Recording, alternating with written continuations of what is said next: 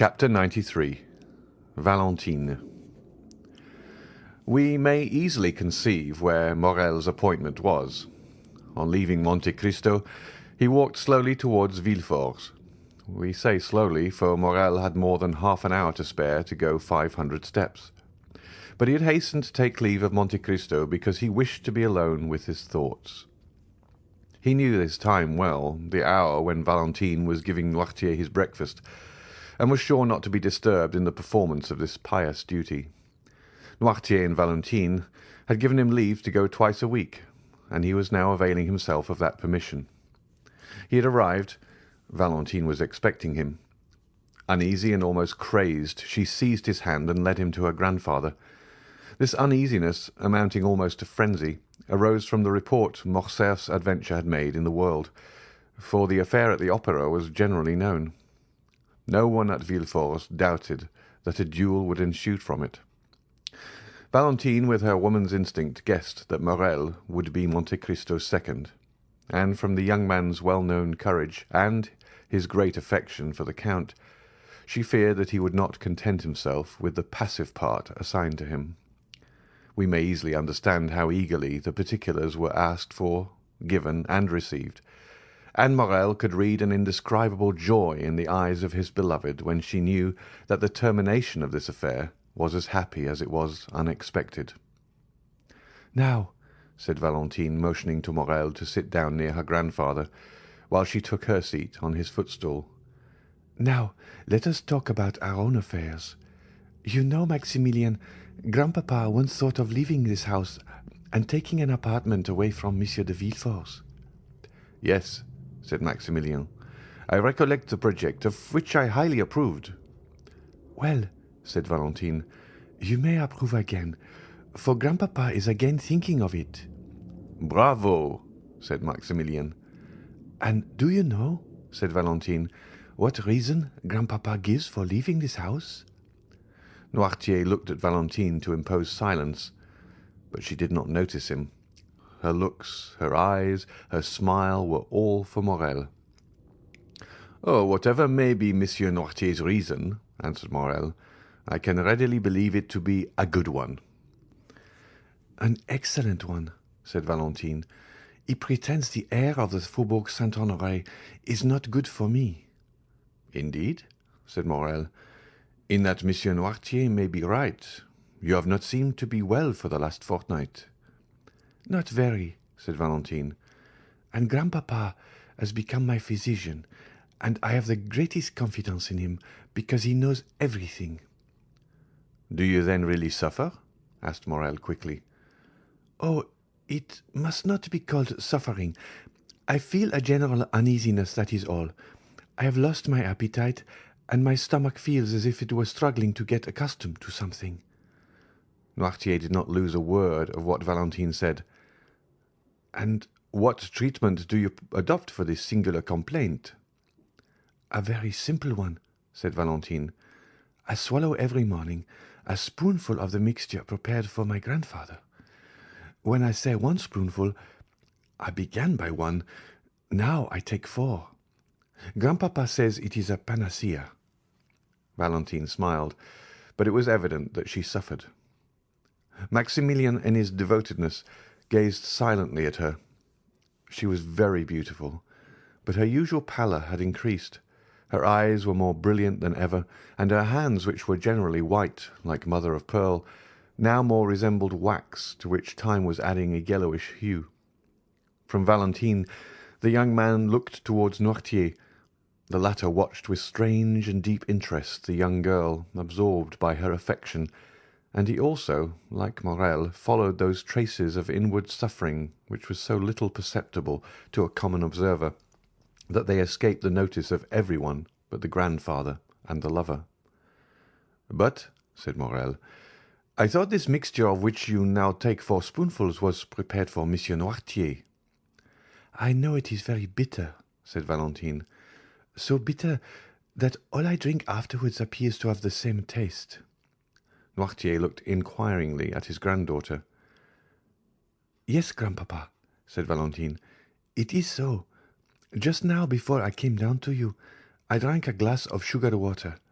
I left half, because it seemed so bitter." Noirtier turned pale, and made a sign that he wished to speak. Valentine rose to fetch the dictionary. Noirtier watched her with evident anguish. In fact, the blood was rushing to the young girl's head already. Her cheeks were becoming red. "Oh!" cried she, without losing any of her cheerfulness, "this is singular. I can't see. Did the sun shine in my eyes?" And she leaned against the window. "The sun is not shining," said Morel, more alarmed by Noirtier's expression than by Valentine's indisposition. He ran towards her. The young girl smiled. "Cheer up," she said to Noirtier. "Do not be alarmed, Maximilian. It is nothing, and has already passed away. But listen, do I not hear a carriage in the courtyard?" She opened Noirtier's door, ran to a window in the passage, and returned hastily. "Yes," said she, "it is Madame Danglars and her daughter, who have come to call on us. Good-bye, I must run away, for they would send here for me, or rather, farewell till I see you again. Stay with grandpapa, Maximilian. I promise you not to persuade them to stay." Morel watched her as she left the room. He heard her ascend the little staircase, which led both to Madame de Villefort's apartments and to hers. As soon as she was gone, Noirtier made a sign to Morel to take the dictionary. Morel obeyed. Guided by Valentine, he had learned how to understand the old man quickly. Accustomed, however, as he was to the work, he had to repeat most of the letters of the alphabet and to find every word in the dictionary, so that it was 10 minutes before the thought of the old man was translated by these words: "Fetch the glass of water and the decanter from Valentine's room." Morel rang immediately for the servant who had taken Barrois's situation, and in Noirtier's name gave that order. The servant soon returned. The decanter and the glass were completely empty. Noirtier made a sign that he wished to speak. "Why are the glass and decanter empty?" asked he. "Valentine said she only drank half the glassful." The translation of this new question occupied another 5 minutes. "I do not know," said the servant, "but the housemaid is in Mademoiselle Valentine's room. Perhaps she has emptied them."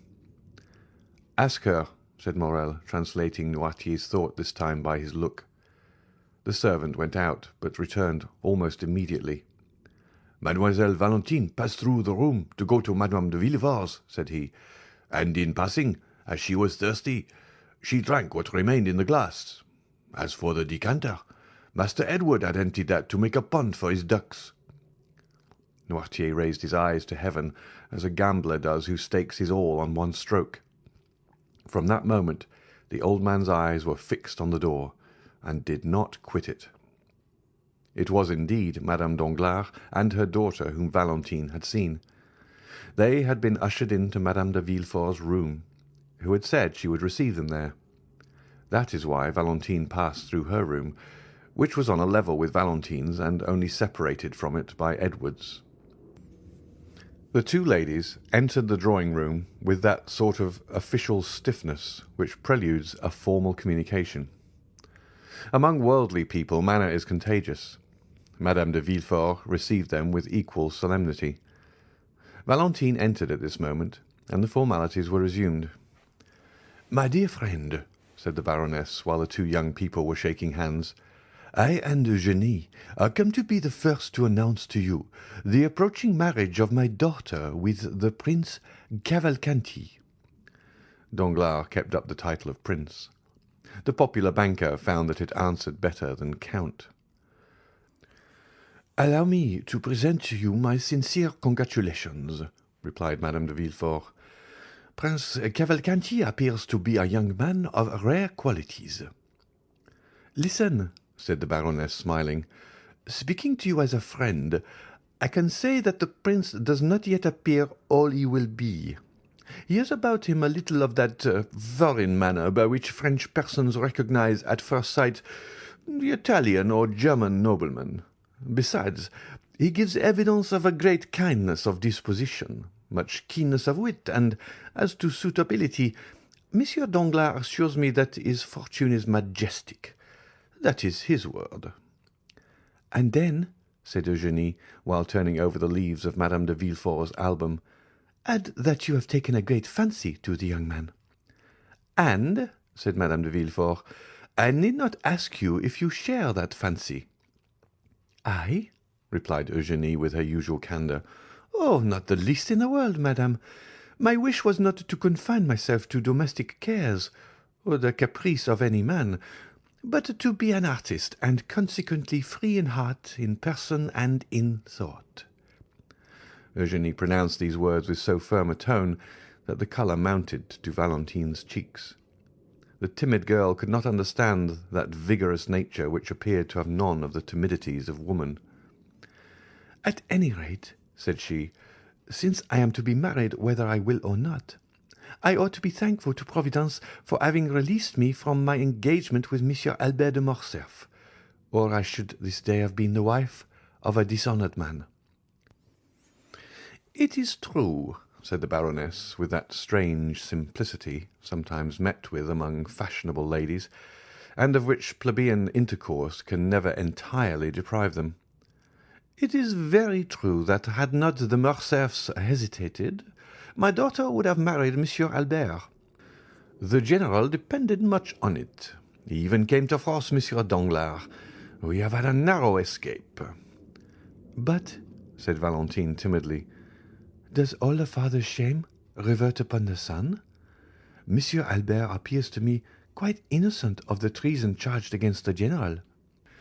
"Excuse me," said the implacable young girl. "Monsieur Albert claims and well deserves his share. It appears that after having challenged Monsieur de Monte Cristo at the opera yesterday, he apologized on the ground today."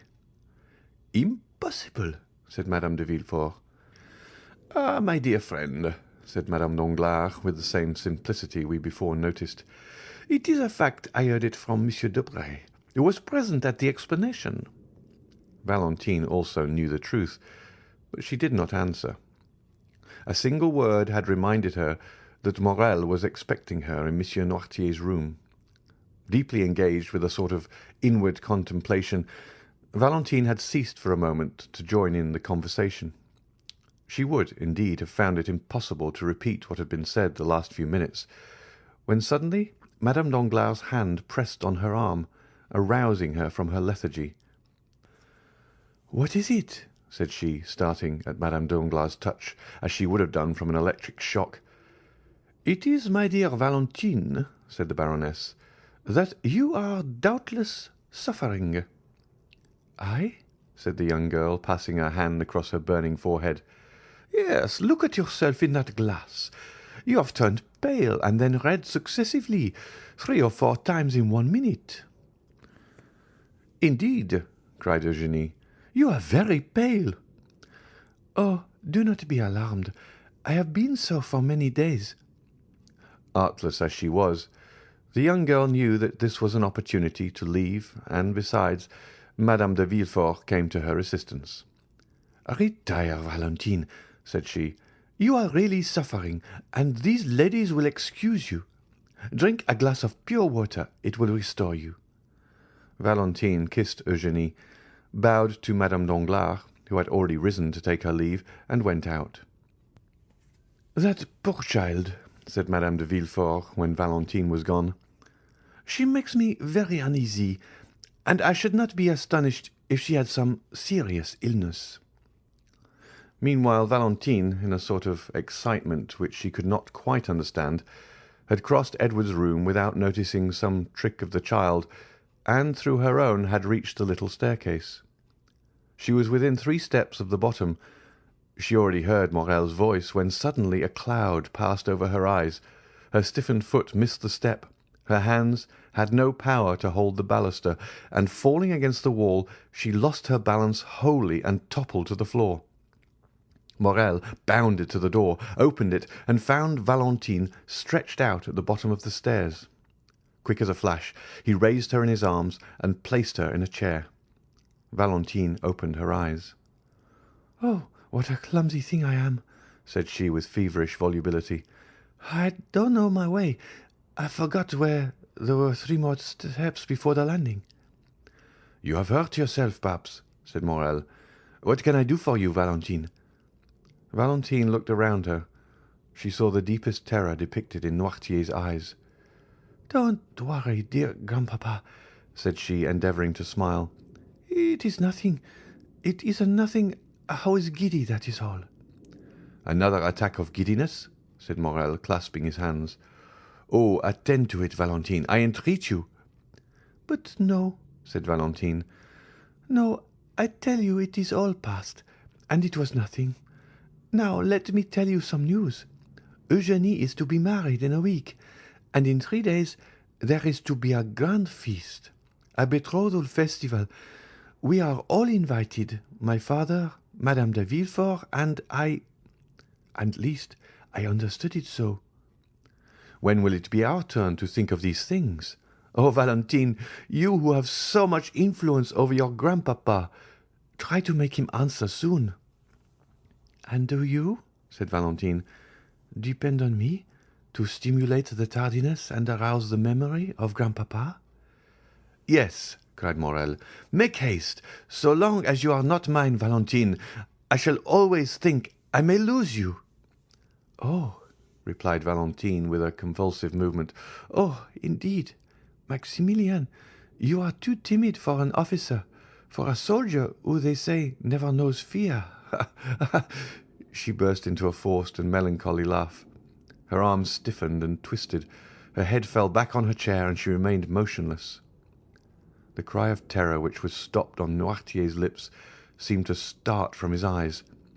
Morrel understood it. He knew he must call assistance.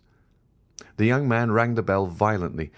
The housemaid, who had been in Mademoiselle Valentine's room, and the servant, who had replaced Barrois, ran in at the same moment. Valentine was so pale, so cold, so inanimate, that without listening to what was said to them, they were seized with the fear which pervaded that house, and they flew into the passage, crying for help. Madame Danglars and Eugénie were going out at the moment. They heard the cause of the disturbance. "I told you so!" exclaimed Madame de Villefort. "Poor child!" End of chapter 93. Chapter 94. Maximilian's Avowal. At the same moment, Monsieur de Villefort's voice was heard calling from his study. "What is the matter?" Morrel looked at Noirtier, who had recovered his self-command, and with a glance indicated the closet where once before, under somewhat similar circumstances, he had taken refuge.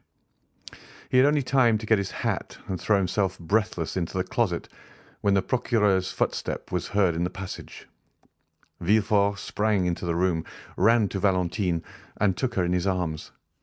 "A physician! A physician! Monsieur d'Avrigny!" replied Villefort. "Or rather, I will go for him myself." He flew from the apartment, and Morrel at the same moment darted out at the other door. He had been struck to the heart by a frightful recollection. The conversation he had heard between the doctor and Villefort the night of Madame de Saint-Méran's death recurred to him.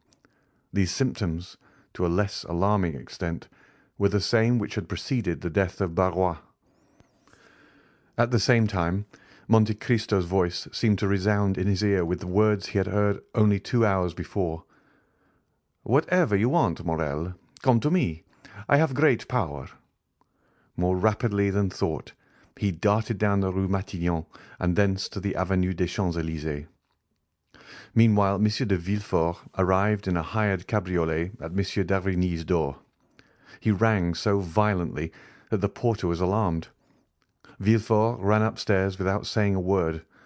The porter knew him, and let him pass, only calling to him, "In his study, Monsieur Procureur, in his study." Villefort pushed, or rather forced, the door open. "Ah," said the doctor, "is it you?" "Yes," said Villefort, closing the door after him. "It is I, who am come in my turn to ask you if we are quite alone. Doctor, my house is accursed." "What?" said the latter with apparent coolness, but with deep emotion. "Have you another invalid?" "Yes, doctor," cried Villefort, clutching his hair. "Yes." D'Avrigny's look implied, "I told you it would be so." Then he slowly uttered these words: "Who is now dying in your house?" What new victim is going to accuse you of weakness before God?"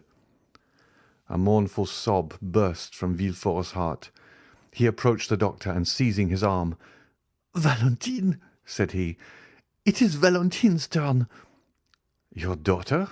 cried d'Avrigny with grief and surprise. "You see, you were deceived," murmured the magistrate. "Come and see her, and on her bed of agony entreat her pardon for having suspected her."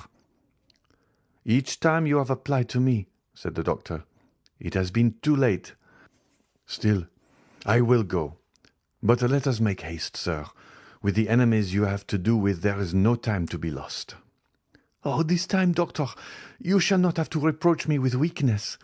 This time I will know the assassin, and will pursue him." "Let us try first to save the victim before we think of revenging her," said d'Avrigny. "Come." The same cabriolet which had brought Villefort took them back at full speed, and at this moment Morrel rapped at Monte Cristo's door. The Count was in his study, and was reading with an angry look something which Bertuccio had brought him in haste.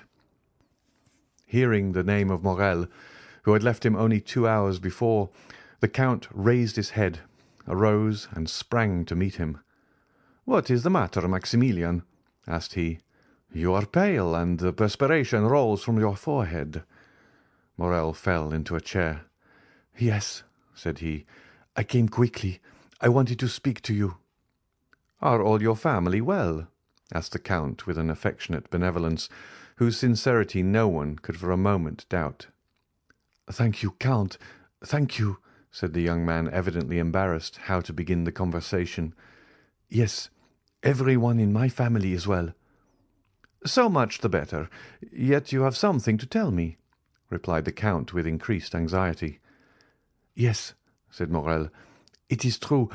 I have but now left a house where death has just entered, to run to you." "Are you then come from Monsieur de Morcerf's?" asked Monte Cristo. "No," said Morrel. "Is someone dead in his house?" "The general has just blown his brains out," replied Monte Cristo with great coolness. "Oh, what a dreadful event!" cried Maximilian. "Not for the Countess or for Albert," said Monte Cristo. "A dead father or husband is better than a dishonoured one. Blood washes out shame." "Poor Countess," said Maximilian. "I pity her very much. She is so noble a woman." "Pity Albert also, Maximilian, for believe me he is the worthy son of the Countess. But let us return to yourself. You have hastened to me. Can I have the happiness of being useful to you?" "Yes, I need your help. That is, I thought like a madman that you could lend me your assistance in a case where God alone can succour me." "Tell me what it is," replied Monte Cristo. "Oh," said Morrel, "I know not, indeed, if I may reveal this secret to mortal ears, but fatality impels me, necessity constrains me, Count." Morrel hesitated. "Do you think I love you?" said Monte Cristo, taking the young man's hand affectionately in his. "Oh, you encourage me, and something tells me there," placing his hand on his heart, "that I ought to have no secret from you." "You are right, Morrel. God is speaking to your heart, and your heart speaks to you. Tell me what it says." "Count, will you allow me to send Baptistin to inquire after someone you know?" "I am at your service, and still more my servant's." "Oh, I cannot live if she is not better." "Shall I ring for Baptistin?" "No, I will go and speak to him myself." Morrel went out, called Baptistin, and whispered a few words to him. The valet ran directly. "Well, have you sent?" asked Monte Cristo, seeing Morrel return. "Yes, and now I shall be more calm." "You know I am waiting," said Monte Cristo, smiling. "Yes, and I will tell you. One evening I was in a garden. A clump of trees concealed me. No one suspected I was there. 2 persons passed near me. Allow me to conceal their names for the present. They were speaking in an undertone, and yet I was so interested in what they said that I did not lose a single word." There is a gloomy introduction, if I may judge from your pallor and shuddering, Morel." "Oh, yes, very gloomy, my friend. Some one had just died in the house to which that garden belonged. One of the persons whose conversation I overheard was the master of the house, the other the physician. The former was confiding to the latter his grief and fear, for it was the second time within a month that death had suddenly and unexpectedly entered that house, which was apparently destined to destruction by some exterminating angel as an object of God's anger." "Ah, indeed," said Monte Cristo, looking earnestly at the young man, and by an imperceptible movement turning his chair so that he remained in the shade, while the light fell full on Maximilian's face. "Yes," continued Morrel, "death had entered that house twice within 1 month." "And what did the doctor answer?" asked Monte Cristo. He replied that the death was not a natural one, and must be attributed—" "To what?" "To poison." "Indeed," said Monte Cristo with a slight cough, which in moments of extreme emotion helped him to disguise a blush, or his pallor, or the intense interest with which he listened. "Indeed, Maximilian, did you hear that?" "Yes, my dear Count, I heard it, and the doctor added that if another death occurred in a similar way, he must appeal to justice." Monte Cristo listened, or appeared to do so, with the greatest calmness. "Well," said Maximilian, "death came a third time, and neither the master of the house nor the doctor said a word. Death is now, perhaps, striking a fourth blow. Count, what am I bound to do, being in possession of this secret?" "My dear friend," said Monte Cristo, "you appear to be relating an adventure which we all know by heart. I know the house where you heard it, or one very similar to it, a house with a garden, a master, a physician, and where there have been 3 unexpected and sudden deaths. Well, I have not intercepted your confidence, and yet I know all that as well as you, and I have no conscientious scruples. No, it does not concern me. You say an exterminating angel appears to have devoted that house to God's anger. Well, who says your supposition is not reality? Do not notice things which those whose interest it is to see them pass over.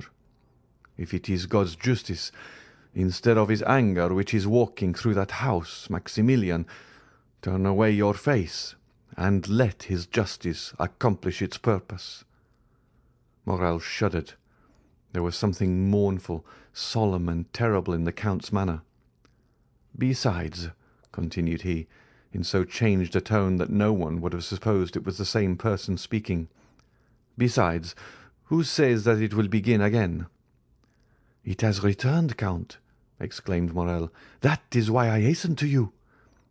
"Well, what do you wish me to do?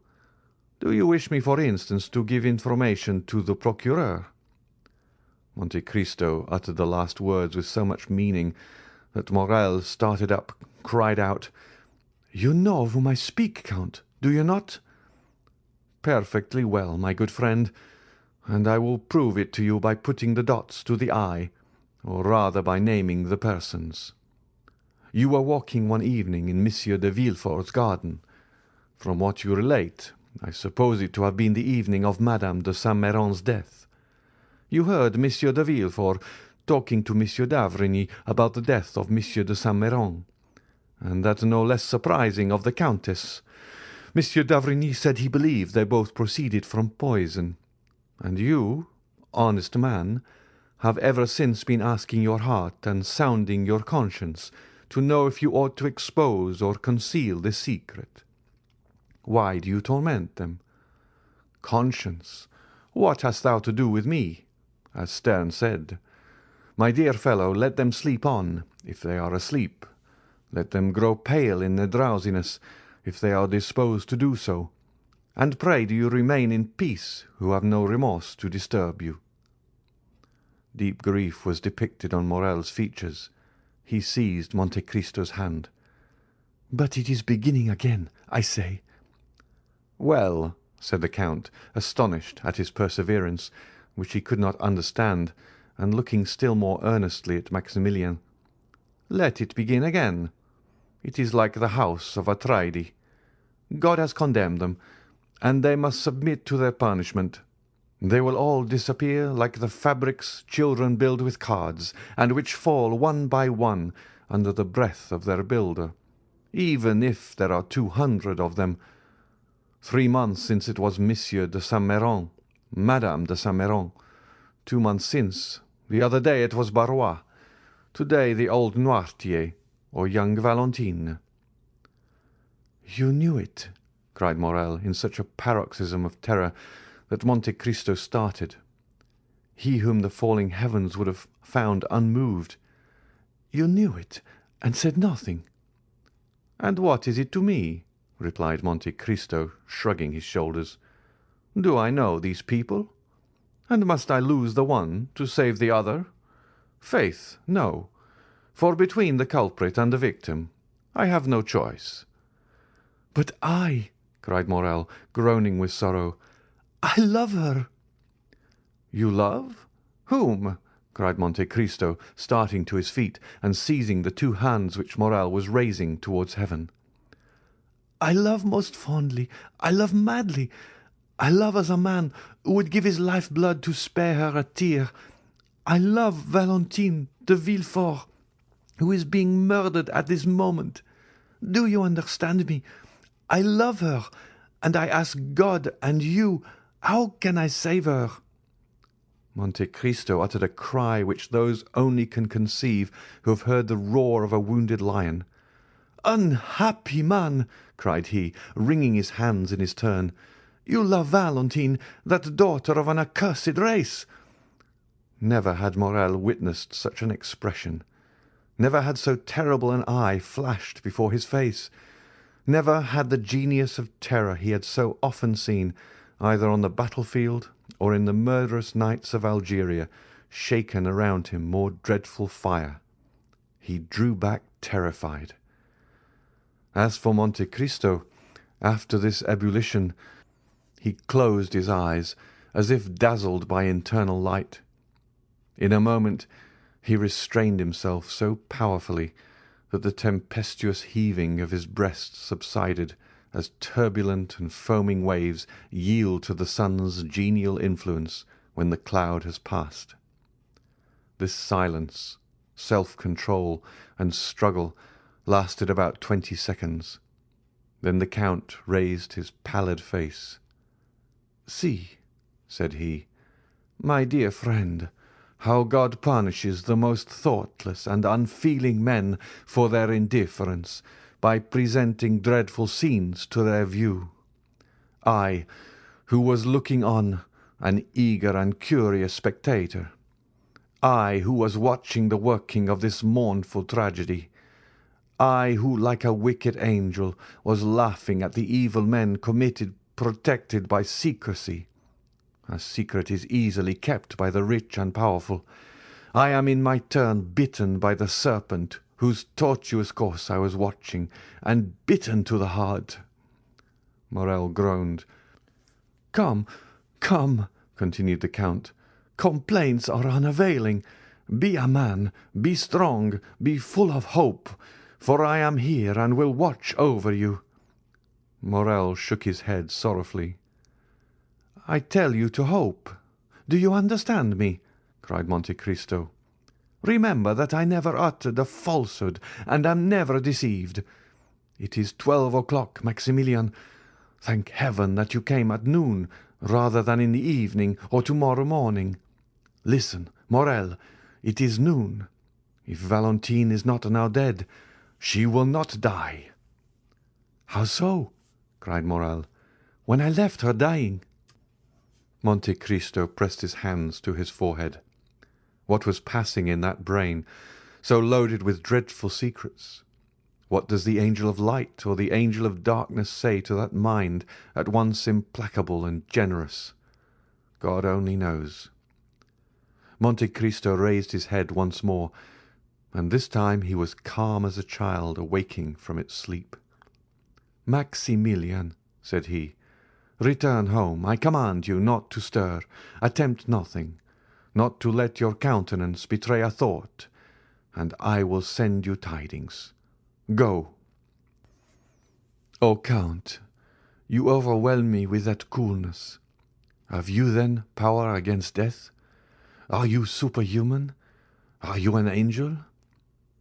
And the young man, who had never shrunk from danger, shrank before Monte Cristo with indescribable terror. But Monte Cristo looked at him with so melancholy and sweet a smile that Maximilian felt the tears filling his eyes. "I can do much for you, my friend," replied the Count. "Go. I must be alone." Morrel, subdued by the extraordinary ascendancy Monte Cristo exercised over everything around him, did not endeavour to resist it. He pressed the Count's hand and left. He stopped one moment at the door for Baptistin, whom he saw in the Rue Matignon, and who was running. Meanwhile, Villefort and d'Avrigny had made all possible haste. Valentine had not revived from her fainting fit on their arrival, and the doctor examined the invalid with all the care the circumstances demanded, and with an interest which the knowledge of the secret intensified twofold. Villefort, closely watching his countenance and his lips, awaited the result of the examination. Noirtier, paler than even the young girl, more eager than Villefort for the decision, was watching also intently and affectionately. At last, d'Avrigny slowly uttered these words: "She is still alive." "Still?" cried Villefort. "Oh, doctor, what a dreadful word is that!" "Yes," said the physician, "I repeat it. She is still alive, and I am astonished at it." "But is she safe?" asked the father. "Yes, since she lives." At that moment d'Avrigny's glance met Noirtier's eye. It glistened with such extraordinary joy, so rich and full of thought, that the physician was struck. He placed the young girl again on the chair. Her lips were scarcely discernible, they were so pale and white, as well as her whole face, and remained motionless, looking at Noirtier, who appeared to anticipate and commend all he did. "Sir," said d'Avrigny to Villefort, "call Mademoiselle Valentine's maid, if you please." Villefort went himself to find her, and d'Avrigny approached Noirtier. "Have you something to tell me?" asked he.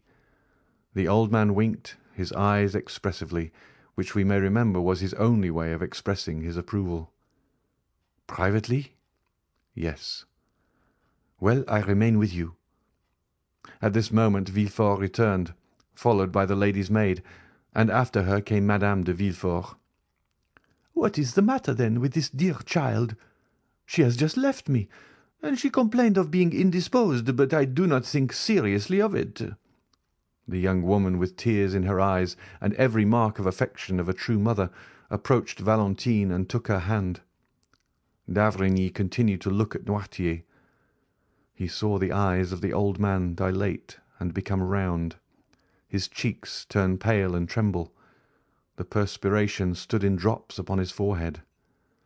"Ah," said he, involuntarily following Noirtier's eyes, which were fixed on Madame de Villefort, who repeated, "This poor child would be better in bed. Come, Fanny, we will put her to bed." Monsieur d'Avrigny, who saw that would be a means of his remaining alone with Noirtier, expressed his opinion that it was the best thing that could be done, but he forbade that anything should be given to her except what he ordered. They carried Valentine away. She had revived, but could scarcely move or speak, so shaken was her frame by the attack. She had, however, just power to give one parting look to her grandfather, who in losing her seemed to be resigning his very soul. D'Avrigny followed the invalid, wrote a prescription, ordered Villefort to take a cabriolet, go in person to a chemist's to get the prescribed medicine, bring it himself, and wait for him in his daughter's room.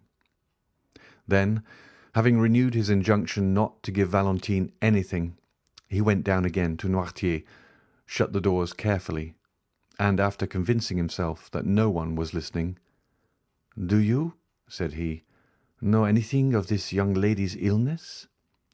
"Yes," said the old man. "We have no time to lose. I will question, and do you answer me?" Noirtier made a sign that he was ready to answer. "Did you anticipate the accident which has happened to your granddaughter?" "Yes." D'Avrigny reflected a moment, then approaching Noirtier, "Pardon what I am going to say," added he, "but no indication should be neglected in this terrible situation. Did you see poor Barrois die?" Noirtier raised his eyes to heaven. "Do you know of what he died?" asked d'Avrigny, placing his hand on Noirtier's shoulder. "Yes," replied the old man. "Do you think he died a natural death?" A sort of smile was discernible on the motionless lips of Noirtier. "Then you have thought that Barrois was poisoned?" "Yes." "Do you think the poison he fell a victim to was intended for him?" "No." "Do you think the same hand which unintentionally struck Barrois has now attacked Valentine?" "Yes." "Then she will die too?" asked d'Avrigny, fixing his penetrating gaze on Noirtier. He watched the effect of this question on the old man. "No," replied he, with an air of triumph which would have puzzled the most clever diviner. "Then you hope?" said d'Avrigny with surprise. "Yes." "What do you hope?" The old man made him understand with his eyes that he could not answer. "Ah, yes, it is true," murmured d'Avrigny.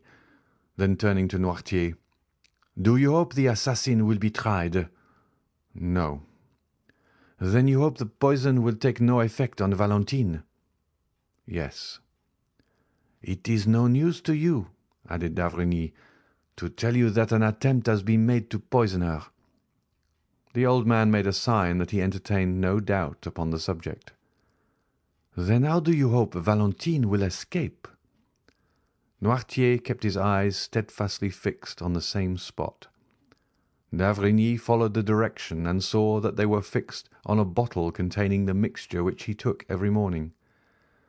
"Ah, indeed," said d'Avrigny, struck with a sudden thought. "Has it occurred to you?" Noirtier did not let him finish. "Yes," said he. "To prepare a system to resist poison?" "Yes." "By accustoming her by degrees?" "Yes, yes, yes," said Noirtier, delighted to be understood. "Of course. I had told you that there was brucine in the mixture I gave you." "Yes." "And by accustoming her to that poison, you have endeavoured to neutralize the effect of a similar poison." Noirtier's joy continued. "And you have succeeded!" exclaimed d'Avrigny. "Without that precaution, Valentine would have died before assistance could have been procured.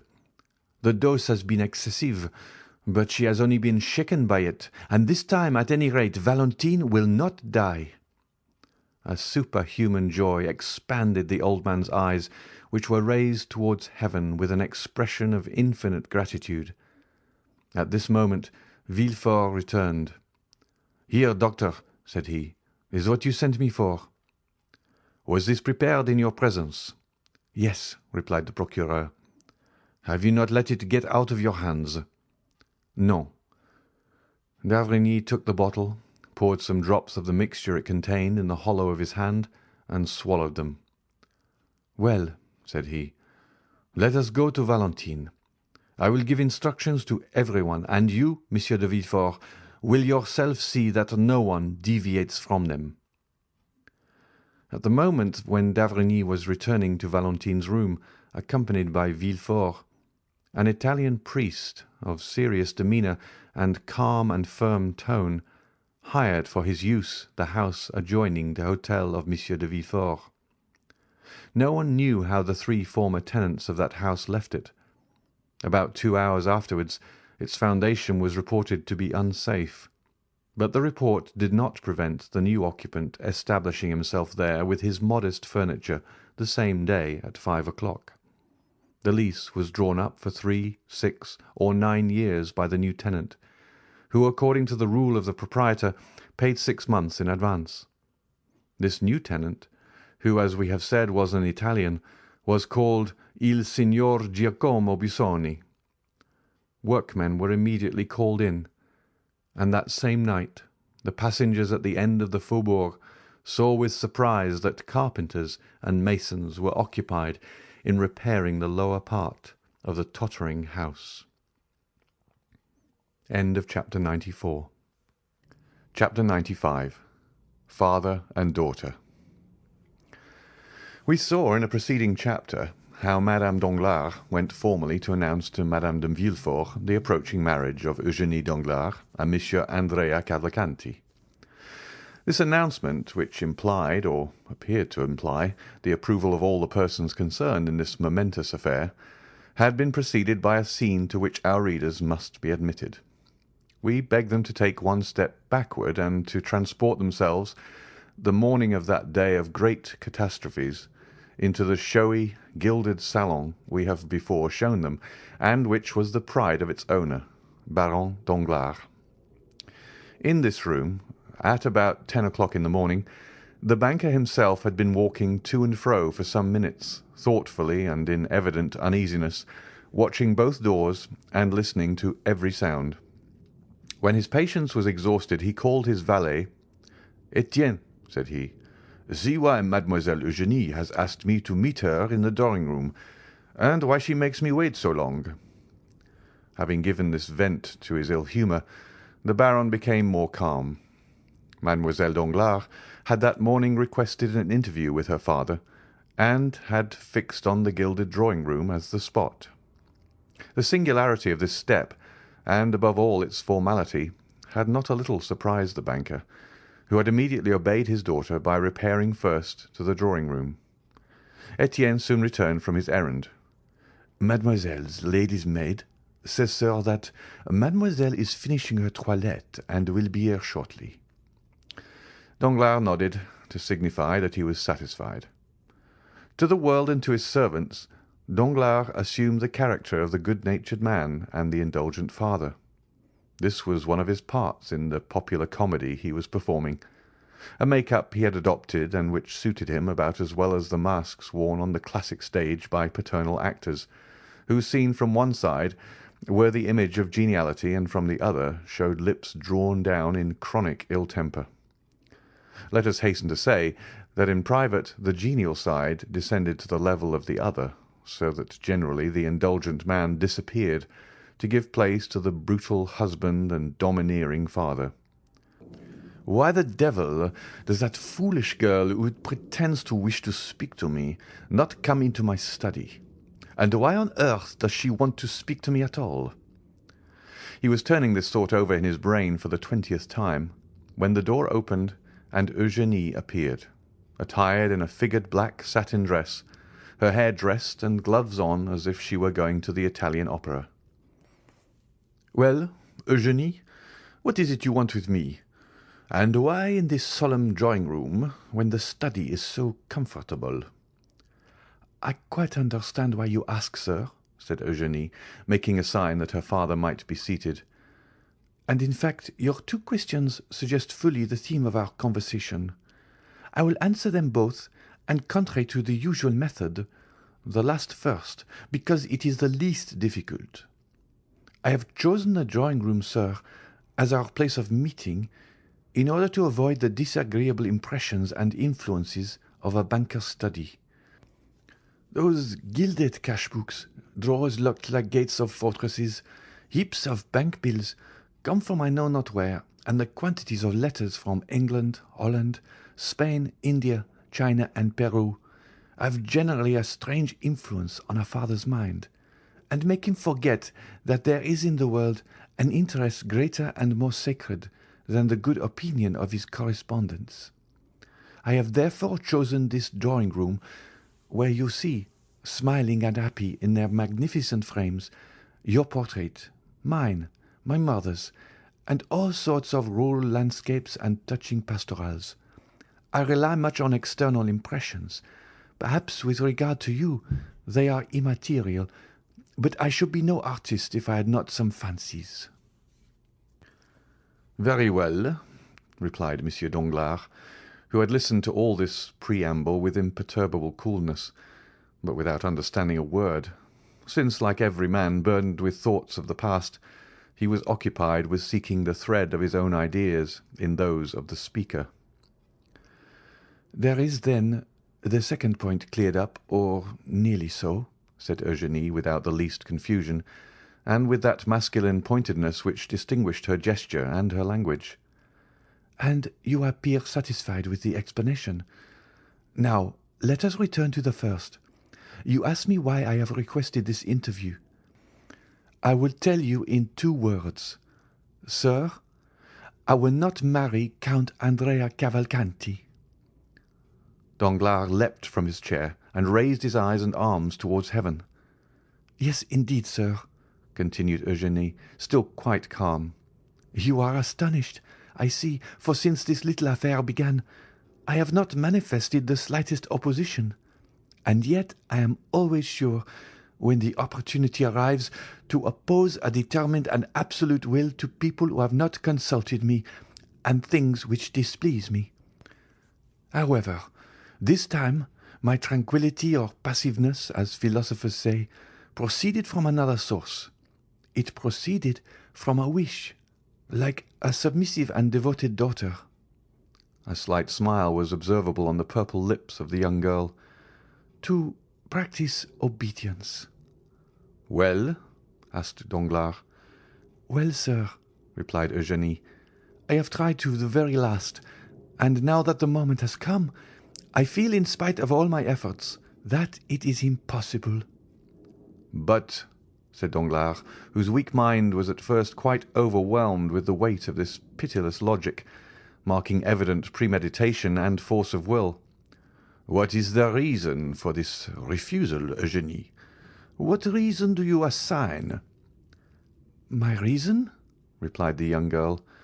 "Well, it is not that the man is more ugly, more foolish, or more disagreeable than any other. No, Monsieur Andrea Cavalcanti may appear to those who look at men's faces and figures as a very good specimen of his kind. It is not either that my heart is less touched by him than any other. That would be a schoolgirl's reason, which I consider quite beneath me. I actually love no one, sir. You know it, do you not? I do not then see why, without real necessity, I should encumber my life with a perpetual companion. Has not some sage said, 'Nothing too much'? And another, 'I carry all my effects with me.' I have been taught these 2 aphorisms in Latin and in Greek. One is, I believe, from Phaedrus, and the other from Bias. Well, my dear father, in the shipwreck of life, for life is an eternal shipwreck of our hopes, I cast into the sea my useless encumbrance, that is all, and I remain with my own will disposed to live perfectly alone, and consequently perfectly free." "Unhappy girl, unhappy girl," murmured Danglars, turning pale, for he knew from long experience the solidity of the obstacle he had so suddenly encountered. "Unhappy girl?" replied Eugénie. "Unhappy girl, do you say, sir? No, indeed. The exclamation appears quite theatrical and affected. Happy, on the contrary, for what am I in want of? The world calls me beautiful. It is something to be well received. I like a favourable reception. It expands the countenance, and those around me do not then appear so ugly. I possess a share of wit and a certain relative sensibility which enables me to draw from life in general, for the support of mine, all I meet with that is good, like the monkey who cracks a nut to get at its contents. I am rich, for you have one of the first fortunes in France. I am your only daughter, and you are not so exacting as the fathers of the Porte Saint-Martin and Gaiety, who disinherit their daughters for not giving them grandchildren. Besides, The provident law has deprived you of the power to disinherit me, at least entirely, as it has also of the power to compel me to marry Monsieur this or Monsieur that, and so, being beautiful, witty, somewhat talented, as the comic operas say, and rich, and that is happiness, sir, why do you call me unhappy?" Danglars, seeing his daughter smiling, and proud even to insolence, could not entirely repress his brutal feelings, but they betrayed themselves only by an exclamation. Under the fixed and inquiring gaze levelled at him from under those beautiful black eyebrows, he prudently turned away, and calmed himself immediately, daunted by the power of a resolute mind. "Truly, my daughter," replied he with a smile, "you are all you boast of being, excepting one thing. I will not too hastily tell you which, but would rather leave you to guess it." Eugénie looked at Danglars, much surprised that one flower of her crown of pride, with which she had so superbly decked herself, should be disputed. "My daughter," continued the banker, "you have perfectly explained to me the sentiments which influence a girl like you, who is determined she will not marry. Now it remains for me to tell you the motives of a father like me, who has decided that his daughter shall marry." Eugénie bowed, not as a submissive daughter, but as an adversary prepared for a discussion. "My daughter," continued Danglars, "when a father asks his daughter to choose a husband, he has always some reason for wishing her to marry. Some are affected with the mania of which you spoke just now, that of living again in their grandchildren. This is not my weakness. I tell you at once, family joys have no charm for me. I may acknowledge this to a daughter whom I know to be philosophical enough to understand my indifference, and not to impute it to me as a crime." "This is not to the purpose," said Eugénie. "Let us speak candidly, sir. I admire candour." "Oh," said Danglars, "I can, when circumstances render it desirable, adopt your system, although it may not be my general practice. I will therefore proceed. I have proposed to you to marry, not for your sake, for indeed I do not think of you in the least at the moment. You admire candour, and will now be satisfied, I hope. But because it suited me to marry you as soon as possible, on account of certain commercial speculations I am desirous of entering into." Eugénie became uneasy. "It is just as I tell you, I assure you, and you must not be angry with me, for you have sought this disclosure. I do not willingly enter into arithmetical explanations with an artist like you, who fears to enter my study, lest she should imbibe disagreeable or anti-poetic impressions and sensations. But in that same banker's study, where you were very willingly presented yourself yesterday to ask for the 1,000 francs I give you monthly for pocket money, you must know, my dear young lady, that many things may be learned, useful even to a girl who will not marry. There one may learn, for instance, what, out of regard to your nervous susceptibility, I will inform you of in the drawing-room, namely, that the credit of a banker is his physical and moral life, that credit sustains him as breath animates the body, and Monsieur de Monte Cristo once gave me a lecture on that subject which I have never forgotten. There we may learn that as credit sinks, the body becomes a corpse, and this is what must happen very soon to the banker who is proud to own so good a logician as you for his daughter." But Eugénie, instead of stooping, drew herself up under the blow. "Ruined?" said she. "Exactly, my daughter. That is precisely what I mean," said Danglars, almost digging his nails into his breast, while he preserved on his harsh features the smile of the heartless though clever man. "Ruined. Yes, that is it." "Ah!" said Eugénie. "Yes, ruined. Now it is revealed. this secret so full of horror, as the tragic poet says. Now, my daughter, learn from my lips how you may alleviate this misfortune, so far as it will affect you." "Oh," cried Eugénie, "you are a bad physiognomist, if you imagine I deplore on my own account the catastrophe of which you warn me. I ruined? And what will that signify to me? Have I not my talent left? Can I not, like Pasta, Malebranche, Grisi, acquire for myself what you would never have given me? Whatever might have been your fortune, 100 or 150,000 livres per annum, for which I shall be indebted to no one but myself, and which, instead of being given as you gave me those poor 12,000 francs, with sour looks and reproaches for my prodigality, will be accompanied with acclamations, with bravos, and with flowers. And if I do not possess that talent, which your smiles prove to me you doubt, should I not still have that ardent love of independence, which will be a substitute for wealth, and which in my mind supersedes even the instinct of self-preservation? No, I grieve not on my own account. I shall always find a resource. My books, my pencils, my piano, all the things which cost but little and which I shall be able to procure will remain my own. Do you think that I sorrow for Madame Danglars? Undeceive yourself again. Either I am greatly mistaken, or she has provided against the catastrophe which threatens you, and which will pass over without affecting her. She has taken care for herself, at least I hope so, for her attention has not been diverted from her projects by watching over me. She has fostered my independence by professedly indulging my love for liberty. Oh no, sir, from my childhood I have seen too much, and understand too much, of what has passed around me, for misfortune to have an undue power over me. From my earliest recollections, I have been beloved by no one.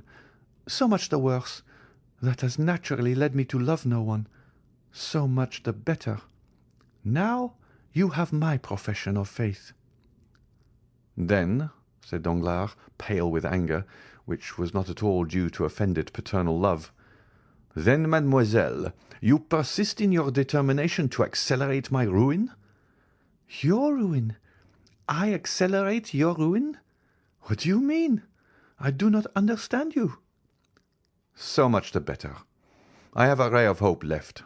Listen." "I am all attention," said Eugénie, looking so earnestly at her father that it was an effort for the latter to endure her unrelenting gaze. "Monsieur Cavalcanti," continued Danglars, "is about to marry you, and will place in my hands his fortune, amounting to 3,000,000 livres." "That is admirable," said Eugénie with sovereign contempt, smoothing her gloves out, one upon the other. "You think I shall deprive you of those 3,000,000?" said Danglars. "But do not fear it. They are destined to produce at least 10.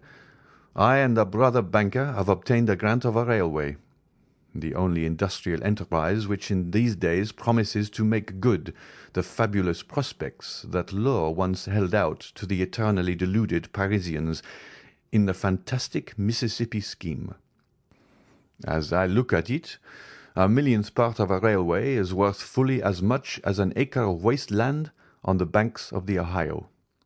We make in our case a deposit on a mortgage, which is an advance, as you see, since we gain at least 10, 15, 20, or 100 livres worth of iron in exchange for our money. Well, within a week I am to deposit 4,000,000 for my share.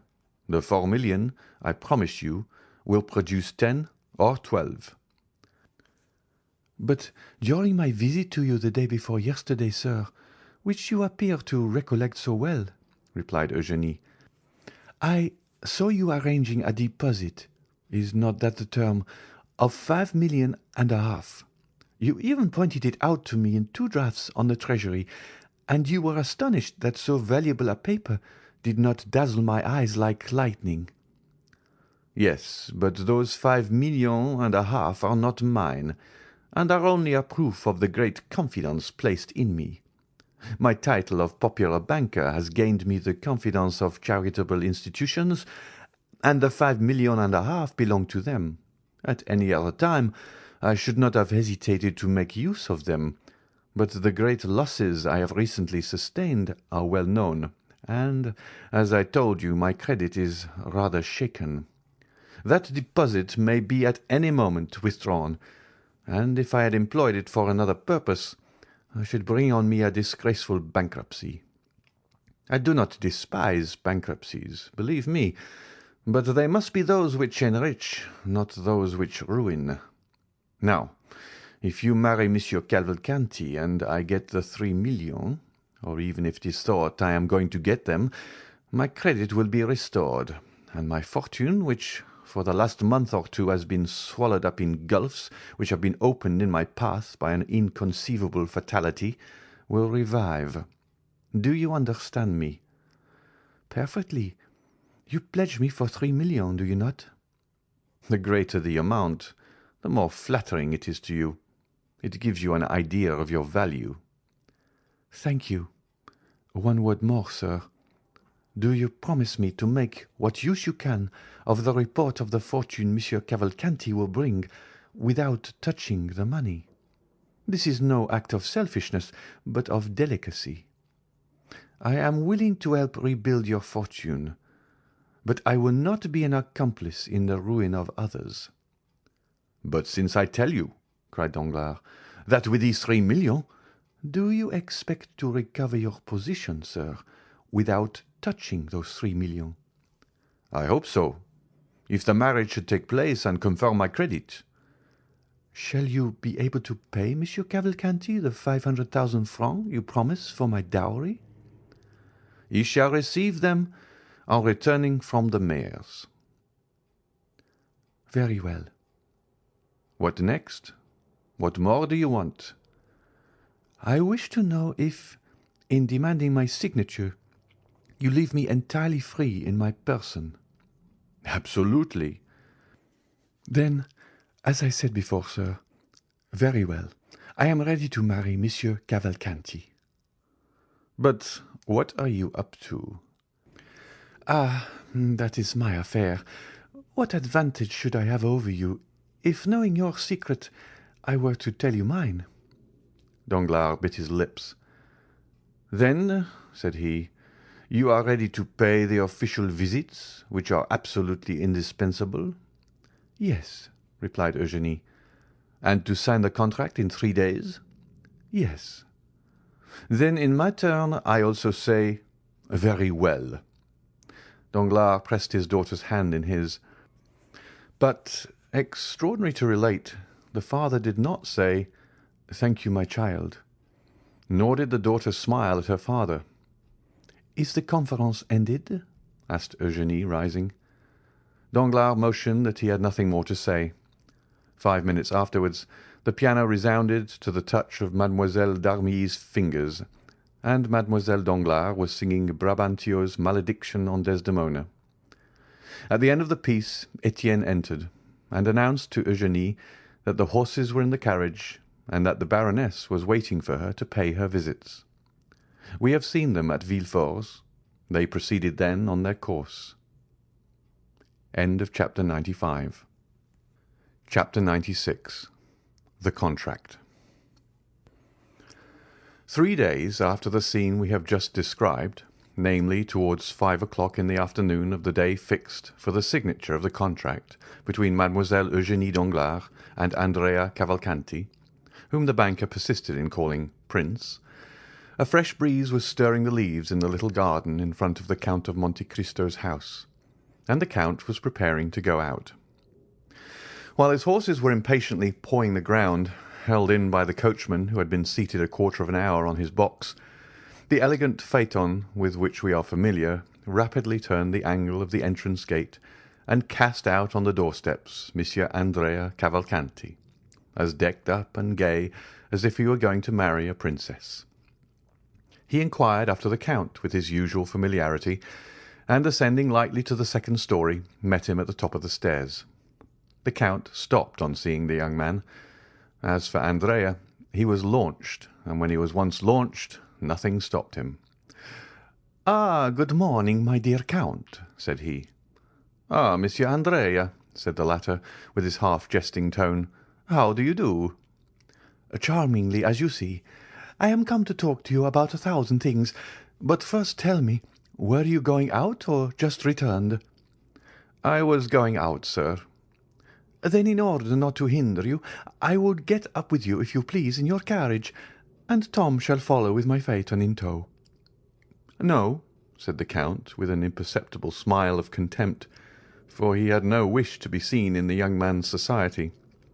"No, I prefer listening to you here, my dear Monsieur Andrea. We can chat better indoors, and there is no coachman to overhear our conversation." The Count returned to a small drawing-room on the first floor, sat down, and crossing his legs, motioned to the young man to take a seat also. Andrea assumed his gayest manner. "You know, my dear Count," said he, "the ceremony is to take place this evening at 9 o'clock. The contract is to be signed at my father-in-law's." "Ah, indeed," said Monte Cristo. "What, is it news to you? Has not Monsieur Danglars informed you of the ceremony?" "Ah, yes," said the Count. "I received a letter from him yesterday, but I do not think the hour was mentioned." "Possibly my father-in-law trusted to its general notoriety." "Well," said Monte Cristo, "you are fortunate, Monsieur Cavalcanti. It is a most suitable alliance you are contracting, and Mademoiselle Danglars is a handsome girl." "Yes, indeed she is," replied Cavalcanti in a very modest tone. "Above all, she is very rich, at least I believe so," said Monte Cristo. "Very rich, do you think?" replied the young man. "Doubtless. It is said Monsieur Danglars conceals at least half of his fortune." "And he acknowledges 15 or 20 millions," said Andrea, with a look sparkling with joy. "Without reckoning," added Monte Cristo, "that he is on the eve of entering into a sort of speculation already in vogue in the United States and in England, but quite novel in France." "Yes, yes, I know what you mean. The railway of which he has obtained the grant, is it not?" "Precisely. It is generally believed he will gain 10 millions by that affair." 10 millions? Do you think so? It is magnificent," said Cavalcanti, who was quite confounded at the metallic sound of these golden words. "Without reckoning," replied Monte Cristo, "that all his fortune will come to you, and justly too, since Mademoiselle Danglars is an only daughter. Besides, your own fortune, as your father assured me, is almost equal to that of your betrothed. But enough of money matters. Do you know, Monsieur Andrea, I think you have managed this affair rather skilfully." "Not badly, by any means," said the young man. "I was born for a diplomatist." "Well, you must become a diplomatist. Diplomacy, you know, is something that is not to be acquired. It is instinctive. Have you lost your heart?" "Indeed, I fear it," replied Andrea, in the tone in which he had heard Durante or Valere reply to Alceste at the Théâtre Français. "Is your love returned?" "I suppose so," said Andrea with a triumphant smile, "since I am accepted. But I must not forget one grand point." "Which?" "That I have been singularly assisted." "Nonsense." "I have indeed." "By circumstances?" "No, by you." "By me? Not at all, Prince," said Monte Cristo, laying a marked stress on the title. "What have I done for you? Are not your name, your social position, and your merit sufficient?" "No," said Andrea. "No, it is useless for you to say so, Count. I maintain that the position of a man like you has done more than my name, my social position, and my merit." "You are completely mistaken, sir," said Monte Cristo coldly, who felt the perfidious manoeuvre of the young man, and understood the bearing of his words. "You only acquired my protection after the influence and fortune of your father had been ascertained.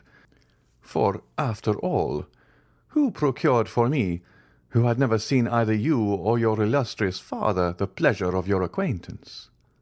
two of my good friends, Lord Wilmore and the Abbé Busoni. What encouraged me not to become your surety, but to patronize you? Your father's name, so well known in Italy and so highly honoured.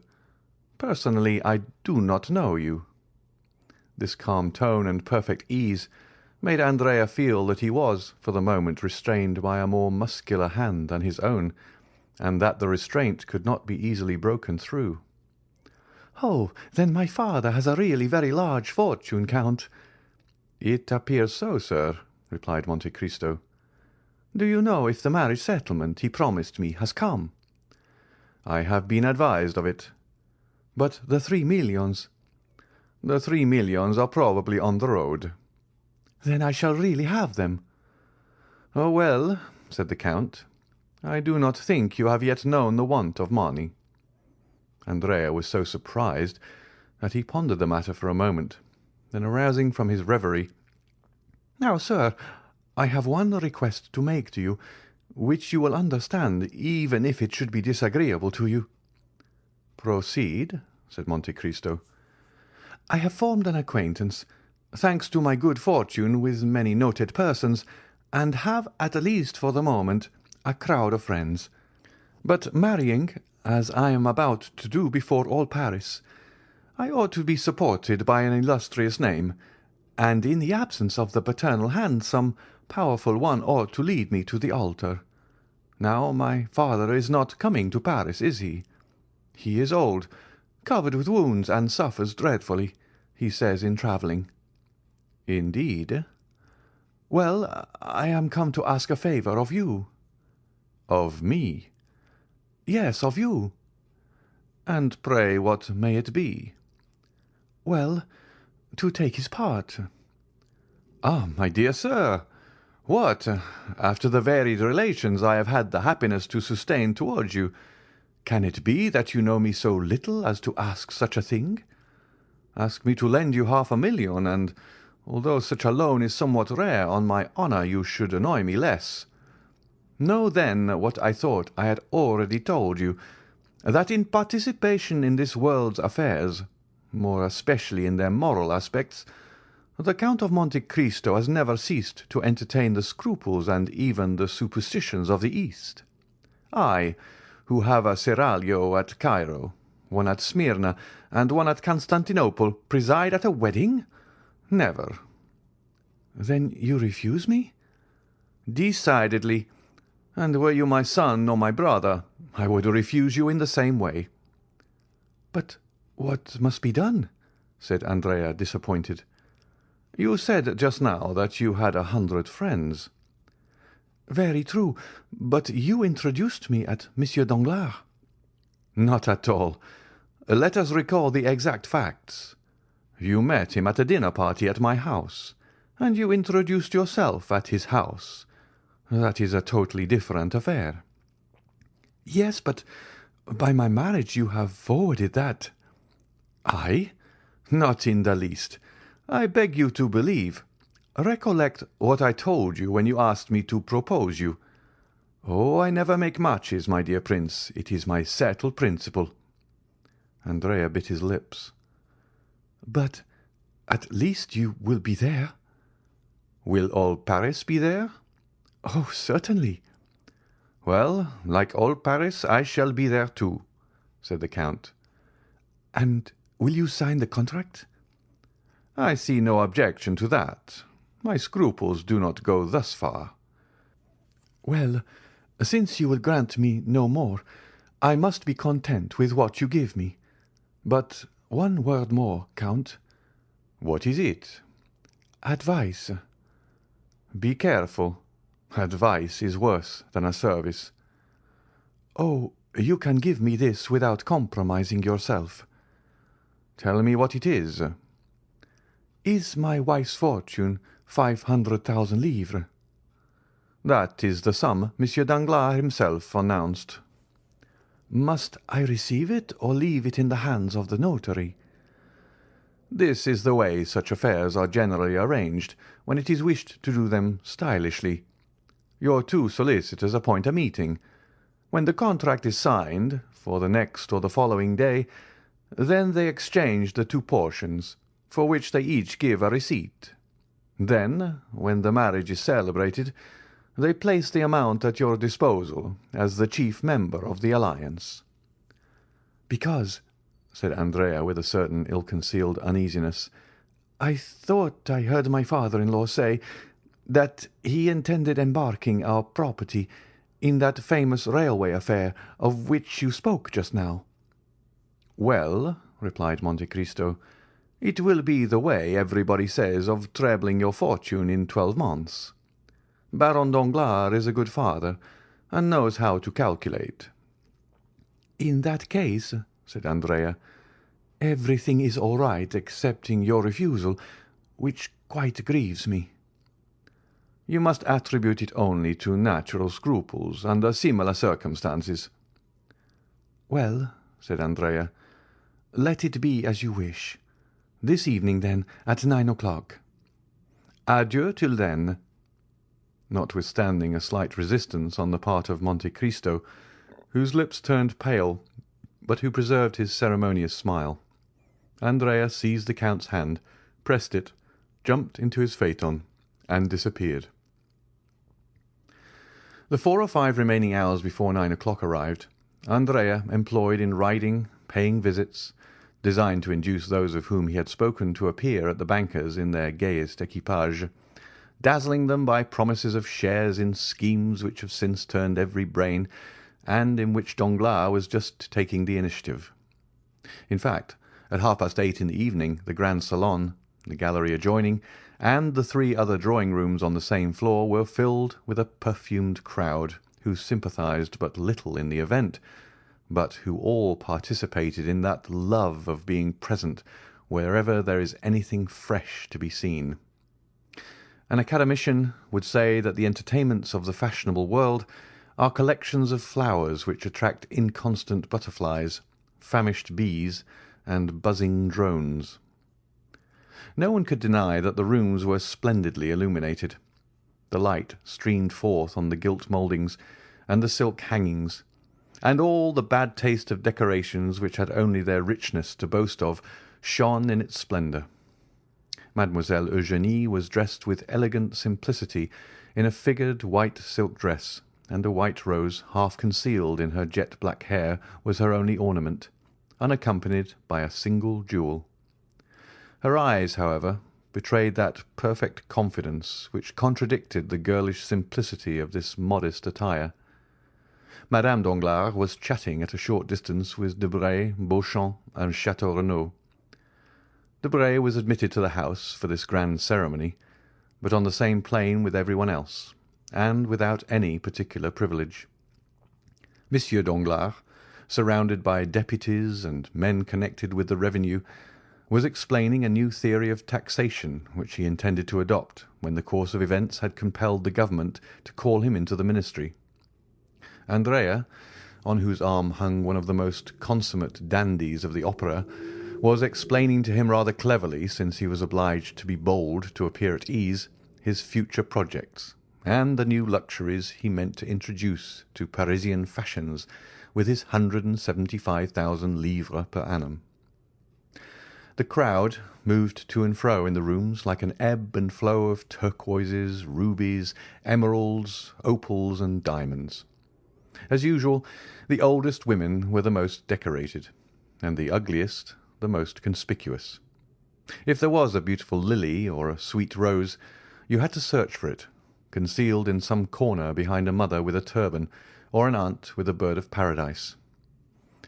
At each moment, in the midst of the crowd, the buzzing and the laughter, the doorkeeper's voice was heard announcing some name well known in the financial department, respected in the army, or illustrious in the literary world, and which was acknowledged by a slight movement in the different groups.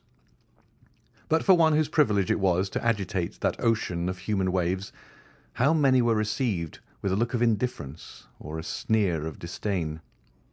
At the moment when the hand of the massive timepiece, representing Endymion asleep, pointed to 9 on its golden face, and the hammer, the faithful type of mechanical thought, struck 9 times, the name of the Count of Monte Cristo resounded in its turn, and as if by an electric shock, all the assembly turned towards the door.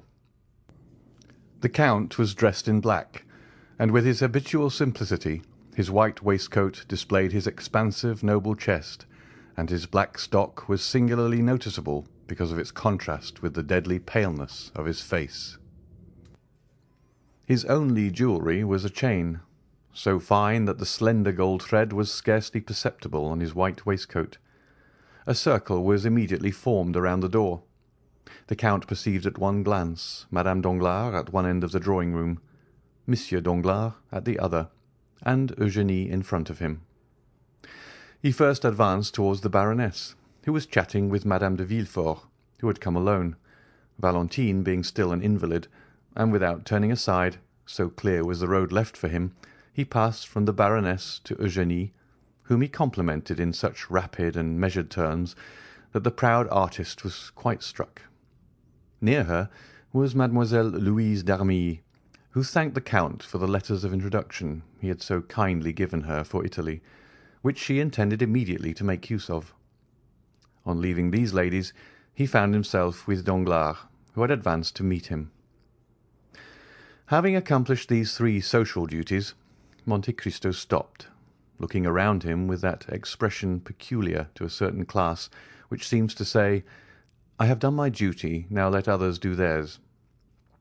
Andrea, who was in an adjoining room, had shared in the sensation caused by the arrival of Monte Cristo, and now came forward to pay his respects to the Count. He found him completely surrounded. All were eager to speak to him, as is always the case with those whose words are few and weighty. The solicitors arrived at this moment, and arranged their scrawled papers on the velvet cloth embroidered with gold which covered the table prepared for the signature. It was a gilt table, supported on lion's claws. One of the notaries sat down, the other remained standing. They were about to proceed to the reading of the contract, which half Paris assembled was to sign. All took their places, or rather the ladies formed a circle, while the gentlemen, more indifferent to the restraints of what Boileau calls the energetic style, commented on the feverish agitation of Andrea, on Monsieur Danglars' riveted attention, Eugénie's composure, and the light and sprightly manner in which the Baroness treated this important affair. The contract was read during a profound silence, but as soon as it was finished, the buzz was redoubled through all the drawing-rooms. The brilliant sums, the rolling millions which were to be at the command of the two young people, and which crowned the display of the wedding presents and the young lady's diamonds, which had been made in a room entirely appropriated for that purpose, had exercised to the full their delusions over the envious assembly. Mademoiselle Danglars' charms were heightened in the opinion of the young men, and for the moment seemed to outvie the sun in splendour. As for the ladies, it is needless to say that while they coveted the millions, they thought they did not need them for themselves, as they were beautiful enough without them. Andrea, surrounded by his friends, complimented, flattered, beginning to believe in the reality of his dream, was almost bewildered. The notary solemnly took the pen, flourished it above his head, and said, "Gentlemen, we are about to sign the contract." The Baron was to sign first, then the representative of Monsieur Cavalcanti senior, then the Baroness, afterwards the future couple, as they are styled in the abominable phraseology of legal documents. The Baron took the pen and signed, then the representative. The Baroness approached, leaning on Madame de Villefort's arm. "My dear," said she, as she took the pen, "is it not vexatious? An unexpected incident in the affair of murder and theft at the Count of Monte Cristo's, in which he nearly fell a victim, deprives us of the pleasure of seeing Monsieur de Villefort." "Indeed," said Monsieur Danglars, in the same tone in which he would have said, "Oh, well, what do I care?" "As a matter of fact," said Monte Cristo, approaching, "I am much afraid that I am the involuntary cause of his absence." "What, you, Count?" said Madame Danglars, signing. If you are, take care, for I shall never forgive you." Andrea pricked up his ears. "But it is not my fault, as I shall endeavour to prove." Everyone listened eagerly. Monte Cristo, who so rarely opened his lips, was about to speak. "You remember," said the Count during the most profound silence, "that the unhappy wretch who came to rob me died at my house. The supposition is that he was stabbed by his accomplice on attempting to leave it." "Yes," said Danglars. "In order that his wounds might be examined, he was undressed, and his clothes were thrown into a corner, where the police picked them up, with the exception of the waistcoat, which they overlooked." Andrea turned pale and drew towards the door. He saw a cloud rising in the horizon, which appeared to forebode a coming storm. "Well, this waistcoat was discovered to-day, covered with blood and with a hole over the heart." The lady screamed, and 2 or 3 prepared to faint. "It was brought to me. No one could guess what the dirty rag could be. I alone suspected that it was the waistcoat of the murdered man. My valet, in examining this mournful relic, felt a paper in the pocket and drew it out. It was a letter addressed to you, Baron." "To me?" cried Danglars. "Yes, indeed, to you. I succeeded in deciphering your name under the blood with which the letter was stained," replied Monte Cristo, amid the general outburst of amazement. "But," asked Madame Danglars, looking at her husband with uneasiness, "how could that prevent Monsieur de Villefort—" "In this simple way, madame," replied Monte Cristo. "The waistcoat and the letter were both what is termed circumstantial evidence. I therefore sent them to the king's attorney. You understand, my dear Baron, that legal methods are the safest in criminal cases. It was, perhaps, some plot against you." Andrea looked steadily at Monte Cristo and disappeared in the second drawing-room. "Possibly," said Danglars. "Was not this murdered man an old galley slave?" "Yes," replied the Count, "a felon named Caderousse." Danglars turned slightly pale. Andrea reached the ante-room beyond the little drawing-room. "But go on signing," said Monte Cristo. "I perceive that my story has caused a general emotion, and I beg to apologize to you, Baroness, and to Mademoiselle Danglars." The Baroness, who had signed, returned the pen to the notary. "Prince Cavalcanti," said the latter. "Prince Cavalcanti, where are you?" "Andrea, Andrea," repeated several young people who were already on sufficiently intimate terms with him to call him by his Christian name. "Call the prince. Inform him that it is his turn to sign," cried Danglars to one of the floor-keepers. But at the same instant the crowd of guests rushed in alarm into the principal salon, as if some frightful monster had entered the apartments, quærums quem deveret. There was, indeed, reason to retreat, to be alarmed, and to scream. An officer was placing 2 soldiers at the door of each drawing-room, and was advancing towards Danglars, preceded by a commissary of police, girded with his scarf. Madame Danglars uttered a scream and fainted. Danglars, who thought himself threatened—certain consciences are never calm—Danglars, even before his guests, showed a countenance of abject terror. "What is the matter, sir?" asked Monte Cristo, advancing to meet the commissioner. "Which of you gentlemen," asked the magistrate, without replying to the count, "answers to the name of Andrea Cavalcanti?" A cry of astonishment was heard from all parts of the room. They searched, they questioned. "But who then is Andrea Cavalcanti?" asked Danglars in amazement. "A galley slave, escaped from confinement at Toulon." "And what crime has he committed?"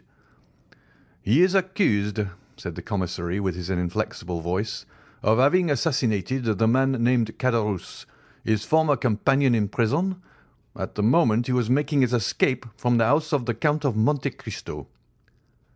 Monte Cristo cast a rapid glance around him. Andrea, was gone. End of Chapter 96. Chapter 97. The Departure for Belgium. A few minutes after the scene of confusion produced in the salons of Monsieur Danglars by the unexpected appearance of the brigade of soldiers, and by the disclosure which had followed, the mansion was deserted with as much rapidity as if a case of plague or of cholera morbus had broken out among the guests. In a few minutes, through all the doors, down all the staircases, by every exit, everyone hastened to retire, or rather to fly, for it was a situation where the ordinary condolences, which even the best friends are so eager to offer in great catastrophes, were seen to be utterly futile. There remained in the banker's house only Danglars, closeted in his study and making his statement to the officer of gendarmes, Madame Danglars, terrified, in the boudoir with which we are acquainted, and Eugénie, who with a haughty air and disdainful lip had retired to her room with her inseparable companion, Mademoiselle Louise d'Armilly. As for the numerous servants, more numerous that evening than usual, for their number was augmented by cooks and butlers from the Café de Paris, venting on their employers their anger at what they termed the insult to which they had been subjected, they collected in groups in the hall, in the kitchens, or in their rooms, thinking very little of their duty, which was thus naturally interrupted. Of all this household, only two persons deserve our notice.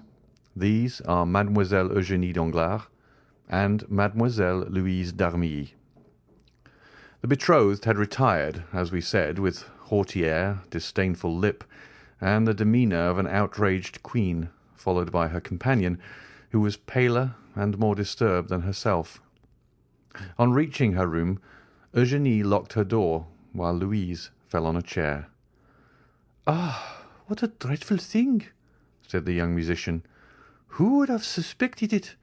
Monsieur Andrea Cavalcanti, a murderer, a galley slave escaped, a convict!" An ironical smile curled the lip of Eugénie.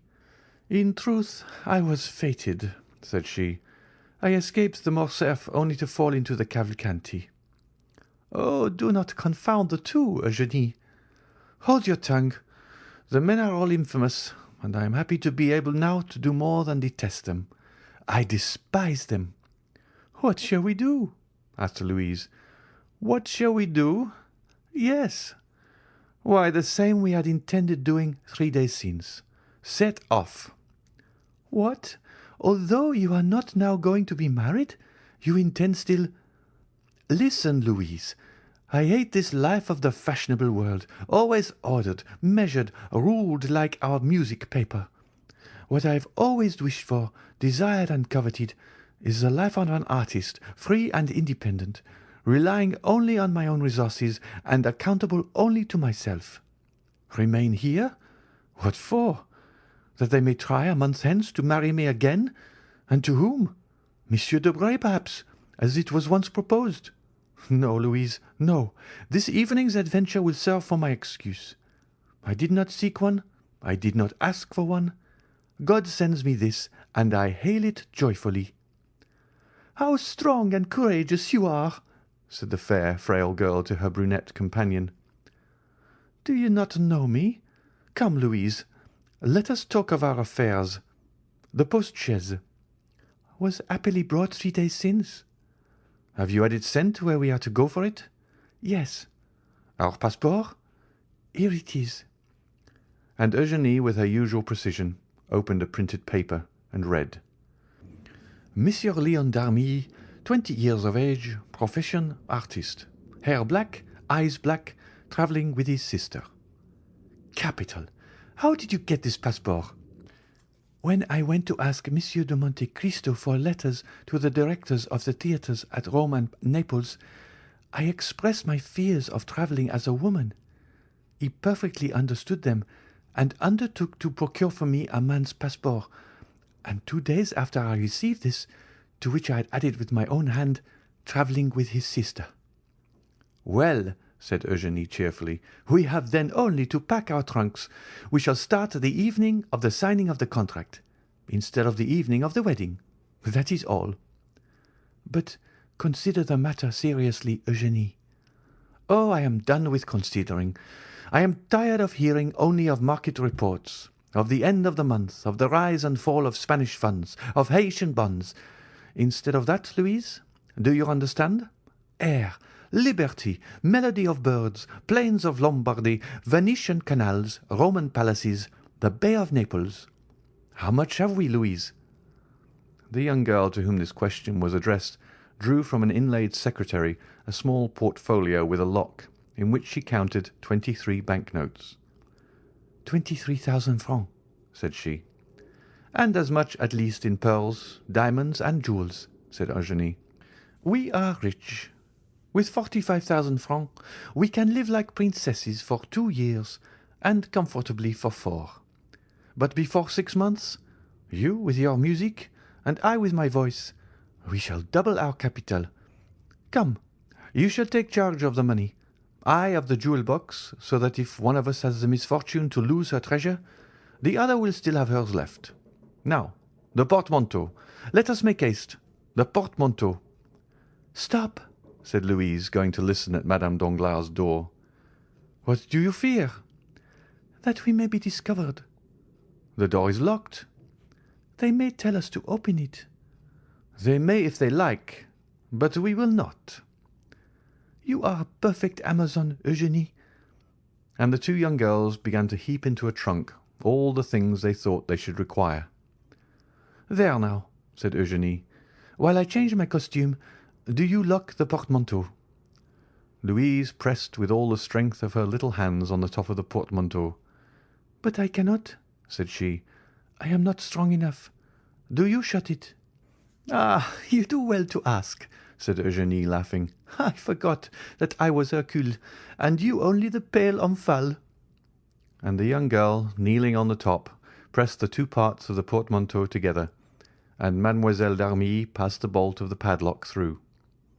When this was done, Eugénie opened a drawer of which she kept the key, and took from it a wadded violet silk travelling cloak. "Here," said she, "you see I have thought of everything. With this cloak you will not be cold." "But you?" "Oh, I am never cold, you know. Besides, with these men's clothes—" "Will you dress here?" "Certainly." "Shall you have time?" "Do not be uneasy, you little coward. All our servants are busy, discussing the grand affair. Besides, what is there astonishing when you think of the grief I ought to be in, that I shut myself up? Tell me." "No, truly, you comfort me." "Come and help me." From the same drawer she took a man's complete costume, from the boots to the coat, and a provision of linen, where there was nothing superfluous but every requisite. Then, with a promptitude which indicated that this was not the first time she had amused herself by adopting the garb of the opposite sex, Eugénie drew on the boots and pantaloons, tied her cravat, buttoned her waistcoat up to the throat, and put on a coat which admirably fitted her beautiful figure. "Oh, that is very good, indeed, it is very good," said Louise, looking at her with admiration. "But that beautiful black hair, those magnificent braids, which made all the ladies sigh with envy, will they go under a man's hat like the one I see down there?" "You shall see," said Eugénie, and with her left hand seizing the thick mass which her long fingers could scarcely grasp, she took in her right hand a pair of long scissors, and soon the steel met through the rich and splendid hair, which fell in a cluster at her feet as she leaned back to keep it from her coat. Then she grasped the front hair, which she also cut off, without expressing the least regret. On the contrary, her eyes sparkled with greater pleasure than usual under her ebony eyebrows. "Oh, the magnificent hair!" said Louise with regret. "And am I not 100 times better thus?" cried Eugénie, smoothing the scattered curls of her hair, which had now quite a masculine appearance. "And do you not think me handsomer so?" "Oh, you are beautiful, always beautiful," cried Louise. "Now, where are you going?" "To Brussels. If you like, it is the nearest frontier. We can go to Brussels, Liège, Aix-la-Chapelle, then up the Rhine to Strasbourg. We will cross Switzerland and go down into Italy by the Saint-Gothard." Will that do?" "Yes." "What are you looking at?" "I am looking at you. Indeed, you are adorable like that. One would say you were carrying me off." "And they would be right, pardieu." "Oh, I think you swore, Eugénie." And the two young girls, whom every one might have thought plunged in grief, the one on her own account, the other from interest in her friend, burst out laughing as they cleared away every visible trace of the disorder which had naturally accompanied the preparations for their escape. Then, having blown out the lights, the two fugitives, looking and listening eagerly with outstretched necks, opened the door of a dressing-room which led by a side staircase down to the yard, Eugénie going first, and holding with one arm the portmanteau, which by the opposite handle Mademoiselle d'Armilly scarcely raised with both hands. The yard was empty. The clock was striking 12. The porter was not yet gone to bed. Eugénie approached softly, and saw the old man sleeping soundly in an armchair in his lodge. She returned to Louise, took up the portmanteau, which she had placed for a moment on the ground, and they reached the archway under the shadow of the wall. Eugénie concealed Louise in an angle of the gateway, so that if the porter chanced to awake he might see but one person. Then, placing herself in the full light of the lamp which lit the yard, "Gate!" cried she with her finest contralto voice, and rapping at the window. The porter got up as Eugénie expected, and even advanced some steps to recognize the person who was going out. But seeing a young man striking his boot impatiently with his riding-whip, he opened it immediately. Louise slid through the half-open gate like a snake, and bounded lightly forward. Eugénie, apparently calm, although in all probability her heart beat somewhat faster than usual, went out in her turn. A porter was passing, and they gave him the portmanteau. Then the two young girls, having told him to take it to No. 36 Rue de la Victoire, walked behind this man, whose presence comforted Louise. As for Eugénie, she was as strong as a Judith or a Delilah. They arrived at the appointed spot. Eugénie ordered the porter to put down the portmanteau, gave him some pieces of money, and, having rapped at the shutter, sent him away. The shutter where Eugénie had rapped was that of a little laundress who had been previously warned and was not yet gone to bed. She opened the door. "Mademoiselle," said Eugénie, "let the porter get the post-chaise from the coach-house, and fetch some post-horses from the hotel. Here are 5 francs for his trouble." "Indeed," said Louise, "I admire you, and I could almost say respect you."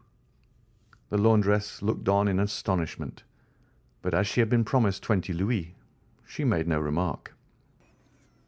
In a quarter of an hour the porter returned with a post-boy and horses, which were harnessed and put in the post-chaise in a minute, while the porter fastened the portmanteau on with the assistance of a cord and a strap. "Here is the passport," said the postilion. "Which way are we going, young gentlemen?" "To Fontainebleau," replied Eugénie with an almost masculine voice. "What do you say?" asked Louise. "I am giving them the slip," said Eugénie. "This woman to whom we have given 20 louis may betray us for 40. We will soon alter our direction." And the young girl jumped into the britska, which was admirably arranged for sleeping in, without scarcely touching the step.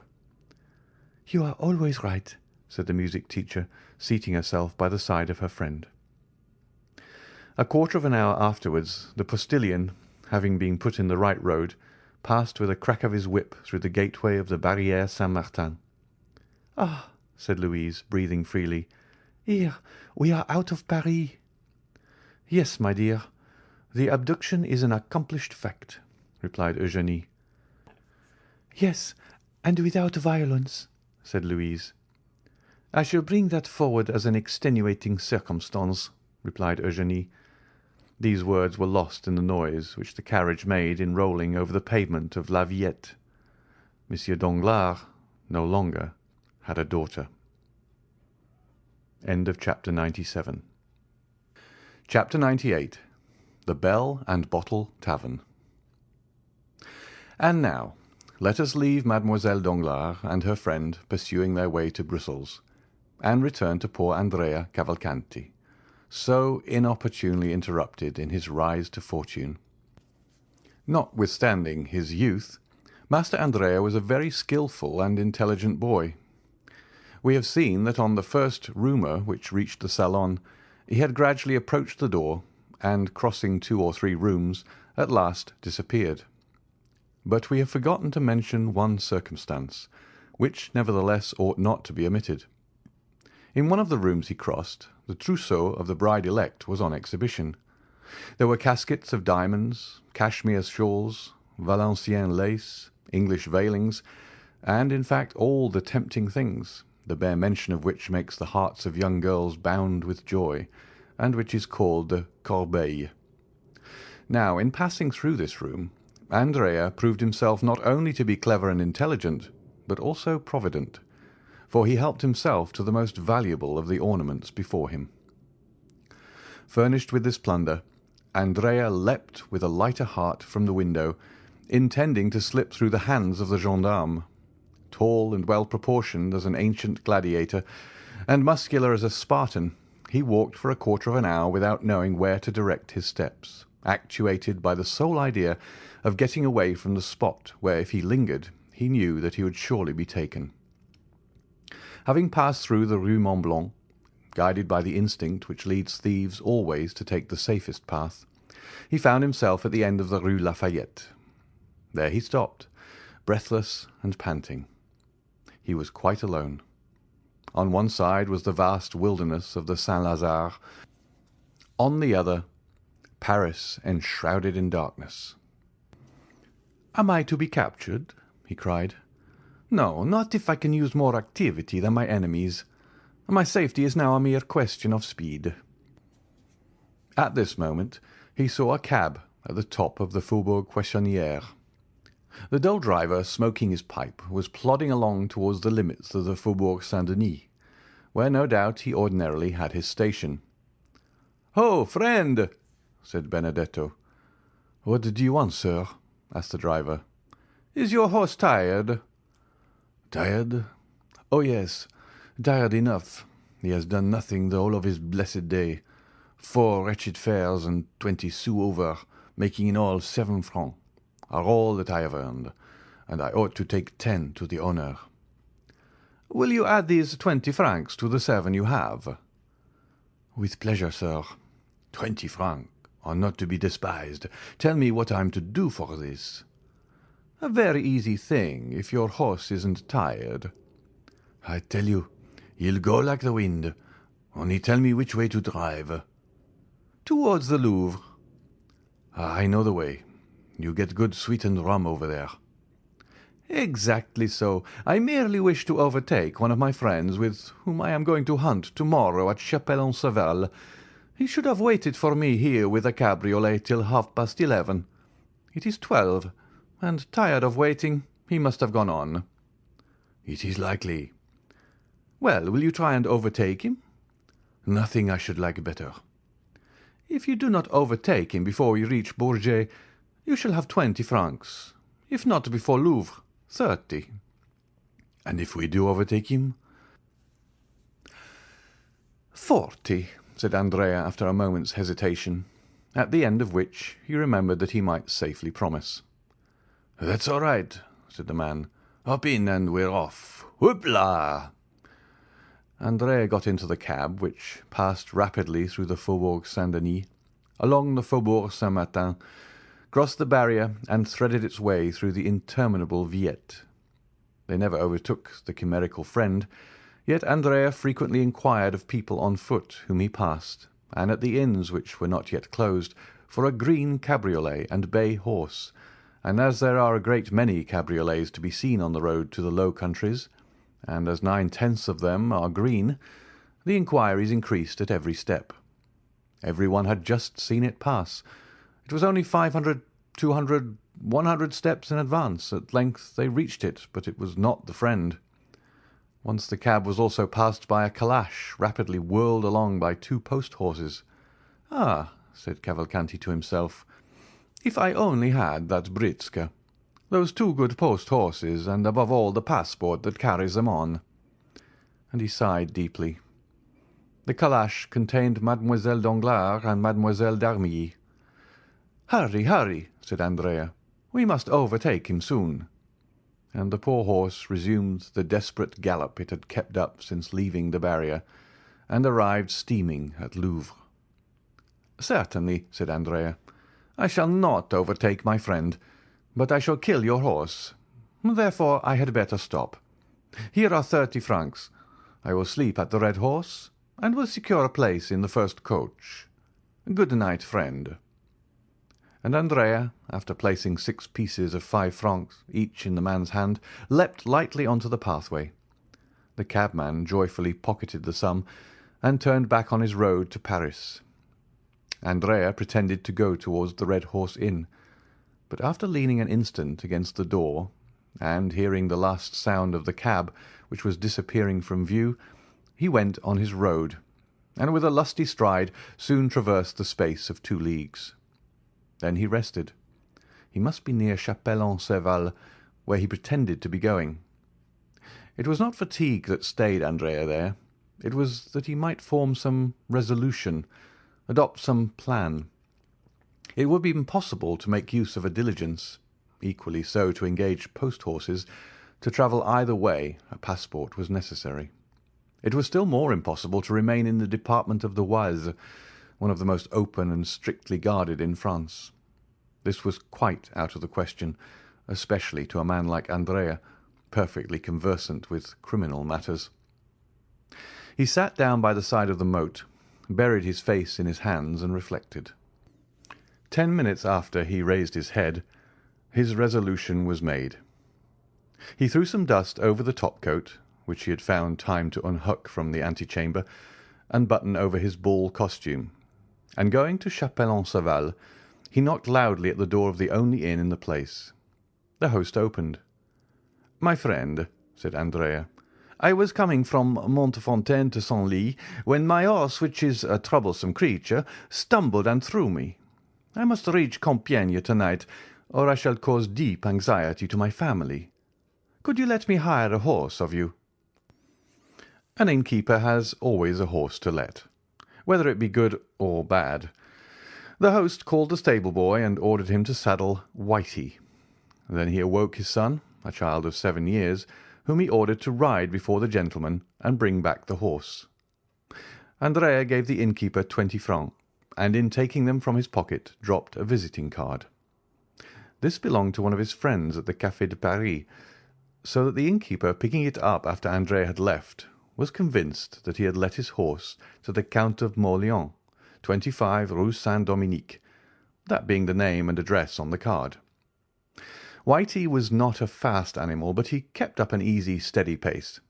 In 3 hours and a half Andrea had traversed the 9 leagues which separated him from Compiègne, and 4 o'clock struck as he reached the place where the coaches stop.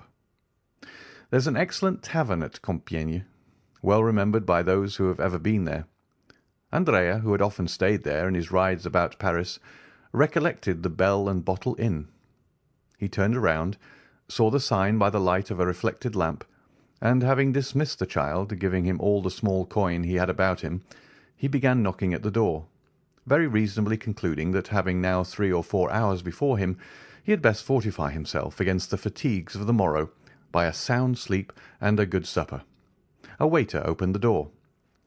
"My friend," said Andrea, "I have been dining at Saint-Jean-au-Bois, and expected to catch the coach which passes by at midnight. But, like a fool, I have lost my way, and have been walking for the last 4 hours in the forest. Show me into one of those pretty little rooms which overlook the court, and bring me a cold fowl and a bottle of Bordeaux." The waiter had no suspicions. Andrea spoke with perfect composure. He had a cigar in his mouth, and his hands in the pocket of his top-coat. His clothes were fashionably made, his chin smooth, his boots irreproachable. He looked merely as if he had stayed out very late, that was all. While the waiter was preparing his room, the hostess arose. Andrea assumed his most charming smile, and asked if he could have number 3, which he had occupied on his last stay at Compiègne. Unfortunately, number 3 was engaged by a young man who was travelling with his sister. Andrea appeared in despair, but consoled himself when the hostess assured him that number 7, prepared for him, was situated precisely the same as number 3, and while warming his feet and chatting about the last races at Chantilly, he waited until they announced his room to be ready.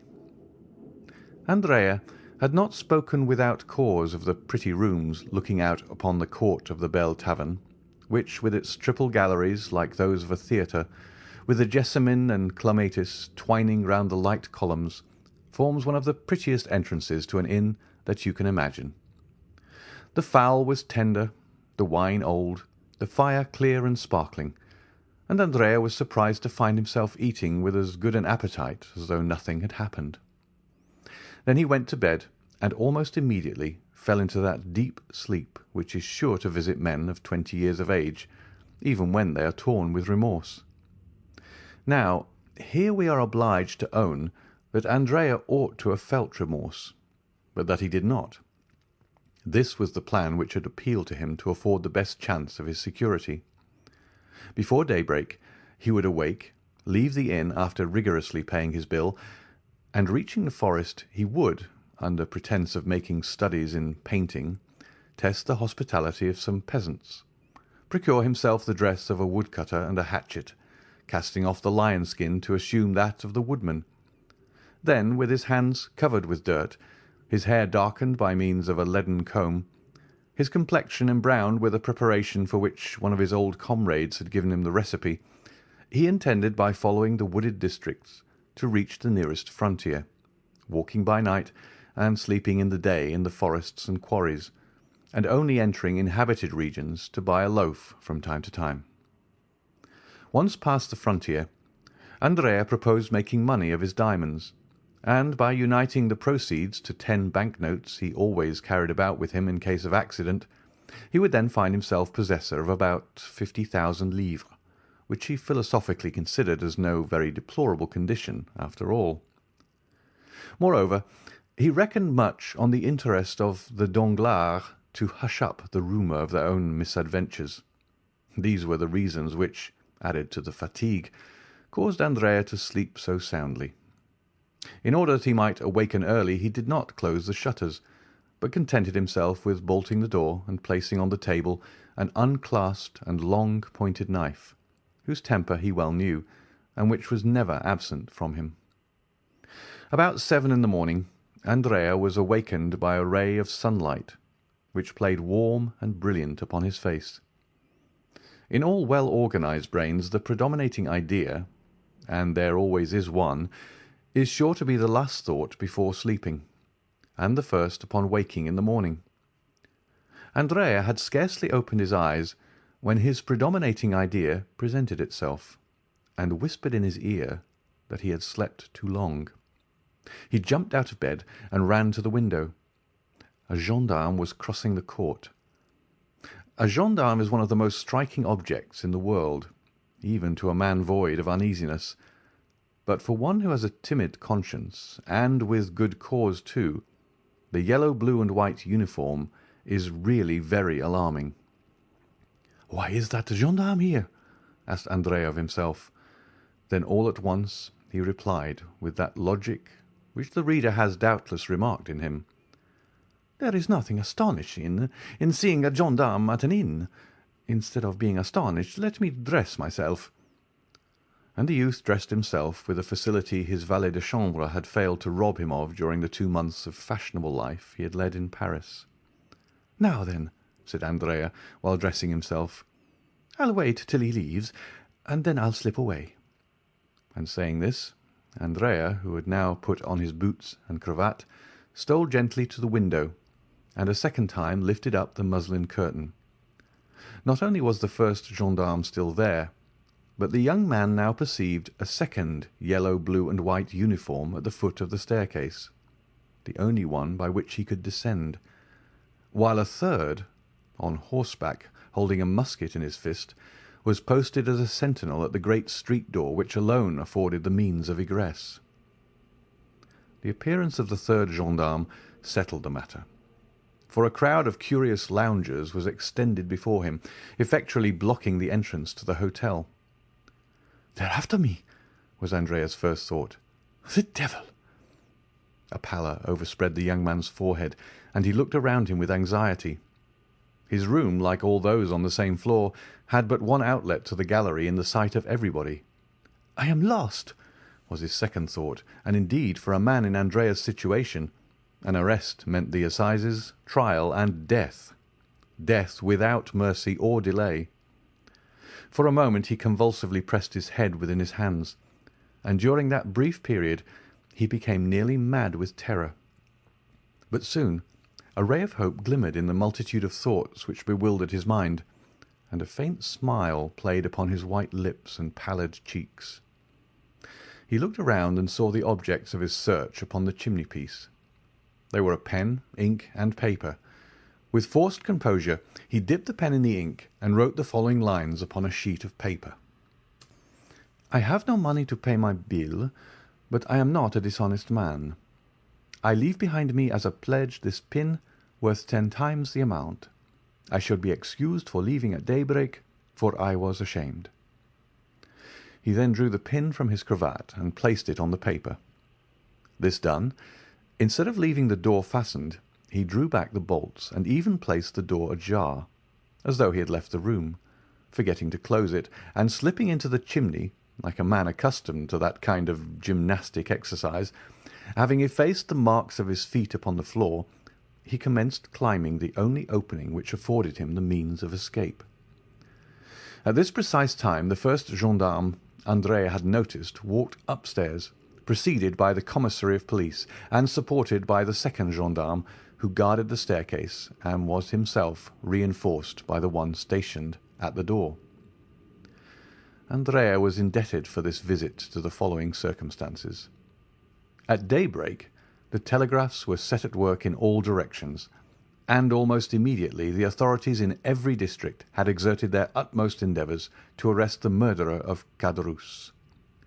Compiègne, that royal residence and fortified town, is well furnished with authorities, gendarmes, and commissaries of police. They therefore began operations as soon as the telegraphic dispatch arrived, and the Bell and Bottle being the best-known hotel in the town, they had naturally directed their first inquiries there. Now, besides the reports of the sentinels guarding the Hôtel de Ville, which is next door to the Bell and Bottle, it had been stated by others that a number of travellers had arrived during the night.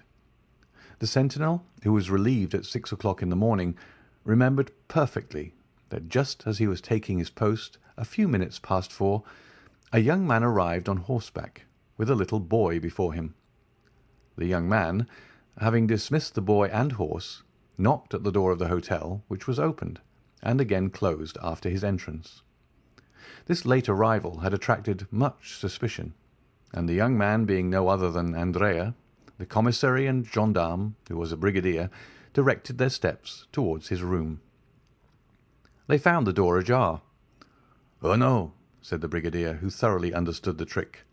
"A bad sign to find the door open. I would rather find it triply bolted." And indeed the little note and pin upon the table confirmed, or rather corroborated, the sad truth. Andrea had fled. We say corroborated because the brigadier was too experienced to be convinced by a single proof.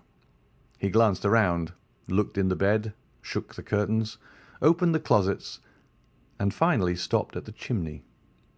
Andrea had taken the precaution to leave no traces of his feet in the ashes, but it still was an outlet, and in this light was not to be passed over without serious investigation.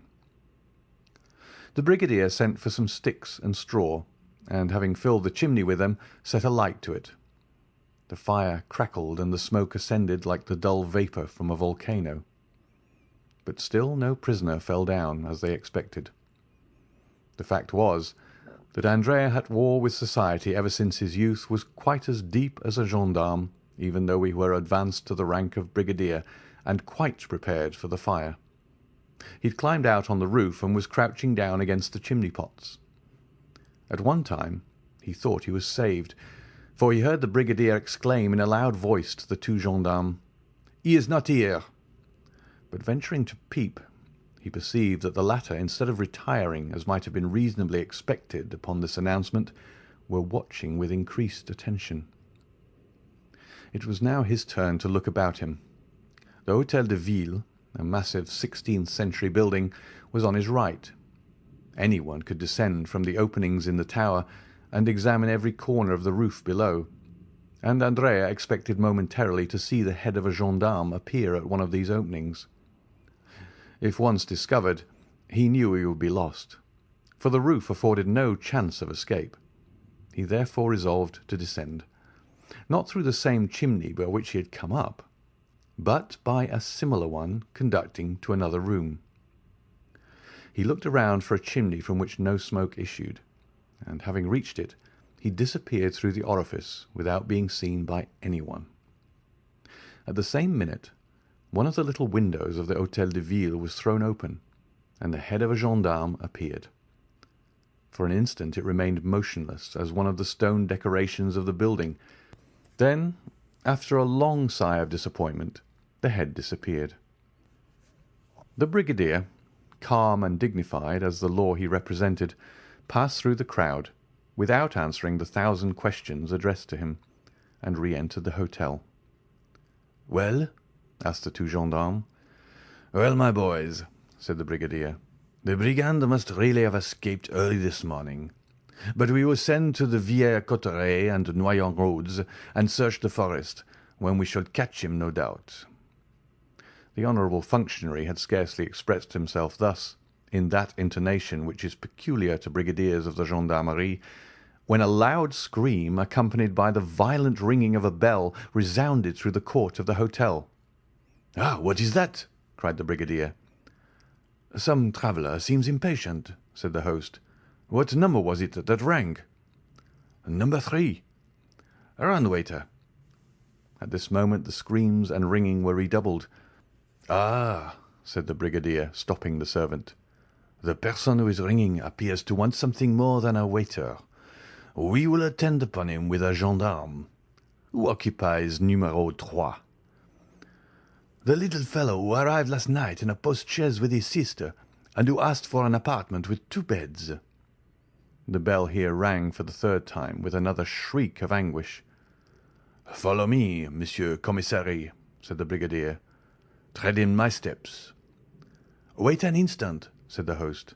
"Numéro 3 has 2 staircases, inside and outside." "Good," said the brigadier.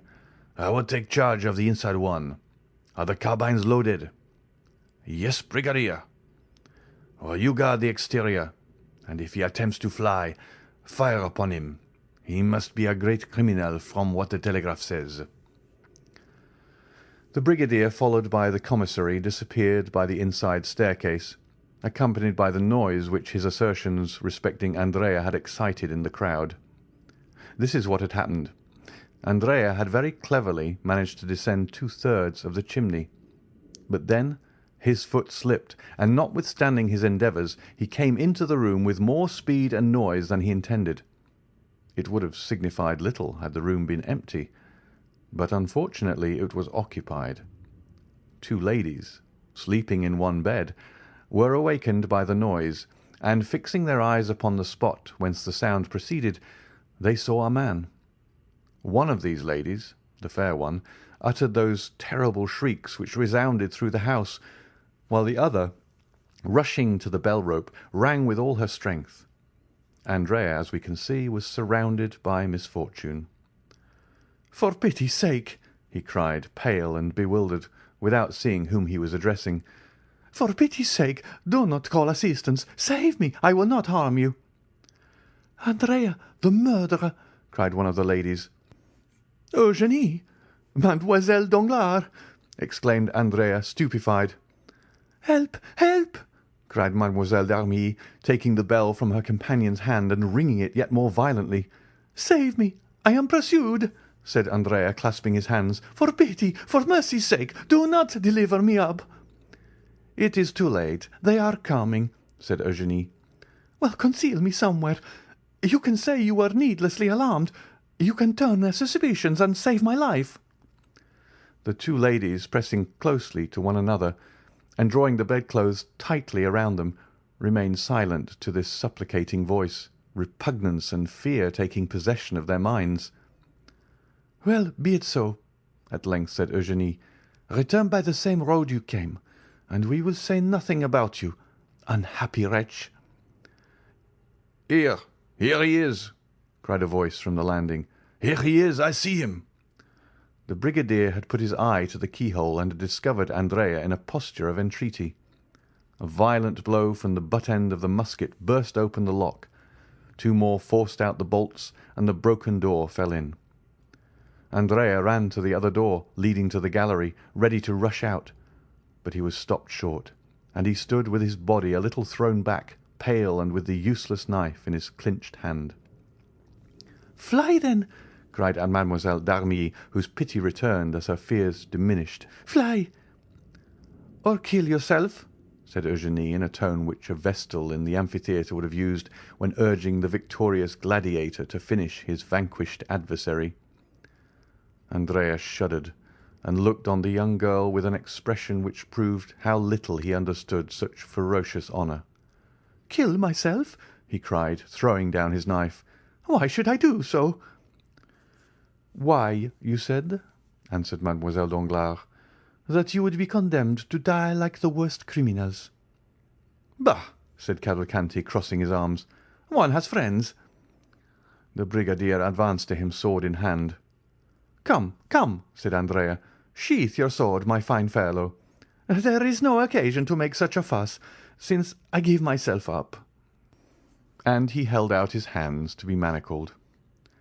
The girls looked with horror upon this shameful metamorphosis, the man of the world shaking off his covering and appearing as a galley slave. Andrea turned towards them, and with an impertinent smile asked, "Have you any message for your father, Mademoiselle Danglars? For in all probability I shall return to Paris." Eugénie covered her face with her hands. "Oho!" said Andrea. "You need not be ashamed, even though you did post after me. Was I not nearly your husband?" And with this raillery Andrea went out, leaving the two girls a prey to their own feelings of shame and to the comments of the crowd. An hour after they stepped into their calash, both dressed in feminine attire. The gate of the hotel had been closed to screen them from sight, but they were forced, when the door was open, to pass through a throng of curious glances and whispering voices. Eugénie closed her eyes, but though she could not see, she could hear, and the sneers of the crowd reached her in the carriage. "Oh, why is not the world a wilderness?" she exclaimed, throwing herself into the arms of Mademoiselle d'Armilly, her eyes sparkling with the same kind of rage which made Nero wish that the Roman world had but one neck, that he might sever it at a single blow. The next day they stopped at the Hôtel de Flandre at Brussels. The same evening Andrea was incarcerated in the Conciergerie. End of chapter 98. Chapter 99. The Law. We have seen how quietly Mademoiselle Danglars and Mademoiselle d'Armilly accomplished their transformation and flight, the fact being that everyone was too much occupied in his or her own affairs to think of theirs. We will leave the banker contemplating the enormous magnitude of his debt before the phantom of bankruptcy, and follow the Baroness, who, after being momentarily crushed under the weight of the blow which had struck her, had gone to seek her usual adviser, Lucien Debray. The Baroness had looked forward to this marriage as a means of ridding her of a guardianship which, over a girl of Eugénie's character, could not fail to be rather a troublesome undertaking, for in the tacit relations which maintain the bond of family union, the mother, to maintain her ascendancy over her daughter, must never fail to be a model of wisdom and a type of perfection. Now, Madame Danglars feared Eugénie's sagacity and the influence of Mademoiselle d'Armilly. She had frequently observed the contemptuous expression with which her daughter looked upon Debray, an expression which seemed to imply that she understood all her mother's amorous and pecuniary relationships with the intimate secretary. Moreover, she saw that Eugénie detested Debray, not only because he was a source of dissension and scandal under the paternal roof, but because she had once classed him in that catalogue of bipeds whom Plato endeavours to withdraw from the appellation of men, and whom Diogenes designated as animals upon two legs without feathers.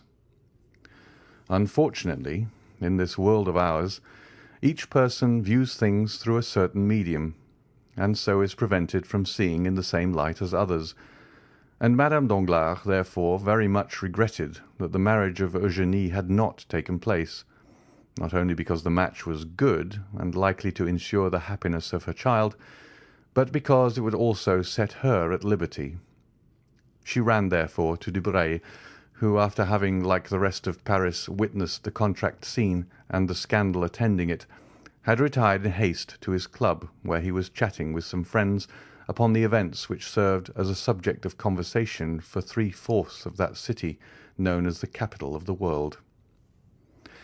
At the precise time when Madame Danglars, dressed in black and concealed in a long veil, was ascending the stairs leading to Debray's apartments, notwithstanding the assurances of the concierge that the young man was not at home, Debray was occupied in repelling the insinuations of a friend, who tried to persuade him that after the terrible scene which had just taken place, he ought, as a friend of the family, to marry Mademoiselle Danglars and her 2 millions. Debray did not defend himself very warmly, for the idea had sometimes crossed his mind. Still, when he recollected the independent, proud spirit of Eugénie, he positively rejected it as utterly impossible, though the same thought again continually recurred and found a resting place in his heart. Tea, play, and the conversation, which had become interesting during the discussion of such serious affairs, lasted till 1 o'clock in the morning. Meanwhile, Madame Danglars, veiled and uneasy, awaited the return of Debray in the little green room, seated between 2 baskets of flowers, which she had that morning sent, and which, it must be confessed, Debray had himself arranged and watered with so much care that his absence was half excused in the eyes of the poor woman. At 20 minutes of 12, Madame Danglars, tired of waiting, returned home. Women of a certain grade are like prosperous grisettes in one respect. They seldom return home after 12 o'clock. The Baroness returned to the hotel with as much caution as Eugénie used in leaving it. She ran lightly upstairs, and with an aching heart entered her apartment, contiguous, as we know, to that of Eugénie. She was fearful of exciting any remark, and believed firmly in her daughter's innocence and fidelity to the paternal roof. She listened at Eugénie's door, and hearing no sound, tried to enter. But the bolts were in place. Madame Danglars then concluded that the young girl had been overcome with the terrible excitement of the evening, and had gone to bed and to sleep. She called the maid and questioned her. "Mademoiselle Eugénie," said the maid, "retired to her apartment with Mademoiselle d'Armilly. They then took tea together, after which they desired me to leave, saying that they needed me no longer." Since then the maid had been below, and, like everyone else, she thought the young ladies were in their own room. Madame Danglars, therefore, went to bed without a shadow of suspicion, and began to muse over the recent events. In proportion as her memory became clearer, the occurrences of the evening were revealed in their true light. What she had taken for confusion was a tumult. What she had regarded as something distressing was in reality a disgrace.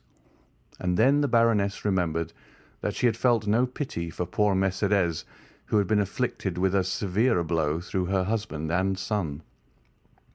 "Eugénie," she said to herself, "is lost, and so are we. The affair, as it will be reported, will cover us with shame, for in a society such as ours, satire inflicts a painful and incurable wound. How unfortunate that Eugénie is possessed of that strange character which so often made me tremble." And her glance was turned towards heaven, where a mysterious providence disposes all things, and out of a fault, nay, even a vice, sometimes produces a blessing. And then her thoughts, cleaving through space like a bird in the air, rested on Cavalcanti. This Andrea was a wretch, a robber, an assassin, and yet his manners showed the effects of a sort of education, if not a complete one. He had been presented to the world with the appearance of an immense fortune, supported by an honourable name. How could she extricate herself from this labyrinth? To whom would she apply to help her out of this painful situation? Debray, to whom she had run, with the first instinct of a woman, towards the man she loves, and who yet betrays her. Debray could but give her advice. She must apply to someone more powerful than he. The Baroness then thought of Monsieur de Villefort. It was Monsieur de Villefort who had remorselessly brought misfortune into her family, as though they had been strangers. But no. On reflection, the procureur was not a merciless man, and it was not the magistrate, slave to his duties, but the friend, the loyal friend, who roughly but firmly cut into the very core of the corruption.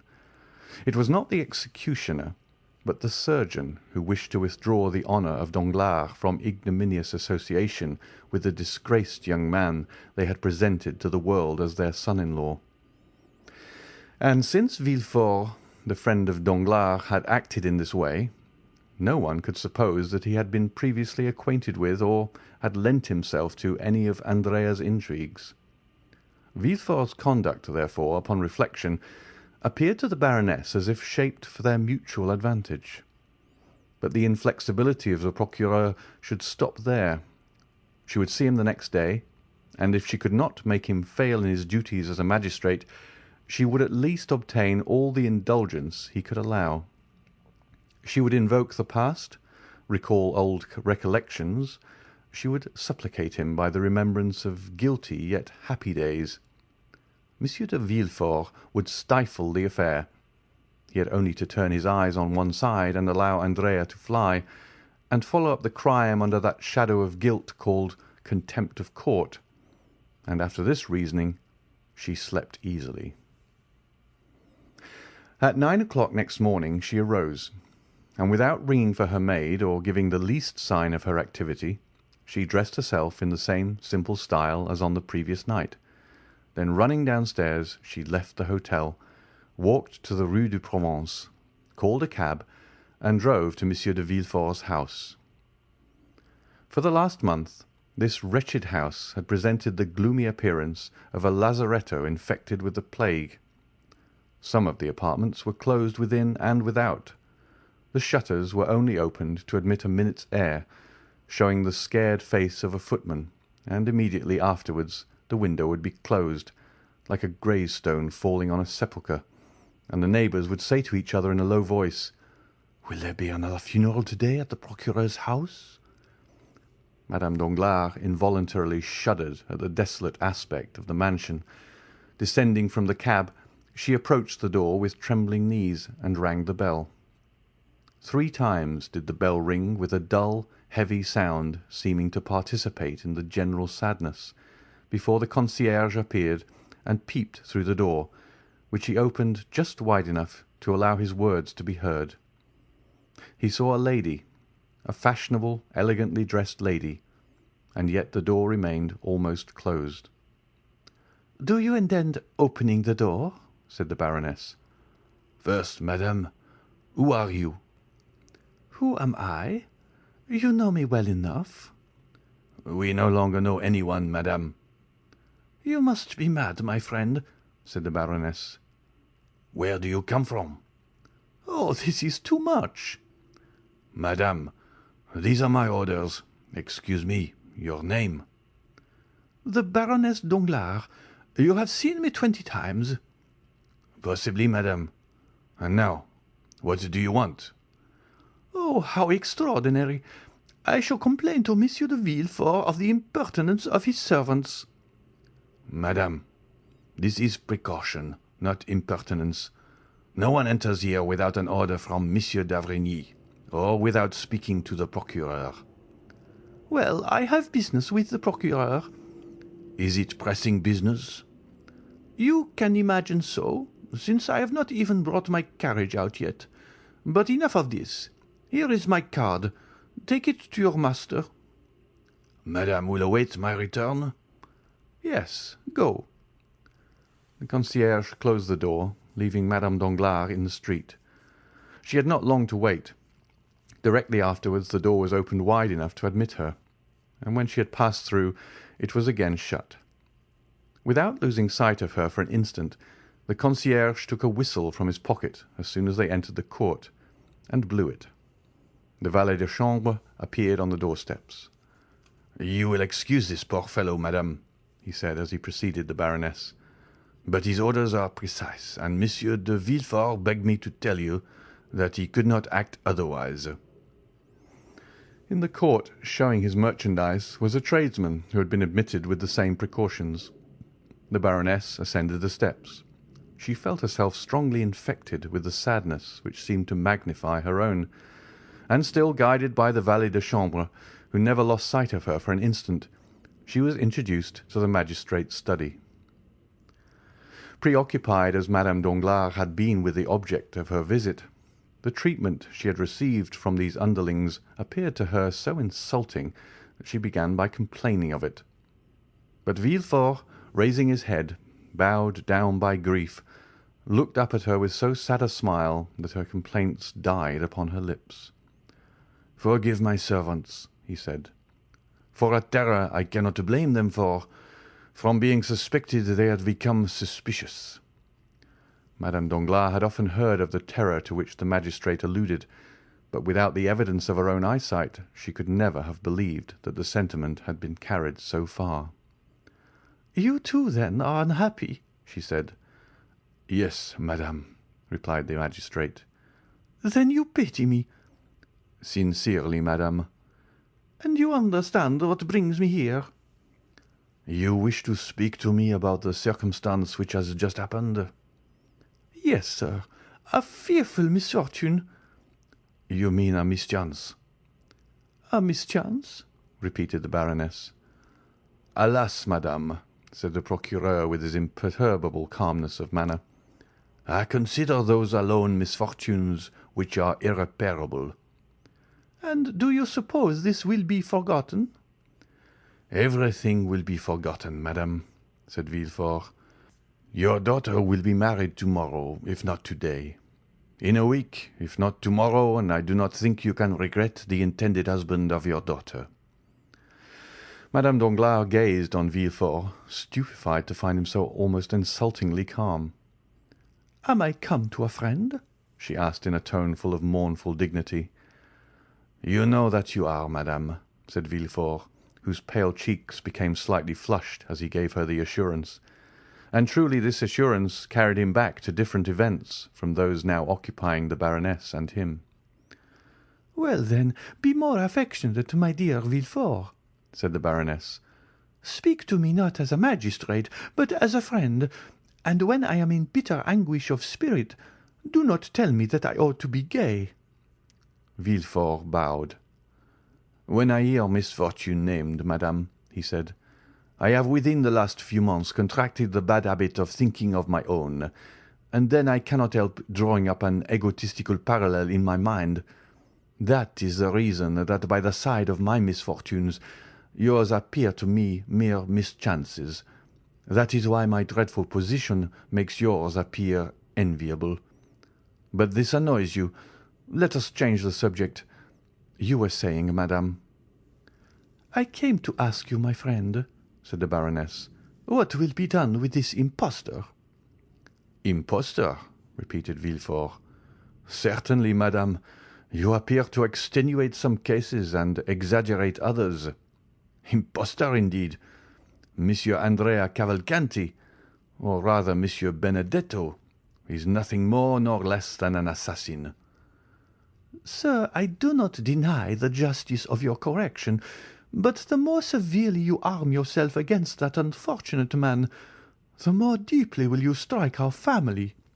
Come, forget him for a moment, and instead of pursuing him, let him go." "You are too late, madame. The orders are issued." "Well, should he be arrested, do they think they will arrest him?" "I hope so." "If they should arrest him, I know that sometimes prisoners afford means of escape. Will you leave him in prison?" The procureur shook his head. "At least keep him there till my daughter be married." Impossible, madame. Justice has its formalities." "What, even for me?" said the Baroness, half jesting, half in earnest. "For all, even for myself among the rest," replied Villefort. "Ah!" exclaimed the Baroness, without expressing the ideas which the exclamation betrayed. Villefort looked at her with that piercing glance which reads the secrets of the heart. "Yes, I know what you mean," he said.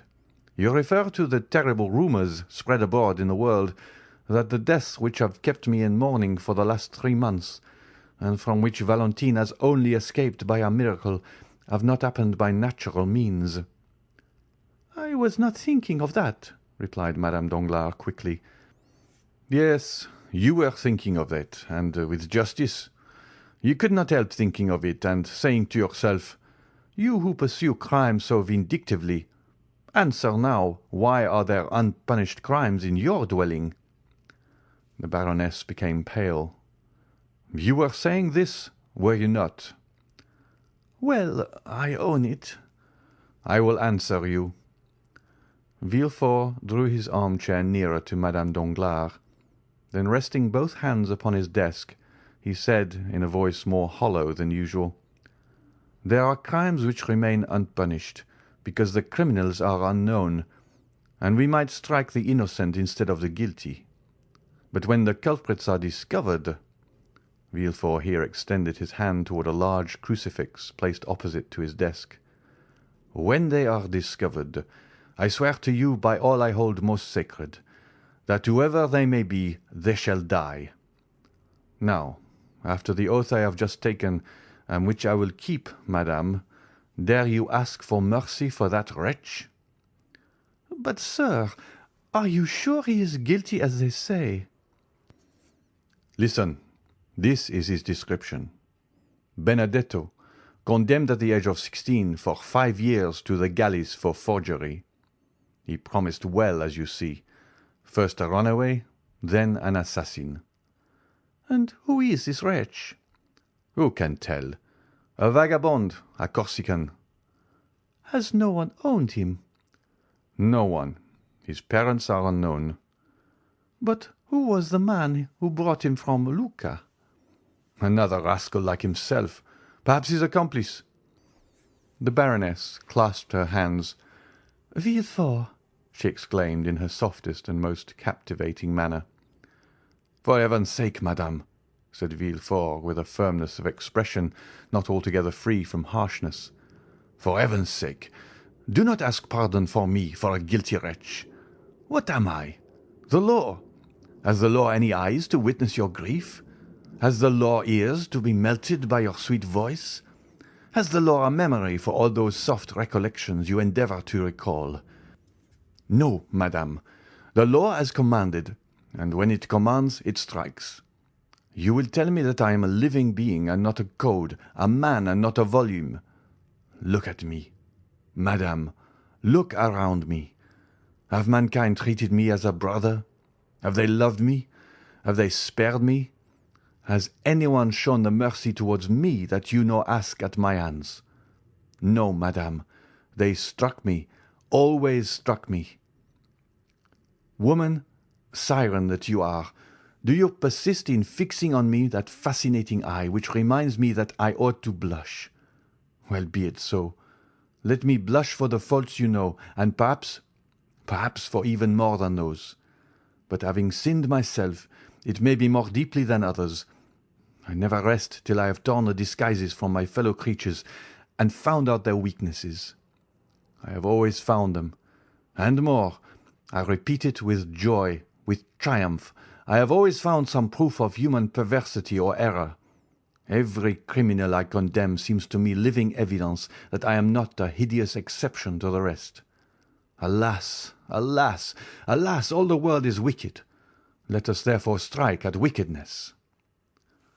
Villefort pronounced these last words with a feverish rage which gave a ferocious eloquence to his words. "But," said Madame Danglars, resolving to make a last effort, "this young man, though a murderer, is an orphan, abandoned by everybody." "So much the worse. or rather so much the better. It has been so ordained that he may have none to weep his fate." "But this is trampling on the weak, sir." "The weakness of a murderer." "His dishonour reflects upon us." "Is not death in my house?" "Oh, sir," exclaimed the Baroness, "you are without pity for others. Well, then, I tell you they will have no mercy on you." "Be it so," said Villefort, raising his arms to heaven. "At least, delay the trial till the next Assizes. We shall then have 6 months before us." "No, madame," said Villefort. "Instructions have been given. There are yet 5 days left. 5 days are more than I require.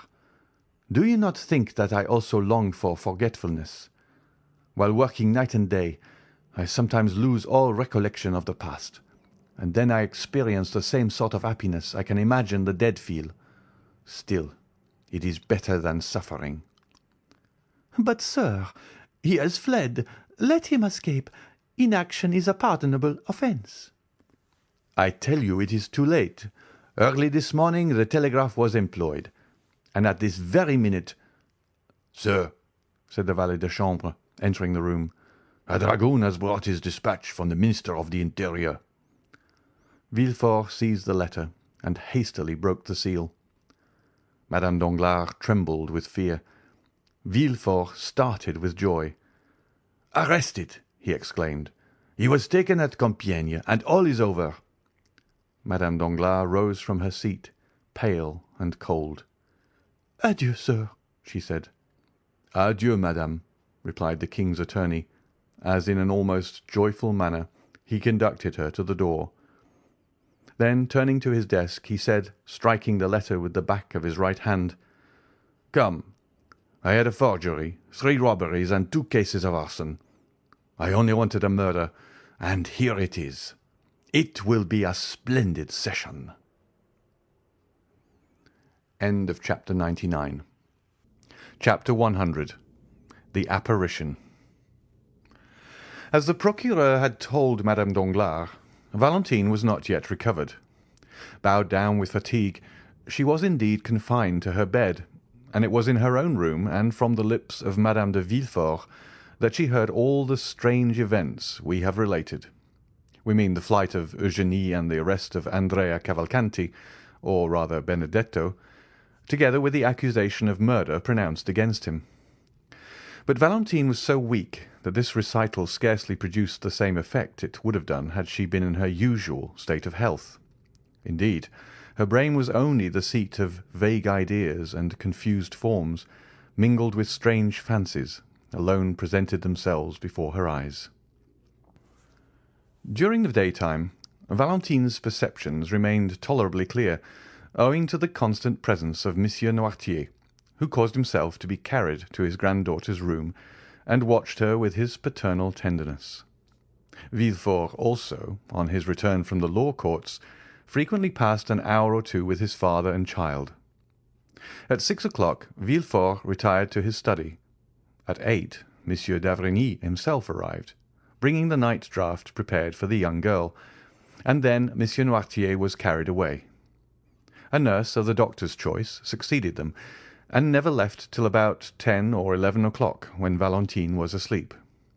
As she went downstairs, she gave the keys of Valentine's room to Monsieur de Villefort, so that no one could reach the sick room excepting through that of Madame de Villefort and little Edward. Every morning Morrel called on Noirtier to receive news of Valentine, and, extraordinary as it seemed, each day found him less uneasy. Certainly, though Valentine still laboured under dreadful nervous excitement, she was better, and, moreover, Monte Cristo had told him when, half distracted, he had rushed to the count's house, that if she were not dead in 2 hours, she would be saved. Now 4 days had elapsed, and Valentine still lived. The nervous excitement of which we speak pursued Valentine even in her sleep, or rather in that state of somnolence which succeeded her waking hours. It was then, in the silence of night, in the dim light shed from the alabaster lamp on the chimney-piece, that she saw the shadows pass and repass which hover over the bed of sickness, and fan the fever with their trembling wings. First she fancied she saw her stepmother threatening her. Then Morrel stretched his arms towards her. Sometimes mere strangers like the Count of Monte Cristo came to visit her. Even the very furniture, in these moments of delirium, seemed to move. And this state lasted till about 3 o'clock in the morning, when a deep, heavy slumber overcame the young girl, from which she did not awake till daylight. On the evening of the day on which Valentine had learned of the flight of Eugénie and the arrest of Benedetto, Villefort having retired as well as Noirtier and d'Avrigny, her thoughts wandered in a confused maze, alternately reviewing her own situation and the events she had just heard. 11 o'clock had struck. The nurse, having placed the beverage prepared by the doctor within reach of the patient, and locked the door, was listening with terror to the comments of the servants in the kitchen, and storing her memory with all the horrible stories which had for some months past amused the occupants of the antechambers in the house of the king's attorney. Meanwhile an unexpected scene was passing in the room which had been so carefully locked. 10 minutes had elapsed since the nurse had left. Valentine, who for the last hour had been suffering from the fever which returned nightly, incapable of controlling her ideas, was forced to yield to the excitement which exhausted itself in producing and reproducing a succession and recurrence of the same fancies and images. The night lamp threw out countless rays, each resolving itself into some strange form to her disordered imagination, when suddenly, by its flickering light, Valentine thought she saw the door of her library, which was in the recess by the chimney-piece, open slowly, though she in vain listened for the sound of the hinges on which it turned. At any other time Valentine would have seized the silken bell-pull and summoned assistance, but nothing astonished her in her present situation. Her reason told her that all the visions she beheld were but the children of her imagination, and the conviction was strengthened by the fact that in the morning no traces remained of the nocturnal phantoms, who disappeared with the coming of daylight. From behind the door a human figure appeared, but the girl was too familiar with such apparitions to be alarmed, and therefore only stared, hoping to recognize Morrel. The figure advanced toward the bed and appeared to listen with profound attention. At this moment a ray of light glanced across the face of the midnight visitor. "It is not he," she murmured, and waited, in the assurance that this was but a dream, for the man to disappear or assume some other form. Still, she felt her pulse, and finding it throb violently, she remembered that the best method of dispelling such illusions was to drink, for a draught of the beverage prepared by the doctor to allay her fever seemed to cause a reaction of the brain, and for a short time she suffered less. Valentine therefore reached her hand towards the glass, but as soon as her trembling arm left the bed, the apparition advanced more quickly towards her, and approached the young girl so closely that she fancied she heard his breath and felt the pressure of his hand. This time the illusion, or rather the reality, surpassed anything Valentine had before experienced. She began to believe herself really alive and awake, and the belief that her reason was this time not deceived made her shudder. The pressure she felt was evidently intended to arrest her arm, and she slowly withdrew it. Then the figure, from whom she could not detach her eyes, and who appeared more protecting than menacing, took the glass, and walking towards the night-light, held it up as if to test its transparency. This did not seem sufficient. The man, or rather the ghost, for he trod so softly that no sound was heard, then poured out about a spoonful into the glass and drank it.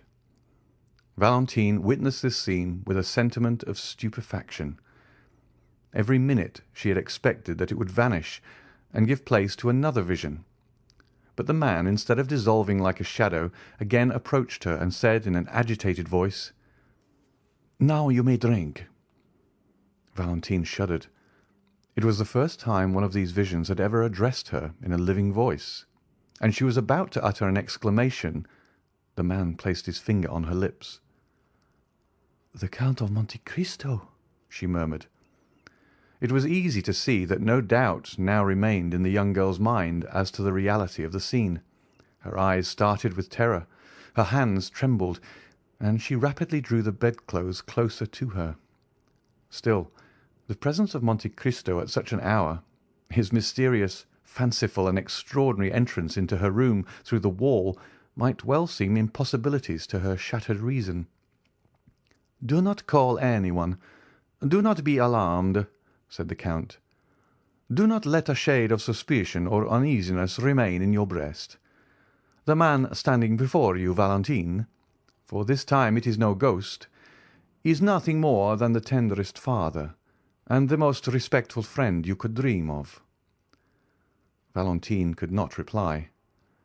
The voice, which indicated the real presence of a being in the room, alarmed her so much that she feared to utter a syllable.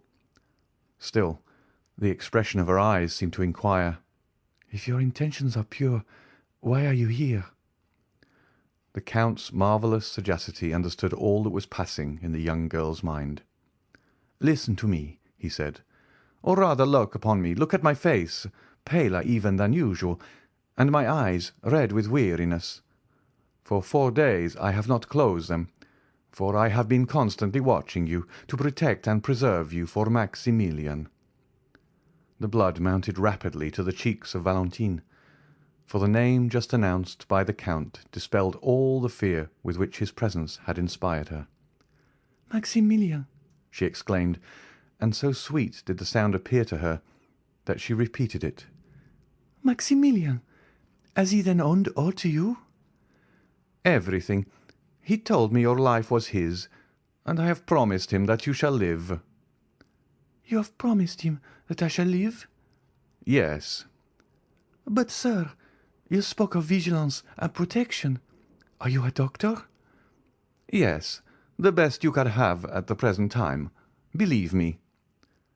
"But you say you have watched," said Valentine uneasily. "Where have you been? I have not seen you." The Count extended his hand towards the library. "I was hidden behind that door," he said, "which leads into the next house, which I have rented." Valentine turned her eyes away, and, with an indignant expression of pride and modest fear, exclaimed, "Sir, I think you have been guilty of an unparalleled intrusion, and that what you call protection is more like an insult." "Valentine," he answered, "during my long watch over you, all I have observed has been what people visited you, what nourishment was prepared, and what beverage was served. Then, when the latter appeared dangerous to me, I entered as I have now done, and substituted, in the place of the poison, a healthful draught, which, instead of producing the death intended, caused life to circulate in your veins." "Poison? Death?" exclaimed Valentine, half believing herself under the influence of some feverish hallucination. "What are you saying, sir?" "Hush, my child," said Monte Cristo, again placing his finger upon her lips. "I did say poison and death. But drink some of this." And the Count took a bottle from his pocket, containing a red liquid, of which he poured a few drops into the glass. "Drink this, and then take nothing more to-night." Valentine stretched out her hand, but scarcely had she touched the glass when she drew back in fear. Monte Cristo took the glass, drank half its contents, and then presented it to Valentine, who smiled and swallowed the rest. "Oh, yes," she exclaimed, "I recognize the flavour of my nocturnal beverage, which refreshed me so much, and seemed to ease my aching brain. Thank you, sir, thank you." "This is how you have lived during the last 4 nights, Valentine," said the Count. "But oh, how I passed that time! Oh, the wretched hours I have endured, the torture to which I have submitted when I saw the deadly poison poured into your glass, and how I trembled lest you should drink it before I could find time to throw it away." "Sir," said Valentine at the height of her terror, "you say you endured tortures when you saw the deadly poison poured into my glass. But if you saw this, you must also have seen the person who poured it." "Yes." Valentine raised herself in bed, and drew over her chest, which appeared whiter than snow, the embroidered cambric, still moist with the cold dews of delirium, to which were now added those of terror. "You saw the person?" repeated the young girl. "Yes," repeated the Count. "What you tell me is horrible, sir. You wish to make me believe something too dreadful. What? Attempt to murder me in my father's house, in my room, on my bed of sickness? Oh, leave me, sir. You are tempting me. You make me doubt the goodness of Providence. It is impossible. It cannot be."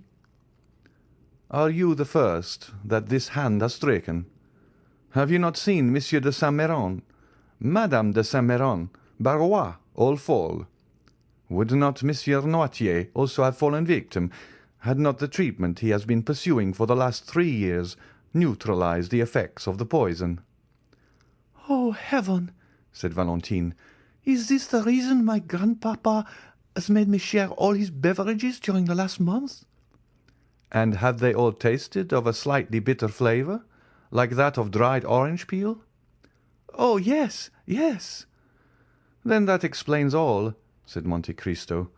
"Your grandfather knows, then, that a poisoner lives here. Perhaps he even suspects the person. He has been fortifying you, his beloved child, against the fatal effects of the poison, which has failed because your system was already impregnated with it.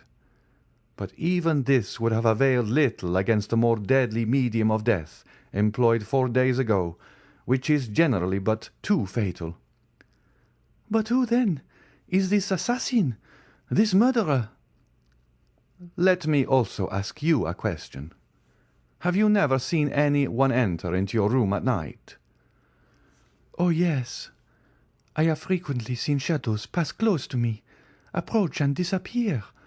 But I took them for visions raised by my feverish imagination, and indeed, when you entered, I thought I was under the influence of delirium." "Then you do not know who it is that attempts your life?" "No," said Valentine. "Who could desire my death?" "You shall know it now, then," said Monte Cristo, listening. "How do you mean?" said Valentine, looking anxiously around. "Because you are not feverish or delirious tonight, but thoroughly awake. Midnight is striking, which is the hour murderers choose." "Oh, heavens!" exclaimed Valentine, wiping off the drops which ran down her forehead. Midnight struck slowly and sadly. Every hour seemed to strike with leaden weight upon the heart of the poor girl. "Valentine," said the Count, "summon up all your courage, still the beatings of your heart, do not let a sound escape you, and feign to be asleep. Then you will see." Valentine seized the Count's hand. "I think I hear a noise," she said. "Leave me." "Good-bye, for the present," replied the Count, walking upon tiptoe towards the library door, and smiling with an expression so sad and paternal that the young girl's heart was filled with gratitude. Before closing the door, he turned around once more and said, "Not a movement, not a word. Let them think you asleep, or perhaps you may be killed before I have the power of helping you." And with this fearful injunction, the Count disappeared through the door, which noiselessly closed after him. End of chapter 100. Chapter 101. Locusta. Valentine was alone. 2 other clocks, slower than that of Saint-Philippe du Roule, struck the hour of midnight from different directions, and excepting the rumbling of a few carriages, all was silent. Then Valentine's attention was engrossed by the clock in her room, which marked the seconds. She began counting them, remarking that they were much slower than the beatings of her heart, and still she doubted. The inoffensive Valentine could not imagine that anyone should desire her death. Why should they? To what end? What had she done to excite the malice of an enemy? There was no fear of her falling asleep. One terrible idea pressed upon her mind, that someone existed in the world who had attempted to assassinate her, and who was about to endeavour to do so again. Supposing this person wearied at the inefficacy of the poison, should, as Monte Cristo intimated, have recourse to steel. What if the Count should have no time to run to her rescue? What if her last moments were approaching and she should never again see Morrel? When this terrible chain of ideas presented itself, Valentine was nearly persuaded to ring the bell and call for help. But through the door she fancied she saw the luminous eye of the Count, that eye which lived in her memory, and the recollection overwhelmed her with so much shame that she asked herself whether any amount of gratitude could ever repay his adventurous and devoted friendship. 20 minutes. 20 tedious minutes passed thus, then 10 more, and at last the clock struck the half-hour. Just then the sound of fingernails slightly grating against the door of the library informed Valentine that the Count was still watching, and recommended her to do the same. At the same time, on the opposite side, that is, towards Edward's room, Valentine fancied that she heard the creaking of the floor. She listened attentively, holding her breath till she was nearly suffocated. The lock turned, and the door slowly opened. Valentine had raised herself upon her elbow, and had scarcely time to throw herself down on the bed and shade her eyes with her arm. Then, trembling, agitated, and her heart beating with indescribable terror, she awaited the event.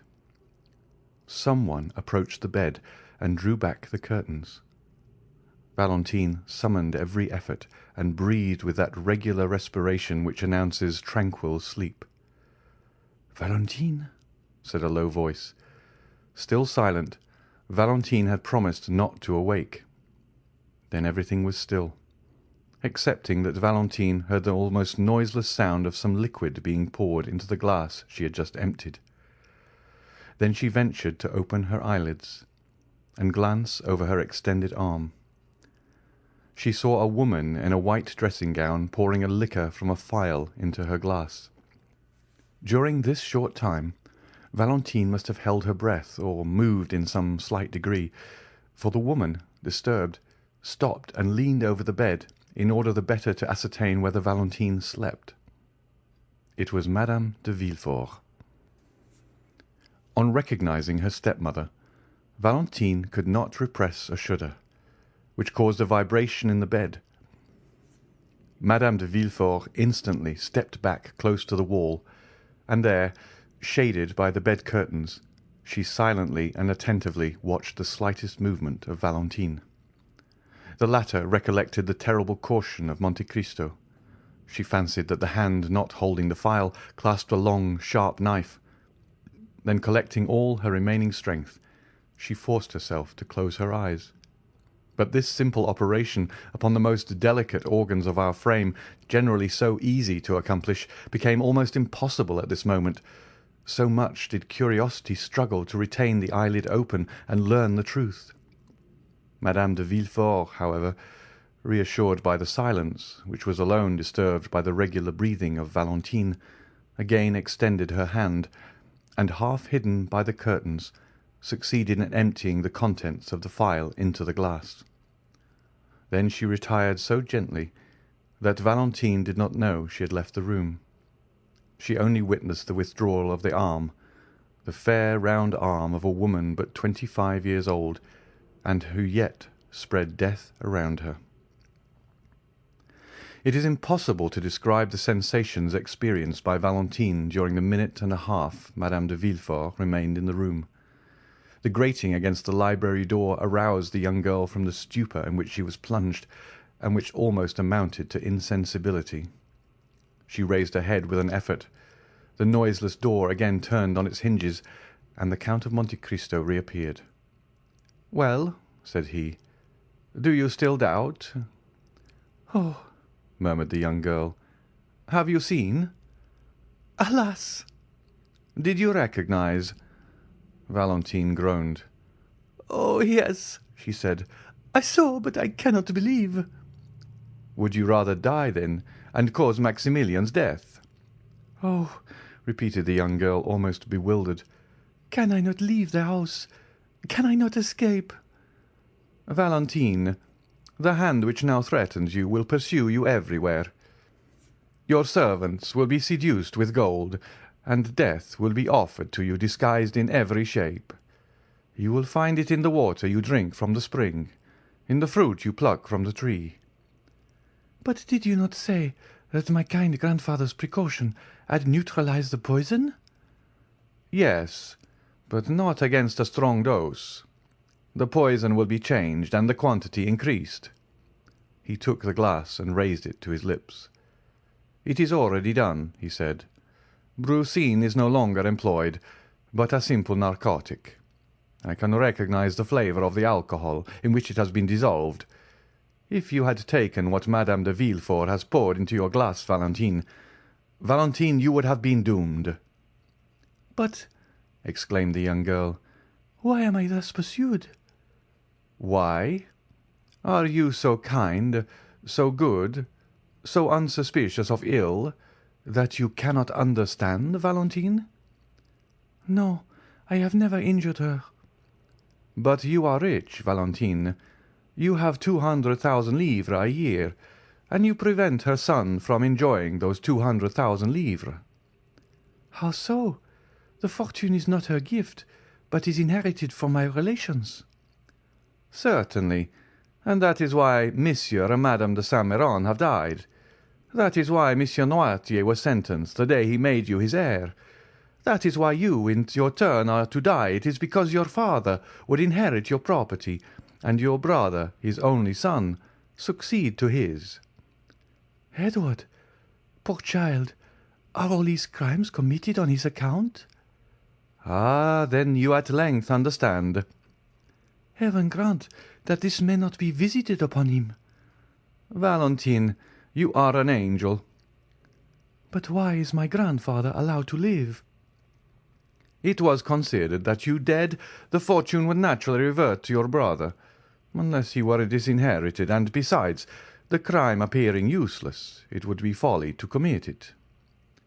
"And is it possible that this frightful combination of crimes has been invented by a woman?"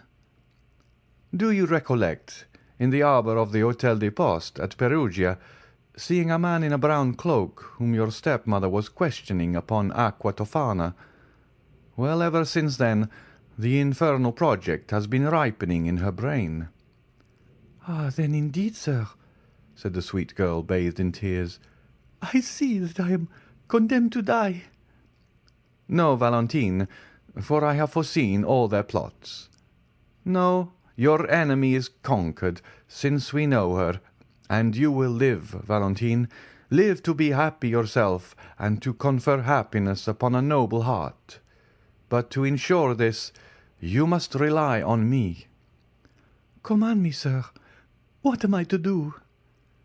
"You must blindly take what I give you." "Alas, were it only for my own sake, I should prefer to die." "You must not confide in anyone, not even in your father." "My father is not engaged in this fearful plot, is he, sir?"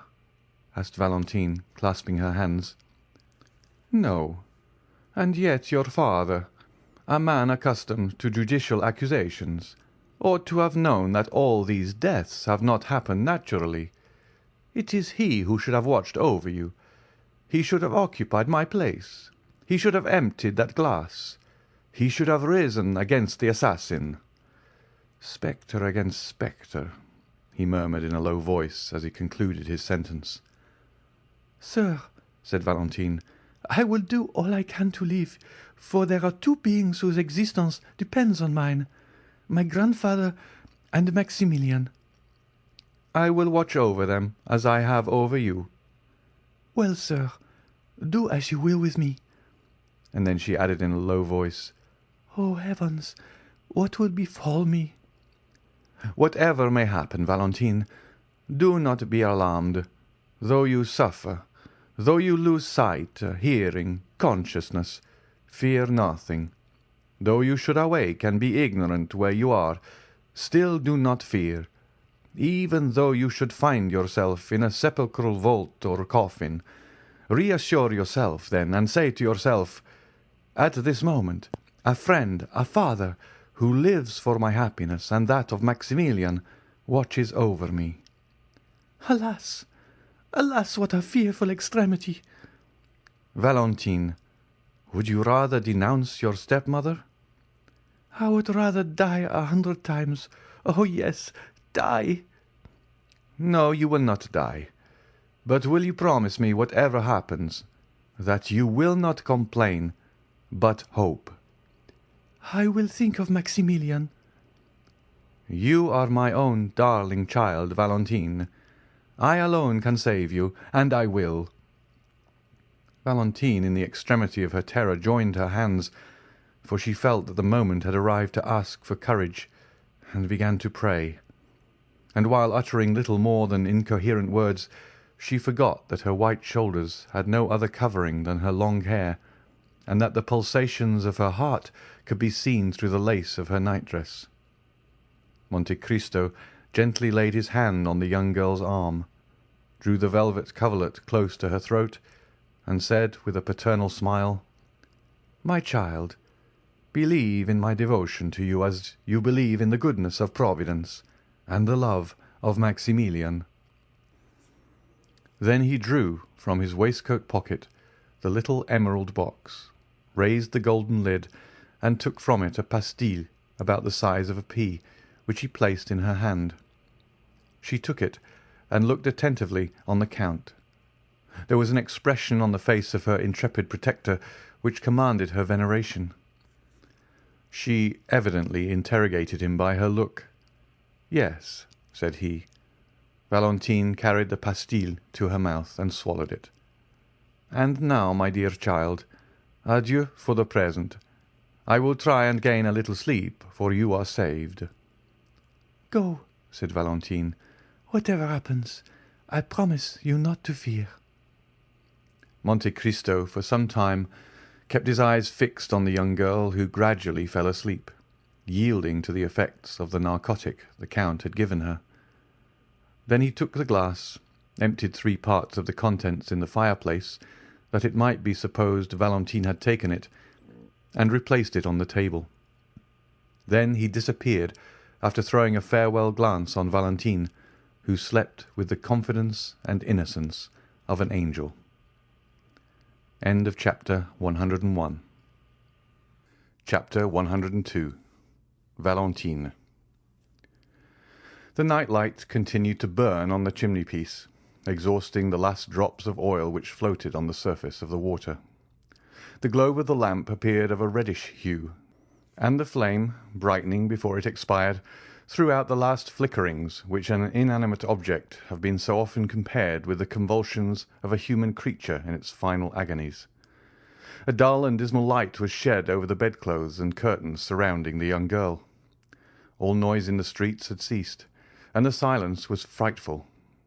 It was then that the door of Edward's room opened, and a head we have before noticed appeared in the glass opposite. It was Madame de Villefort, who came to witness the effects of the drink she had prepared. She stopped in the doorway, listened for a moment to the flickering of the lamp, the only sound in that deserted room, and then advanced to the table to see if Valentine's glass was empty. It was still about a quarter full, as we before stated. Madame de Villefort emptied the contents into the ashes, which she disturbed that they might the more readily absorb the liquid. Then she carefully rinsed the glass, and wiping it with her handkerchief, replaced it on the table. If anyone could have looked into the room just then, he would have noticed the hesitation with which Madame de Villefort approached the bed and looked fixedly on Valentine. The dim light, the profound silence, and the gloomy thoughts inspired by the hour, and still more by her own conscience, all combined to produce a sensation of fear. The prisoner was terrified at the contemplation of her own work. At length she rallied, drew aside the curtain, and leaning over the pillow, gazed intently on Valentine. The young girl no longer breathed. No breath issued through the half-closed teeth. The white lips no longer quivered. The eyes were suffused with a bluish vapour, and the long black lashes rested on a cheek white as wax. Madame de Villefort gazed upon the face so expressive even in its stillness. Then she ventured to raise the coverlet and press her hand upon the young girl's heart. It was cold and motionless. She only felt the pulsation in her own fingers, and withdrew her hand with a shudder. One arm was hanging out of the bed, from shoulder to elbow it was moulded after the arms of Germain Pilon's Graces. But the forearm seemed to be slightly distorted by convulsion, and the hand, so delicately formed, was resting with stiff, outstretched fingers on the framework of the bed. The nails, too, were turning blue. Madame de Villefort had no longer any doubt. All was over. She had consummated the last terrible work she had to accomplish. There was no more to do in the room, so the poisoner retired stealthily, as though fearing to hear the sound of her own footsteps. But as she withdrew, she still held aside the curtain, absorbed in the irresistible attraction always exerted by the picture of death, so long as it is merely mysterious and does not excite disgust. Just then the lamp again flickered. The noise startled Madame de Villefort, who shuddered and dropped the curtain. Immediately afterwards the light expired, and the room was plunged in frightful obscurity, while the clock at that minute struck 4:30. Overpowered with agitation, the poisoner succeeded in groping her way to the door, and reached her room in an agony of fear. The darkness lasted 2 hours longer. Then by degrees a cold light crept through the Venetian blinds, until at length it revealed the objects in the room. About this time the nurse's cough was heard on the stairs, and the woman entered the room with a cup in her hand. To the tender eye of a father or a lover, the first glance would have sufficed to reveal Valentine's condition, but to this hireling Valentine only appeared to sleep. "Good," she exclaimed, approaching the table. "She has taken part of her draught. The glass is 3/4 empty." Then she went to the fireplace and lit the fire, and although she had just left her bed, she could not resist the temptation offered by Valentine's sleep, so she threw herself into an armchair to snatch a little more rest. The clock striking 8 awoke her. Astonished at the prolonged slumber of the patient, and frightened to see that the arm was still hanging out of the bed, she advanced towards Valentine, and for the first time noticed the white lips. She tried to replace the arm, but it moved with a frightful rigidity which could not deceive a sick nurse. She screamed aloud, then running to the door, exclaimed, "Help! Help!" "What is the matter?" asked Monsieur d'Avrigny at the foot of the stairs, it being the hour he usually visited her. "What is it?" asked Villefort, rushing from his room. "Doctor, do you hear them call for help?" "Yes, yes. Let us hasten up. It was in Valentine's room." But before the doctor and the father could reach the room, the servants who were on the same floor had entered, and seeing Valentine pale and motionless on her bed, they lifted up their hands towards heaven and stood transfixed as though struck by lightning. "Call Madame de Villefort! Wake, Madame de Villefort!" cried the procureur from the door of his chamber, which apparently he scarcely dared to leave. But instead of obeying him, the servant stood watching Monsieur d'Avrigny, who ran to Valentine and raised her in his arms. "What, this one too?" he exclaimed. "Oh, where will be the end?" Villefort rushed into the room. "What are you saying, doctor?" he exclaimed, raising his hands to heaven. "I say that Valentine is dead," replied d'Avrigny in a voice terrible in its solemn calm. Monsieur de Villefort staggered and buried his head in the bed. On the exclamation of the doctor and the cry of the father, the servants all fled with muttered imprecations. They were heard running down the stairs and through the long passages. Then there was a rush in the court. Afterwards all was still. They had, one and all, deserted the accursed house. Just then Madame de Villefort, in the act of slipping on her dressing-gown, threw aside the drapery, and for a moment stood motionless, as though interrogating the occupants of the room, while she endeavoured to call up some rebellious tears. On a sudden she stepped, or rather bounded, with outstretched arms towards the table. She saw d'Avrigny curiously examining the glass, which she felt certain of having emptied during the night. It was now a third full, just as it was when she threw the contents into the ashes. The spectre of Valentine rising before the poisoner would have alarmed her less. It was indeed the same colour as the draught she had poured into the glass, and which Valentine had drunk. It was indeed the poison which could not deceive Monsieur d'Avrigny, which he now examined so closely. It was doubtless a miracle from heaven that, notwithstanding her precautions, there should be some trace, some proof remaining to reveal the crime. While Madame de Villefort remained rooted to the spot like a statue of terror, and Villefort, with his head hidden in the bedclothes, saw nothing around him, d'Avrigny approached the window that he might better examine the contents of the glass, and dipping the tip of his finger in, tasted it. "Ah!" he exclaimed, "it is no longer brucine that is used. Let me see what it is." Then he ran to one of the cupboards in Valentine's room, which had been transformed into a medicine closet, and taking from its silver case a small bottle of nitric acid, dropped a little of it into the liquor, which immediately changed to a blood-red colour. "Ah!" exclaimed d'Avrigny, in a voice in which the horror of a judge unveiling the truth was mingled with the delight of a student making a discovery. Madame de Villefort was overpowered. Her eyes first flashed and then swam. She staggered towards the door and disappeared. Directly afterwards, the distant sound of a heavy weight falling on the ground was heard, but no one paid any attention to it. The nurse was engaged in watching the chemical analysis, and Villefort was still absorbed in grief. Monsieur d'Avrigny alone had followed Madame de Villefort with his eyes and watched her hurried retreat.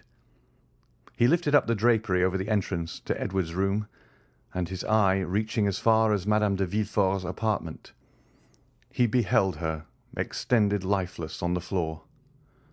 "Go to the assistance of Madame de Villefort," he said to the nurse. "Madame de Villefort is ill." "But Mademoiselle de Villefort," stammered the nurse. "Mademoiselle de Villefort no longer requires help," said d'Avrigny, "since she is dead." "Dead! Dead!" groaned forth Villefort, in a paroxysm of grief, which was the more terrible from the novelty of the sensation in the iron heart of that man. "Dead?" repeated a third voice. "Who said Valentine was dead?" The two men turned round, and saw Morrel standing at the door, pale and terror-stricken. This is what had happened. At the usual time, Morrel had presented himself at the little door leading to Noirtier's room. Contrary to custom, the door was open, and having no occasion to ring, he entered. He waited for a moment in the hall and called for a servant to conduct him to Monsieur Noirtier, but no one answered, the servants having, as we know, deserted the house. Morrel had no particular reason for uneasiness. Monte Cristo had promised him that Valentine should live, and so far he had always fulfilled his word. Every night the Count had given him news, which was the next morning confirmed by Noirtier. Still, this extraordinary silence appeared strange to him, and he called a second and third time. Still no answer. Then he determined to go up. Noirtier's room was opened like all the rest. The first thing he saw was the old man sitting in his armchair in his usual place, but his eyes expressed alarm, which was confirmed by the pallor which overspread his features. "How are you, sir?" asked Morrel with a sickness of heart.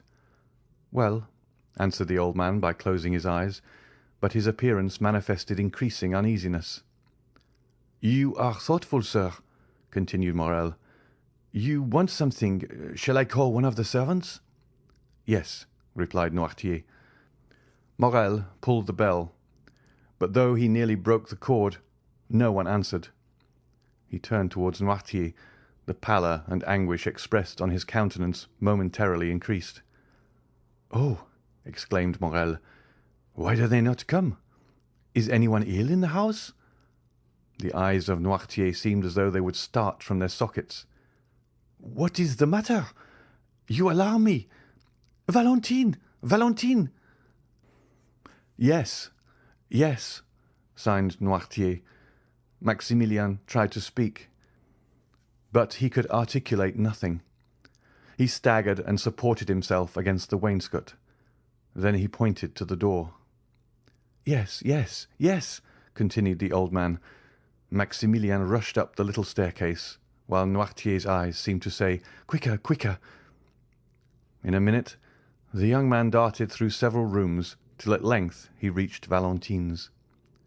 There was no occasion to push the door. It was wide open. A sob was the only sound he heard. He saw, as though in a mist, a black figure kneeling and buried in a confused mass of white drapery. A terrible fear transfixed him.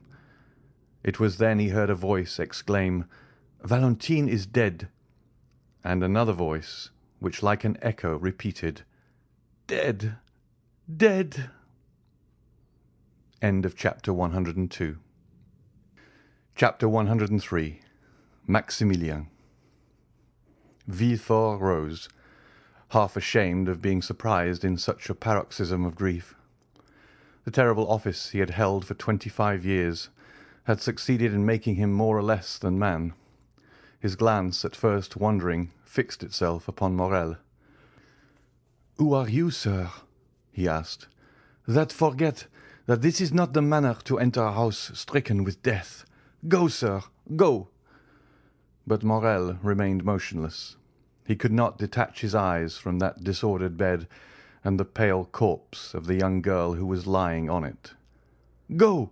Do you hear?" said Villefort, while d'Avrigny advanced to lead Morrel out.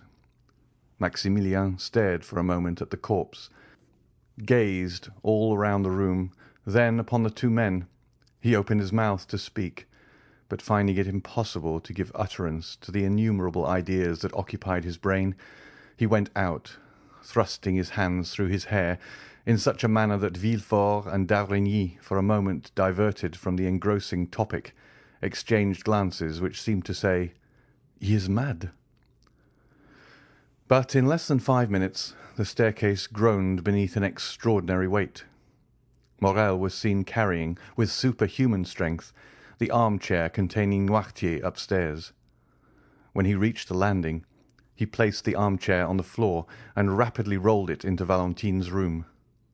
This could only have been accomplished by means of unnatural strength supplied by powerful excitement. But the most fearful spectacle was Noirtier being pushed towards the bed, his face expressing all his meaning and his eyes supplying the want of every other faculty.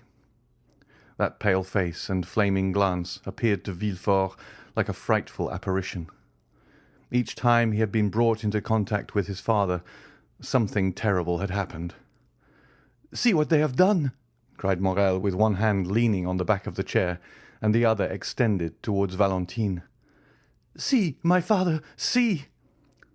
Villefort drew back and looked with astonishment on the young man, who, almost a stranger to him, called Noirtier his father. At this moment the whole soul of the old man seemed centred in his eyes, which became bloodshot. The veins of the throat swelled.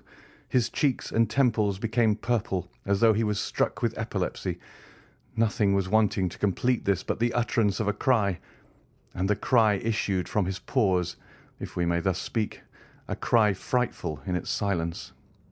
D'Avrigny rushed towards the old man and made him inhale a powerful restorative. "Sir," cried Morrel, seizing the moist hand of the paralytic, "they ask me who I am, and what right I have to be here. Oh, you know it. Tell them, tell them!" And the young man's voice was choked by sobs. As for the old man, his chest heaved with his panting respiration. One could have thought that he was undergoing the agonies preceding death. At length, happier than the young man, who sobbed without weeping, tears glistened in the eyes of Noirtier. "Tell them," said Morrel in a hoarse voice, "tell them that I am her betrothed. Tell them she was my beloved, my noble girl, my only blessing in the world. Tell them, oh, tell them that corpse belongs to me."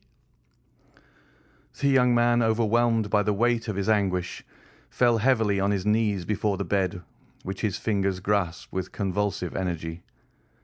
D'Avrigny, unable to bear the sight of this touching emotion, turned away, and Villefort, without seeking any further explanation, and attracted towards him by the irresistible magnetism which draws us towards those who have loved the people for whom we mourn, extended his hand towards the young man. But Morrel saw nothing.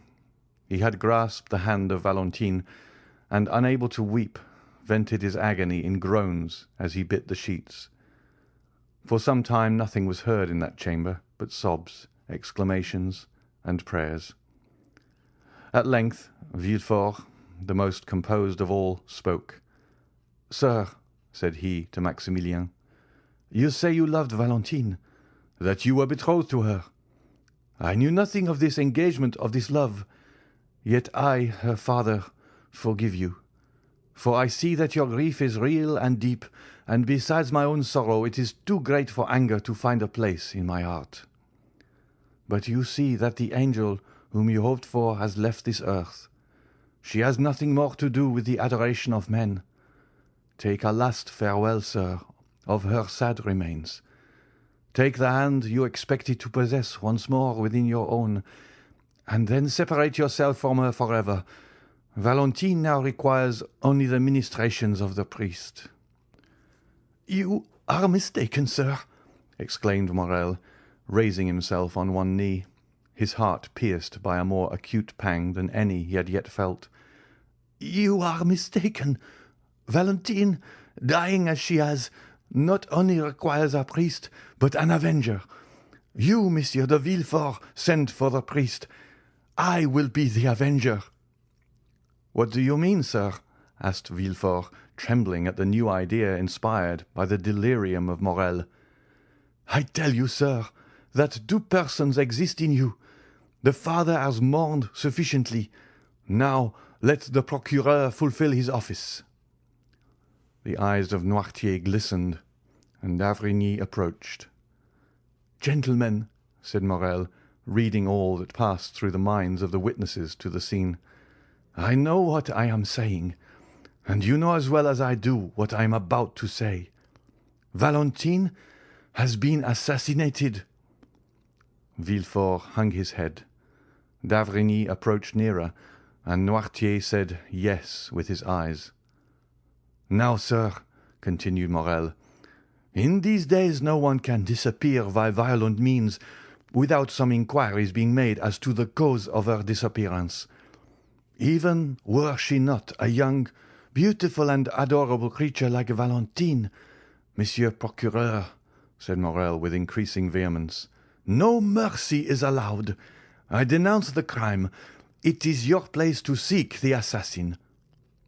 The young man's implacable eyes interrogated Villefort, who, on his side, glanced from Noirtier to d'Avrigny, but instead of finding sympathy in the eyes of the doctor and his father, he only saw an expression as inflexible as that of Maximilian. "Yes," indicated the old man. "Assuredly," said d'Avrigny. "Sir," said Villefort, striving to struggle against this triple force and his own emotion, "sir, you are deceived. No one commits crimes here. I am stricken by fate. It is horrible indeed, but no one assassinates." The eyes of Noirtier lighted up with rage, and d'Avrigny prepared to speak.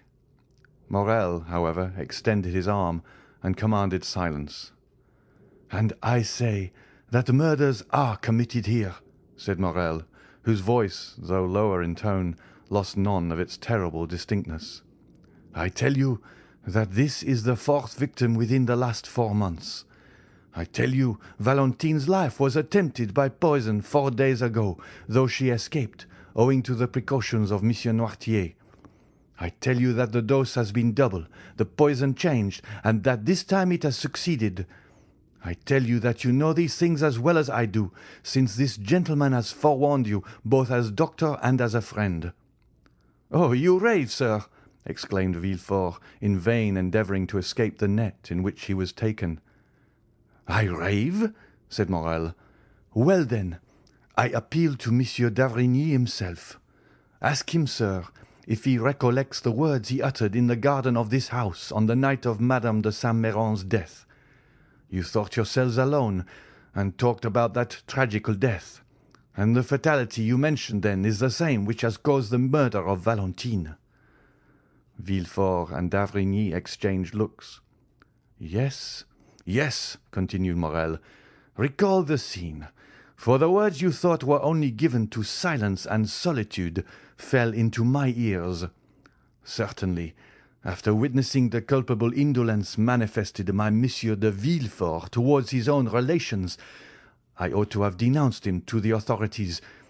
Then I should not have been an accomplice to thy death, as I now am. Sweet, beloved Valentine! But the accomplice shall become the avenger.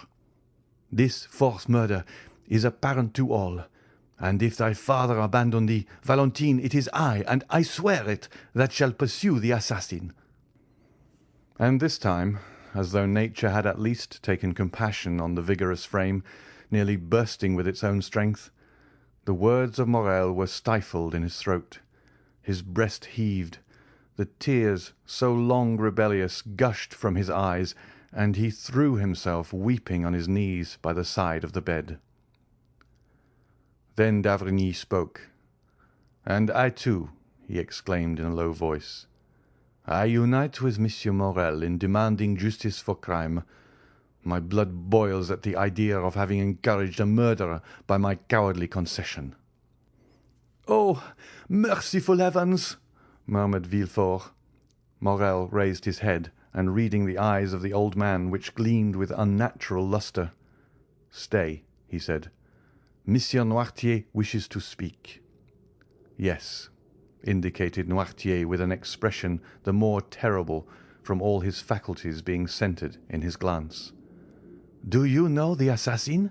asked Morrel. "Yes," replied Noirtier. "And will you direct us?" exclaimed the young man. "Listen, Monsieur d'Avrigny, listen!" Noirtier looked upon Morrel with one of those melancholy smiles which had so often made Valentine happy, and thus fixed his attention. Then, having riveted the eyes of his interlocutor on his own, he glanced towards the door. "Do you wish me to leave?" said Morrel sadly. "Yes," replied Noirtier. "Alas, alas, sir, have pity on me." The old man's eyes remained fixed on the door. "May I at least return?" asked Morrel. "Yes." "Must I leave alone?" "No." "Whom am I to take with me? The procureur?" "No." "The doctor?" "Yes." "You wish to remain alone with Monsieur de Villefort?" "Yes." "But can he understand you?" "Yes." "Oh," said Villefort, inexpressibly delighted to think that the inquiries were to be made by him alone. "Oh, be satisfied. I can understand my father." D'Avrigny took the young man's arm and led him out of the room. A more than death-like silence then reigned in the house. At the end of a quarter of an hour, a faltering footstep was heard, and Villefort appeared at the door of the apartment where d'Avrigny and Morrel had been staying, one absorbed in meditation, the other in grief. "You can come," he said, and led them back to Noirtier. Morrel looked attentively on Villefort. His face was livid, large drops rolled down his face, and in his fingers he held the fragments of a quill pen which he had torn to atoms. "Gentlemen," he said in a hoarse voice, "give me your word of honor that this horrible secret shall forever remain buried amongst ourselves." The two men drew back. "I entreat you," continued Villefort. "But," said Morrel, "the culprit, the murderer, the assassin." "Do not alarm yourself, sir. Justice will be done," said Villefort.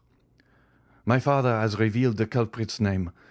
My father thirsts for revenge as much as you do, yet even he conjures you as I do to keep this secret.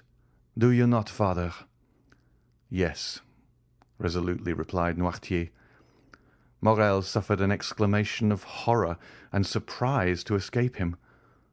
"Oh, sir," said Villefort, arresting Maximilian by the arm, "if my father, the inflexible man, makes this request, it is because he knows, be assured, that Valentine will be terribly revenged. Is it not so, father?" The old man made a sign in the affirmative. Villefort continued. "He knows me, and I have pledged my word to him. Rest assured, gentlemen, that within 3 days, in a less time than justice would demand, the revenge I shall have taken for the murder of my child will be such as to make the boldest heart tremble." And as he spoke these words, he ground his teeth and grasped the old man's senseless hand. "Will this promise be fulfilled, Monsieur Noirtier?" asked Morrel, while d'Avrigny looked inquiringly. "Yes," replied Noirtier with an expression of sinister joy. "Swear, then," said Villefort, joining the hands of Morrel and d'Avrigny. "Swear that you will spare the honour of my house, and leave me to avenge my child." D'Avrigny turned round and uttered a very feeble "Yes." But Morrel, disengaging his hand, rushed to the bed, and after having pressed the cold lips of Valentine with his own, hurriedly left, uttering a long, deep groan of despair and anguish.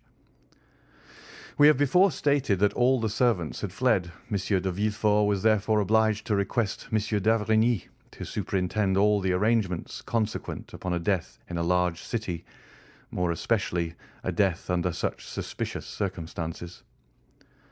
It was something terrible to witness the silent agony, the mute despair of Noirtier, whose tears silently rolled down his cheeks.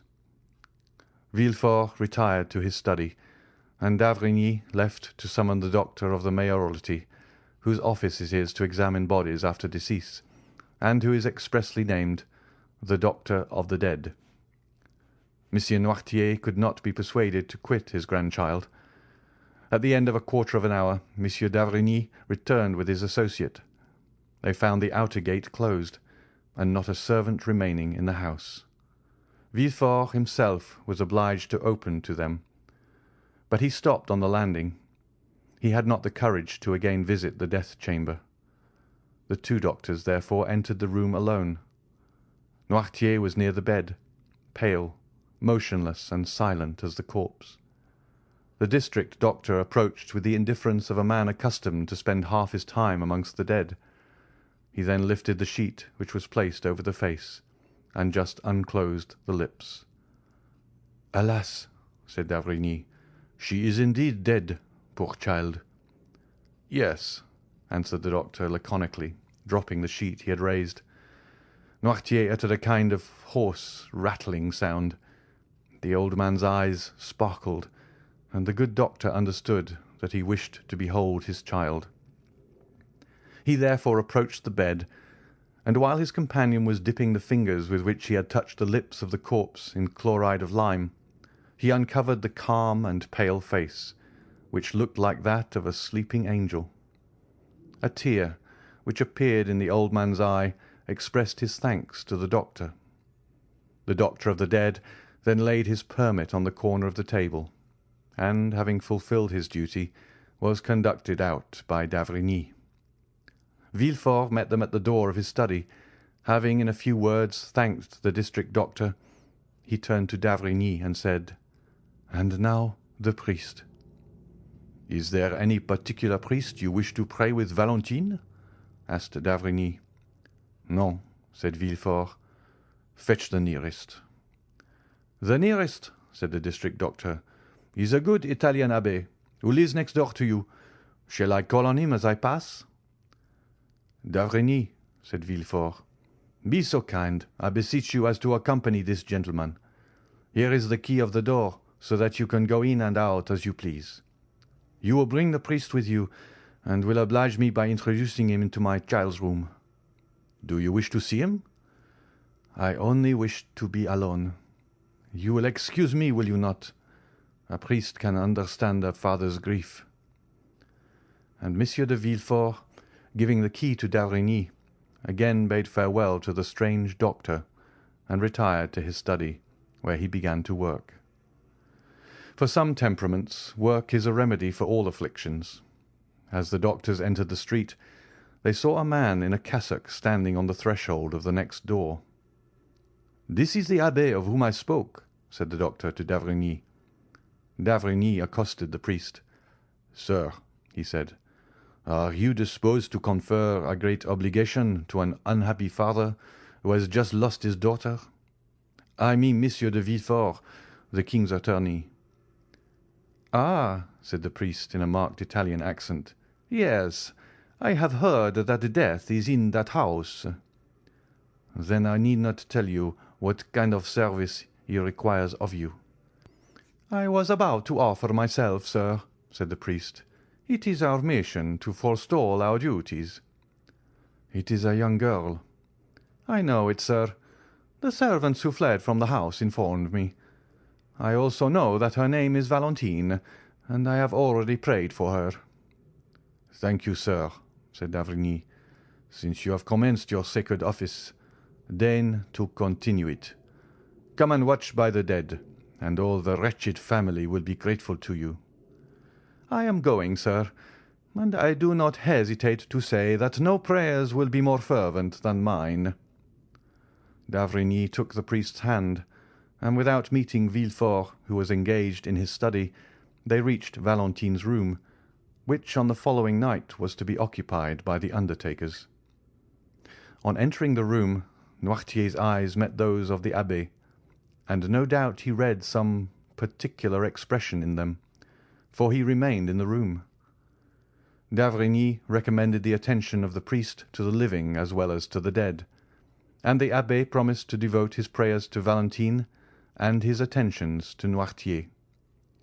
In order, doubtless, that he might not be disturbed while fulfilling his sacred mission, the priest rose as soon as d'Avrigny departed, and not only bolted the door through which the doctor had just left, but also that leading to Madame de Villefort's room. End of chapter 103. Chapter 104. Danglars' Signature. The next morning dawned dull and cloudy. During the night, the undertakers had executed their melancholy office, and wrapped the corpse in the winding sheet, which, whatever may be said about the equality of death, is at least a last proof of the luxury so pleasing in life. This winding sheet was nothing more than a beautiful piece of cambric which the young girl had bought a fortnight before. During the evening 2 men, engaged for the purpose, had carried Noirtier from Valentine's room into his own, and, contrary to all expectation, there was no difficulty in withdrawing him from his child. The Abbé Busoni had watched till daylight, and then left without calling anyone. D'Avrigny returned about 8 o'clock in the morning. He met Villefort on his way to Noirtier's room, and accompanied him to see how the old man had slept. They found him in the large armchair which served him for a bed, enjoying a calm, nay, almost a smiling sleep. They both stood in amazement at the door. "See," said d'Avrigny to Villefort, "nature knows how to alleviate the deepest sorrow. No one can say that Monsieur Noirtier did not love his child, and yet he sleeps." "Yes, you are right," replied Villefort, surprised. "He sleeps, indeed, and this is the more strange since the least contradiction keeps him awake all night."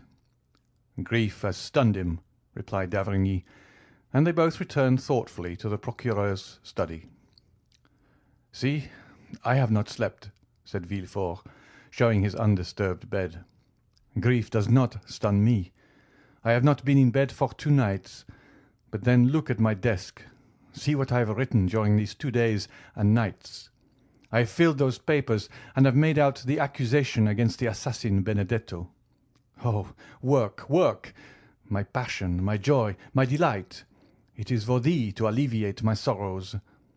And he convulsively grasped the hand of d'Avrigny. "Do you require my services now?" asked d'Avrigny. "No," said Villefort. "Only return again at 11 o'clock. At 12 oh, heavens, my poor, poor child!" And the procureur again, becoming a man, lifted up his eyes and groaned. "Shall you be present in the reception-room?"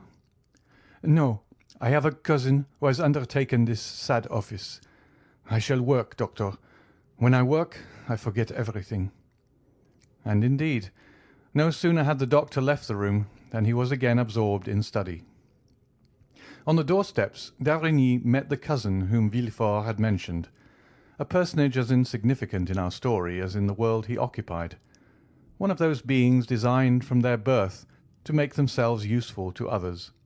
He was punctual, dressed in black, with crape around his hat, and presented himself at his cousin's with a face made up for the occasion, and which he could alter as might be required. At 12 o'clock the morning coaches rolled into the paved court, and the Rue du Faubourg Saint-Honoré was filled with a crowd of idlers, equally pleased to witness the festivities or the mourning of the rich, and who rush with the same avidity to a funeral procession as to the marriage of a duchess. Gradually the reception-room filled, and some of our old friends made their appearance. We mean Debray, Chateau Renaud, and Beauchamp, accompanied by all the leading men of the day at the bar, in literature or the army, for Monsieur de Villefort moved in the first Parisian circles, less owing to his social position than to his personal merit. The cousin, standing at the door, ushered in the guests, and it was rather a relief to the indifferent to see a person as unmoved as themselves, and who did not exact a mournful face or force tears, as would have been the case with a father, a brother, or a lover. Those who were acquainted soon formed into little groups. One of them was made of Debray, Chateau Renaud, and Beauchamp. "Poor girl," said Debray, like the rest, paying an involuntary tribute to the sad event. "Poor girl, so young, so rich, so beautiful. Could you have imagined this scene, Chateau Renaud, when we saw her at the most 3 weeks ago, about to sign that contract?" "Indeed, no," said Chateau Renaud. "Did you know her?" "I spoke to her once or twice at Madame de Morcerf's, among the rest. She appeared to me charming, though rather melancholy. Where is her stepmother? Do you know?" "She is spending the day with the wife of the worthy gentleman who is receiving us." "Who is he?" "Whom do you mean?"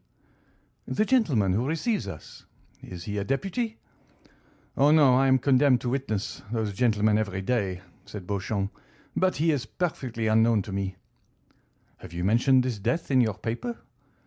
"It has been mentioned, but the article is not mine. Indeed, I doubt if it would please Monsieur Villefort, for it says that if 4 successive deaths had happened anywhere else than in the house of the king's attorney, he would have interested himself somewhat more about it."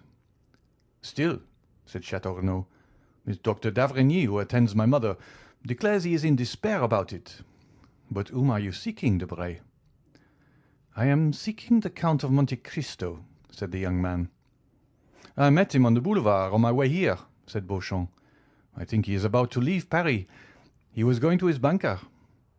"His banker? Danglars is his banker, is he not?" asked Chateau Renaud of Debray. "I believe so," replied the secretary with slight uneasiness. "But Monte Cristo is not the only one I miss here. I do not see Morel." "Morel? Do they know him?" asked Chateau Renaud. "I think he has only been introduced to Madame de Villefort." "Still, he ought to have been here," said Debray. "I wonder what will be talked about tonight. This funeral is the news of the day. But hush! Here comes our Minister of Justice. He will feel obliged to make some little speech to the cousin." And the 3 young men drew near to listen. Beauchamp told the truth when he said that on his way to the funeral he had met Monte Cristo, who was directing his steps towards the Rue de la Chausse-d'Antin to Monsieur Danglars. The banker saw the carriage of the count enter the courtyard, and advanced to meet him with a sad though affable smile. "Well," said he, extending his hand to Monte Cristo, "I suppose you have come to sympathize with me, for indeed misfortune has taken possession of my house. When I perceived you, I was just asking myself whether I had not wished harm towards those poor Morcerf, which would have justified the proverb of 'He who wishes misfortunes to happen to others experiences them himself.' Well, on my word of honor, I answered no. I wished no ill to Morcerf. He was a little proud, perhaps, for a man who, like myself, has risen from nothing, but we all have our faults. Do you know, Count, that persons of our time of life, not that you belong to the class, you are still a young man, but, as I was saying, persons of our time of life have been very unfortunate this year. For example, look at the puritanical procureur, who has just lost his daughter and, in fact, nearly all his family, in so singular a manner. Morcerf, dishonoured and dead, and then myself, covered with ridicule through the villainy of Benedetto. Besides—" "Besides what?" asked the Count. "Alas, you do not know." "What new calamity?" "My daughter." "Mademoiselle Danglars?" "Eugénie has left us." "Good heavens! What are you telling me?" "The truth, my dear Count. Oh, how happy you must be in not having either wife or children." "Do you think so?" "Indeed I do." "And so Mademoiselle Danglars?" "She could not endure the insult offered to us by that wretch, so she asked permission to travel." "And is she gone?" "The other night she left." "With Madame Danglars?" "No, with a relation. But still we have quite lost our dear Eugénie, for I doubt whether her pride will ever allow her to return to France." "Still, Baron," said Monte Cristo, "family griefs, or indeed any other affliction which would crush a man whose child was his only treasure, are endurable to a millionaire. Philosophers may well say, and practical men will always support the opinion, that money mitigates many trials, and if you admit the efficacy of this sovereign balm, you ought to be very easily consoled. You, the king of finance, the focus of immeasurable power." Danglars looked at him askance, as though to ascertain whether he spoke seriously. "Yes," he answered, "if her fortune brings consolation, I ought to be consoled. I am rich." "So rich, dear sir, that your fortune resembles the pyramids. If you wished to demolish them, you could not, and if it were possible, you would not dare." Danglars smiled at the good-natured pleasantry of the Count. "That reminds me," he said, "that when you entered I was on the point of signing 5 little bonds.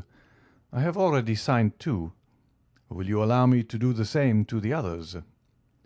"Pray do so." There was a moment's silence, during which the noise of the banker's pen was alone heard, while Monte Cristo examined the gilt mouldings on the ceiling. "Are they Spanish, Haitian, or Neapolitan bonds?" said Monte Cristo. "No," said Danglars, smiling. "They are bonds on the Bank of France, payable to bearer. Stay, Count," he added. "You who may be called the Emperor, if I claim the title of King of Finance, have you many pieces of paper of this size, each worth 1,000,000? The Count took into his hands the papers which Danglars had so proudly presented to him, and read: "To the Governor of the Bank. Please pay to my order from the fund deposited by me the sum of 1,000,000 and charge the same to my account. Baron Danglars." "1, 2, 3, 4, 5," said Monte Cristo. "5 millions. Why, what a Croesus you are!" "This is how I transact business," said Danglars. "It is really wonderful," said the Count.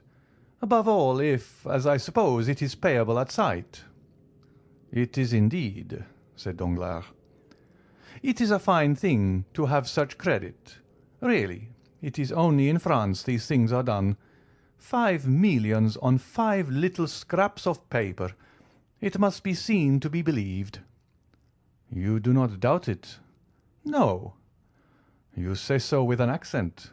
Stay. You shall be convinced. Take my clerk to the bank, and you will see him leave it with an order on the treasury for the same sum." "No," said Monte Cristo, folding the 5 notes. "Most decidedly not. The thing is so curious, I will make the experiment myself. I am credited on you for 6 millions. I have drawn 900,000 francs. You therefore still owe me 5 millions and 100,000 francs. I will take the 5 scraps of paper that I now hold as bonds, with your signature alone, and here is a receipt in full for the 6 millions between us. I had prepared it beforehand, for I am much in want of money to-day." And Monte Cristo, placed the bonds in his pocket with one hand, while with the other he held out the receipt to Danglars. If a thunderbolt had fallen at the banker's feet, he could not have experienced greater terror. "What?" he stammered. "Do you mean to keep that money? Excuse me, but I owe this money to the charity fund, a deposit which I promised to pay this morning." "Oh, well, then," said Monte Cristo, "I am not particular about these 5 notes. Pay me in a different form.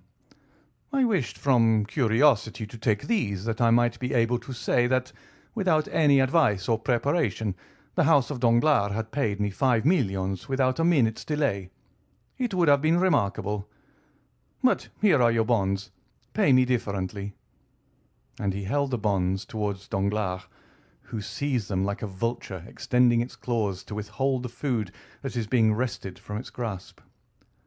Suddenly he rallied, made a violent effort to restrain himself, and then a smile gradually widened the features of his disturbed countenance. "Certainly," he said. "Your receipt is money." "Oh, dear, yes. And if you were at Rome, the house of Thomson and French would make no more difficulty about paying the money on my receipt than you have just done." "Pardon me, Count, pardon me." "Then I may keep this money?" "Yes," said Danglars, while the perspiration started from the roots of his hair. "Yes, keep it, keep it." Monte Cristo replaced the notes in his pocket, with that indescribable expression which seemed to say, "Come, reflect. If you repent, there is still time." "No," said Danglars. "No, decidedly no. Keep my signatures. But you know none are so formal as bankers in transacting business. I intended this money for the charity fund, and I seem to be robbing them if I did not pay them with these precise bonds. How absurd! As if one crown were not as good as another. Excuse me." And he began to laugh loudly, but nervously. "Certainly I excuse you," said Monte Cristo graciously, "and pocket them." And he placed the bonds in his pocket-book. "But," said Danglars, "there is still a sum of 100,000 francs." "Oh, a mere nothing," said Monte Cristo. "The balance would come to about that sum. But keep it, and we shall be quits." "Count," said Danglars, "are you speaking seriously?" "I never joke with bankers," said Monte Cristo in a freezing manner which repelled impertinence, and he turned to the door just as the valet de chambre announced, "Monsieur de Beauville, Receiver General of the Charities." "Ma foi," said Monte Cristo, "I think I arrived just in time to obtain your signatures, or they would have been disputed with me." Danglars again became pale, and hastened to conduct the count out. Monte Cristo exchanged a ceremonious bow with Monsieur de Beauville, who was standing in the waiting-room, and who was introduced into Danglars' room as soon as the count had left. The count's sad face was illumined by a faint smile as he noticed the portfolio which the Receiver General held in his hand. At the door he found his carriage, and was immediately driven to the bank. Meanwhile, Danglars, repressing all emotion, advanced to meet the Receiver General.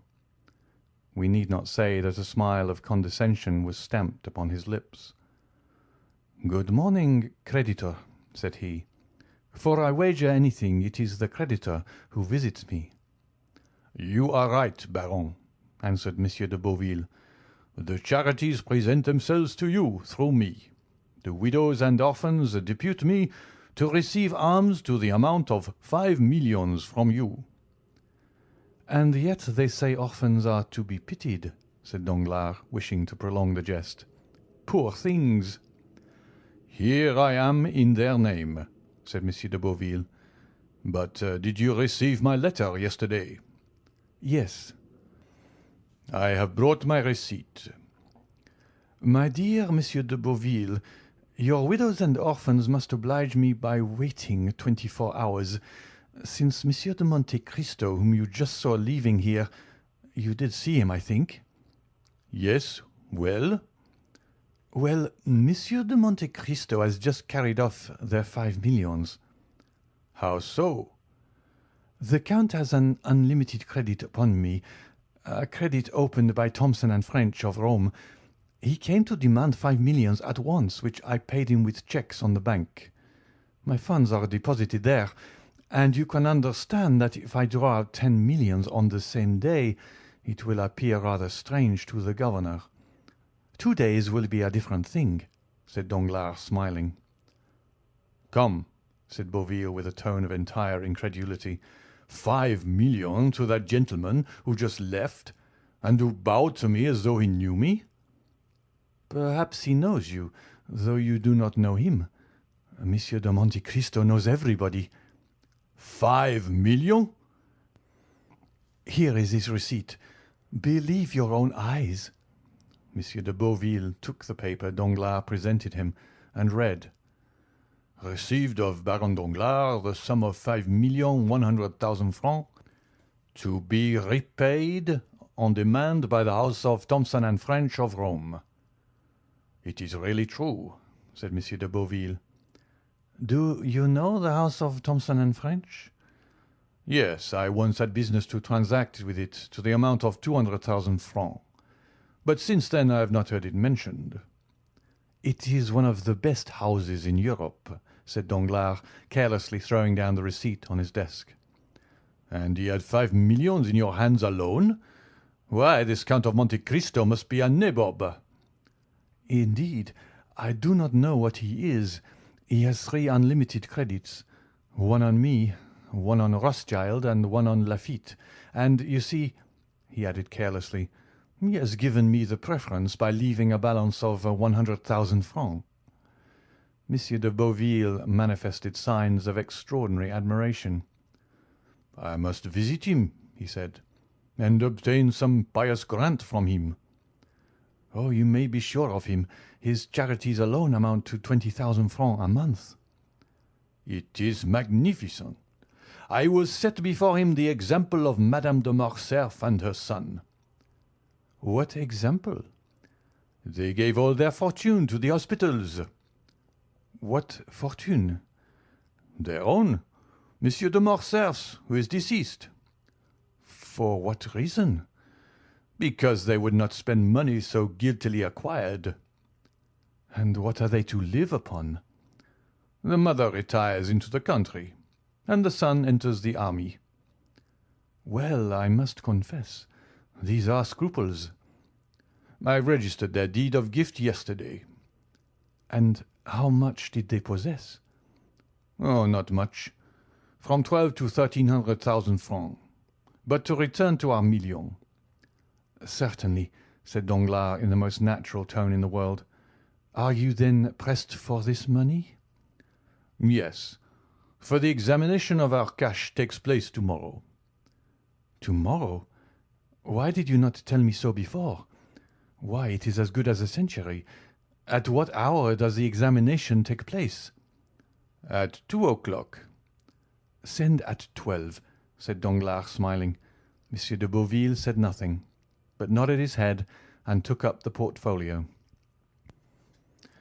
Now I think of it, you can do better, said Danglars. How do you mean? The receipt of Monsieur de Monte Cristo is as good as money. Take it to Rothschild's or Lafitte's, and they would take it off your hands at once. What, through payable at Rome? Certainly. It will only cost you a discount of 5,000 or 6,000 francs. The receiver started back. Ma foi, he said. I prefer waiting till tomorrow. What a proposition! I thought perhaps, said Danglars with supreme impertinence, that you had a deficiency to make up. Indeed, said the receiver. And if that were the case, it would be worth while to make some sacrifice. Thank you. No, sir. Then it will be tomorrow. Yes, but without fail. Ah, you are laughing at me. Send tomorrow at 12, and the bank shall be notified. I will come myself. Better still, since it will afford me the pleasure of seeing you. They shook hands. By the way," said Monsieur de Beauville, "are you not going to the funeral of poor Mademoiselle de Villefort, which I met on my road here?" "No," said the banker. "I have appeared rather ridiculous since that affair of Benedetto, so I remain in the background." "Bah, you are wrong. How were you to blame in that affair?" "Listen, when one bears an irreproachable name, as I do, one is rather sensitive." "Everybody pities you, sir, and above all Mademoiselle Danglars." "Poor Eugénie," said Danglars. "Do you know she is going to embrace a religious life?" "No." "Alas, it is unhappily but too true. The day after the event, she decided on leaving Paris with a nun of her acquaintance.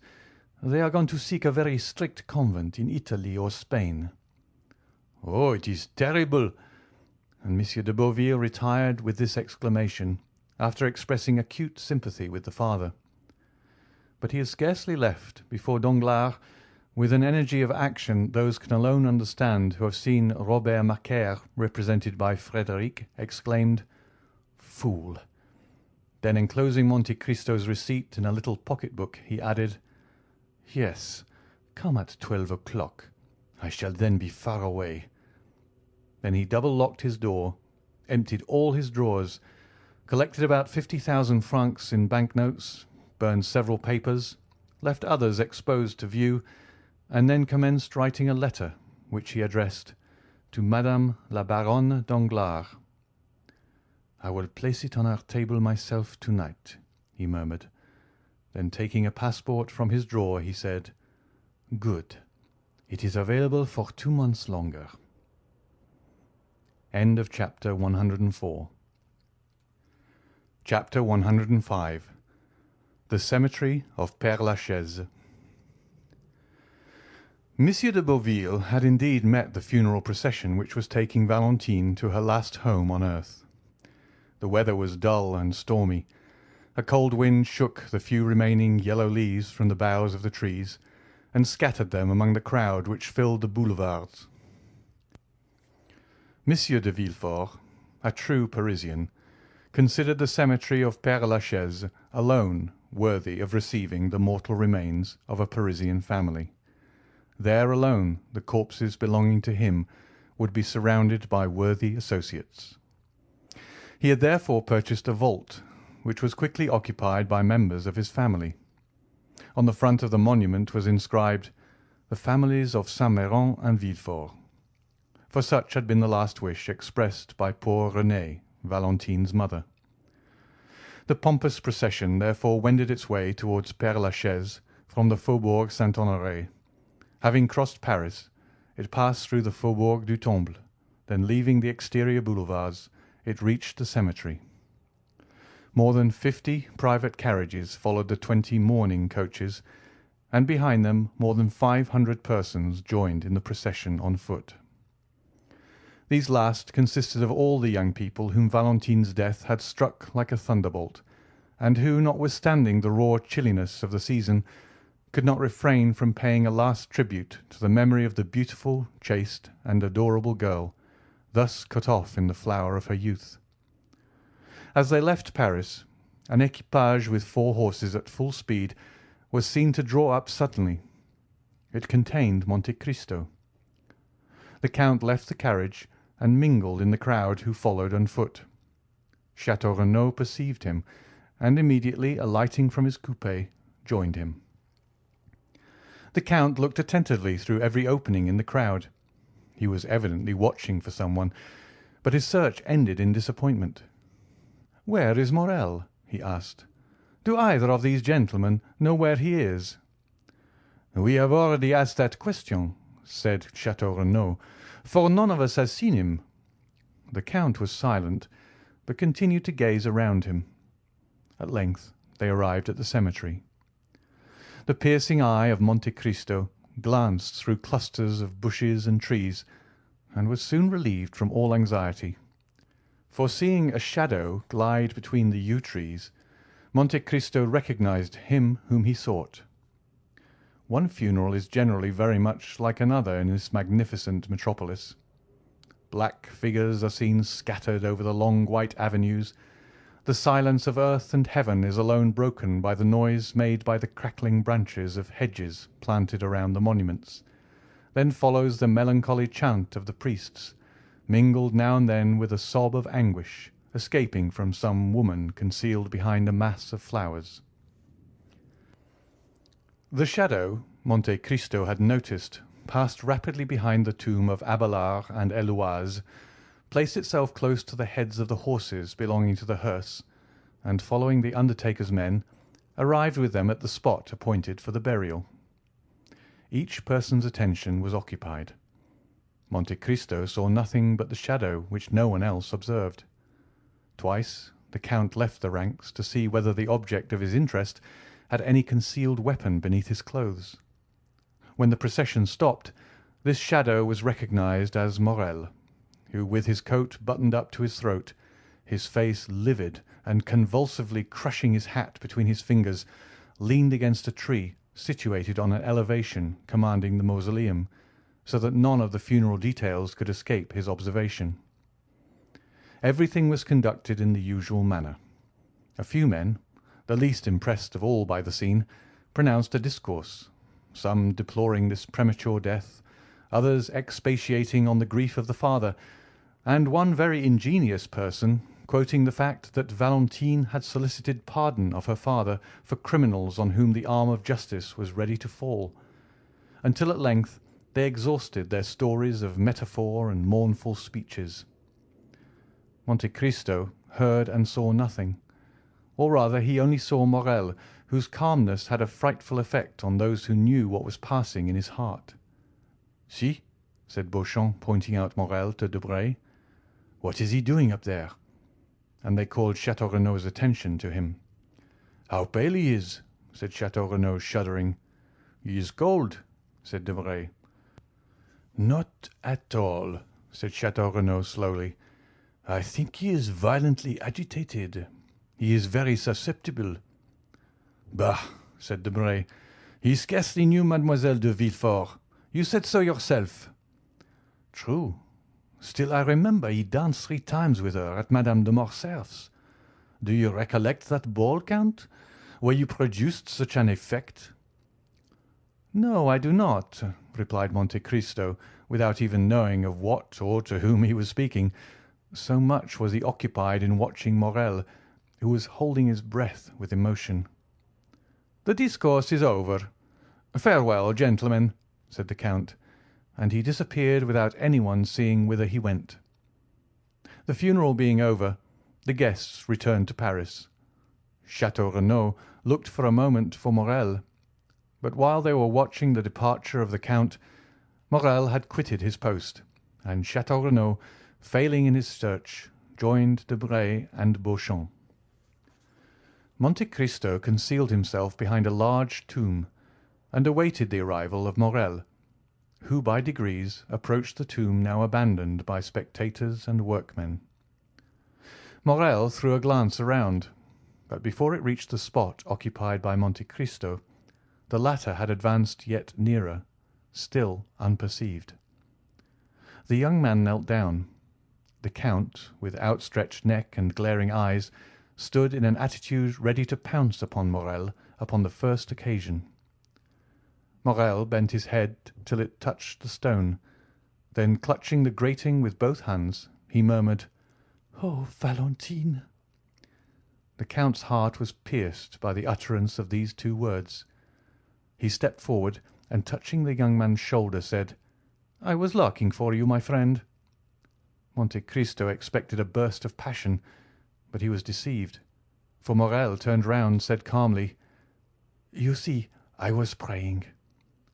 The scrutinizing glance of the Count searched the young man from head to foot. He then seemed more easy. "Shall I drive you back to Paris?" he asked. "No, thank you." "Do you wish for anything?" "Leave me to pray." The Count withdrew without opposition, but it was only to place himself in a situation where he could watch every movement of Morrel, who at length arose, brushed the dust from his knees, and turned towards Paris, without once looking back. He walked slowly down the Rue de la Roquette. The Count, dismissing his carriage, followed him about 100 paces behind. Maximilian crossed the canal and entered the Rue Meslay by the boulevards. 5 minutes after the door had been closed on Morrel's entrance, it was again opened for the Count. Julie was at the entrance of the garden, where she was attentively watching Penelon, who, entering with zeal into his profession of gardener, was very busy grafting some Bengal roses. "Ah, Count!" she exclaimed with the delight manifested by every member of the family whenever he visited the Rue Meslay. "Maximilian has just returned, has he not, madame?" asked the Count. "Yes, I think I saw him pass. But pray, call Emmanuel." "Excuse me, madame, but I must go up to Maximilian's room this instant," replied Monte Cristo. "I have something of the greatest importance to tell him." "Go then," she said with a charming smile, which accompanied him until he had disappeared. Monte Cristo soon ran up the staircase conducting from the ground floor to Maximilian's room. When he reached the landing, he listened attentively, but all was still.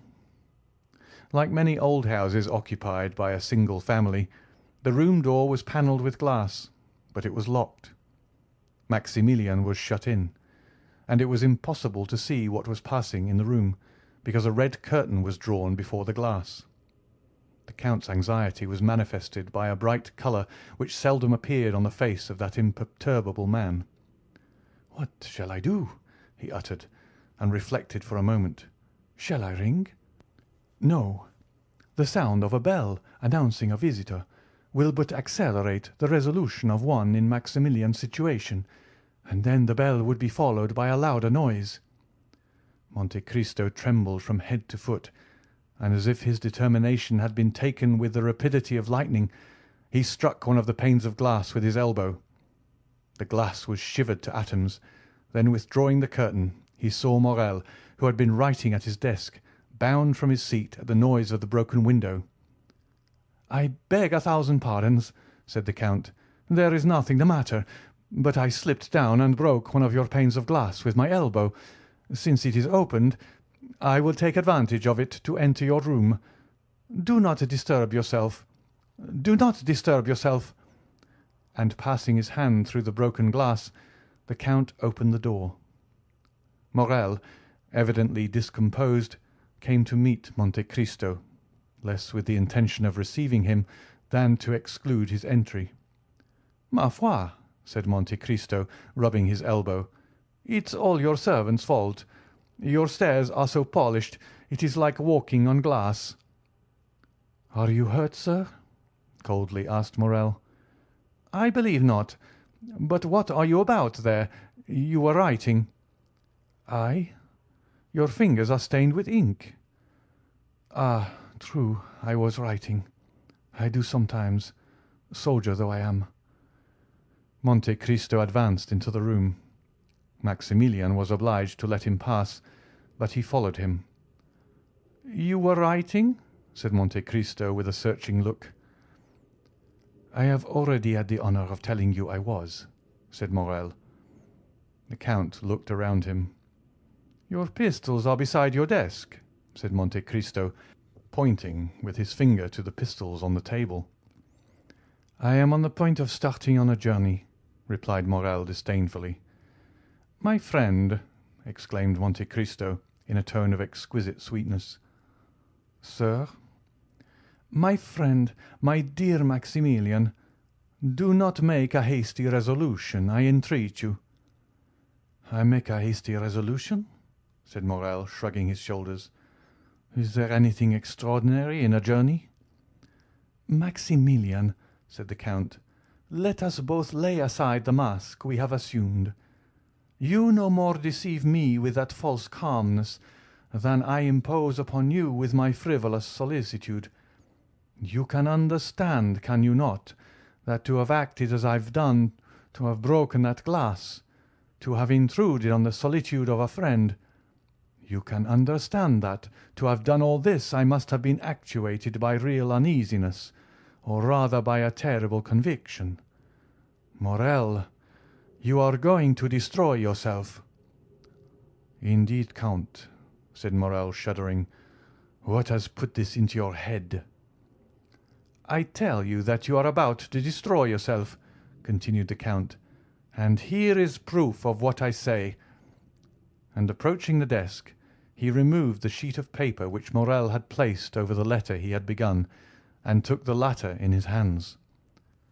Morrel rushed forward to tear it from him, but Monte Cristo, perceiving his intention, seized his wrist with his iron grasp. "You wish to destroy yourself," said the Count. "You have written it." "Well," said Morrel, changing his expression of calmness for one of violence. "Well, and if I do intend to turn this pistol against myself, who shall prevent me? Who will dare prevent me? All my hopes are blighted. My heart is broken, my life a burden. Everything around me is sad and mournful. Earth has become distasteful to me, and human voices distract me. It is a mercy to let me die, for if I live I shall lose my reason and become mad. When, sir, I tell you all this with tears of heartfelt anguish, can you reply that I am wrong? Can you prevent my putting an end to my miserable existence? Tell me, sir, could you have the courage to do so?" "Yes, Morrel," said Monte Cristo with a calmness which contrasted strangely with the young man's excitement. "Yes, I would do so." "You!" exclaimed Morrel with increasing anger and reproach.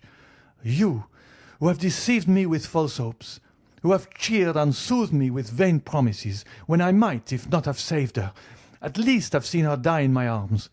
You, who pretend to understand everything, even the hidden sources of knowledge, and who enact the part of a guardian angel upon earth, and could not even find an antidote to a poison administered to a young girl. Ah, sir, indeed you would inspire me with pity, were you not hateful in my eyes." "Morrel!" "Yes, you tell me to lay aside the mask, and I will do so. Be satisfied. When you spoke to me at the cemetery, I answered you. My heart was softened when you arrived here. I allowed you to enter. But since you abuse my confidence, since you have devised a new torture after I thought I had exhausted them all, then, Count of Monte Cristo, my pretended benefactor, then, Count of Monte Cristo, the universal guardian, be satisfied. You shall witness the death of your friend." And Morrel, with a maniacal laugh, again rushed towards the pistols. "And I again repeat, you shall not commit suicide." "Prevent me, then," replied Morrel with another struggle, which, like the first, failed in releasing him from the Count's iron grasp. "I will prevent you." "And who are you, then, that arrogate to yourself this tyrannical right over free and rational beings?" "Who am I?" repeated Monte Cristo. "Listen. I am the only man in the world having the right to say to you, 'Morrel, your father's son shall not die today.'" And Monte Cristo, with an expression of majesty and sublimity, advanced with arms folded toward the young man, who, involuntarily overcome by the commanding manner of this man, recoiled a step. "Why do you mention my father?" stammered he. "Why do you mingle a recollection of him with the affairs of today?" "Because I am he who saved your father's life when he wished to destroy himself, as you do today. Because I am the man who sent the purse to your young sister and the Pharaon to old Morrel. Because I am the Edmond Dantès who nursed you, a child, on my knees." Morrel made another step back, staggering, breathless, crushed. Then all his strength gave way, and he fell prostrate at the feet of Monte Cristo.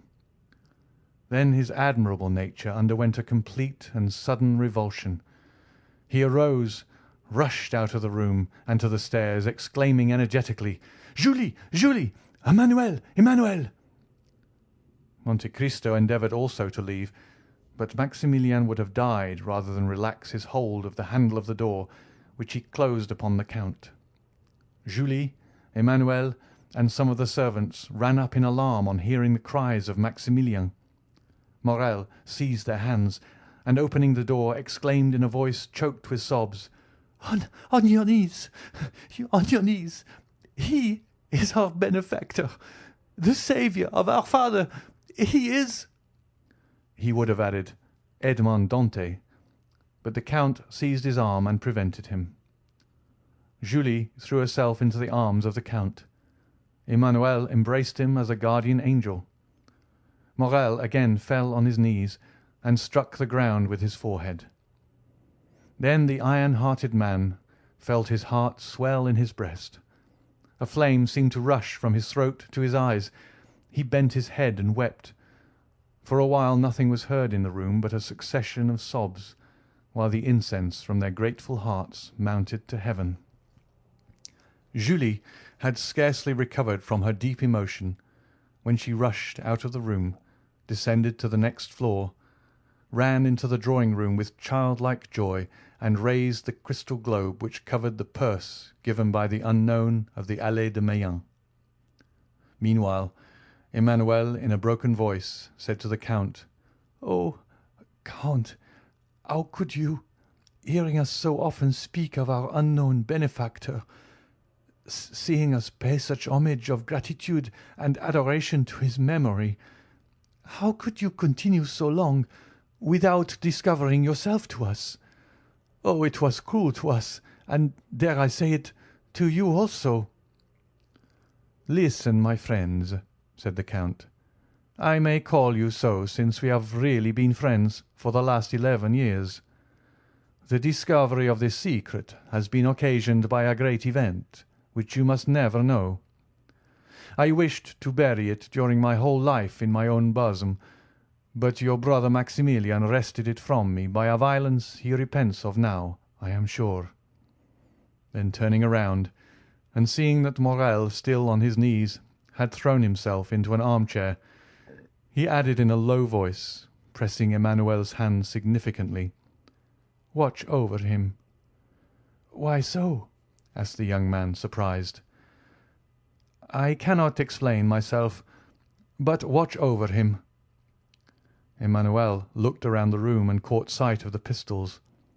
His eyes rested on the weapons, and he pointed to them. Monte Cristo bent his head. Emmanuel went towards the pistols. "Leave them," said Monte Cristo. Then walking towards Morrel, he took his hand. The tumultuous agitation of the young man was succeeded by a profound stupor. Julie returned, holding the silken purse in her hands, while tears of joy rolled down her cheeks like dewdrops on the rose. "Here is the relic," she said. "Do not think it would be less dear to us, now we are acquainted with our benefactor." "My child," said Monte Cristo, colouring, "allow me to take back that purse. Since you now know my face, I wish to be remembered alone through the affection I hope you will grant me." "Oh," said Julie, pressing the purse to her heart, "No, no, I beseech you, do not take it. For some unhappy day you will leave us, will you not?" "You have guessed rightly, madame," replied Monte Cristo, smiling. "In a week I shall have left this country, where so many persons who merit the vengeance of heaven lived happily, while my father perished of hunger and grief." While announcing his departure, the Count fixed his eyes on Morrel, and remarked that the words, "I shall have left this country," had failed to rouse him from his lethargy. He then saw that he must make another struggle against the grief of his friend, and taking the hands of Emmanuel and Julie, which he pressed within his own, he said with the mild authority of a father, "My kind friends, leave me alone with Maximilian." Julie saw the means offered of carrying off her precious relic, which Monte Cristo had forgotten. She drew her husband to the door. "Let us leave them," she said. The Count was alone with Morrel, who remained motionless as a statue. "Come," said Monte Cristo, touching his shoulder with his finger. "Are you a man again, Maximilian?" "Yes, for I begin to suffer again." The Count frowned, apparently in gloomy hesitation. "Maximilian, Maximilian," he said. "The ideas you yield to are unworthy of a Christian." "Oh, do not fear, my friend," said Morrel, raising his head and smiling with a sweet expression on the Count. "I shall no longer attempt my life." "Then we are to have no more pistols, no more despair." "No, I have found a better remedy for my grief than either a bullet or a knife." "Poor fellow! What is it?" "My grief will kill me of itself." "My friend," said Monte Cristo with an expression of melancholy equal to his own, "listen to me. One day, in a moment of despair like yours, since it led to a similar resolution, I also wished to kill myself. One day your father, equally desperate, wished to kill himself too. If anyone had said to your father at the moment he raised a pistol to his head, if anyone had told me when in my prison I pushed back the food I had not tasted for 3 days, if anyone had said to either of us then, 'Live, the day will come when you will be happy and will bless life,' no matter whose voice had spoken, we should have heard him with the smile of doubt or the anguish of incredulity. And yet how many times has your father blessed life while embracing you? How often have I myself—" "Ah!" exclaimed Morrel, interrupting the Count, "you only lost your liberty. My father had only lost his fortune, but I have lost Valentine." "Look at me," said Monte Cristo, with that expression which sometimes made him so eloquent and persuasive. "Look at me. There are no tears in my eyes, nor is there fever in my veins. Yet I see you suffer, you, Maximilian, whom I love as my own son. Well, does not this tell you that in grief, as in life, there is always something to look forward to beyond? Now, if I entreat, if I order you to live, Morrel, it is in the conviction that one day you will thank me for having preserved your life." "Oh, heavens!" said the young man. "Oh, heavens! What are you saying, Count? Take care. But perhaps you have never loved." "Child," replied the Count, "I mean as I love. You see, I have been a soldier ever since I attained manhood.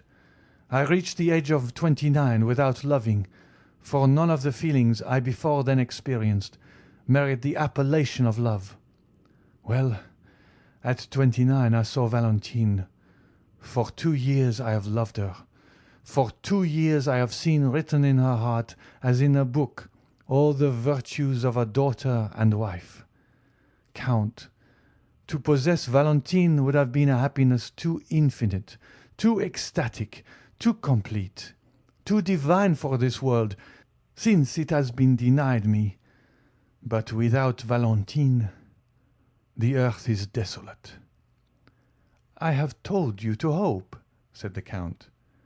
"Then have a care, I repeat, for you seek to persuade me, and if you succeed, I shall lose my reason, for I should hope that I could again behold Valentine." The Count smiled. "My friend, my father," said Morrel with excitement, "have a care, I again repeat, for the power you wield over me alarms me. Weigh your words before you speak, for my eyes have already become brighter, and my heart beats strongly. Be cautious, or you will make me believe in supernatural agencies. I must obey you, though you bade me call forth the dead or walk upon the water." "Hope, my friend," repeated the Count. "Ah," said Morrel, falling from the height of excitement to the abyss of despair. "Ah, you are playing with me, like those good or rather selfish mothers who soothe their children with honeyed words, because their screams annoy them. No, my friend, I was wrong to caution you. Do not fear. I will bury my grief so deep in my heart. I will disguise it so that you shall not even care to sympathize with me. Adieu, my friend. Adieu." On the contrary, said the Count, after this time you must live with me. You must not leave me, and in a week we shall have left France behind us. And you still bid me hope? I tell you to hope, because I have a method of curing you. Count, you render me sadder than before, if it be possible. You think the result of this blow has been to produce an ordinary grief, and you would cure it by an ordinary remedy, change of scene. And Morrel dropped his head with disdainful incredulity. What can I say more? Asked Monte Cristo. I have confidence in the remedy I propose, and only ask you to permit me to assure you of its efficacy. Count, you prolong my agony. Then, said the Count, your feeble spirit will not even grant me the trial I request. Come, do you know of what the Count of Monte Cristo is capable? Do you know that he holds terrestrial beings under his control, nay, that he can almost work a miracle? Well, wait for the miracle I hope to accomplish, or, repeated Morrel, or take care, Morrel, lest I call you ungrateful. Have pity on me, Count. I feel so much pity towards you, Maximilian, that, listen to me attentively, if I do not cure you in a month, to the day, to the very hour, mark my words, Morrel, I will place loaded pistols before you, and a cup of the deadliest Italian poison, a poison more sure and prompt than that which has killed Valentine. Will you promise me? Yes, for I am a man, and have suffered like yourself, and also contemplated suicide. Indeed, often since misfortune has left me, I have longed for the delights of an eternal sleep. But you are sure you will promise me this? Said Morrel, intoxicated. I not only promise, but swear it, said Monte Cristo, extending his hand. In a month, then, on your honour, if I am not consoled, you will let me take my life into my own hands, and whatever may happen you will not call me ungrateful. In a month, to the day, the very hour and the date are sacred, Maximilian. I do not know whether you remember that this is the 5th of September. It is 10 years today since I saved your father's life, who wished to die. Morrel seized the Count's hand and kissed it. The Count allowed him to pay the homage he felt due to him. In a month you will find on the table, at which we shall be then sitting, good pistols and a delicious draught. But, on the other hand, you must promise me not to attempt your life before that time. Oh, I also swear it. Monte Cristo drew the young man towards him, and pressed him for some time to his heart. And now, he said, after today, you will come and live with me.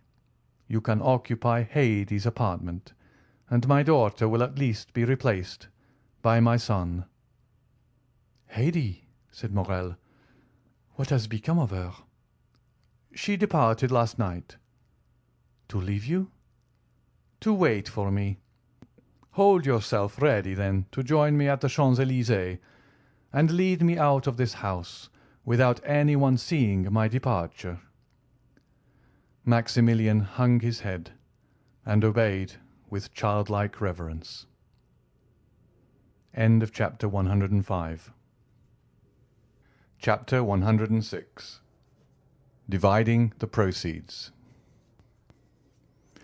The apartment on the second floor of the house in the Rue Saint-Germain-des-Prés, where Albert de Morcerf had selected a home for his mother, was let to a very mysterious person.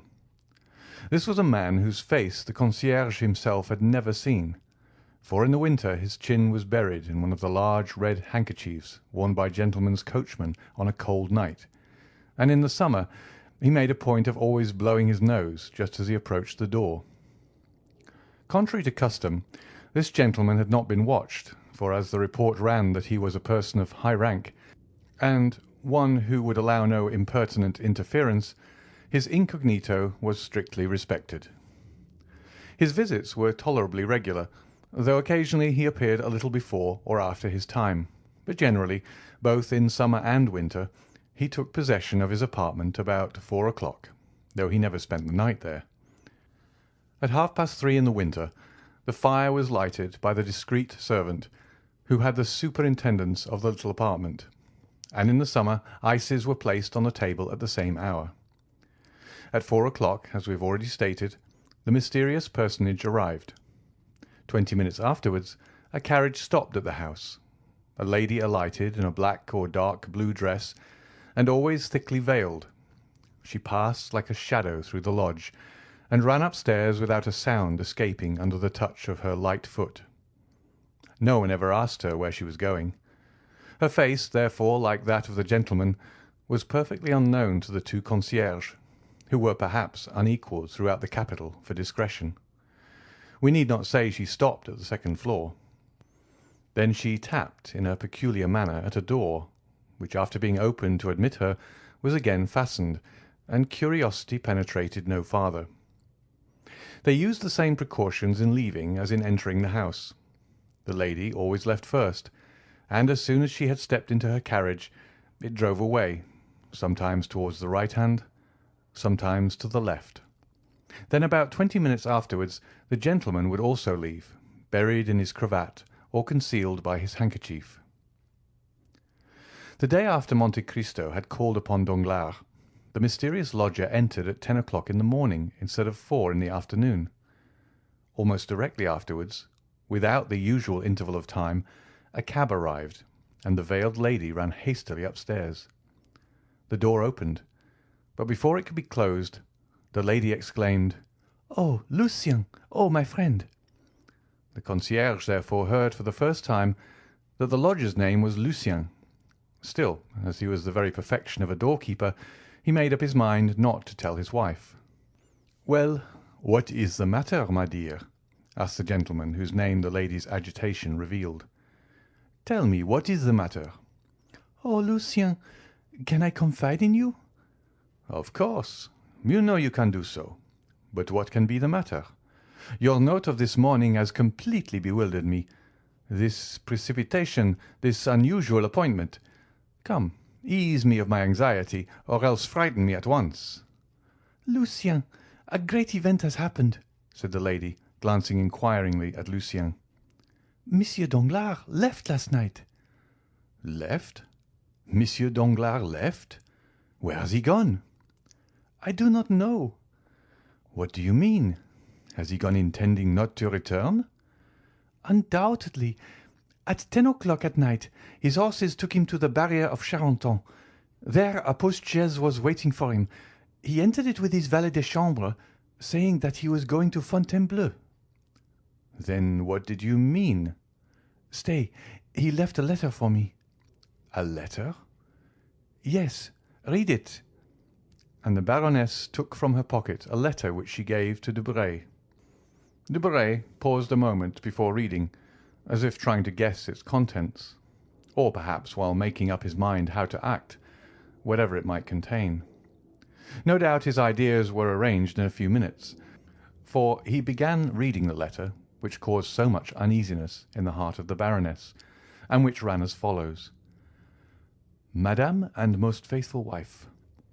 Debray mechanically stopped and looked at the Baroness, whose face became covered with blushes. "Read," she said. Debray continued: "When you receive this, you will no longer have a husband. Oh, you need not be alarmed. You will only have lost him as you have lost your daughter. I mean that I shall be travelling on one of the 30 or 40 roads leading out of France. I owe you some explanations for my conduct, and as you are a woman that can perfectly understand me, I will give them. Listen. I received this morning 5 millions, which I paid away. Almost directly afterwards, another demand for the same sum was presented to me. I put this creditor off till tomorrow, and I intend leaving today to escape that tomorrow, which would be rather too unpleasant for me to endure.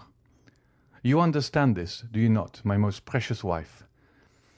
I say you understand this because you are as conversant with my affairs as I am. Indeed, I think you understand them better, since I am ignorant of what has become of a considerable portion of my fortune, once very tolerable, while I am sure, madame, that you know perfectly well. For women have infallible instincts. They can even explain the marvellous by an algebraic calculation they have invented. But I, who only understand my own figures, know nothing more than that one day these figures deceived me. Have you admired the rapidity of my fall? Have you been slightly dazzled at the sudden fusion of my ingots? I confess I have seen nothing but the fire. Let us hope you have found some gold among the ashes. With this consoling idea, I leave you, madame, and most prudent wife, without any conscientious reproach for abandoning you.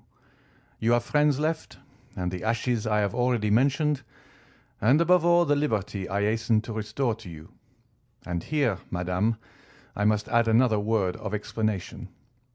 So long as I hoped you were working for the good of our house and for the fortune of our daughter, I philosophically closed my eyes. But as you have transformed that house into a vast ruin, I will not be the foundation of another man's fortune. You were rich when I married you, but little respected.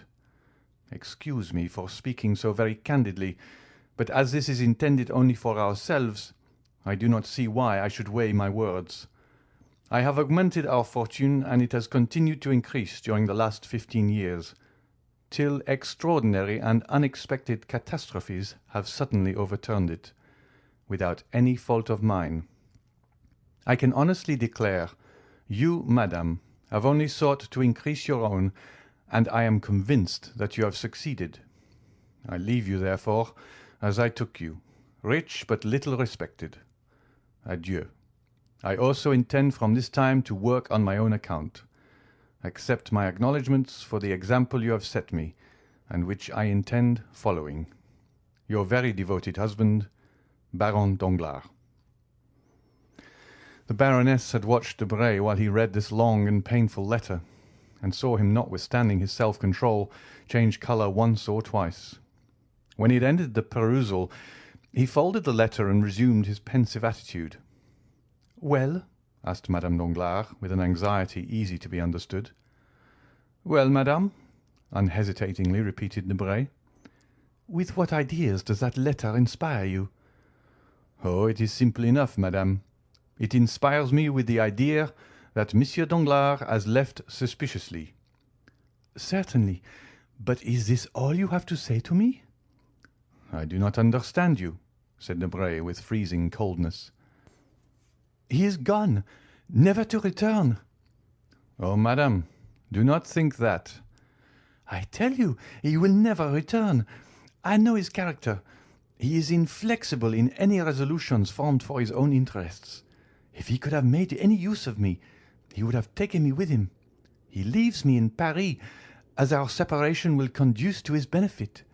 Therefore, he has gone, and I am free forever," added Madame Danglars in the same supplicating tone. Debray, instead of answering, allowed her to remain in an attitude of nervous inquiry. "Well?" she said at length. "Do you not answer me?" "I have but one question to ask you. What do you intend to do?" "I was going to ask you," replied the Baroness with a beating heart. "Ah, then, you wish to ask advice of me?" "Yes, I do wish to ask your advice," said Madame Danglars with anxious expectation. "Then if you wish to take my advice," said the young man coldly, "I would recommend you to travel." "To travel?" she murmured. "Certainly. As Monsieur Danglars says, you are rich and perfectly free. In my opinion, a withdrawal from Paris is absolutely necessary after the double catastrophe of Mademoiselle Danglars' broken contract and Monsieur Danglars' disappearance. The world will think you abandoned and poor, for the wife of a bankrupt would never be forgiven were she to keep up an appearance of opulence. You have only to remain in Paris for about a fortnight, telling the world you are abandoned, and relating the details of this desertion to your best friends, who will soon spread the report. Then you can quit your house, leaving your jewels and giving up your jointure, and everyone's mouth will be filled with praises of your disinterestedness. They will know you are deserted, and think you also poor, for I alone know your real financial position, and am quite ready to give up my accounts as an honest partner." The dread with which the pale and motionless Baroness listened to this was equalled by the calm indifference with which Debray had spoken. "Deserted?" she repeated. "Ah, yes, I am indeed deserted. You are right, sir, and no one can doubt my position." These were the only words that this proud and violently enamoured woman could utter in response to Debray. "But then you are rich, very rich indeed," continued Debray, taking out some papers from his pocket-book, which he spread upon the table. Madame Danglars did not see them. She was engaged in stilling the beatings of her heart and restraining the tears which were ready to gush forth. At length a sense of dignity prevailed, and if she did not entirely master her agitation, she at least succeeded in preventing the fall of a single tear. "Madame," said Debray, "it is nearly 6 months since we have been associated. You furnished a principal of 100,000 francs. Our partnership began in the month of April. In May we commenced operations, and in the course of the month gained 450,000 francs. In June the profit amounted to 900,000. In July we added 1,700,000 francs. It was, you know, the month of the Spanish bonds. In August we lost 300,000 francs at the beginning of the month, but on the 13th we made up for it, and we now find that our accounts, reckoning from the first day of partnership up to yesterday, when I closed them, showed a capital of 2,400,000 francs. That is 1,200,000 for each of us. Now, madame," said Debray, delivering up his accounts in the methodical manner of a stockbroker, "there are still 80,000 francs, the interest of this money, in my hands." "But," said the Baroness, "I thought you never put the money out to interest." "Excuse me, madame," said Debray coldly. "I had your permission to do so, and I have made use of it. There are then 40,000 francs for your share, besides the 100,000 you furnished me to begin with, making in all 1,340,000 francs for your portion. Now, madame, I took the precaution of drawing out your money the day before yesterday. It is not long ago, you see, and I was in continual expectation of being called on to deliver up my accounts. There is your money, half in banknotes, the other half in cheques payable to bearer. I say there, for as I did not consider my house safe enough, or lawyers sufficiently discreet, and as landed property carries evidence with it, and moreover, since you have no right to possess anything independent of your husband, I have kept this sum, now your whole fortune, in a chest concealed under that closet, and for greater security, I myself concealed it there. Now, madame," continued Debray, first opening the closet, then the chest. "Now, madame, here are 800 notes of 1,000 francs each, resembling, as you see, a large book bound in iron. To this I add a certificate in the funds of 25,000 francs. Then, for the odd cash, making I think about 110,000 francs, here is a cheque upon my banker, who, not being Monsieur Danglars, will pay you the amount, you may rest assured." Madame Danglars mechanically took the cheque, the bond, and the heap of banknotes. This enormous fortune made no great appearance on the table. Madame Danglars, with tearless eyes, but with her breast heaving with concealed emotion, placed the banknotes in her bag, put the certificate and cheque into her pocket-book, and then, standing pale and mute, awaited one kind word of consolation. But she waited in vain. "Now, madame," said Debray, "you have a splendid fortune, an income of about 60,000 livres a year, which is enormous for a woman who cannot keep an establishment here for a year at least. You will be able to indulge all your fancies, Besides, should you find your income insufficient, you can, for the sake of the past, madame, make use of mine, and I am ready to offer you all I possess, on loan." "Thank you, sir, thank you," replied the Baroness. "You forget that what you have just paid me is much more than a poor woman requires, who intends for some time at least to retire from the world." Debray was for a moment surprised, but immediately recovering himself, he bowed with an air which seemed to say, "As you please, madame." Madame Danglars had until then, perhaps, hoped for something, but when she saw the careless bow of Debray, and the glance by which it was accompanied, together with his significant silence, she raised her head, and without passion or violence or even hesitation, ran downstairs, disdaining to address a last farewell to one who could thus part from her. "Bah!" said Debray when she had left. "These are fine projects. She will remain at home, read novels and speculate at cards, since she can no longer do so on the Bourse." Then taking up his account-book, he cancelled with the greatest care all the entries of the amounts he had just paid away. "I have 1,060,000 francs remaining," he said. "What a pity Mademoiselle de Villefort is dead. She suited me in every respect, and I would have married her." And he calmly waited until the 20 minutes had elapsed after Madame Danglars' departure before he left the house. During this time he occupied himself in making figures with his watch by his side. Asmodeus, that diabolical personage who would have been created by every fertile imagination if Lesage had not acquired the priority in his great masterpiece, would have enjoyed a singular spectacle if he had lifted up the roof of the little house in the Rue Saint-Germain-des-Prés while Debray was casting up his figures. Above the room in which Debray had been dividing 2,5 millions with Madame Danglars was another, inhabited by persons who have played too prominent a part in the incidents we have related for their appearance not to create some interest. Mercédès and Albert were in that room. Mercédès was much changed within the last few days. Not that even in her days of fortune she had ever dressed with the magnificent display which makes us no longer able to recognize a woman when she appears in a plain and simple attire. Nor, indeed, had she fallen into that state of depression where it is impossible to conceal the garb of misery. No, the change in Mercédès was that her eye no longer sparkled, her lips no longer smiled, and there was now a hesitation in uttering the words which formerly sprang so fluently from her ready wit. It was not poverty which had broken her spirit. It was not a want of courage which rendered her poverty burdensome.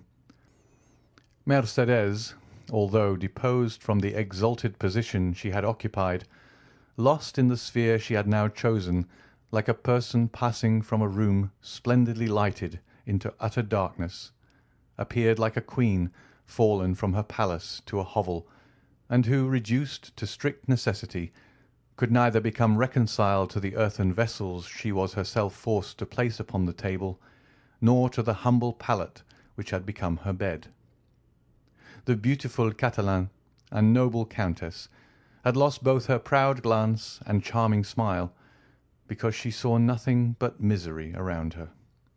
The walls were hung with one of the grey papers which economical landlords choose as not likely to show the dirt. The floor was uncarpeted. The furniture attracted the attention to the poor attempt at luxury. Indeed, everything offended eyes accustomed to refinement and elegance. Madame de Morcerf had lived there since leaving her house. The continual silence of the spot oppressed her. Still seeing that Albert continually watched her countenance to judge the state of her feelings, she constrained herself to assume a monotonous smile of the lips alone, which contrasted with the sweet and beaming expression that usually shone from her eyes, seemed like moonlight on a statue, yielding light without warmth. Albert, too, was ill at ease. The remains of luxury prevented him from sinking into his actual position. If he wished to go out without gloves, his hands appeared too white. If he wished to walk through the town, his boots seemed too highly polished. Yet these two noble and intelligent creatures, united by the indissoluble ties of maternal and filial love, had succeeded in tacitly understanding one another and economizing their stores, and Albert had been able to tell his mother, without extorting a change of countenance, "Mother, we have no more money." Mercédès had never known misery. She had often in her youth spoken of poverty, but between want and necessity, these synonymous words, there is a wide difference. Amongst the Catalans, Mercédès wished for 1,000 things, but still she never really wanted any. So long as the nets were good, they caught fish, and so long as they sold their fish, they were able to buy twine for new nets. And then, shut out from friendship, having but one affection which could not be mixed up with her ordinary pursuits, she thought of herself, of no one but herself. Upon the little she earned she lived as well as she could. Now there were two to be supported, and nothing to live upon. Winter approached. Mercédès had no fire in that cold and naked room. She who was accustomed to stoves which heated the house from the hall to the boudoir. She had not even one little flower, she whose apartment had been a conservatory of costly exotics.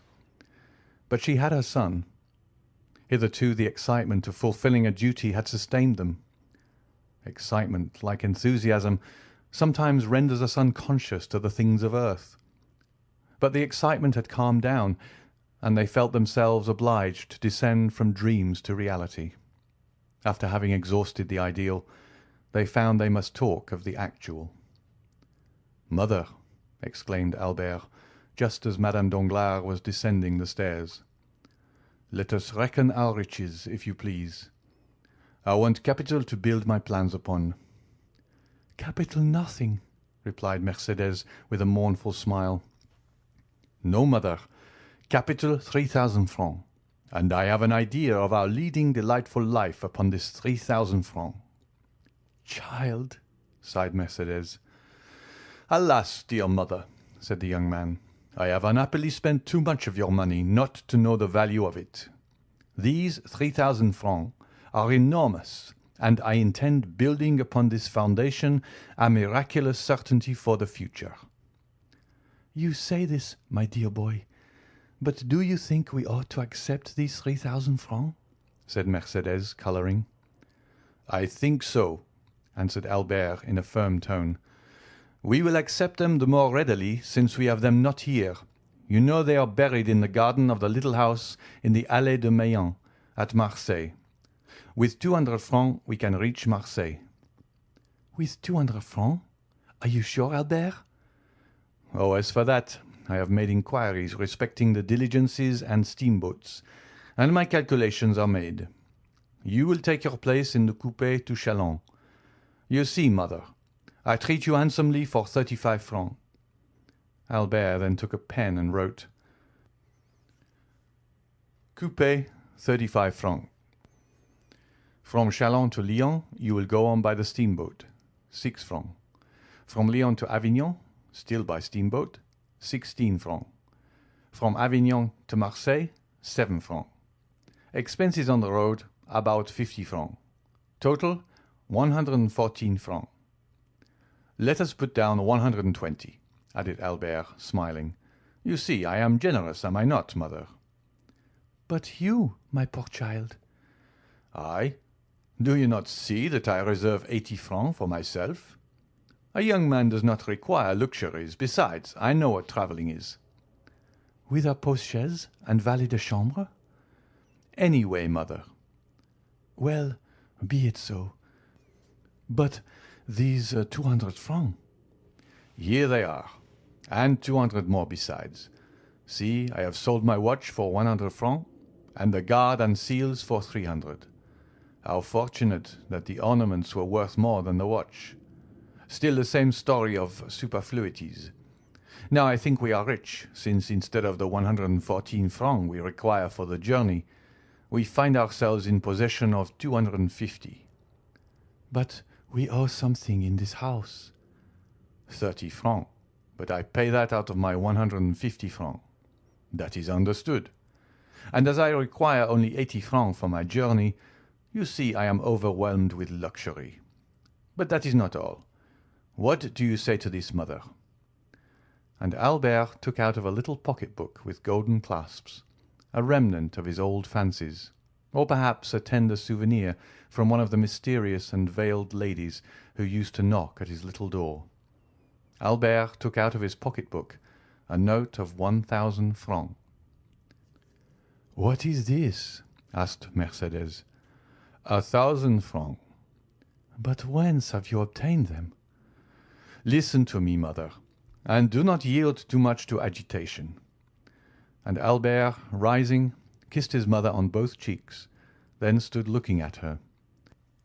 "You cannot imagine, mother, how beautiful I think you," said the young man, impressed with a profound feeling of filial love. "You are, indeed, the most beautiful and most noble woman I ever saw." "Dear child," said Mercédès, endeavouring in vain to restrain a tear which glistened in the corner of her eye. "Indeed, you only wanted misfortune to change my love for you to admiration. I am not unhappy while I possess my son." "Ah, just so," said Albert. "Here begins the trial. Do you know the decision we have come to, mother?" "Have we come to any?" "Yes. It is decided that you are to live at Marseille, and that I am to leave for Africa, where I will earn for myself the right to use the name I now bear, instead of the one I have thrown aside." Mercédès sighed. "Well, mother, I yesterday engaged myself as substitute in the Spahis," added the young man, lowering his eyes with a certain feeling of shame, for even he was unconscious of the sublimity of his self-abasement. "I thought my body was my own, and that I might sell it. I yesterday took the place of another. I sold myself for more than I thought I was worth," he added, attempting to smile. "I fetched 2,000 francs." "Then these 1,000 francs," said Mercédès, shuddering, "are the half of the sum, mother. The other will be paid in a year." Mercédès raised her eyes to heaven with an expression it would be impossible to describe, and tears, which had hitherto been restrained, now yielded to her emotion and ran down her cheeks. "The price of his blood," she murmured. "Yes, if I am killed," said Albert, laughing. "But I assure you, mother, I have a strong intention of defending my person, and I never felt half so strong as inclination to live as I do now." "Merciful heavens!" "Besides, mother, why should you make up your mind that I am to be killed? Has Lamoricière, that knave of the south, been killed? Has Changarnier been killed? Has Bedeau been killed? Has Morel, whom we know, been killed? Think of your joy, mother, when you see me return with an embroidered uniform.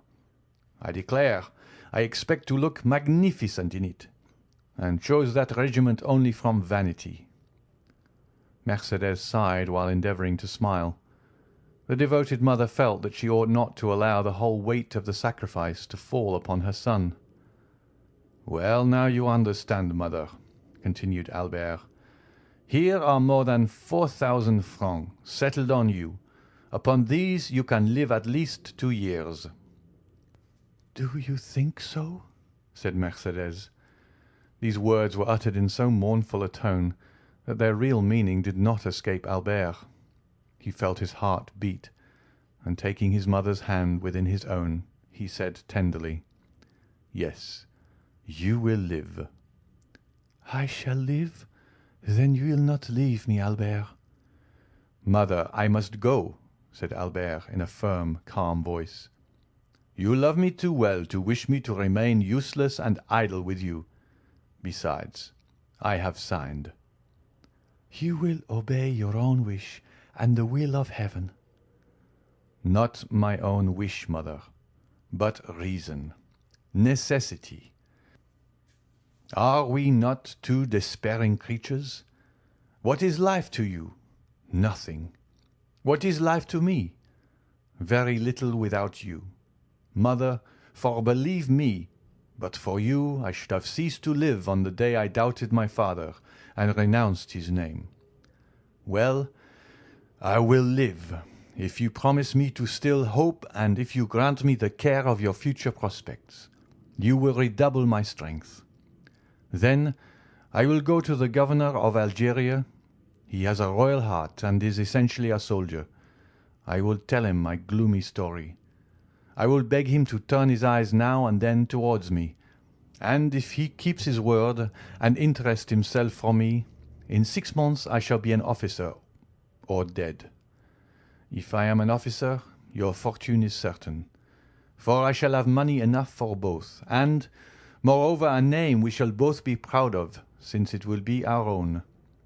If I am killed, well then, mother, you can also die, and there will be an end of our misfortunes." "It is well," replied Mercédès, with her eloquent glance. "You are right, my love. Let us prove to those who are watching our actions that we are worthy of compassion." "But let us not yield to gloomy apprehensions," said the young man. "I assure you we are, or rather we shall be very happy. You are a woman at once full of spirit and resignation. I have become simple in my tastes, and am without passion, I hope. Once in service, I shall be rich. Once in Monsieur Dantès' house, you will be at rest. Let us strive, I beseech you, let us strive to be cheerful." "Yes, let us strive, for you are to live and to be happy, Albert." "And so our division is made, mother," said the young man, affecting ease of mind. "We can now part. Come, I shall engage your passage." "And you, my dear boy?" "I shall stay here for a few days longer. We must accustom ourselves to parting. I want recommendations and some information relative to Africa. I will join you again at Marseille." "Well, be it so. Let us part," said Mercédès, folding around her shoulders the only shawl she had taken away, and which accidentally happened to be a valuable black cashmere. Albert gathered up his papers hastily, rang the bell to pay the 30 francs he owed to the landlord, and offering his arm to his mother, they descended the stairs. Some one was walking down before them, and this person, hearing the rustling of a silk dress, turned around. "Debray," muttered Albert. "You, Morcerf," replied the secretary, resting on the stairs. Curiosity had vanquished the desire of preserving his incognito, and he was recognized.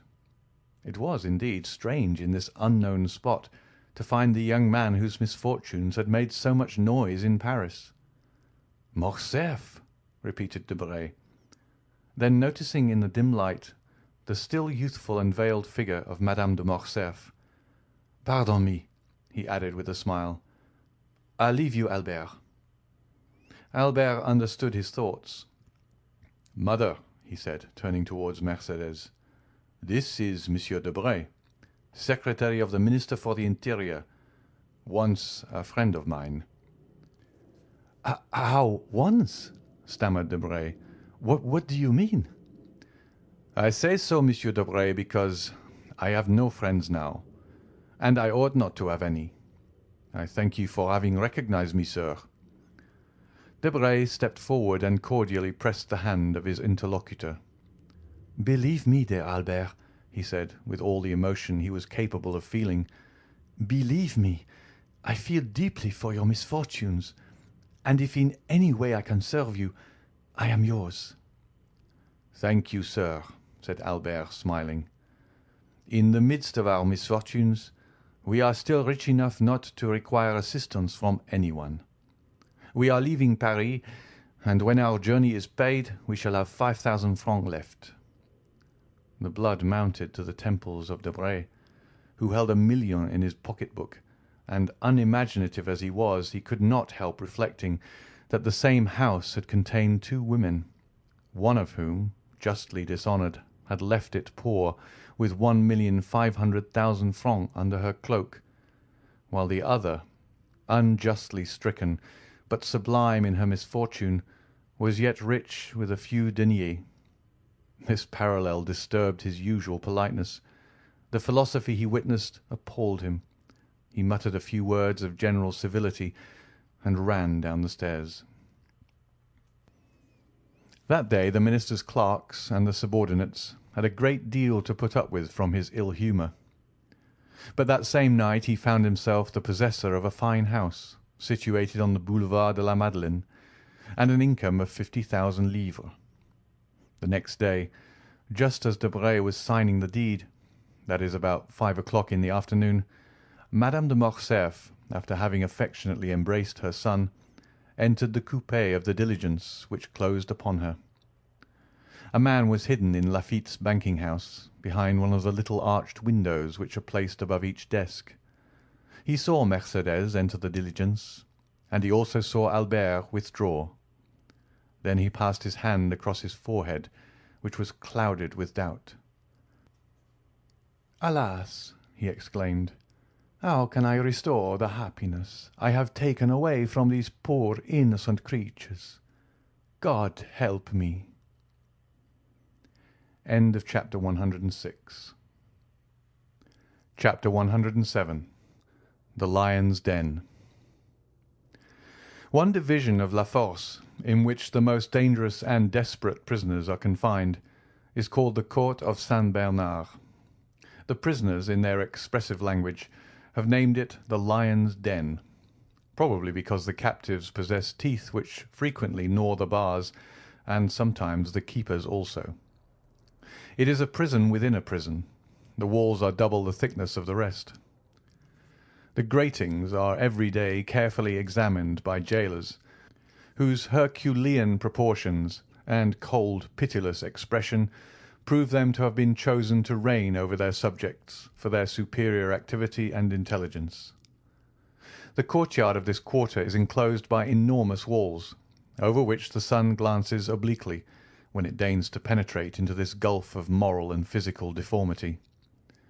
On this paved yard are to be seen, pacing to and fro from morning till night, pale, careworn, and haggard like so many shadows, the men whom justice holds beneath the steel she is sharpening. There, crouched against the side of the wall which attracts and retains the most heat, they may be seen sometimes talking to one another, but more frequently alone, watching the door, which sometimes opens to call forth one from the gloomy assemblage, or to throw in another outcast from society. The Court of Saint-Bernard has its own particular apartment for the reception of guests. It is a long rectangle, divided by two upright gratings placed at a distance of 3 feet from one another to prevent a visitor from shaking hands with or passing anything to the prisoners. It is a wretched, damp, nay, even horrible spot, more especially when we consider the agonizing conferences which have taken place between those iron bars. And yet, frightful though this spot may be, it is looked upon as a kind of paradise by the men whose days are numbered.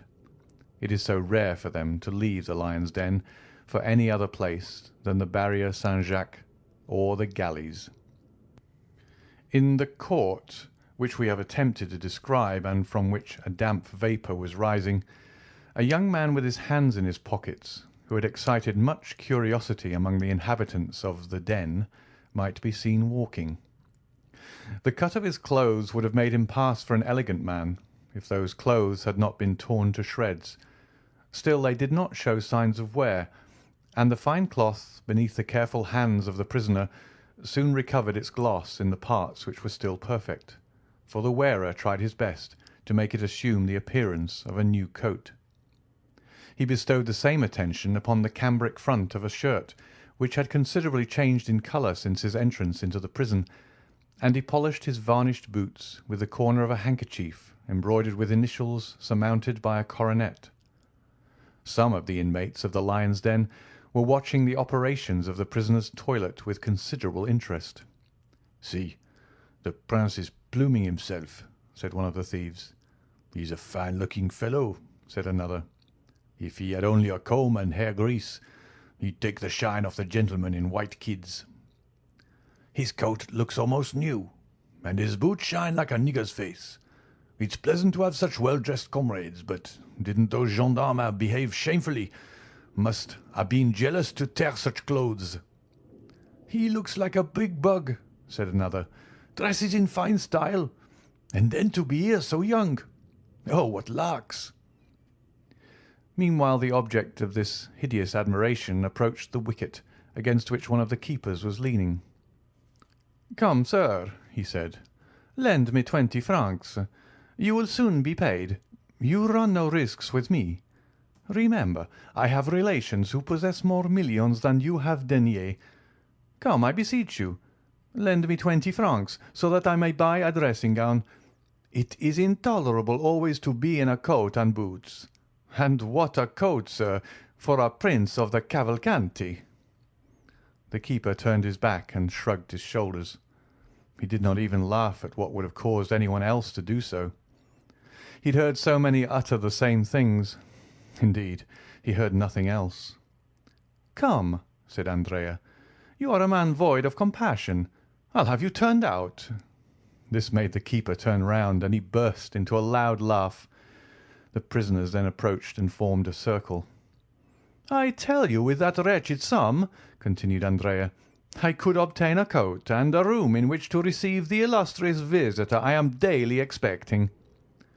Of course," said the prisoners.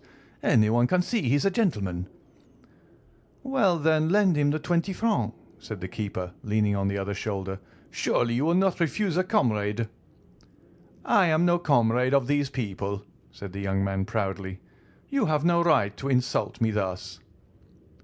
The thieves looked at one another with low murmurs, and a storm gathered over the head of the aristocratic prisoner, raised less by his own words than by the manner of the keeper. The latter, sure of quelling the tempest when the waves became too violent, allowed them to rise to a certain pitch that he might be revenged on the importunate Andrea, and besides it would afford him some recreation during the long day. The thieves had already approached Andrea with some screaming "La savate! La savate!" a cruel operation which consists in cuffing a comrade who may have fallen into disgrace, not with an old shoe, but with an iron-heeled one. Others proposed the anguille, another kind of recreation in which a handkerchief is filled with sand, pebbles, and 2-sou pieces when they have them, which the wretches beat like a flail over the head and shoulders of the unhappy sufferer. "Let us horsewhip the fine gentleman," said others. But Andrea, turning towards them, winked his eyes, rolled his tongue around his cheeks, and smacked his lips in a manner equivalent to 100 words among the bandits when forced to be silent. It was a Masonic sign Caderousse had taught him. He was immediately recognized as one of them. The handkerchief was thrown down, and the iron-heeled shoe replaced on the foot of the wretch to whom it belonged. Some voices were heard to say that the gentleman was right, that he intended to be civil in his way, and that they would set the example of liberty of conscience, and the mob retired. The keeper was so stupefied at this scene that he took Andrea by the hands and began examining his person, attributing the sudden submission of the inmates of the lion's den to something more substantial than mere fascination. Andrea made no resistance, although he protested against it. Suddenly a voice was heard at the wicket. "Benedetto!" exclaimed an inspector. The keeper relaxed his hold. "I am called," said Andrea. "To the visitors' room," said the same voice. "You see, someone pays me a visit.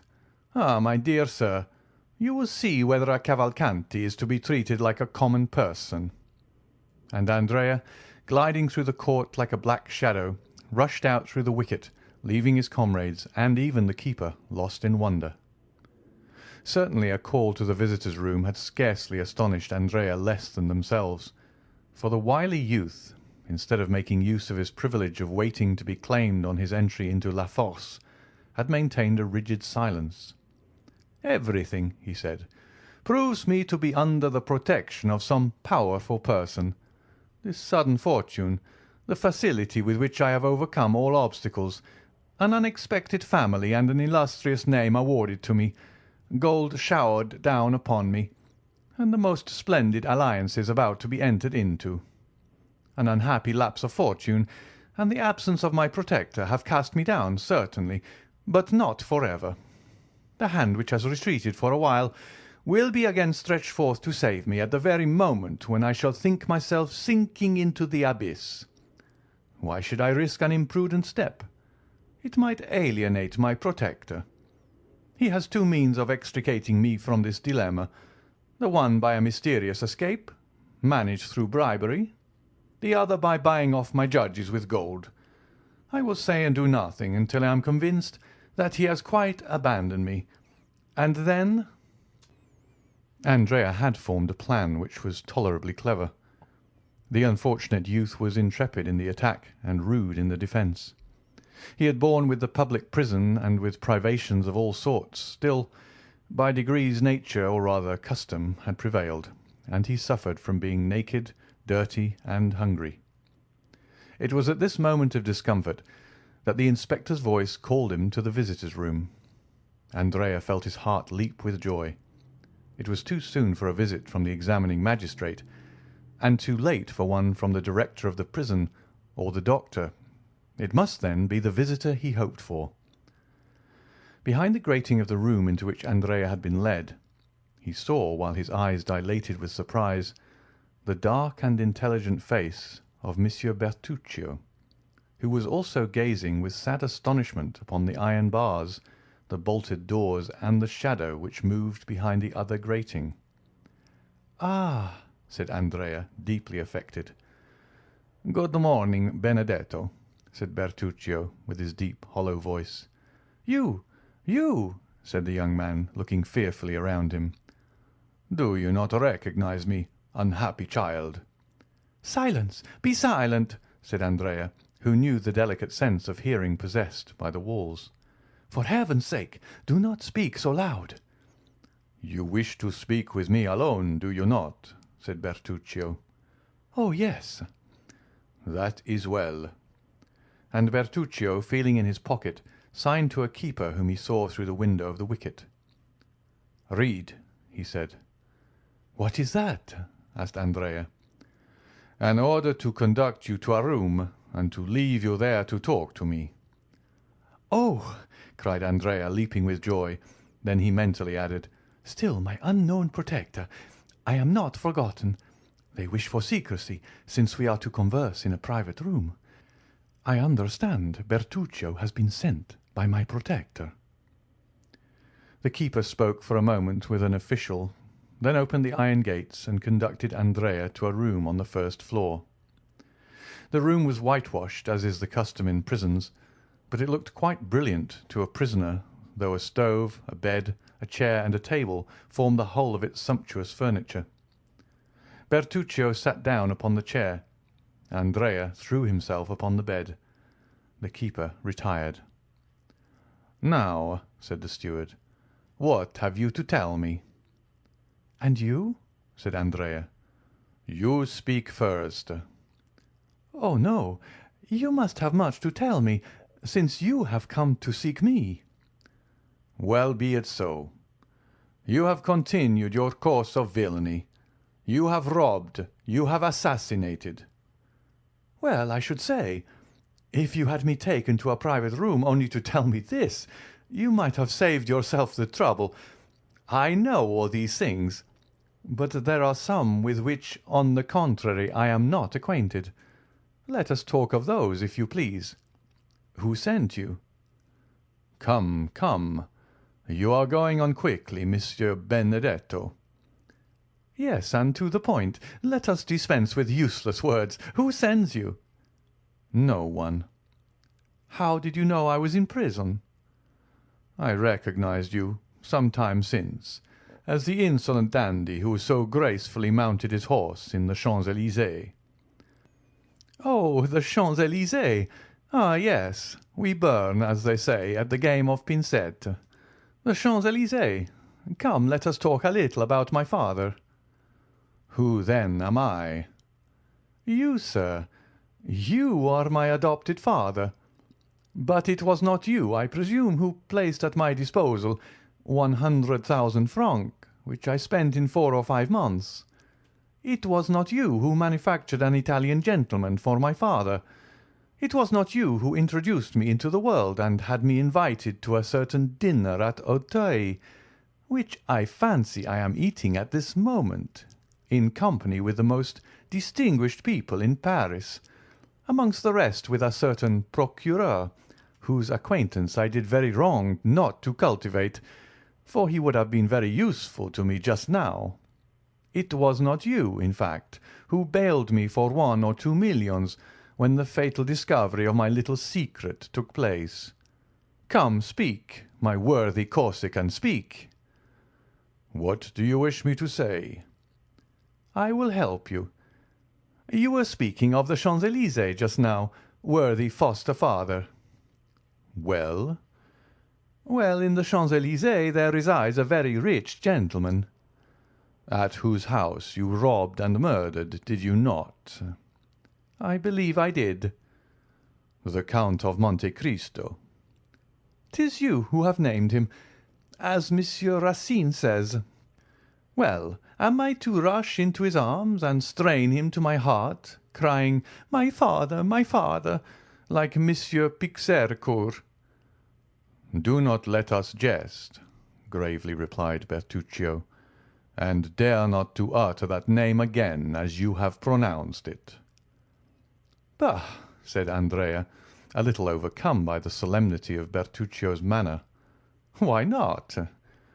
"Because the person who bears it is too highly favoured by heaven to be the father of such a wretch as you." "Oh, these are fine words." "And there will be fine doings if you do not take care." "Menaces? I do not fear them. I will say—" "Do you think you are engaged with a pygmy like yourself?" said Bertuccio, in so calm a tone and with so steadfast a look that Andrea was moved to the very soul.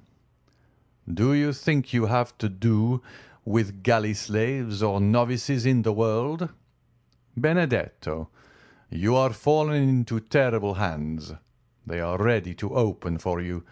Make use of them. Do not play with the thunderbolt they have laid aside for a moment, but which they can take up again instantly, if you attempt to intercept their movements." "My father! I will know who my father is," said the obstinate youth. "I will perish if I must, but I will know it. What does scandal signify to me? What possessions, what reputation, what pull, as Beauchamp says, have I? You great people always lose something by scandal, notwithstanding your millions. Come, who is my father?" "I came to tell you." "Ah!" cried Benedetto, his eyes sparkling with joy. Just then the door opened, and the jailer, addressing himself to Bertuccio, said, "Excuse me, sir, but the examining magistrate is waiting for the prisoner." "And so closes our interview," said Andrea to the worthy steward. "I wish the troublesome fellow were at the devil." "I will return to-morrow," said Bertuccio. "Good. Gendarme, I am at your service. Ah, sir, do leave a few crowns for me at the gate, that I may have some things I am in need of." "It shall be done," replied Bertuccio. Andrea extended his hand. Bertuccio kept his own in his pocket, and merely jingled a few pieces of money. "That's what I mean," said Andrea, endeavouring to smile, quite overcome by the strange tranquillity of Bertuccio. "Can I be deceived?" he murmured as he stepped into the oblong and grated vehicle which they call the salad basket. "Never mind. We shall see. To-morrow, then," he added, turning towards Bertuccio. "To-morrow," replied the steward. End of chapter 107. Chapter 108. The Judge. We remember that the Abbé Busoni remained alone with Noirtier in the chamber of death, and that the old man and the priest were the sole guardians of the young girl's body. Perhaps it was the Christian exhortations of the abbé, perhaps his kind charity, perhaps his persuasive words which had restored the courage of Noirtier, for ever since he had conversed with the priest, his violent despair had yielded to a calm resignation which surprised all who knew his excessive affection for Valentine. Monsieur de Villefort had not seen his father since the morning of the death. The whole establishment had been changed. Another valet was engaged for himself, a new servant for Noirtier. 2 women had entered Madame de Villefort's service. In fact, everywhere to the concierge and the coachman, new faces were presented to the different masters of the house, thus widening the division which had always existed between the members of the same family. The Assizes also were about to begin, and Villefort, shut up in his room, exerted himself with feverish anxiety in drawing up the case against the murderer of Caderousse. This affair, like all those in which the Count of Monte Cristo had interfered, caused a great sensation in Paris. The proofs were certainly not convincing, since they rested upon a few words written by an escaped galley slave on his deathbed, and who might have been actuated by hatred or revenge in accusing his companion. But the mind of the procureur was made up. He felt assured that Benedetto was guilty, and he hoped by his skill in conducting this aggravated case to flatter his self-love, which was about the only vulnerable point left in his frozen heart. The case was therefore prepared owing to the incessant labour of Villefort, who wished it to be the first on the list in the coming Assizes. He had been obliged to seclude himself more than ever, to evade the enormous number of applications presented to him for the purpose of obtaining tickets of admission to the court on the day of trial, and then so short a time had elapsed since the death of poor Valentine, and the gloom which overshadowed the house was so recent, that no one wondered to see the father so absorbed in his professional duties, which were the only means he had of dissipating his grief. Once only had Villefort seen his father. It was the day after that upon which Bertuccio had paid his second visit to Benedetto, when the latter was to learn his father's name. The magistrate, harassed and fatigued, had descended to the garden of his house, and in a gloomy mood, similar to that in which Tarquin lopped off the tallest poppies, he began knocking off with his cane the long and dying branches of the rose trees, which, placed along the avenue, seemed like the spectres of the brilliant flowers which had bloomed in the past season. More than once he had reached that part of the garden where the famous boarded gate stood overlooking the deserted enclosure, always returning by the same path to begin his walk again, at the same pace and with the same gesture, when he accidentally turned his eyes towards the house, whence he heard the noisy play of his son, who had returned from school to spend the Sunday and Monday with his mother. While doing so, he observed Monsieur Noirtier at one of the open windows, where the old man had been placed that he might enjoy the last rays of the sun, which yet yielded some heat, and was now shining upon the dying flowers and red leaves of the creeper which twined around the balcony. The eye of the old man was riveted upon a spot which Villefort could scarcely distinguish. His glance was so full of hate, of ferocity, and savage impatience, that Villefort turned out of the path he had been pursuing to see upon what person this dark look was directed. Then he saw beneath a thick clump of linden trees, which were nearly divested of foliage, Madame de Villefort, sitting with a book in her hand, the perusal of which she frequently interrupted to smile upon her son, or to throw back his elastic ball, which he obstinately threw from the drawing-room into the garden. Villefort became pale. He understood the old man's meaning. Noirtier continued to look at the same object, but suddenly his glance was transferred from the wife to the husband, and Villefort himself had to submit to the searching investigation of eyes, which, while changing their direction and even their language, had lost none of their menacing expression. Madame de Villefort, unconscious of the passions that exhausted their fire over her head, at that moment held her son's ball, and was making signs to him to reclaim it with a kiss. Edward begged for a long while, the maternal kiss probably not offering sufficient recompense for the trouble he must take to obtain it. However, at length he decided, leapt out of the window into a cluster of heliotropes and daisies, and ran to his mother, his forehead streaming with perspiration. Madame de Villefort wiped his forehead, pressed her lips upon it, and sent him back with the ball in one hand and some bonbons in the other. Villefort, drawn by an irresistible attraction like that of the bird to the serpent, walked towards the house. As he approached it, Noirtier's gaze followed him, and his eyes appeared of such a fiery brightness that Villefort felt them pierce to the depths of his heart. In that earnest look might be read a deep reproach, as well as a terrible menace. Then Noirtier raised his eyes to heaven, as though to remind his son of a forgotten oath. "It is well, sir," replied Villefort from below. "It is well. Have patience but one day longer. What I have said I will do." Noirtier seemed to be calmed by these words, and turned his eyes with indifference to the other side.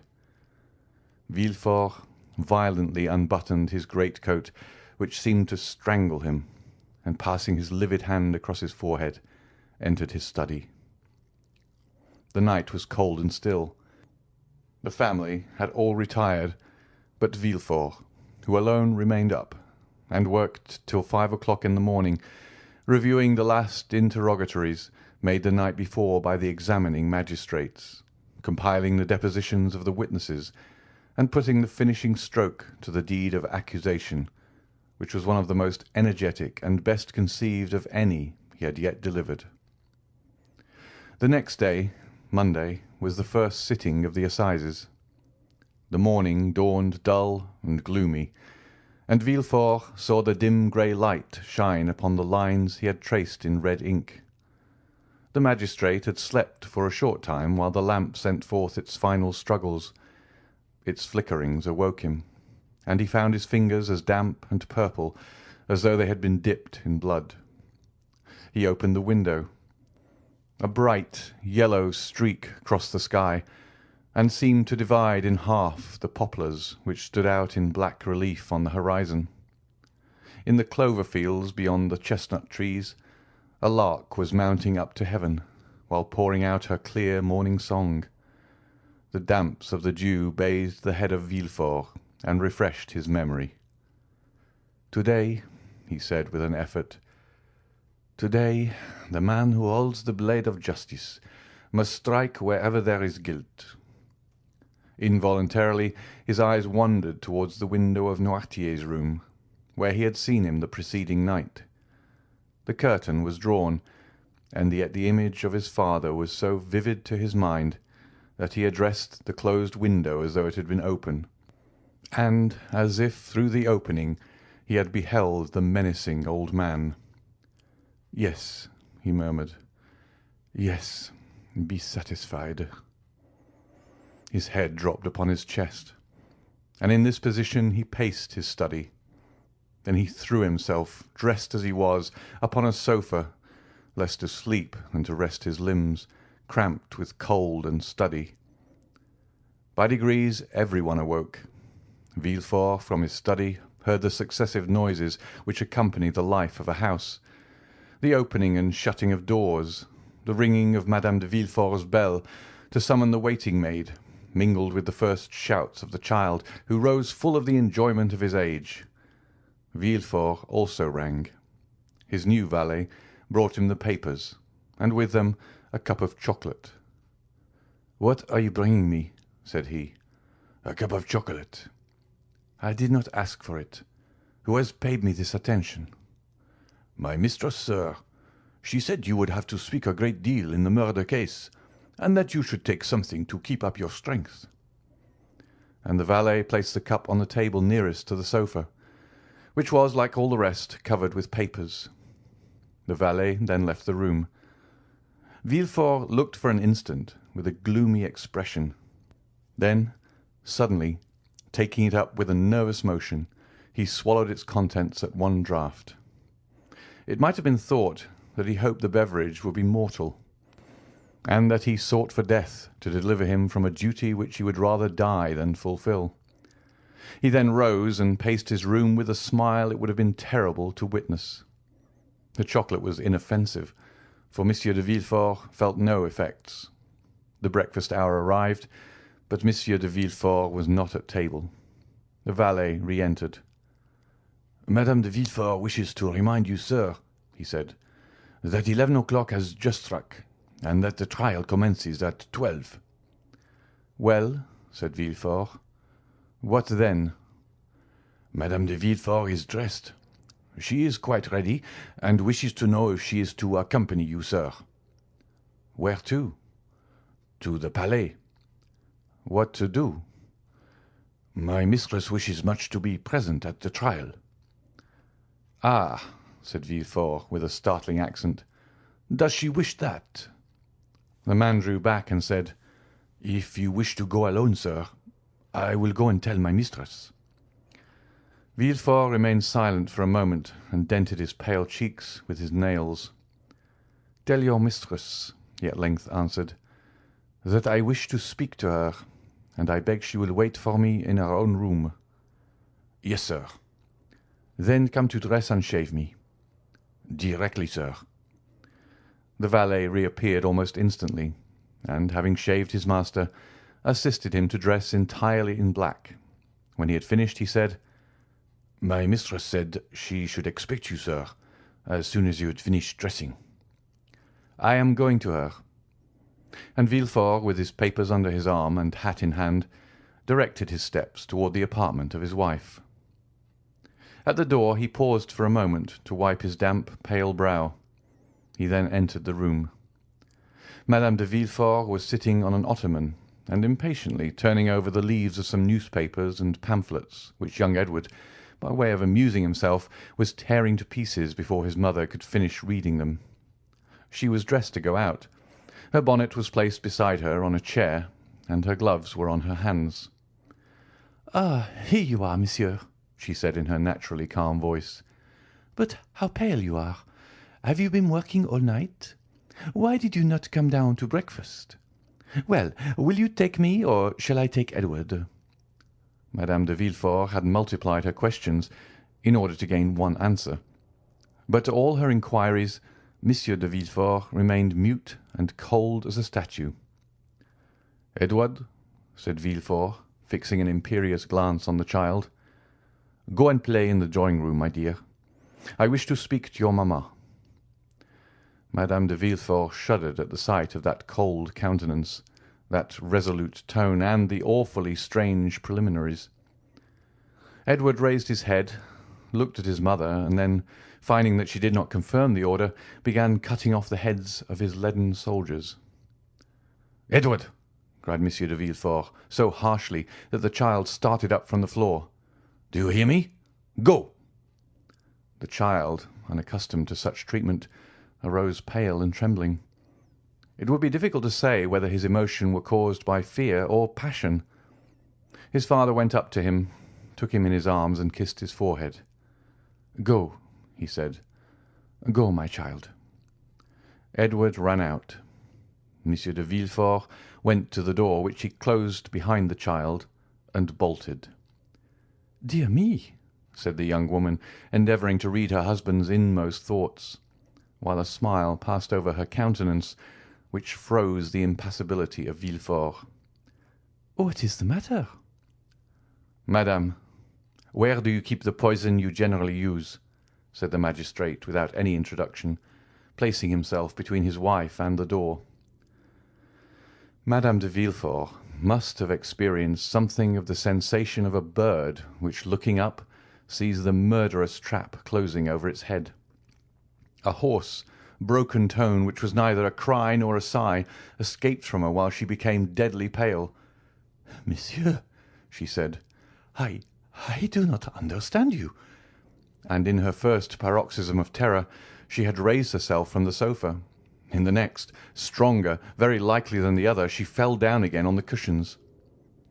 "I asked you," continued Villefort in a perfectly calm tone, "where you conceal the poison by the aid of which you have killed my father-in-law, Monsieur de Saint-Méran, my mother-in-law, Madame de Saint-Méran, Barrois, and my daughter Valentine."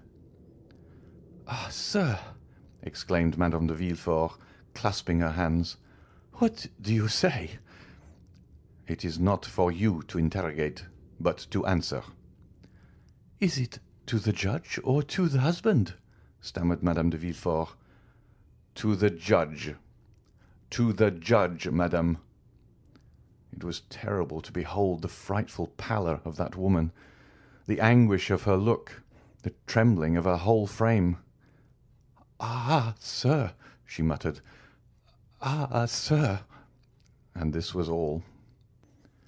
"You do not answer, madame," exclaimed the terrible interrogator. Then he added, with a smile yet more terrible than his anger, "It is true, then. You do not deny it." She moved forward.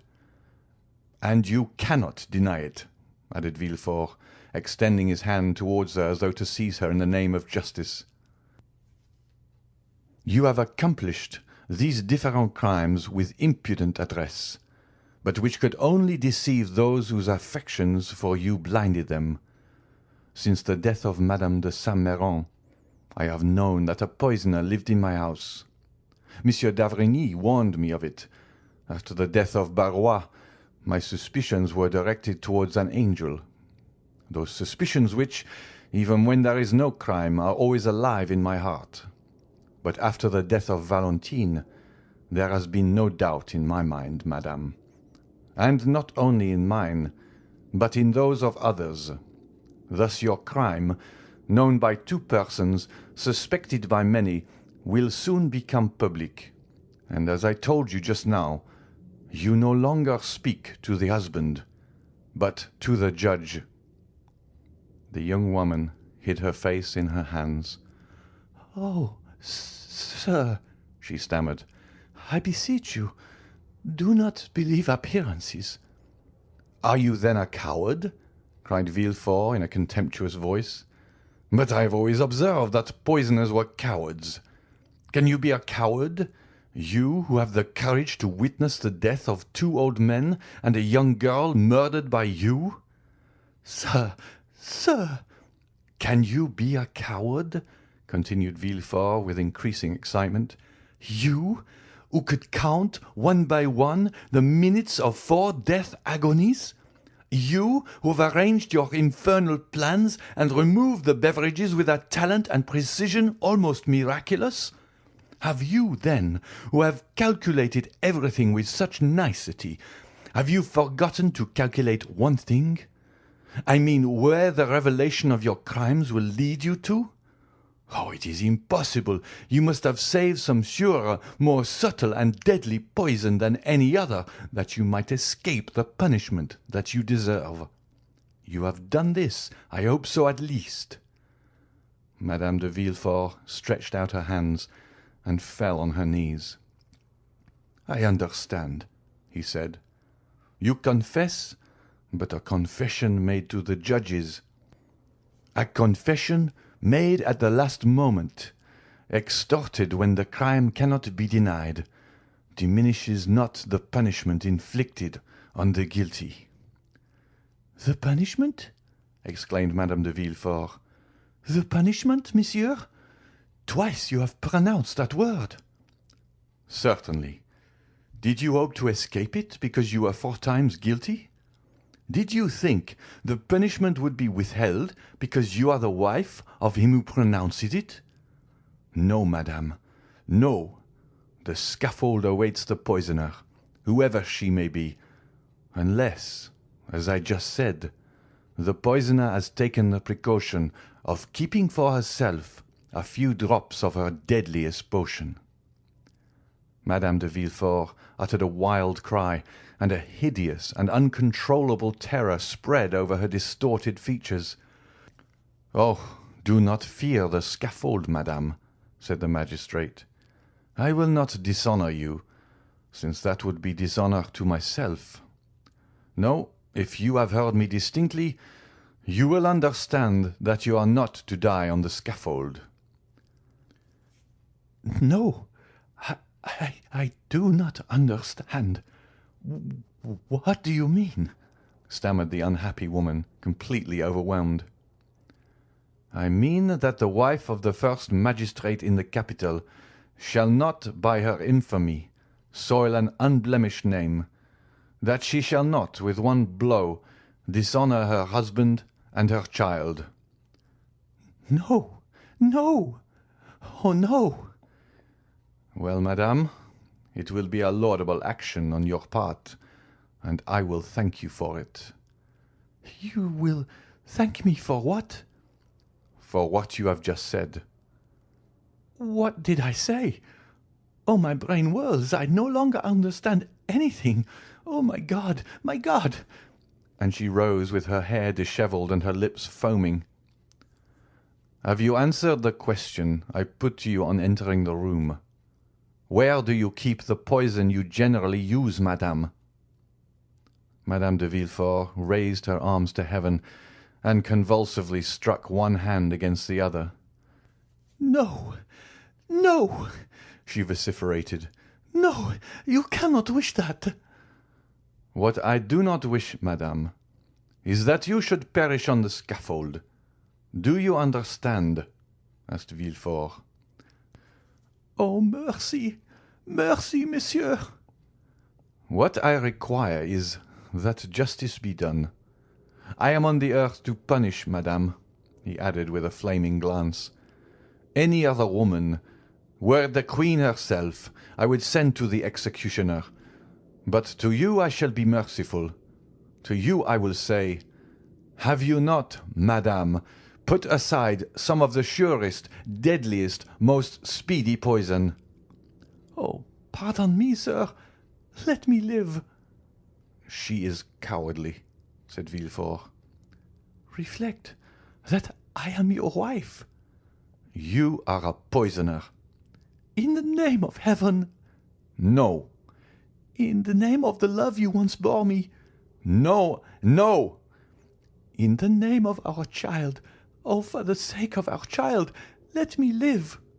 "No, no. I tell you, one day, if I allow you to live, you will perhaps kill him, as you have the others." "I kill my boy?" cried the distracted mother, rushing toward Villefort. "I kill my son? Ha, ha, ha, ha, ha!" And a frightful demonic laugh finished the sentence, which was lost in a hoarse rattle. Madame de Villefort fell at her husband's feet. He approached her. "Think of it, madame," he said.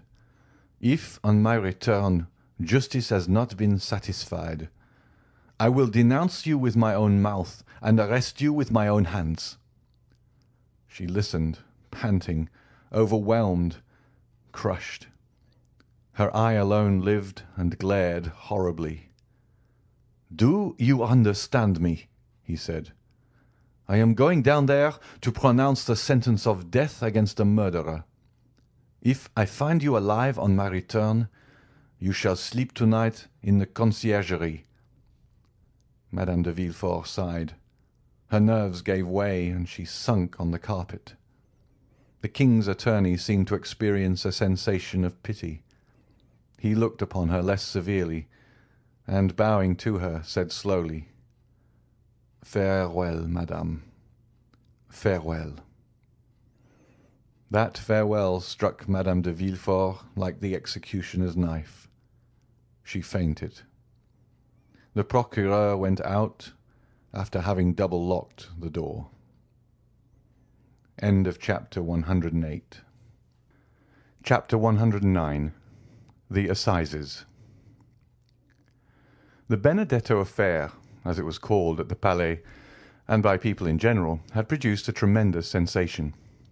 Frequenting the Café de Paris, the Boulevard de Gand, and the Bois de Boulogne, during his brief career of splendour, the false Cavalcanti had formed a host of acquaintances.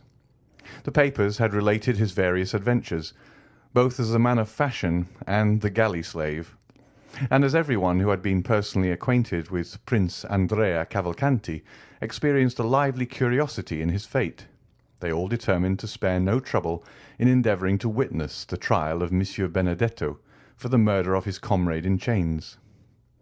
In the eyes of many, Benedetto appeared, if not a victim to, at least an instance of, the fallibility of the law. Monsieur Cavalcanti, his father, had been seen in Paris, and it was expected that he would reappear to claim the illustrious outcast. Many, also, who were not aware of the circumstances attending his withdrawal from Paris, were struck with the worthy appearance, the gentlemanly bearing, and the knowledge of the world displayed by the old patrician, who certainly played the nobleman very well, so long as he said nothing and made no arithmetical calculations. As for the accused himself, many remembered him as being so amiable, so handsome, and so liberal, that they chose to think him the victim of some conspiracy, since in this world large fortunes frequently excite the malevolence and jealousy of some unknown enemy. Every one, therefore, ran to the court, some to witness the sight, others to comment upon it. From 7 o'clock in the morning a crowd was stationed at the iron gates, and an hour before the trial commenced the hall was full of the privileged.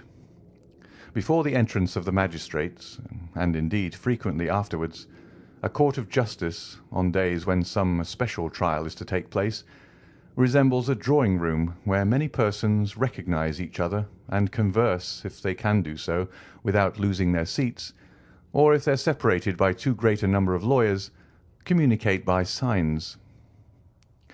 It was one of the magnificent autumn days which made amends for a short summer.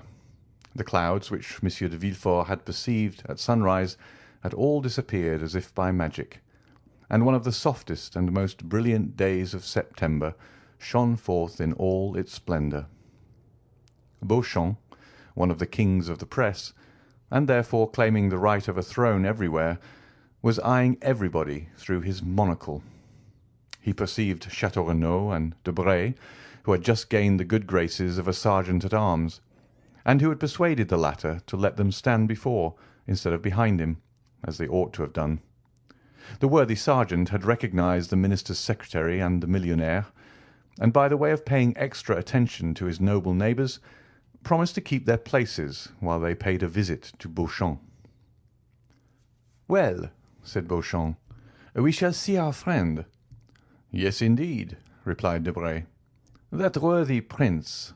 Deuce take those Italian princes!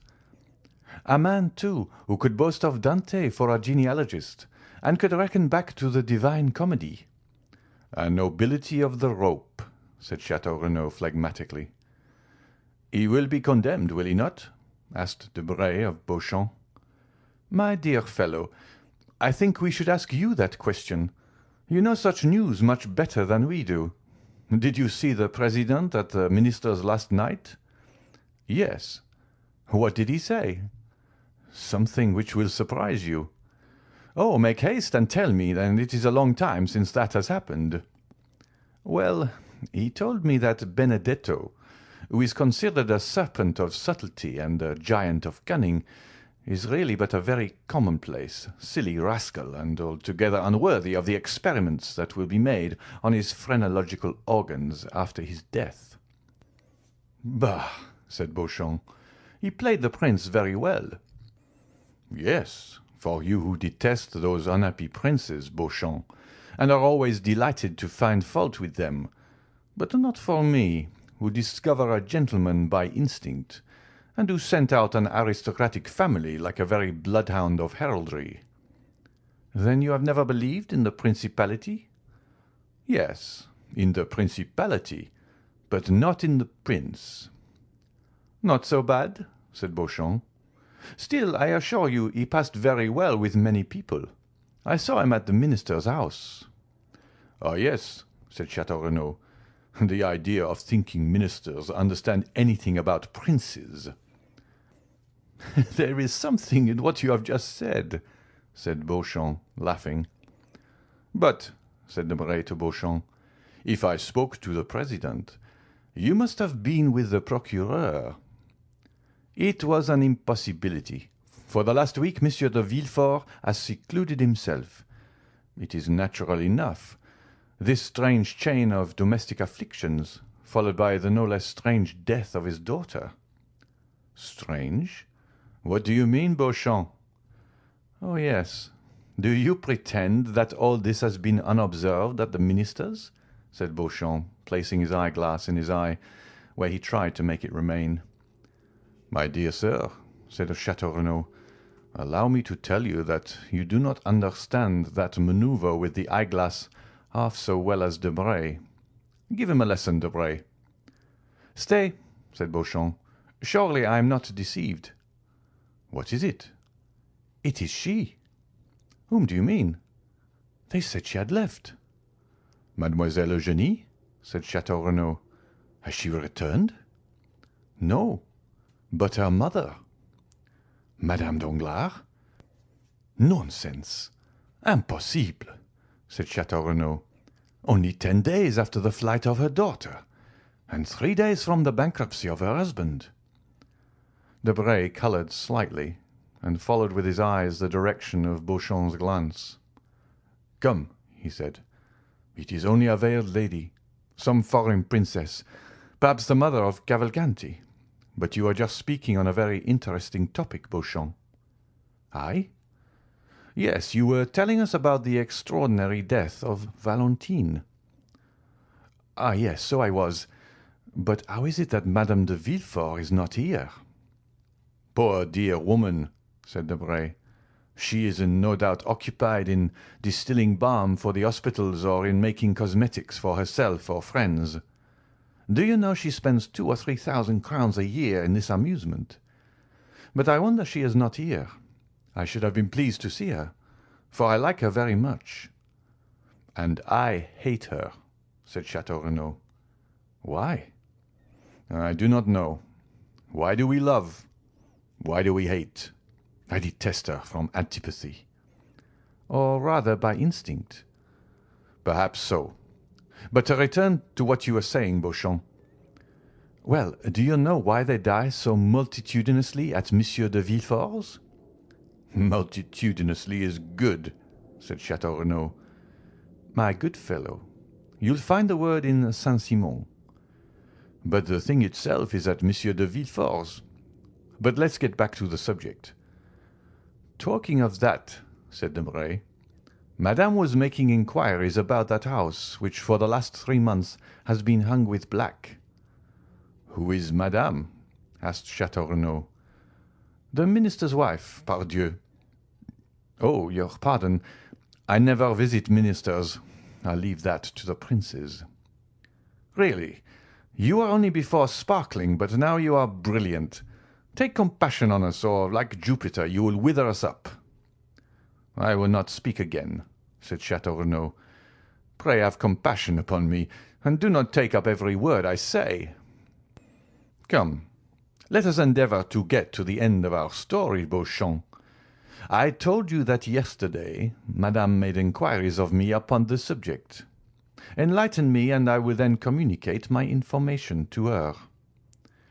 Well, gentlemen, the reason people die so multitudinously, I like the word, at Monsieur de Villefort's is that there is an assassin in the house. The two young men shuddered, for the same idea had more than once occurred to them. And who is the assassin? They asked together. Young Edward. A burst of laughter from the auditors did not in the least disconcert the speaker, who continued, Yes, gentlemen, Edward, the infant phenomenon, who is quite an adept in the art of killing. You are jesting. Not at all. I yesterday engaged a servant who had just left Monsieur de Villefort.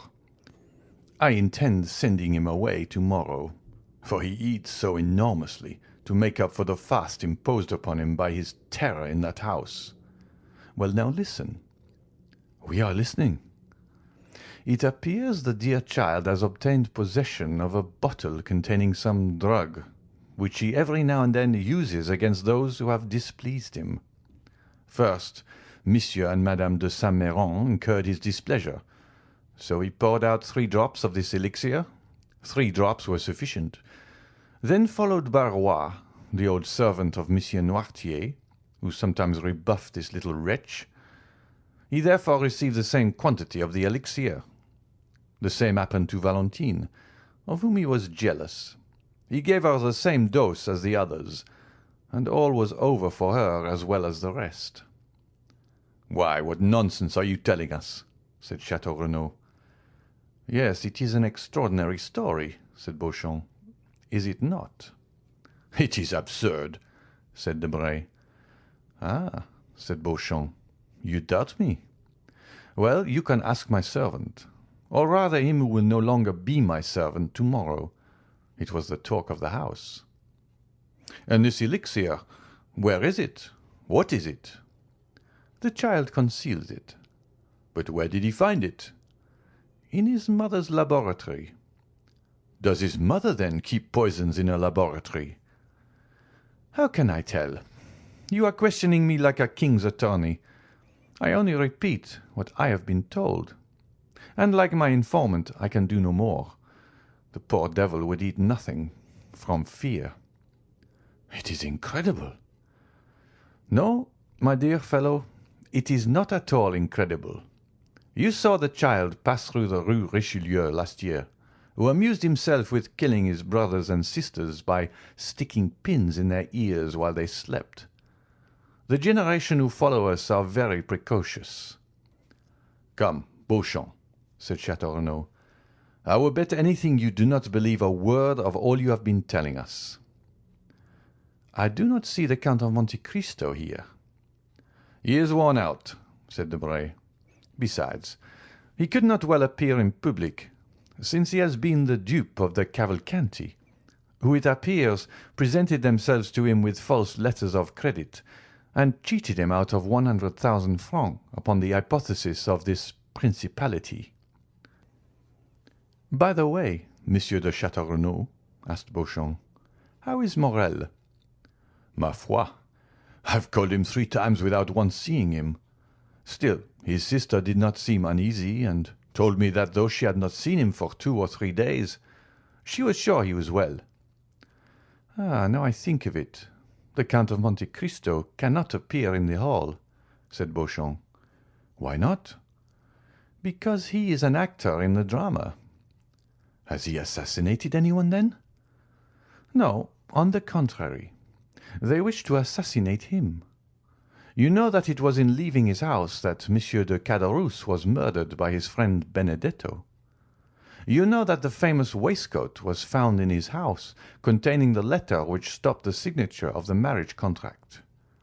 Do you see the waistcoat? There it is, all blood-stained on the desk as a testimony of the crime." "Ah, very good." "Hush, gentlemen, here is the court. Let us go back to our places." A noise was heard in the hall. The sergeant called his 2 patrons with an energetic "Hem!" and the doorkeeper appearing called out with that shrill voice peculiar to his order ever since the days of Beaumarchais, "The court! Gentlemen!" Chapter 109. Chapter 110. The Indictment. The judges took their places in the midst of the most profound silence. The jury took their seats. Monsieur de Villefort, the object of unusual attention, and we had almost said of general admiration, sat in the armchair and cast a tranquil glance around him. Everyone looked with astonishment on that grave and severe face, whose calm expression personal griefs had been unable to disturb, and the aspect of a man who was a stranger to all human emotions excited something very like terror. "Gendarmes," said the President, "lead in the accused." At these words the public attention became more intense, and all eyes were turned towards the door through which Benedetto was to enter. The door soon opened, and the accused appeared. The same impression was experienced by all present, and no one was deceived by the expression of his countenance. His features bore no sign of that deep emotion which stops the beating of the heart and blanches the cheek. His hands, gracefully placed one upon his hat, the other in the opening of his white waistcoat, were not at all tremulous. His eye was calm and even brilliant. Scarcely had he entered the hall when he glanced at the whole body of magistrates and assistants. His eye rested longer on the president, and still more so on the king's attorney. By the side of Andrea was stationed the lawyer who was to conduct his defence, and who had been appointed by the court, for Andrea disdained to pay any attention to those details, to which he appeared to attach no importance.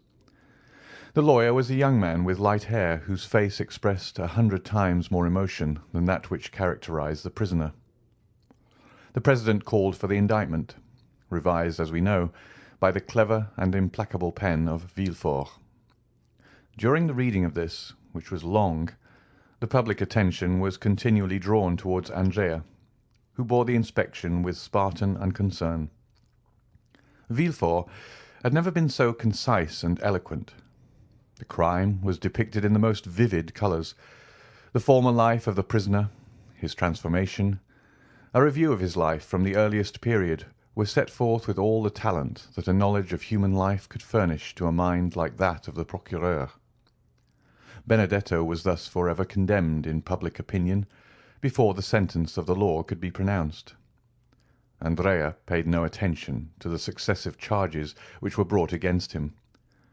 Monsieur de Villefort, who examined him attentively, and who no doubt practised upon him all the psychological studies he was accustomed to use, in vain endeavoured to make him lower his eyes, notwithstanding the depth and profundity of his gaze. At length the reading of the indictment was ended. "Accused," said the president, "your name and surname." Andrea arose. "Excuse me, Mr. President," he said in a clear voice, "but I see you are going to adopt a course of questions through which I cannot follow you. I have an idea, which I will explain by and by, of making an exception to the usual form of accusation. Allow me then, if you please, to answer in different order, or I will not do so at all." The astonished president looked at the jury, who in turn looked at Villefort. The whole assembly manifested great surprise, but Andrea appeared quite unmoved. "Your age?" said the president. "You will answer that question?" "I will answer that question, as well as the rest, Mr. President, but in its turn." "Your age?" repeated the president. "I am 21 years old, or rather I shall be in a few days, as I was born the night of the 27th of September, 1817. Monsieur de Villefort, who was busy taking down some notes, raised his head at the mention of this date. "Where were you born?" continued the president. "At Auteuil, near Paris." Monsieur de Villefort a second time raised his head, looked at Benedetto as if he had been gazing at the head of Medusa, and became livid. As for Benedetto, he gracefully wiped his lips with a fine cambric pocket-handkerchief. "Your profession?" "First I was a forger," answered Andrea as calmly as possible. "Then I became a thief, and lately have become an assassin." A murmur, or rather storm, of indignation burst from all parts of the assembly. The judges themselves appeared to be stupefied, and the jury manifested tokens of disgust for cynicism so unexpected in a man of fashion. Monsieur de Villefort pressed his hand upon his brow, which at first pale had become red and burning. Then he suddenly arose and looked around as though he had lost his senses. He wanted air. "Are you looking for anything, Monsieur Procureur?" asked Benedetto with his most ingratiating smile. Monsieur de Villefort answered nothing, but sat, or rather threw himself down again upon his chair. "And now, prisoner, you will consent to tell your name," said the president. "The brutal affectation with which you have enumerated and classified your crimes calls for a severe reprimand on the part of the court, both in the name of morality and for the respect due to humanity. You appear to consider this a point of honour, and it may be for this reason that you have delayed acknowledging your name. You wished it to be preceded by all these titles." "It is quite wonderful, Mr. President, how entirely you have read my thoughts," said Benedetto in his softest voice and most polite manner. "This is, indeed, the reason why I begged you to alter the order of the questions." The public astonishment had reached its height. There was no longer any deceit or bravado in the manner of the accused. The audience felt that a startling revelation was to follow this ominous prelude. "Well," said the president, "your name?" "I cannot tell you my name, since I do not know it. But I know my father's, and can tell it to you." A painful giddiness overwhelmed Villefort. Great drops of acrid sweat fell from his face upon the papers which he held in his convulsed hand. "Repeat your father's name," said the president. Not a whisper, not a breath was heard in that vast assembly. Everyone waited anxiously. "My father is King's attorney," replied Andrea calmly. "King's attorney?" said the president, stupefied, and without noticing the agitation which spread over the face of Monsieur de Villefort. "King's attorney?" "Yes, and if you wish to know his name, I will tell you it. He is named Villefort." The explosion, which had been so long restrained from a feeling of respect to the court of justice, now burst forth like thunder from the breasts of all present. The court itself did not seek to restrain the feelings of the audience. The exclamations, the insults addressed to Benedetto, who remained perfectly unconcerned, the energetic gestures, the movement of the gendarme, the sneers of the scum of the crowd, always sure to rise to the surface in case of any disturbance, all this lasted 5 minutes, before the doorkeepers and magistrates were able to restore silence. In the midst of this tumult, the voice of the president was heard to exclaim, "Are you playing with justice, accused? And do you dare set your fellow citizens an example of disorder which even these times has never been equalled?" Several persons hurried up to Monsieur de Villefort, who sat half bowed over in his chair, offering him consolation, encouragement, and protestations of zeal and sympathy. Order was re-established in the hall, except that a few people still moved about and whispered to one another. A lady, it was said, had just fainted. They had supplied her with a smelling bottle, and she had recovered. During the scene of tumult, Andrea had turned his smiling face towards the assembly. Then, leaning with one hand on the oaken rail of the dock, in the most graceful attitude possible, he said, "Gentlemen, I assure you I had no idea of insulting the court, or of making a useless disturbance in the presence of this honourable assembly. They ask my age. I tell it. They ask where I was born. I answer. They ask my name. I cannot give it, since my parents abandoned me. But though I cannot give my own name, not possessing one, I can tell them my father's. Now I repeat, my father is named Monsieur de Villefort, and I am ready to prove it." There was an energy, a conviction, and a sincerity in the manner of the young man which silenced the tumult. All eyes were turned for a moment towards the procureur, who sat as motionless as though a thunderbolt had changed him into a corpse. "Gentlemen," said Andrea, commanding silence by his voice and manner, "I owe you the proofs and explanations of what I have said." "But," said the irritated president, "you called yourself Benedetto, declared yourself an orphan, and claimed Corsica as your country." "I said anything I pleased, in order that the solemn declaration I have just made should not be withheld, which otherwise would certainly have been the case. I now repeat that I was born at Auteuil on the night of the 27th of September, 1817, and that I am the son of the procureur, Monsieur de Villefort. Do you wish for any further details? I will give them. I was born in number 28, Rue de la Fontaine, in a room hung with red damask. My father took me in his arms, telling my mother I was dead, wrapped me in a napkin marked with an H and an N, and carried me into a garden, where he buried me alive." A shudder ran through the assembly when they saw that the confidence of the prisoner increased in proportion to the terror of Monsieur de Villefort. "But how have you become acquainted with all these details?" asked the President. "I will tell you, Mr. President. A man who had sworn vengeance against my father, and had long watched his opportunity to kill him, had introduced himself that night into the garden in which my father buried me. He was concealed in a thicket. He saw my father bury something in the ground, and stabbed him. Then, thinking the deposit might contain some treasure, he turned up the ground, and found me still living. The man carried me to the Foundling Asylum, where I was registered under the number 37. 3 months afterwards, a woman travelling from Rogliano to Paris to fetch me, and having claimed me as her son, carried me away.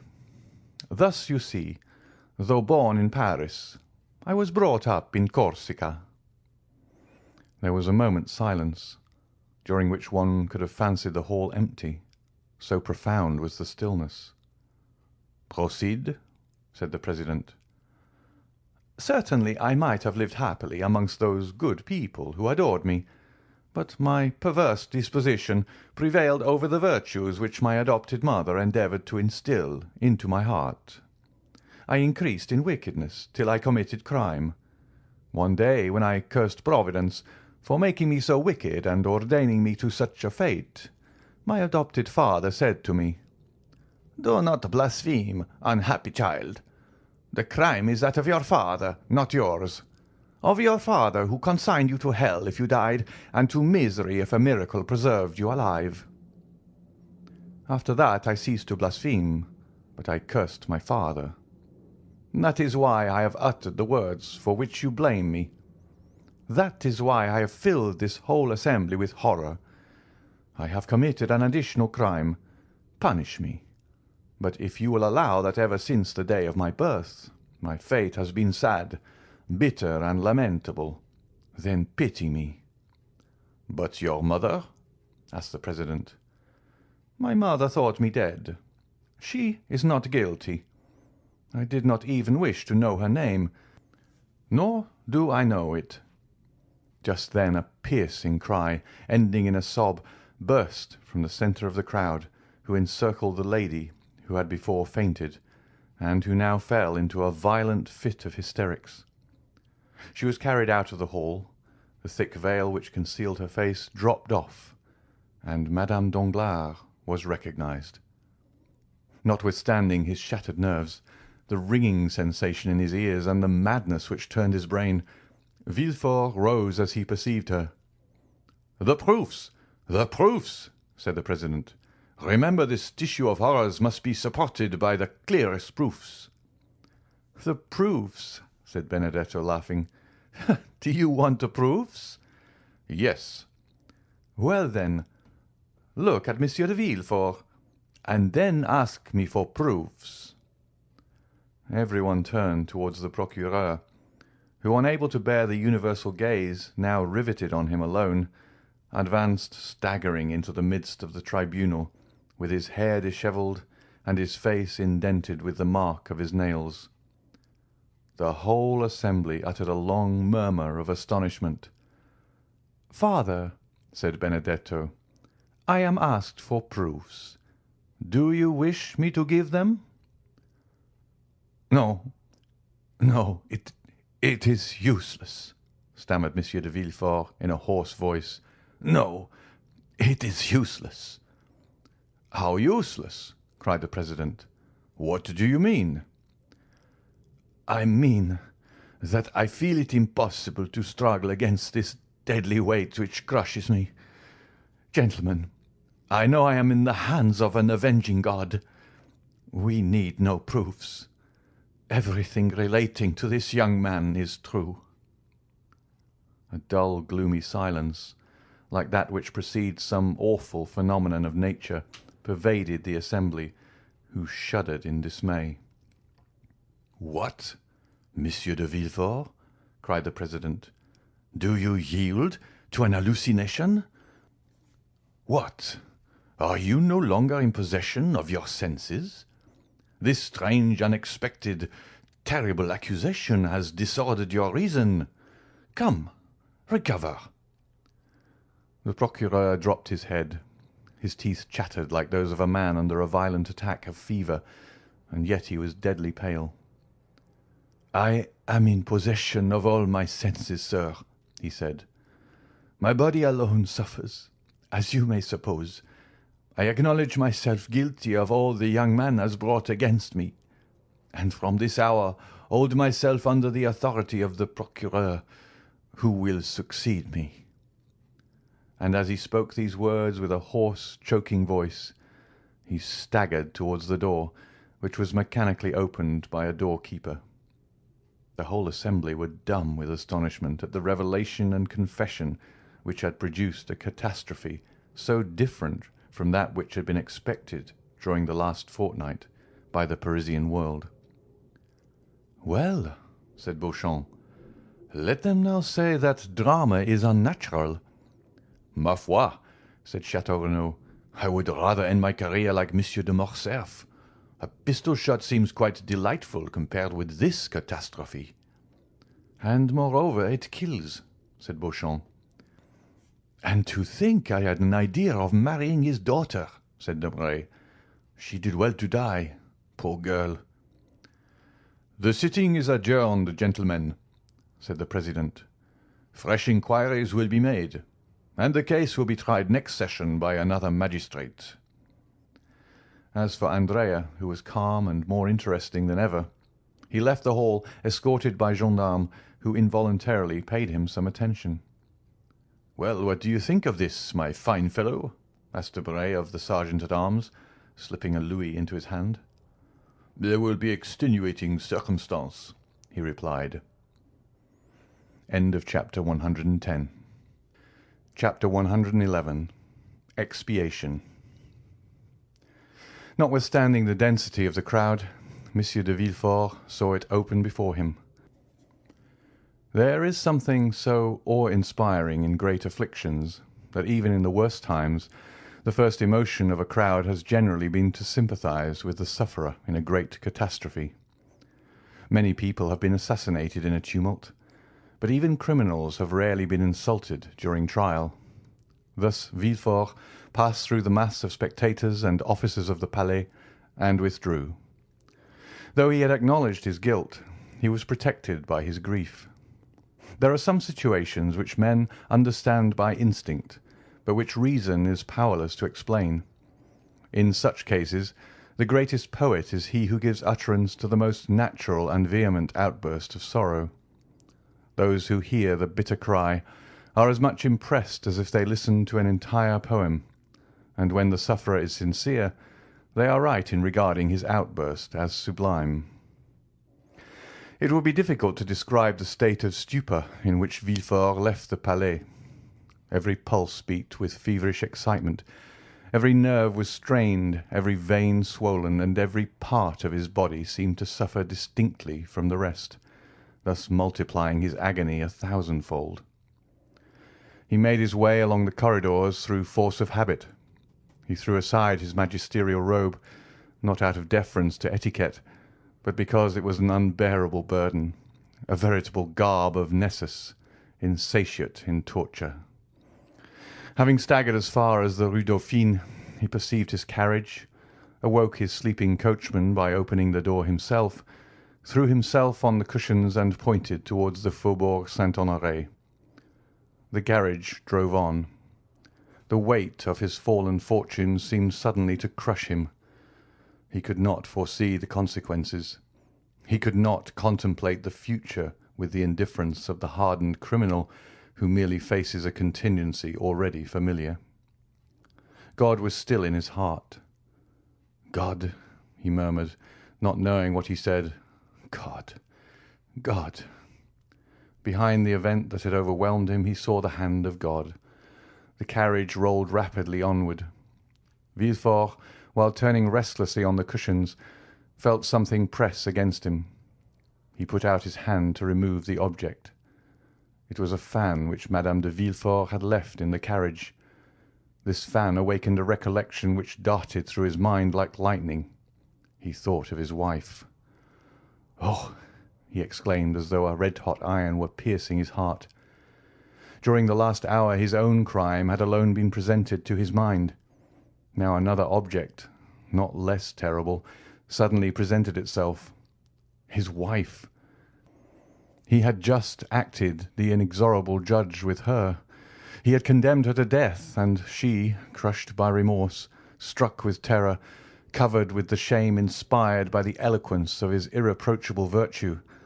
She, a poor, weak woman, without help or the power of defending herself against his absolute and supreme will. She might at that very moment, perhaps, be preparing to die. An hour had elapsed since her condemnation. At that moment, doubtless, she was recalling all her crimes to her memory. She was asking pardon for her sins. Perhaps she was even writing a letter, imploring forgiveness from her virtuous husband, a forgiveness she was purchasing with her death. Villefort again groaned with anguish and despair. "Ah!" he exclaimed, "that woman became criminal only from associating with me. I carried the infection of crime with me, and she has caught it as she would the typhus fever, the cholera, the plague. And yet I have punished her. I have dared to tell her, I have, repent and die. But no, she must not die. She shall live, and with me. We will flee from Paris and go as far as the earth reaches. I told her of the scaffold. Oh, heavens! I forgot that it awaits me also. How could I pronounce that word? Yes, we will fly. I will confess all to her. I will tell her daily that I also have committed a crime. Oh, what an alliance! The tiger and the serpent. Worthy wife of such as I am. She must live that my infamy may diminish hers." And Villefort dashed upon the window in front of the carriage. "Faster, faster!" he cried, in a tone which electrified the coachman. The horses, impelled by fear, flew towards the house. "Yes, yes," repeated Villefort as he approached the home. "Yes, that woman must live. She must repent and educate my son, the sole survivor, with the exception of the indestructible old man, of the wreck of my house. She loves him. It was for his sake she has committed these crimes. We ought never to despair of softening the heart of a mother who loves her child. She will repent, and no one will know that she has been guilty. The events which have taken place in my house, though they now occupy the public mind, will be forgotten in time, or if, indeed, a few enemies should persist in remembering them, why then I will add them to my list of crimes. What will it signify if 1, 2, or 3 more are added? My wife and child shall escape from this gulf, carrying treasures with them. She will live and may yet be happy, since her child, in whom all her love is centred, will be with her. I shall have performed a good action, and my heart will be lighter." And the procureur breathed more freely than he had done for some time. The carriage stopped at the door of the house. Villefort leapt out of the carriage and saw that his servants were surprised at his early return. He could read no other expression in their features. Neither of them spoke to him. They merely stood aside to let him pass by as usual, nothing more. As he passed by Monsieur Noirtier's room, he perceived 2 figures through the half-open door, but he experienced no curiosity to know who was visiting his father. Anxiety carried him on further. "Come," he said as he ascended the stairs leading to his wife's room. "Nothing is changed here." He then closed the door of the landing. "No one must disturb us," he said. "I must speak freely to her, accuse myself, and say—" He approached the door, touched the crystal handle, which yielded to his hand.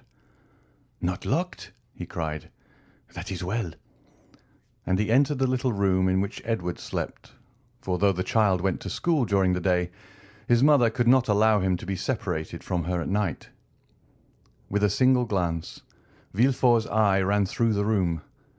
"Not here," he said. "Doubtless she is in her bedroom." He rushed towards the door, found it bolted, and stopped, shuddering. "Héloise!" he cried. He fancied he heard the sound of a piece of furniture being removed. "Héloise!" he repeated. "Who is there?" answered the voice of her he sought. He thought that voice more feeble than usual. "Open the door!" cried Villefort. "Open! It is I!" But notwithstanding this request, notwithstanding the tone of anguish in which it was uttered, the door remained closed. Villefort burst it open with a violent blow.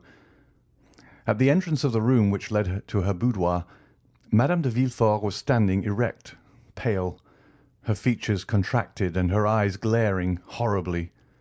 "Héloïse! Héloïse!" he said. "What is the matter? Speak!" The young woman extended her stiff white hands towards him. "It is done, monsieur," she said with a rattling noise which seemed to tear her throat. "What more do you want?" And she fell full length on the floor. Villefort ran to her and seized her hand, which convulsively clasped a crystal bottle with a golden stopper. Madame de Villefort was dead. Villefort, maddened with horror, stepped back to the threshold of the door, fixing his eyes on the corpse. "My son!" he exclaimed suddenly. "Where is my son? Edward! Edward!" And he rushed out of the room, still crying, "Edward! Edward!" The name was pronounced in such a tone of anguish that the servants ran up. "Where is my son?" asked Villefort. "Let him be removed from the house, that he may not see—" "Master Edward is not downstairs, sir," replied the valet. "Then he must be playing in the garden. Go and see." "No, sir. Madame de Villefort sent for him half an hour ago. He went into her room and has not been downstairs since." A cold perspiration burst out on Villefort's brow. His legs trembled, and his thoughts flew about madly in his brain like the wheels of a disordered watch. "In Madame de Villefort's room?" he murmured, and slowly returned, with one hand wiping his forehead, and with the other supporting himself against the wall. To enter the room he must again see the body of his unfortunate wife. To call Edward, he must reawaken the echo of that room which now appeared like a sepulchre. To speak seemed like violating the silence of the tomb. His tongue was paralyzed in his mouth. Edward," he stammered. "Edward!" The child did not answer. Where then could he be? If he had entered his mother's room and not since returned? He stepped forward. The corpse of Madame de Villefort was stretched across the doorway leading to the room in which Edward must be. Those glaring eyes seemed to watch over the threshold, and the lips bore the stamp of a terrible and mysterious irony. Through the open door was visible a portion of the boudoir, containing an upright piano and a blue satin couch. Villefort stepped forward 2 or 3 paces, and beheld his child lying, no doubt asleep, on the sofa. The unhappy man uttered an exclamation of joy. A ray of light seemed to penetrate the abyss of despair and darkness. He had only to step over the corpse, enter the boudoir, take the child in his arms, and flee far, far away. Villefort was no longer the civilized man. He was a tiger hurt unto death, gnashing his teeth in his wound. He no longer feared realities but phantoms. He leapt over the corpse as if it had been burning brazier. He took the child in his arms, embraced him, shook him, called him. But the child made no response. He pressed his burning lips to the cheeks, but they were icy cold and pale. He felt the stiffened limbs. He pressed his hand upon the heart, but it no longer beat. The child was dead. A folded paper fell from Edward's breast. Villefort, thunderstruck, fell upon his knees. The child dropped from his arms and rolled on the floor by the side of its mother. He picked up the paper and, recognizing his wife's writing, ran his eyes rapidly over its contents. It ran as follows: "You know that I was a good mother, since it was for my son's sake I became a criminal. A good mother cannot depart without her son." Villefort could not believe his eyes. He could not believe his reason. He dragged himself towards the child's body and examined it as a lioness contemplates its dead cub. Then a piercing cry escaped from his breast, and he cried, "Still the hand of God!" The presence of the two victims alarmed him. He couldn't bear solitude shared only by two corpses. Until then, he had been sustained by rage, by his strength of mind, by despair, by the supreme agony which led the Titans to scale the heavens and Ajax to defy the gods. He now arose, his head bowed beneath the weight of grief, and shaking his damp, dishevelled hair, he who had never felt compassion for anyone determined to seek his father, that he might have someone to whom he could relate his misfortunes, someone by whose side he might weep. He descended the little staircase with which we are acquainted, and entered Noirtier's room. The old man appeared to be listening attentively, and as affectionately as his infirmities would allow, to the Abbé Busoni, who looked cold and calm as usual. Villefort, perceiving the abbé, passed his hand across his brow. He recollected the call he had made upon him after the dinner at Auteuil, and then the visit the abbé had himself paid to his house on the day of Valentine's death. "You here, sir!" he exclaimed. "Do you, then, never appear but to act as an escort to death?" Busoni turned around, and perceiving the excitement depicted on the magistrate's face, the savage lustre of his eyes, he understood that the revelation had been made at the Assizes, but beyond this he was ignorant. "I came to pray over the body of your daughter." "And now, why are you here?" "I come to tell you that you have sufficiently repaid your debt, and that from this moment I will pray to God to forgive you, as I do." "Good heavens!" exclaimed Villefort, stepping back fearfully. "Surely that is not the voice of the Abbé Busoni?" "No." The abbé threw off his wig, shook his head, and his hair, no longer confined, fell in black masses around his manly face. "It is the face of the Count of Monte Cristo!" exclaimed the procureur, with a haggard expression. "You are not exactly right, Monsieur Procureur. You must go farther back." That voice! That voice!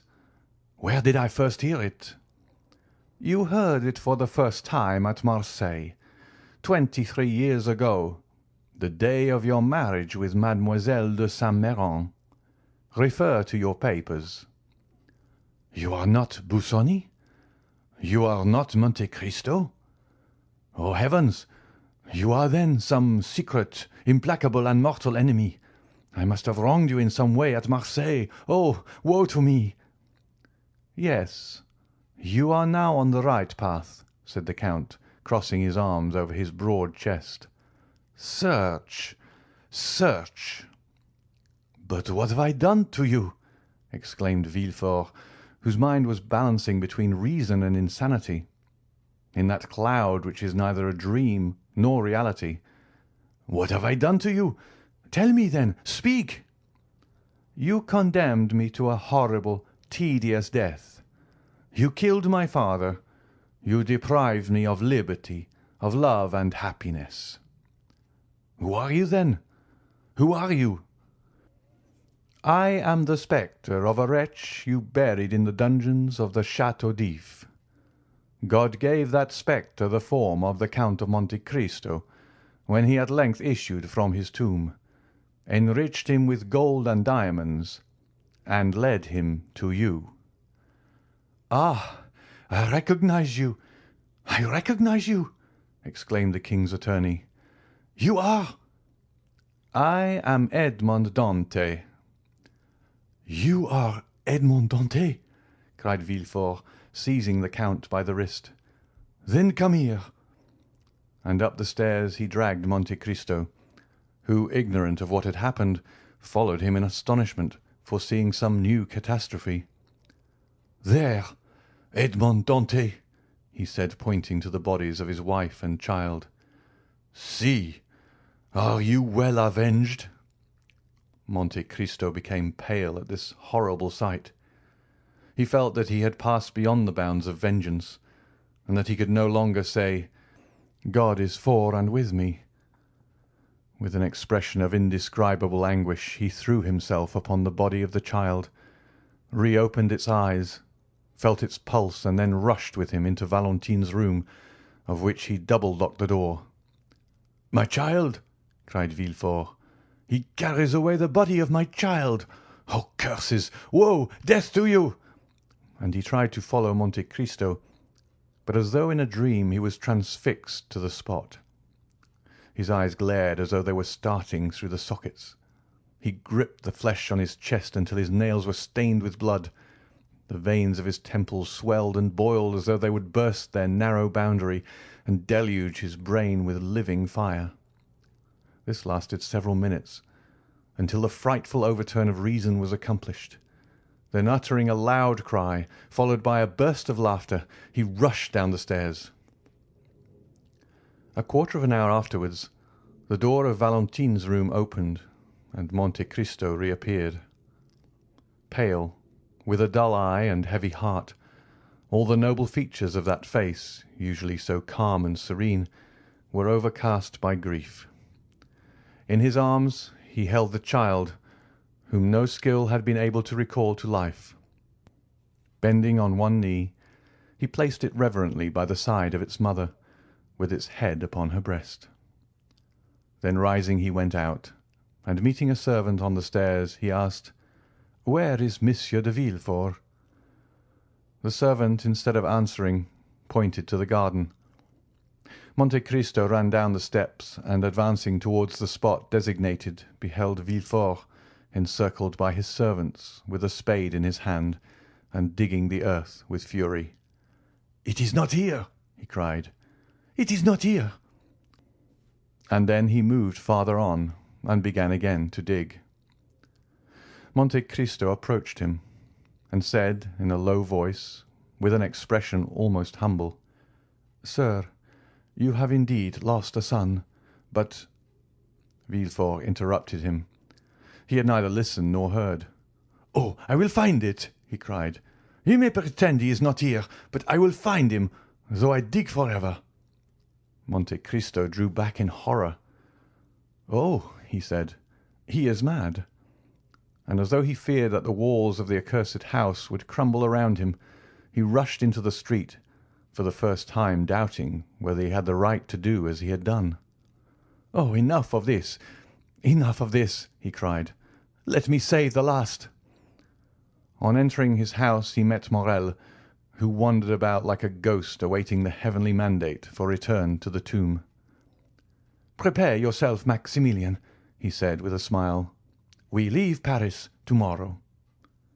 "Have you nothing more to do there?" asked Morrel. "No," replied Monte Cristo. "God grant I may not have done too much already." The next day they indeed left, accompanied only by Baptistin. Haydée had taken away Ali, and Bertuccio remained with Noirtier. End of chapter 111. Chapter 112. The Departure. The recent event formed the theme of conversation throughout all Paris. Emmanuel and his wife conversed with natural astonishment in their little apartment in the Rue Meslay upon the 3 successive, sudden, and most unexpected catastrophes of Morcerf, Danglars, and Villefort. Maximilian, who was paying them a visit, listened to their conversation, or rather was present at it, plunged in his accustomed state of apathy.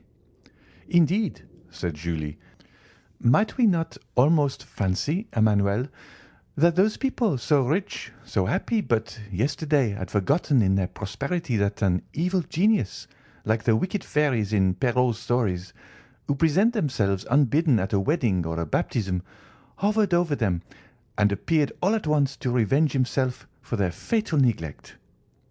"What a dire misfortune!" said Emmanuel, thinking of Morcerf and Danglars. "What dreadful sufferings!"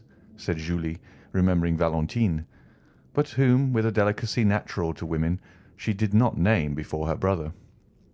"If the Supreme Being has directed the fatal blow," said Emmanuel, "it must be that he in his great goodness has perceived nothing in the past lives of those people to merit mitigation of their awful punishment." "Do you not form a very rash judgment, Emmanuel?" said Julie. "When my father, with a pistol in his hand, was once on the point of committing suicide, had anyone then said, 'This man deserves his misery,' would not that person have been deceived?"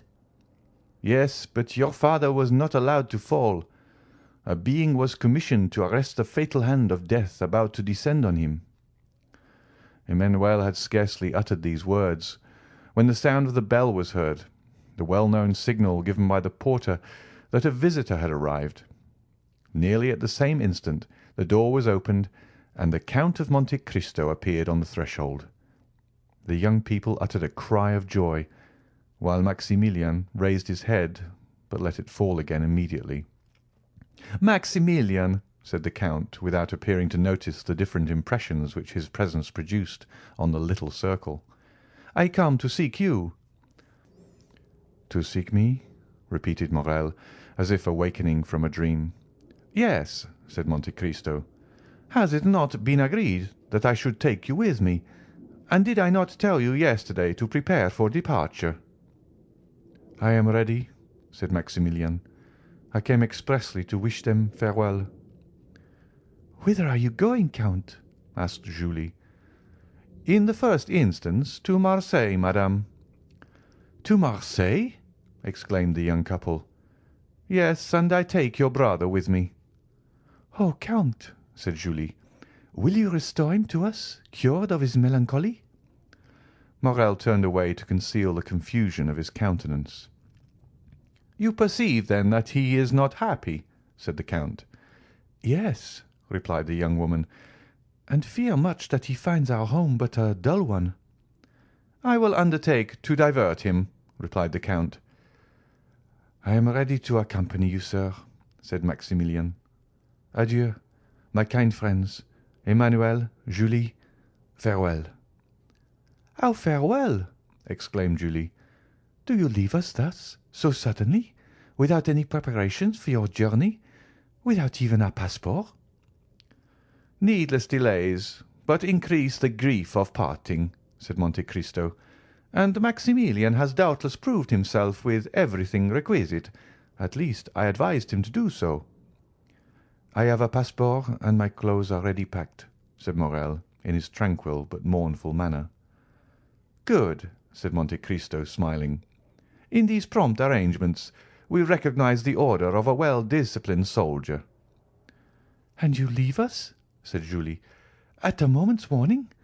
You do not give us a day, no, not even an hour before your departure?" "My carriage is at the door, madame, and I must be in Rome in 5 days." "But does Maximilian go to Rome?" exclaimed Emmanuel. "I am going wherever it may please the Count to take me," said Morrel, with a smile full of grief. "I am under his orders for the next month." "Oh, heavens! How strangely he expresses himself!" said Julie. "Maximilian goes with me," said the Count in his kindest and most persuasive manner. "Therefore, do not make yourself uneasy on your brother's account." "Once more farewell, my dear sister. Emmanuel, adieu," Morrel repeated. "His carelessness and indifference touch me to the heart," said Julie. "Oh, Maximilian, Maximilian, you are certainly concealing something from us." "Pah!" said Monte Cristo. "You will see him return to you gay, smiling, and joyful." Maximilian cast a look of disdain, almost of anger, on the Count. "We must leave you," said Monte Cristo. "Before you quit us, Count," said Julie, "will you permit us to express to you all that the other day—" "Madame," interrupted the Count, taking her 2 hands in his, "all that you could say in words would never express what I read in your eyes.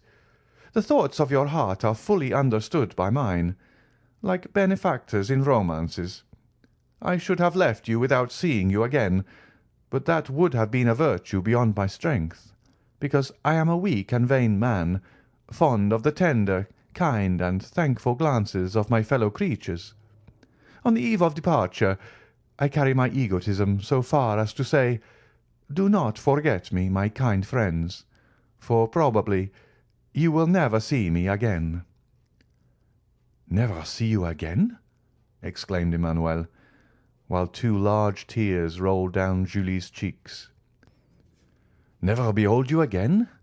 It is not a man, then, but some angel that leaves us, and this angel is on the point of returning to heaven after having appeared on earth to do good." "Say not so," quickly returned Monte Cristo. "Say not so, my friends. Angels never err. Celestial beings remain where they wish to be. Fate is not more powerful than they. It is they who, on the contrary, overcome fate. No, Emmanuel, I am but a man, and your admiration is as unmerited as your words are sacrilegious." And pressing his lips on the hand of Julie, who rushed into his arms, he extended his other hand to Emmanuel.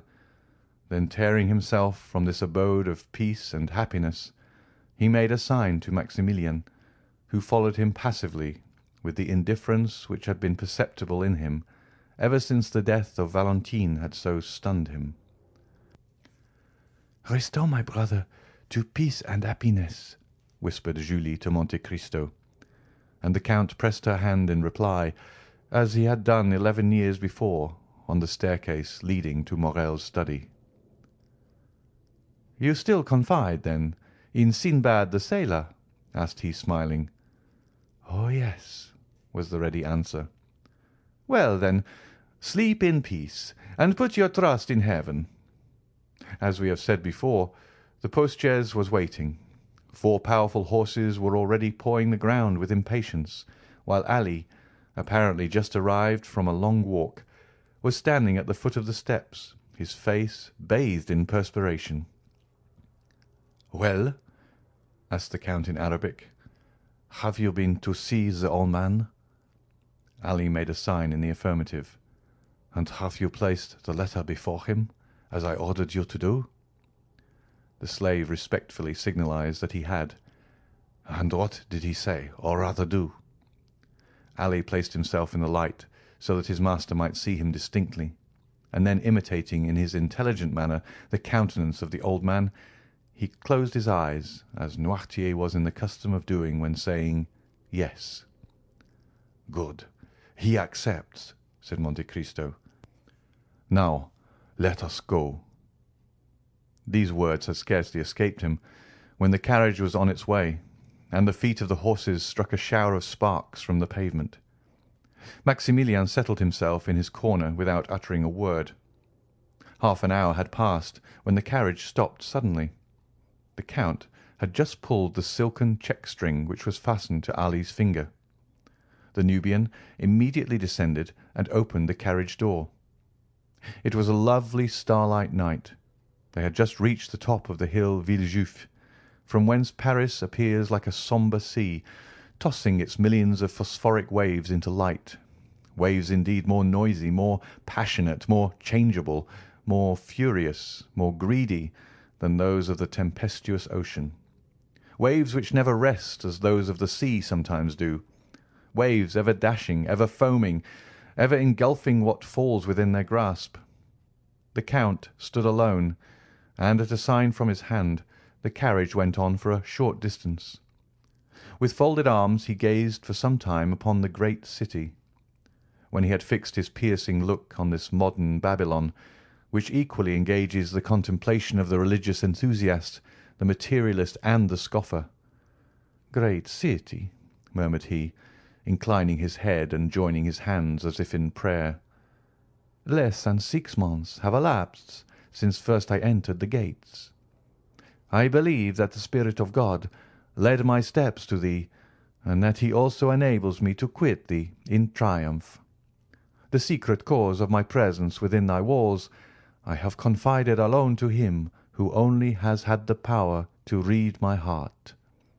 God only knows that I retire from thee without pride or hatred, but not without many regrets.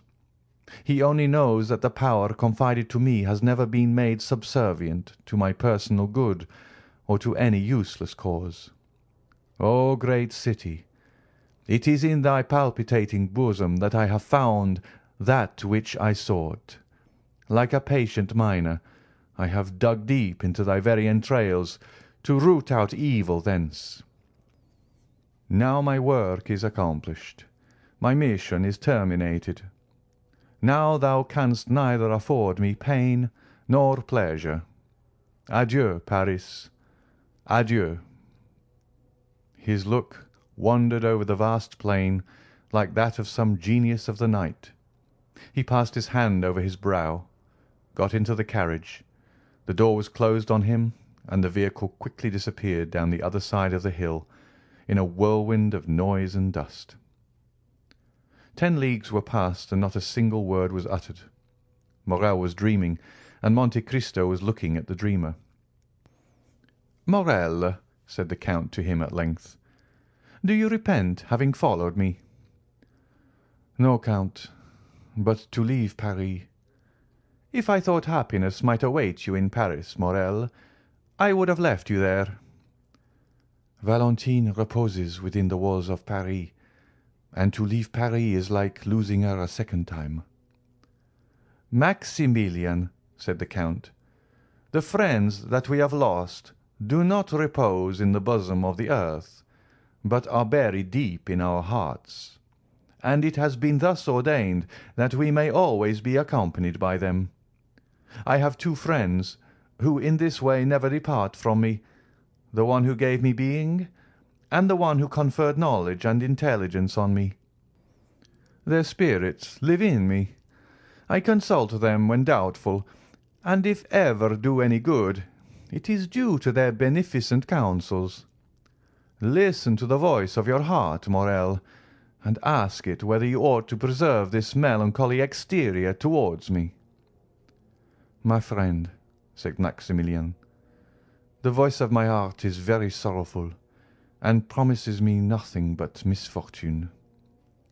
"It is the way of weakened minds to see everything through a black cloud. The soul forms its own horizons. Your soul is darkened, and consequently the sky of the future appears stormy and unpromising." "That may possibly be true," said Maximilian, and he again subsided into his thoughtful mood. The journey was performed with that marvellous rapidity which the unlimited power of the Count ever commanded. Towns fled from them like shadows on their path, and trees, shaken by the first winds of autumn, seemed like giants madly rushing on to meet them, and retreating as rapidly when once reached. The following morning they arrived at Châlons, where the Count's steamboat waited for them. Without the loss of an instant, the carriage was placed on board, and the 2 travellers embarked without delay. The boat was built for speed. Her 2 paddle wheels were like 2 wings with which she skimmed the water like a bird. Morrel was not insensible to that sensation of delight which is generally experienced in passing rapidly through the air, and the wind which occasionally raised the hair from his forehead seemed on the point of dispelling momentarily the clouds collected there. As the distance increased between the travellers and Paris, almost superhuman serenity appeared to surround the Count. He might have been taken for an exile about to revisit his native land. Ere long Marseille presented herself to view. Marseille, white, fervid, full of life and energy. Marseille, the younger sister of Tyre and Carthage, the successor of them in the empire of the Mediterranean. Marseille, old yet always young. Powerful memories were stirred within them by the sight of the Round Tower, Fort Saint-Nicolas, the city hall designed by Puget, the port with its brick quays, where they had both played in childhood, and it was with one accord that they stopped on the Canebière. A vessel was setting sail for Algiers, on board of which the bustle usually attending departure prevailed. The passengers and their relations crowded on the deck, friends taking a tender but sorrowful leave of each other, some weeping, others noisy in their grief. the whole forming a spectacle that might be exciting even to those who witnessed similar sights daily, but which had no power to disturb the current of thought that had taken possession of the mind of Maximilian from the moment he had set foot on the broad pavement of the quay. "Here," said he, leaning heavily on the arm of Monte Cristo, "here is the spot where my father stopped when the Pharaon entered the port. It was here that the good old man, whom you saved from death and dishonour, threw himself into my arms.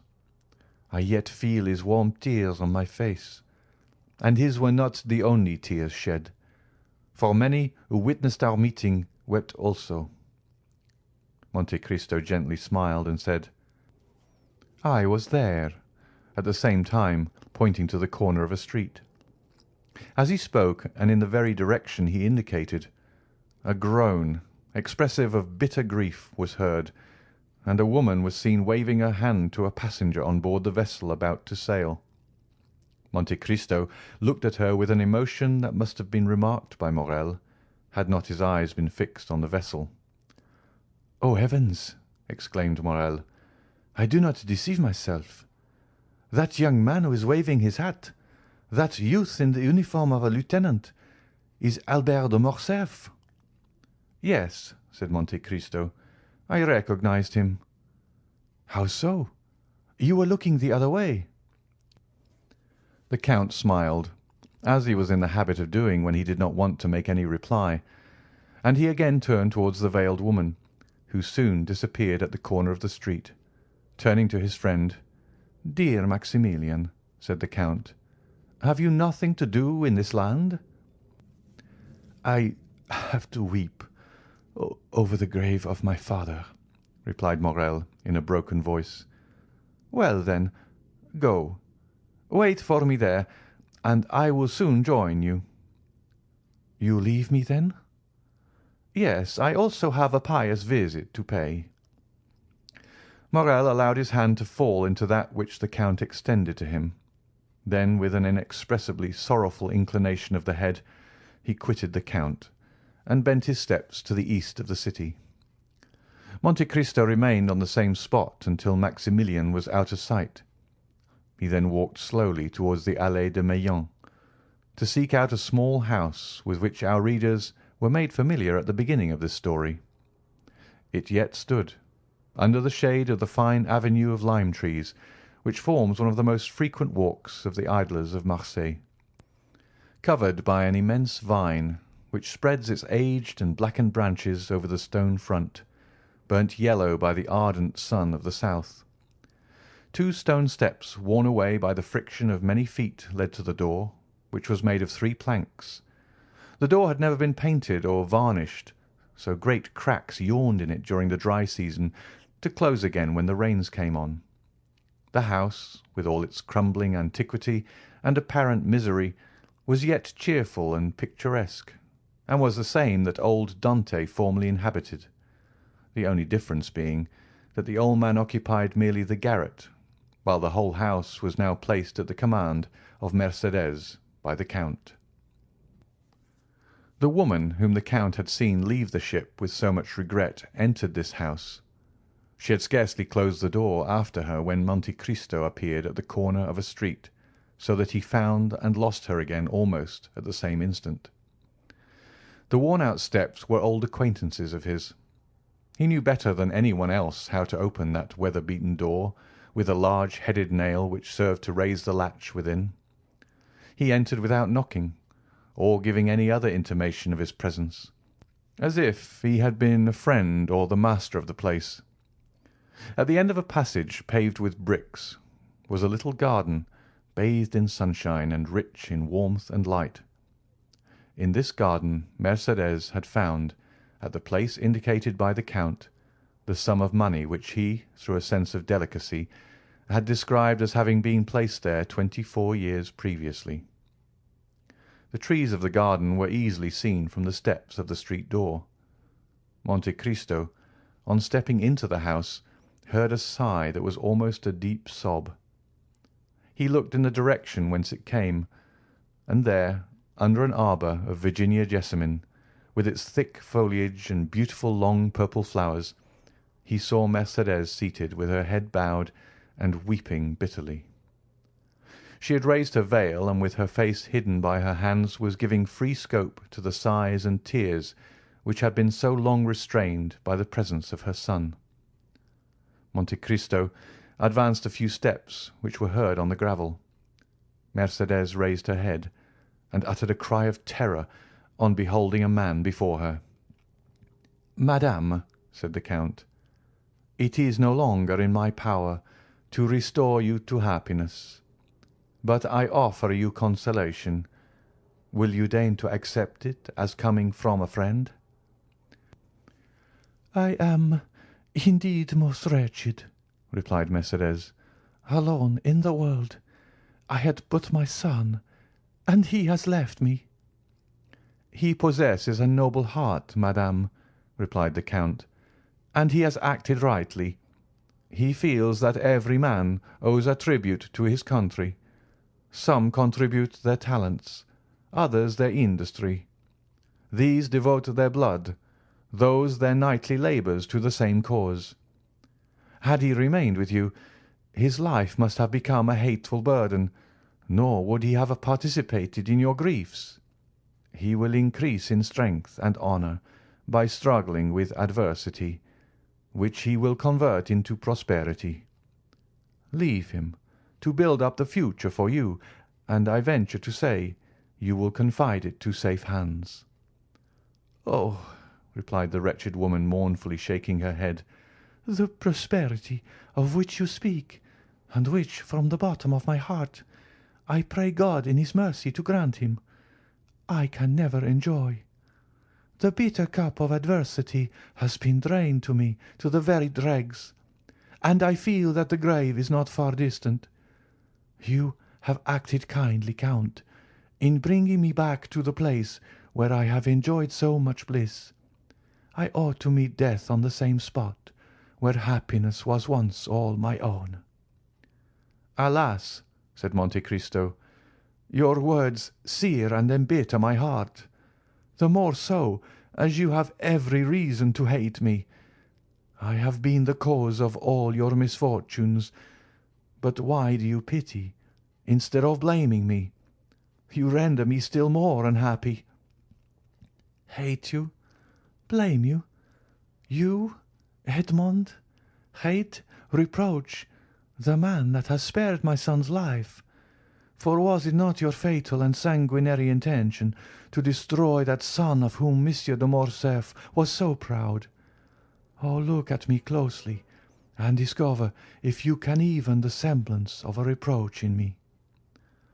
The Count looked up and fixed his eyes on Mercédès, who arose partly from her seat and extended both her hands towards him.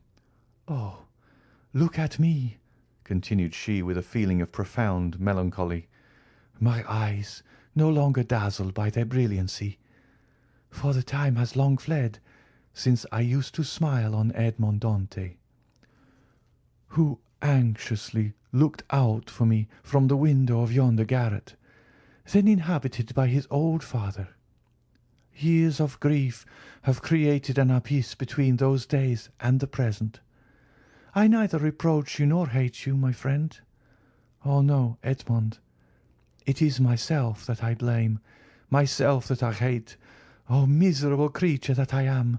cried she, clasping her hands and raising her eyes to heaven. "I once possessed piety, innocence, and love, the three ingredients of the happiness of angels. And now what am I?" Monte Cristo approached her and silently took her hand. "No," said she, withdrawing it gently. "No, my friend, touch me not. You have spared me, yet of all those who have fallen under your vengeance, I was the most guilty. They were influenced by hatred, by avarice, and by self-love, but I was base, and for want of courage acted against my judgment. Nay, do not press my hand, Edmond. You are thinking, I am sure, of some kind speech to console me, but do not utter it to me. Reserve it for others more worthy of your kindness. See," and she exposed her face completely to view. "See, misfortune has silvered my hair. My eyes have shed so many tears that they are encircled by a rim of purple, and my brow is wrinkled. You, Edmond, on the contrary, you are still young, handsome, dignified. It is because you have had faith, because you have had strength, because you have had trust in God, and God has sustained you. But as for me, I have been a coward. I have denied God, and he has abandoned me." Mercédès burst into tears. Her woman's heart was breaking under its load of memories. Monte Cristo took her hand and imprinted a kiss on it, but she herself felt that it was a kiss of no greater warmth than he would have bestowed on the hand of some marble statue of a saint. "It often happens," continued she, "that a first fault destroys the prospects of a whole life. I believed you dead. Why did I survive you? What good has it done for me to mourn for you eternally in the secret recesses of my heart, only to make a woman of 39 look like a woman of 50? Why, having recognized you, and I the only one to do so, why was I able to save my son alone? Ought I not also to have rescued the man that I had accepted for a husband, guilty though he were? Yet I let him die. What do I say? O merciful heavens! Was I not accessory to his death by my supine insensibility, by my contempt for him, not remembering or not willing to remember that it was for my sake he had become a traitor and a perjurer? In what am I benefited by accompanying my son so far, since I now abandon him and allow him to depart alone to the baneful climate of Africa? Oh, I have been base, cowardly, I tell you. I have abjured my affections, and like all renegades I am of evil omen to those who surround me." "No, Mercédès," said Monte Cristo. "No, you judge yourself with too much severity. You are a noble-minded woman, and it was your grief that disarmed me. Still I was but an agent, led on by an invisible and offended deity, who chose not to withhold the fatal blow that I was destined to hurl. I take that God to witness, at whose feet I have prostrated myself daily for the last 10 years, that I would have sacrificed my life to you, and with my life the projects that were indissolubly linked with it. But, and I say it with some pride, Mercédès, God needed me, and I lived. Examine the past and the present, and endeavour to dive into futurity, and then say whether I am not a divine instrument. The most dreadful misfortunes, the most frightful sufferings, the abandonment of all those who loved me, the persecution of those who did not know me, formed the trials of my youth, when suddenly from captivity, solitude, misery, I was restored to light and liberty, and became the possessor of a fortune so brilliant, so unbounded, so unheard of, that I must have been blind not to be conscious that God had endowed me with it to work out his own great designs. From that time I looked upon this fortune as something confided to me for an especial purpose. Not a thought was given to a life which you once, Mercédès, had the power to render blissful.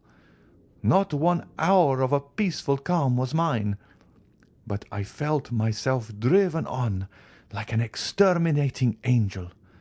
Like adventurous captains about to embark on some enterprise full of danger, I laid in my provisions, I loaded my weapons, I collected every means of attack and defence. I inured my body to the most violent exercises, my soul to the bitterest trials. I taught my arm to slay, my eyes to behold excruciating sufferings, and my mouth to smile at the most horrid spectacles. Good-natured, confiding and forgiving as I had been, I became revengeful, cunning and wicked, or rather immovable as fate. Then I launched out into the path that was open to me. I overcame every obstacle and reached the goal, but woe to those who stood in my pathway. Enough, said Mercédès. Enough, Edmond. Believe me that she who alone recognized you has been the only one to comprehend you. And had she crossed your path, and you had crushed her like glass, still, Edmond, still she must have admired you. Like the gulf between me and the past, there is an abyss between you, Edmond, and the rest of mankind. And I tell you freely that the comparison I draw between you and other men will ever be one of my greatest tortures. No, there is nothing in the world to resemble you in worth and goodness. But we must say farewell, Edmond, and let us part. Before I leave you, Mercédès, have you no request to make? Said the Count. I desire but one thing in this world, Edmond, the happiness of my son. Pray to the Almighty to spare his life, and I will take upon myself to promote his happiness. Thank you, Edmond. But have you no request to make for yourself, Mercédès? For myself I want nothing. I live, as it were, between two graves. One is that of Edmond Dantès, lost to me long since. He had my love. That word ill becomes my faded lip now, but it is a memory dear to my heart, and one that I would not lose for all that the world contains. The other grave is that of the man who met his death from the hand of Edmond Dantès. I approve of the deed, but I must pray for the dead. Your son shall be happy, Mercédès, repeated the Count. Then I shall enjoy as much happiness as this world can possibly confer. But what are your intentions? To say that I shall live here, like the Mercédès of other times, gaining my bread by labor, would not be true, nor would you believe me. I have no longer the strength to do anything but to spend my days in prayer. However, I shall have no occasion to work, for the little sum of money buried by you, and which I found in the place you mentioned, will be sufficient to maintain me. Rumour will probably be busy respecting me, my occupations, my manner of living. That will signify but little. Mercédès, said the Count, I do not say it to blame you, but you made an unnecessary sacrifice in relinquishing the whole of the fortune amassed by Monsieur de Morcerf. Half of it at least by right belonged to you, in virtue of your vigilance and economy. I perceive what you are intending to propose to me, but I cannot accept it, Edmond. My son would not permit it. Nothing shall be done without the full approbation of Albert de Morcerf. I will make myself acquainted with his intentions, and will submit to them. But if he be willing to accept my offers, will you oppose them? You well know, Edmond, that I am no longer a reasoning creature. I have no will, unless it be the will never to decide. I have been so overwhelmed by the many storms that have broken over my head that I am become passive in the hands of the Almighty, like a sparrow in the talons of an eagle. I live because it is not ordained for me to die. If succour be sent to me, I will accept it. Ah, madame, said Monte Cristo, you should not talk thus. It is not so we should evince our resignation to the will of heaven. On the contrary, we are all free agents." "Alas!" exclaimed Mercédès, "if it were so, if I possessed free will, but without the power to render that will efficacious, it would drive me to despair." Monte Cristo dropped his head and shrank from the vehemence of her grief. "Will you not even say, 'You will see me again'?" he asked. "On the contrary, we shall meet again," said Mercédès, pointing to heaven with solemnity. "I tell you so, to prove to you that I still hope." And after pressing her own trembling hand upon that of the Count, Mercédès rushed up the stairs and disappeared. Monte Cristo slowly left the house and turned towards the quay. But Mercédès did not witness his departure, although she was seated at the little window of the room which had been occupied by old Dante. Her eyes were straining to see the ship which was carrying her son over the vast sea, but still her voice involuntarily murmured softly, "Edmond, Edmond, Edmond." End of chapter 112. Chapter 113. The Past. The Count departed with a sad heart from the house in which he had left Mercédès, probably never to behold her again. Since the death of little Edward, a great change had taken place in Monte Cristo. Having reached the summit of his vengeance by a long and tortuous path, he saw an abyss of doubt yawning before him. More than this, the conversation which had just taken place between Mercédès and himself had awakened so many recollections in his heart that he felt it necessary to combat with them. A man of the Count's temperament could not long indulge in that melancholy which can exist in common minds, but which destroys superior ones. He thought he must have made an error in his calculations if he now found cause to blame himself. "I cannot have deceived myself," he said. "I must look upon the past in a false light. What?" he continued. "Can I have been following a false path? Can the end which I proposed be a mistaken end? Can 1 hour have sufficed to prove to an architect that the work upon which he founded all his hopes was an impossible if not a sacrilegious undertaking? I cannot reconcile myself to this idea. It would madden me.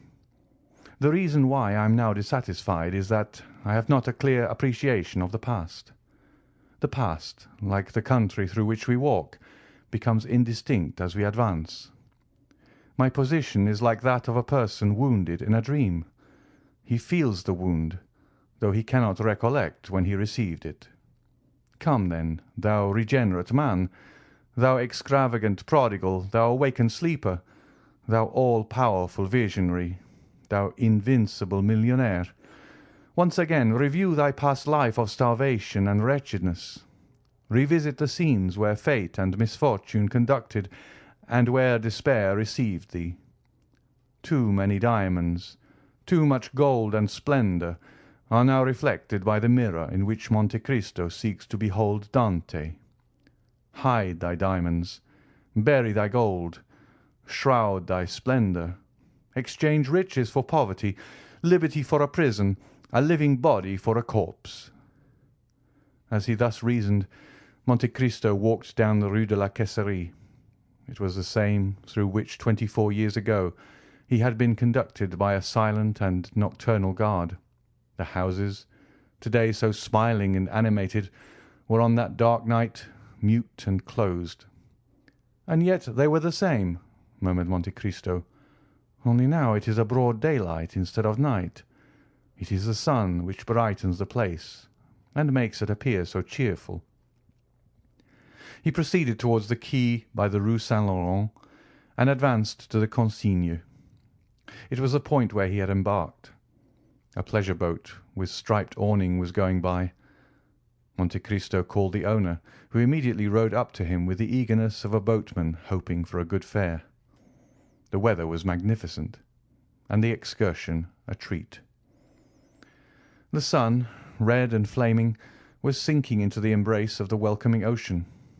The sea, smooth as crystal, was now and then disturbed by the leaping of fish, which were pursued by some unseen enemy, and sought for safety in another element, while on the extreme verge of the horizon might be seen the fishermen's boats, white and graceful as the seagull, or the merchant vessels bound for Corsica or Spain. But notwithstanding the serene sky, the gracefully formed boats, and the golden light in which the whole scene was bathed, the Count of Monte Cristo, wrapped in his cloak, could think only of this terrible voyage, the details of which were one by one recalled to his memory. The solitary light burning at the Catalans, that first sight of the Château d'If, which told him whither they were leading him, the struggle with the gendarme when he wished to throw himself overboard, his despair when he found himself vanquished, and the sensation when the muzzle of the carbine touched his forehead. All these were brought before him in vivid and frightful reality, like the streams which the heat of the summer has dried up, and which, after the autumnal storms, gradually begin oozing drop by drop. So did the Count feel his heart gradually fill with the bitterness which formerly nearly overwhelmed Edmond Dantès. Clear sky, swift flitting boats, and brilliant sunshine disappeared. The heavens were hung with black, and the gigantic structure of the Château d'If seemed like the phantom of a mortal enemy. As they reached the shore, the Count instinctively shrunk to the extreme end of the boat, and the owner was obliged to call out in his sweetest tone of voice, "Sir, we are at the landing." Monte Cristo remembered that on the very spot on the same rock he had been violently dragged by the guards, who forced him to ascend the slope at the points of their bayonets. The journey had seemed very long to Dantès, but Monte Cristo found it equally short. Each stroke of the oar seemed to awaken a new throng of ideas which sprang up with the flying spray of the sea. There had been no prisoners confined in the Château d'If since the Revolution of July. It was only inhabited by a guard, kept there for the prevention of smuggling. A concierge waited at the door to exhibit to visitors this monument of curiosity, once a scene of terror. The Count inquired whether any of the ancient jailers were still there, but they had all been pensioned or had passed on to some other employment. The concierge who attended him had only been there since 1830. He visited his own dungeon. He again beheld the dull light vainly endeavouring to penetrate the narrow opening. His eyes rested upon the spot where had stood his bed, since then removed, and behind the bed the new stones indicated where the breach made by the Abbé Faria had been. Monte Cristo felt his limbs tremble. He seated himself upon a log of wood. "Are there any stories connected with this prison besides the one relating to the poisoning of Mirabeau?" asked the Count. "Are there any traditions respecting these dismal abodes, in which it is difficult to believe men can ever have imprisoned their fellow creatures?" "Yes, sir. Indeed, the jailer Antoine told me one connected with this very dungeon." Monte Cristo shuddered. Antoine had been his jailer. He had almost forgotten his name and face, but at the mention of the name he recalled his person as he used to see it, the face encircled by a beard, wearing the brown jacket, the bunch of keys, the jingling of which he still seemed to hear. The Count turned around and fancied he saw him in the corridor, rendered still darker by the torch carried by the concierge. "Would you like to hear the story, sir?" "Yes, relate it," said Monte Cristo, pressing his hand to his heart to still its violent beatings. He felt afraid of hearing his own history. "This dungeon," said the concierge, "was, it appears, some time ago occupied by a very dangerous prisoner, the more so since he was full of industry. Another person was confined in the chateau at the same time, but he was not wicked. He was only a poor mad priest." "Ah, indeed. Mad?" repeated Monte Cristo. "And what was his mania?" "He offered millions to anyone who would set him at liberty." Monte Cristo raised his eyes, but he could not see the heavens. There was a stone veil between him and the firmament. He thought that there had been no less thick a veil before the eyes of those to whom Faria offered the treasures. "Could the prisoners see each other?" he asked. "Oh, no, sir. It was expressly forbidden. But they eluded the vigilance of the guards, and made a passage from one dungeon to the other." "And which of them made this passage?" "Oh, it must have been the young man. Certainly, for he was strong and industrious, while the abbé was aged and weak. Besides, his mind was too vacillating to allow him to carry out an idea." "Blind fools," murmured the Count. "However, be that as it may, the young man made a tunnel. Oh, how, by what means, no one knows, but he made it, and there is the evidence yet remaining of his work. Do you see it?" And the man held the torch to the wall. "Ah, yes, I see," said the Count, his voice hoarse with emotion. "The result was that the two men communicated with one another. How long they did so, nobody knows. One day the old man fell ill and died. Now, guess what the young one did?" "Tell me." "He carried off the corpse, which he placed in his own bed with its face to the wall.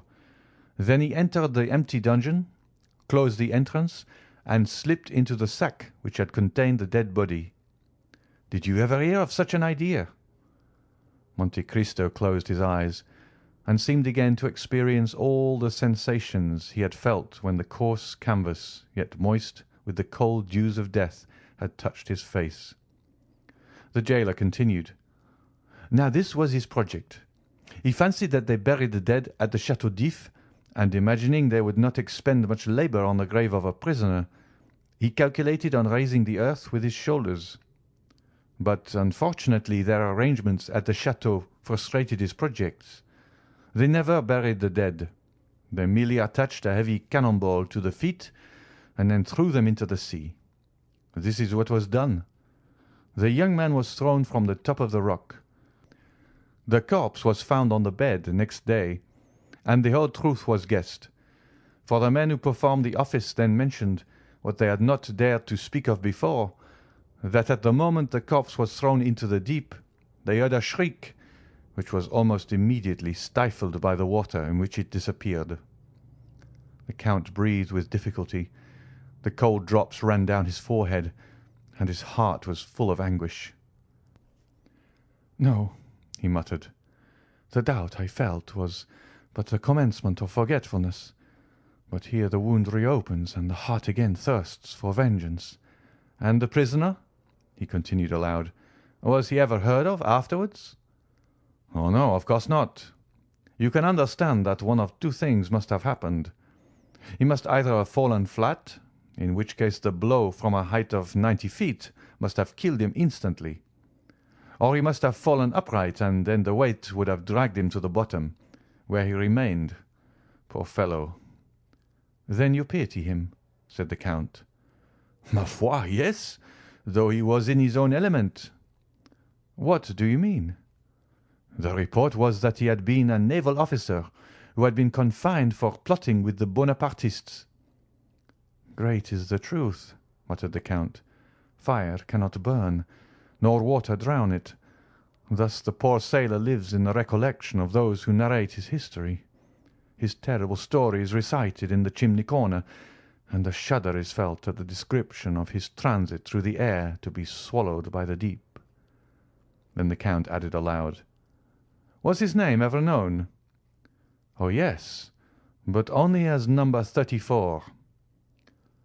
"Oh, Villefort, Villefort," murmured the Count, "this scene must often have haunted thy sleepless hours." "Do you wish to see anything more, sir?" said the concierge. "Yes, especially if you would show me the poor abbé's room." "Ah, numero 27. "Yes, number 27, repeated the Count, who seemed to hear the voice of the abbé answering him in those very words through the wall when asked his name. "Come, sir." "Wait," said Monte Cristo. "I wish to take one final glance around this room." "This is fortunate," said the guide. "I have forgotten the other key." "Go and fetch it." "I will leave you the torch, sir." "No, take it away. I can see in the dark." "Why, you are like numero 34. They said he was so accustomed to darkness that he could see a pin in the darkest corner of his dungeon." "He spent 14 years to arrive at that," muttered the Count. The guide carried away the torch. The Count had spoken correctly. Scarcely had a few seconds elapsed ere he saw everything as distinctly as by daylight. Then he looked around him and really recognized his dungeon. "Yes," he said, "there is a stone upon which I used to sit. There is the impression made by my shoulders on the wall. There is the mark of my blood made when one day I dashed my head against the wall. Oh, those figures! How well I remember them! I made them one day to calculate the age of my father, that I might know whether I should find him still living, and that of Mercédès, to know if I should find her still free. After finishing that calculation, I had a minute's hope. I did not reckon upon hunger and infidelity." And a bitter laugh escaped the Count. He saw in fancy the burial of his father and the marriage of Mercédès. On the other side of the dungeon he perceived an inscription, the white letters of which were still visible on the green wall. "O God," he read, "preserve my memory." "Oh yes," he cried, "that was my only prayer at last. I no longer begged for liberty, but memory. I dreaded to become mad and forgetful. O God, thou hast preserved my memory. I thank thee, I thank thee." At this moment the light of the torch was reflected on the wall. The guide was coming. Monte Cristo went to meet him. "Follow me, sir." And without ascending the stairs, the guide conducted him by a subterraneous passage to another entrance. There again Monte Cristo was assailed by a multitude of thoughts. The first thing that met his eye was the meridian drawn by the abbé on the wall, by which he calculated the time. Then he saw the remains of the bed on which the poor prisoner had died. The sight of this, instead of exciting the anguish experienced by the Count in the dungeon, filled his heart with a soft and grateful sentiment, and tears fell from his eyes. "This is where the mad abbé was kept, sir, and that is where the young man entered." And the guide pointed to the opening, which had remained unclosed. "From the appearance of the stone," he continued, "a learned gentleman discovered that the prisoners might have communicated together for 10 years. Poor things! Those must have been 10 weary years." Dantès took some louis from his pocket, and gave them to the man who had twice unconsciously pitied him. The guide took them, thinking them merely a few pieces of little value, but the light of the torch revealed their true worth. "Sir," he said, "you have made a mistake. You have given me gold." "I know it." The concierge looked upon the Count with surprise. "Sir," he cried, scarcely able to believe his good fortune. "Sir, I cannot understand your generosity." "Oh, it is very simple, my good fellow. I have been a sailor, and your story touched me more than it would others." "Then, sir, since you are so liberal, I ought to offer you something." "What have you to offer me, my friend? Shells? Straw work? Thank you." "No, sir, neither of those. Something connected with this story." "Really? What is it?" "Listen," said the guide. "I said to myself, something is always left in a cell inhabited by one prisoner for 15 years. So I began to sound the wall." "Ah!" cried Monte Cristo, remembering the abbé's 2 hiding places. "After some search, I found that the floor gave a hollow sound near the head of the bed and at the hearth." "Yes," said the Count, "yes." "I raised the stones and found a rope ladder and some tools." "How do you know that?" asked the guide in astonishment. "I do not know. I only guess it, because that sort of thing is generally found in prisoners' cells." "Yes, sir, a rope ladder and tools." "And have you them yet?" "No, sir. I sold them to visitors who considered them great curiosities. But I have still something left." "What is it?" asked the Count impatiently. "A sort of book written upon strips of cloth." "Go and fetch it, my good fellow, and if it be what I hope, you will do well." "I will run for it, sir." And the guide went out. Then the Count knelt down by the side of the bed, which death had converted into an altar. "O second father," he exclaimed, "thou who hast given me liberty, knowledge, riches, thou who, like beings of a superior order to ourselves, couldst understand the science of good and evil, if in the depths of the tomb there still remains something within us which can respond to the voice of those who are left on earth, if after death the soul ever revisit the places where we have lived and suffered, then, noble heart, sublime soul, then I conjure thee, by the paternal love thou didst bear me, by the filial obedience I vowed to thee, grant me some sign, some revelation. Remove from me the remains of doubt, which, if it change not to conviction, must become remorse." The Count bowed his head and clasped his hands together. "Here, sir," said a voice behind him. Monte Cristo shuddered and arose. The concierge held out the strips of cloth upon which the Abbé Faria had spread the riches of his mind. The manuscript was the great work by the Abbé Faria upon the kingdoms of Italy. The Count seized it hastily. His eyes immediately fell upon the epigraph, and he read, "Thou shalt tear out the dragon's teeth, and shalt trample the lions under foot, saith the Lord." "Ah!" he exclaimed, "here is my answer. Thanks, father, thanks." And feeling in his pocket, he took thence a small pocket-book which contained 10 banknotes, each of 1,000 francs. "Here," he said, "take this pocket-book." "Do you give it to me?" "Yes, but only on one condition, that you will not open it till I am gone." And placing in his breast the treasure he had just found, which was more valuable to him than the richest jewel, he rushed out of the corridor, and reaching his boat, cried, "To Marseille!" Then as he departed he fixed his eyes upon the gloomy prison. "Woe," he cried, "to those who confined me in that wretched prison, and woe to those who forgot that I was there." As he repassed the Catalans, the Count turned around and, burying his head in his cloak, murmured the name of a woman. The victory was complete. Twice he had overcome his doubts. The name he pronounced in a voice of tenderness, amounting almost to love, was that of Haydée. On landing, the Count turned towards the cemetery, where he felt sure of finding Morrel. He, too, 10 years ago, had piously sought out a tomb, and sought it vainly.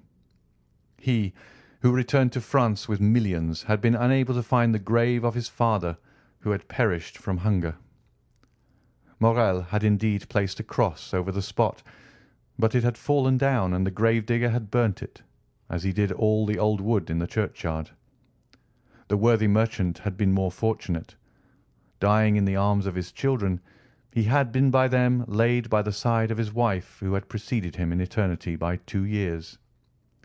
2 large slabs of marble, on which were inscribed their names, were placed on either side of a little enclosure, railed in and shaded by 4 cypress trees. Morrel was leaning against one of these, mechanically fixing his eyes on the graves. His grief was so profound that he was nearly unconscious. "Maximilian," said the Count, "you should not look on the graves, but there," and he pointed upwards. "The dead are everywhere," said Morrel. "Did you not yourself tell me so as we left Paris?" "Maximilian," said the Count, "you asked me during the journey to allow you to remain some days at Marseille. Do you still wish to do so?" "I have no wishes, Count. Only I fancy I could pass the time less painfully here than anywhere else. So much the better, for I must leave you. But I carry your word with me, do I not? Ah, Count, I shall forget it. No, you will not forget it, because you are a man of honour, Morel, because you have taken an oath, and are about to do so again. Oh, Count, have pity upon me. I am so unhappy. I have known a man much more unfortunate than you, Morel. Impossible. Alas, said Monte Cristo, it is the infirmity of our nature always to believe ourselves much more unhappy than those who groan by our sides. What can be more wretched than the man who has lost all he loved and desired in the world? Listen, Morel, and pay attention to what I am about to tell you. I knew a man who, like you, had fixed all his hopes of happiness upon a woman. He was young. He had an old father whom he loved, a betrothed bride whom he adored. He was about to marry her, when one of the caprices of fate, which would almost make us doubt the goodness of Providence, if that Providence did not afterwards reveal itself by proving that all is but a means of conducting to an end. One of those caprices deprived him of his mistress, of the future of which he had dreamed, for in his blindness he forgot he could only read the present, and cast him into a dungeon. Ah, said Morel, one quits a dungeon in a week, a month, or a year. He remained there 14 years, Morel, said the Count, placing his hand on the young man's shoulder. Maximilian shuddered. 14 years, he muttered. 14 years, repeated the Count. During that time he had many moments of despair. He also, Morel, like you, considered himself the unhappiest of men. Well? asked Morel. Well, at the height of his despair, God assisted him through human means. At first, perhaps, he did not recognize the infinite mercy of the Lord, but at last he took patience and waited. One day he miraculously left the prison, transformed, rich, powerful. His first cry was for his father, but that father was dead. My father, too, is dead, said Morel. Yes, but your father died in your arms, happy, respected, rich, and full of years. His father died poor, despairing, almost doubtful of Providence, and when his son sought his grave 10 years afterwards, his tomb had disappeared, and no one could say, "There sleeps the father you loved so well." "Oh!" exclaimed Morel.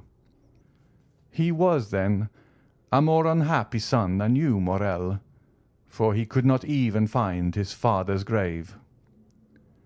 "But then he had the woman he loved still remaining." "You are deceived, Morel. That woman—" "She was dead?" "Worse than that. She was faithless, and had married one of the persecutors of her betrothed. You see, then, Morel, that he was a more unhappy lover than you." "And has he found consolation?" "He has at last found peace." "And does he ever expect to be happy?" "He hopes so, Maximilian." The young man's head fell on his breast. "You have my promise," he said, after a minute's pause, extending his hand to Monte Cristo. "Only remember, on the 5th of October, Morel, I shall expect you at the island of Monte Cristo. On the 4th a yacht will wait for you in the port of Bastia. It will be called the Euros. You will give your name to the captain, who will bring you to me. It is understood, is it not?" "But, Count, do you remember that the 5th of October—" "Child," replied the Count, "not to know the value of a man's word. I have told you 20 times that if you wish to die on that day I will assist you. Morel, farewell." "Do you leave me?" "Yes. I have business in Italy. I leave you alone with your misfortunes, and with hope, Maximilian." "When do you leave?" "Immediately. The steamer waits, and in an hour I shall be far from you. Will you accompany me to the harbour, Maximilian?" "I am entirely yours, Count." Morrel accompanied the Count to the harbour. The white steam was ascending like a plume of feathers from the black chimney.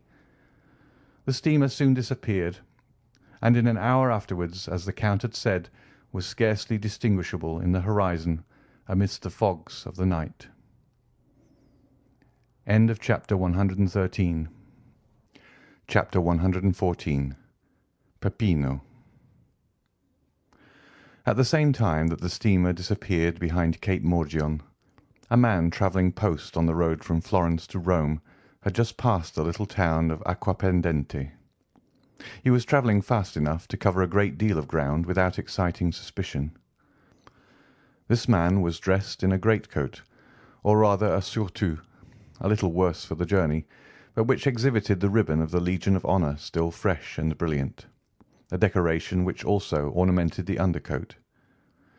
He might be recognised not only by these signs, but also from the accent with which he spoke to the postilion as a Frenchman.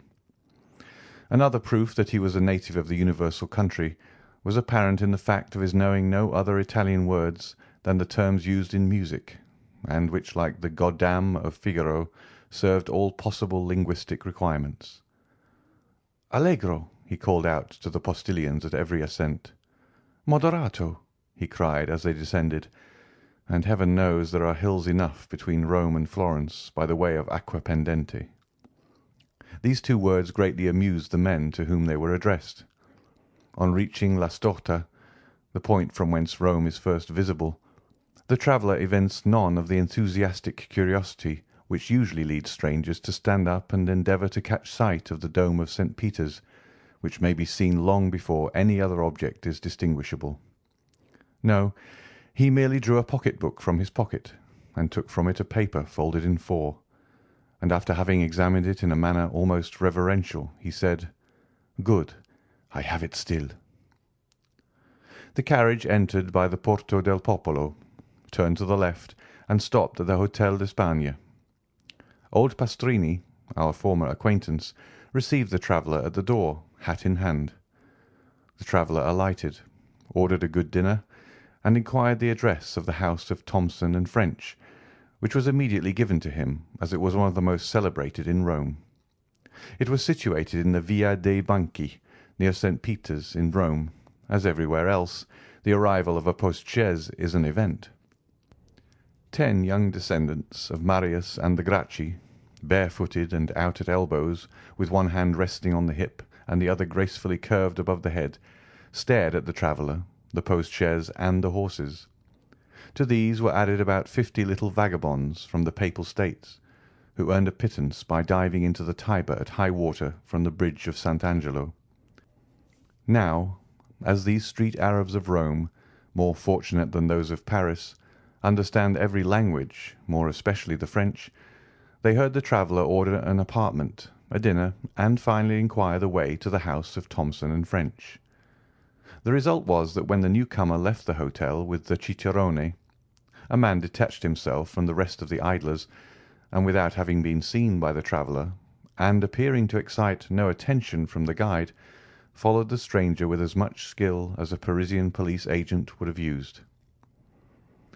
The Frenchman had been so impatient to reach the house of Thomson and French that he would not wait for the horses to be harnessed, but left word for the carriage to overtake him on the road, or to wait for him at the banker's door. He reached it before the carriage arrived. The Frenchman entered, leaving in the anteroom his guide, who immediately entered into conversation with 2 or 3 of the industrious idlers who are always to be found in Rome at the doors of banking-houses, churches, museums, or theatres. With the Frenchman, the man who had followed him entered too. The Frenchman knocked at the inner door and entered the first room. His shadow did the same.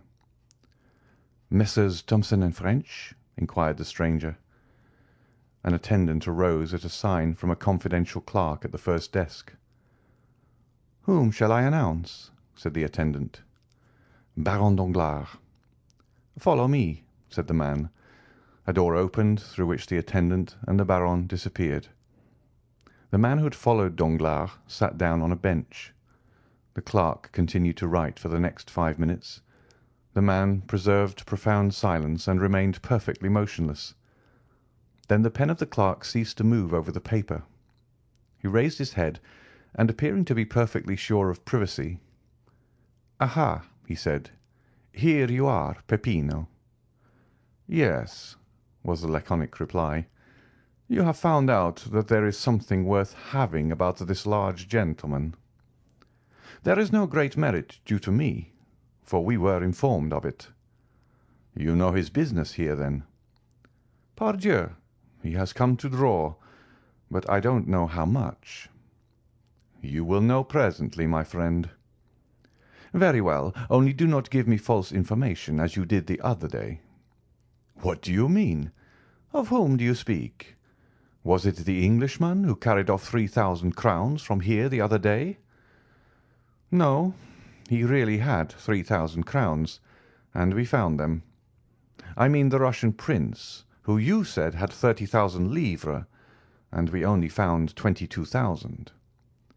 You must have searched badly." "Luigi Vampa himself searched." "Indeed. But you must let me make my observations, or the Frenchman will transact his business without my knowing the sum."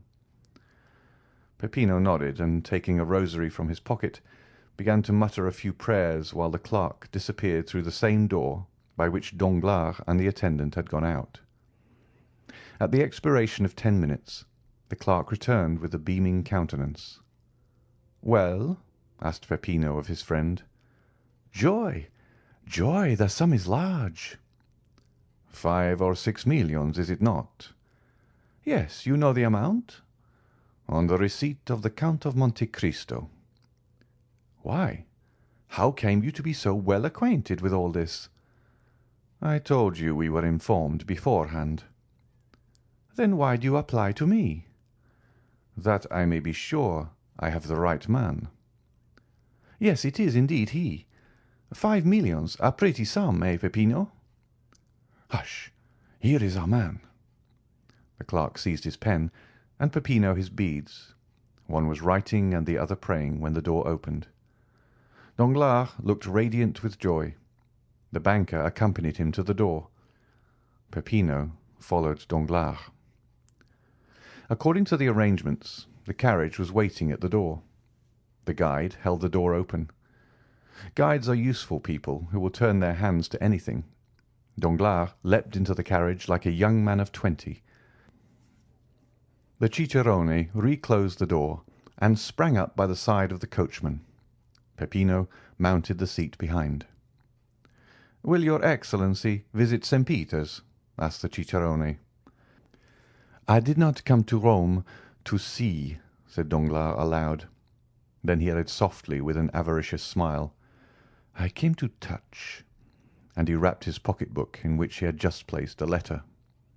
"Then your Excellency is going—" "To the hotel." "Casa Pastrini," said the cicerone to the coachman, and the carriage drove rapidly on. 10 minutes afterwards the Baron entered his apartment, and Peppino stationed himself on the bench outside the door of the hotel, after having whispered something in the ear of one of the descendants of Marius and the Gracchi, whom we noticed at the beginning of the chapter, who immediately ran down the road leading to the capital at his fullest speed. Danglars was tired and sleepy.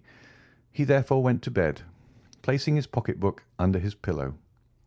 Peppino had a little spare time, so he had a game of mora with the facchini, lost 3 crowns, and then to console himself drank a bottle of Orvieto. The next morning Danglars awoke late. Though he went to bed so early, he had not slept well for 5 or 6 nights, even if he had slept at all. He breakfasted heartily, and, caring little, as he said, for the beauties of the Eternal City, ordered post-horses at noon. But Danglars had not reckoned upon the formalities of the police and the idleness of the posting-master. The horses only arrived at 2 o'clock, and the cicerone did not bring the passport till 3. All these preparations had collected a number of idlers round the door of Signor Pastrini's. The descendants of Marius and Gracchi were also not wanting. The Baron walked triumphantly through the crowd, who for the sake of gain styled him "Your Excellency." As Danglars had hitherto contented himself with being called a baron, he felt rather flattered at the title of Excellency, and distributed a dozen silver coins among the beggars, who were ready for 12 more to call him "Your Highness." "Which road?" asked the postilion in Italian. "The Ancona road," replied the Baron. Signor Pastrini interpreted the question and answer, and the horses galloped off. Danglars intended travelling to Venice, where he would receive one part of his fortune, and then proceeding to Vienna, where he would find the rest. He meant to take up his residence in the latter town, which he had been told was a city of pleasure. He had scarcely advanced 3 leagues out of Rome when daylight began to disappear.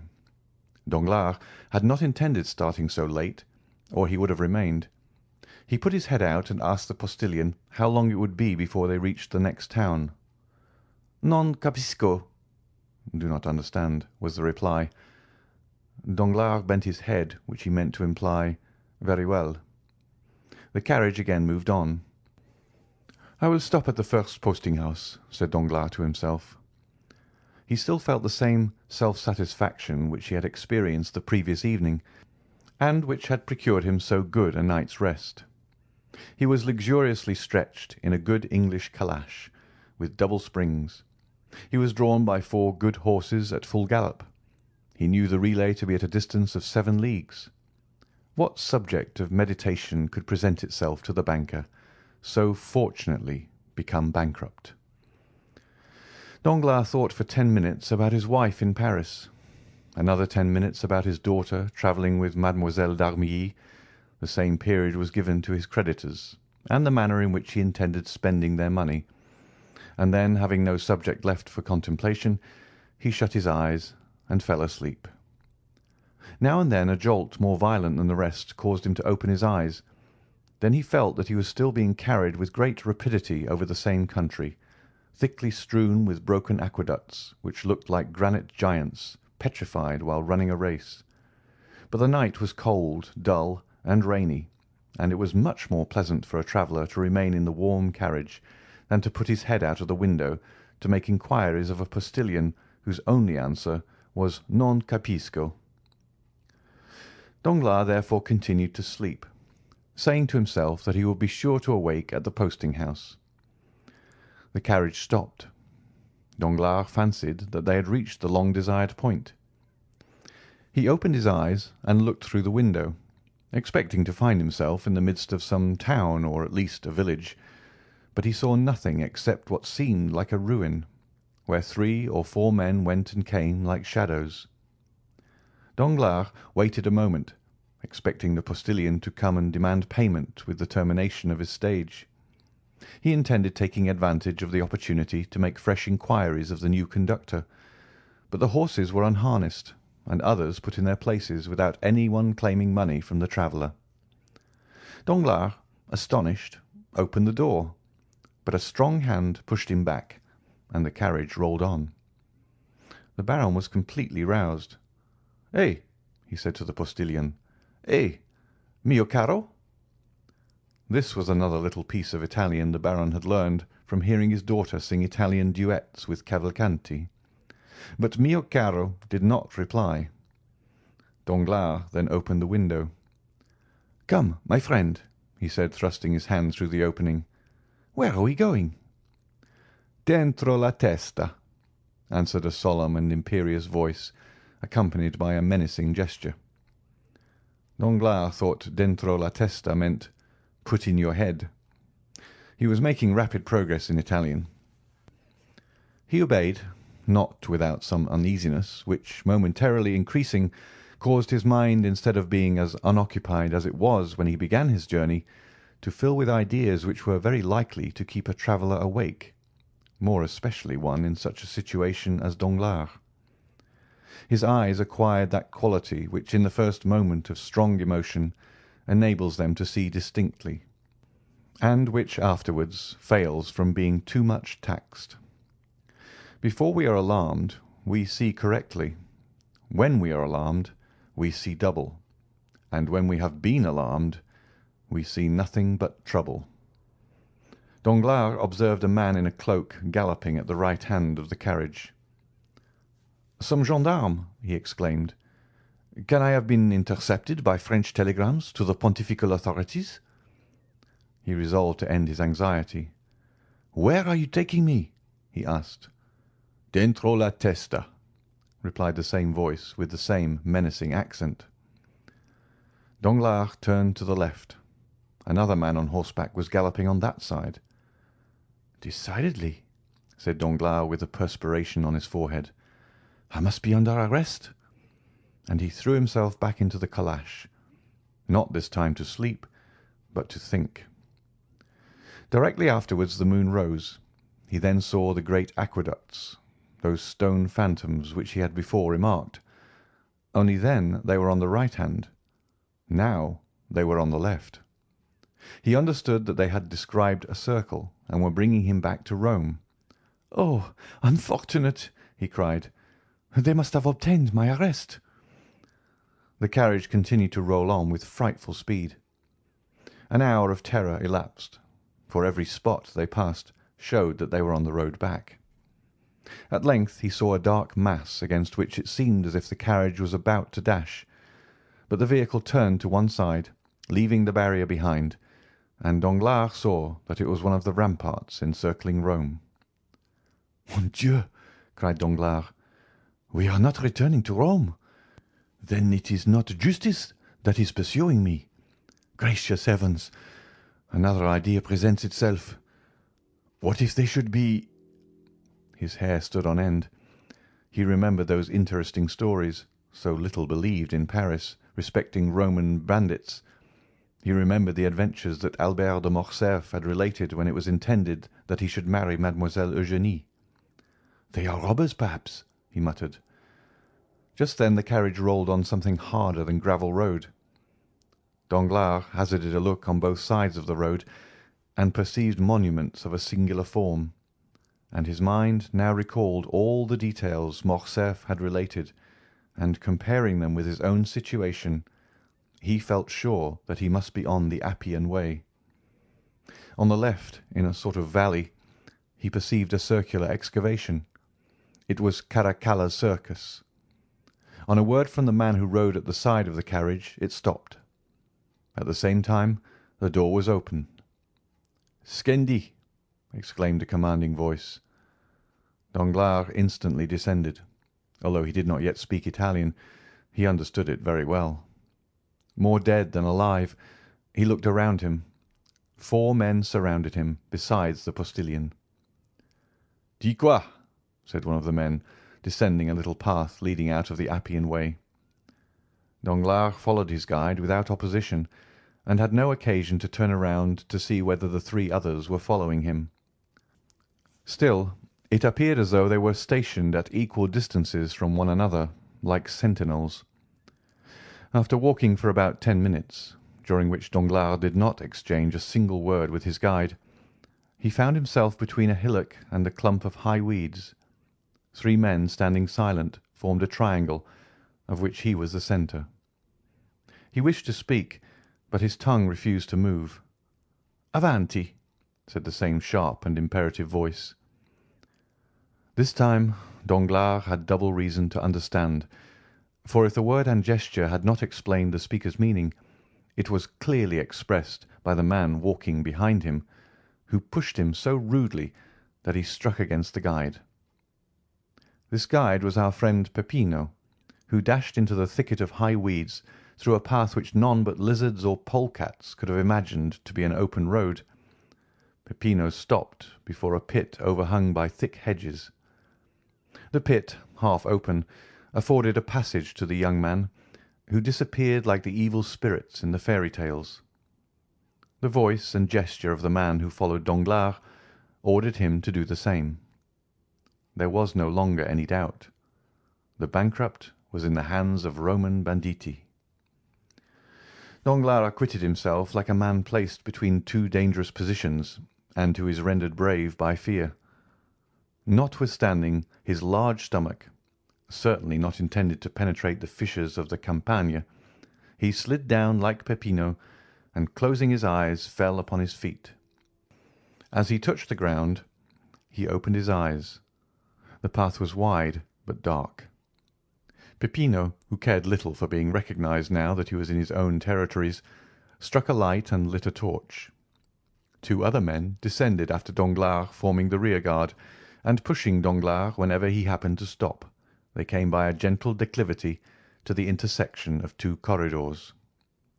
The walls were hollowed out in sepulchres, one above the other, and which seemed in contrast with the white stones to open their large dark eyes, like those which we see on the faces of the dead. A sentinel struck the rings of his carbine against his left hand. "Who comes there?" he cried. A friend," said Peppino. "But where is the captain?" "There," said the sentinel, pointing over his shoulder to a spacious crypt hollowed out of the rock, the lights from which shone into the passage through the large arched openings. "Fine spoil, captain, fine spoil," said Peppino in Italian, and taking Danglars by the collar of his coat, he dragged him to an opening resembling a door, through which they entered the apartment which the captain appeared to have made his dwelling-place.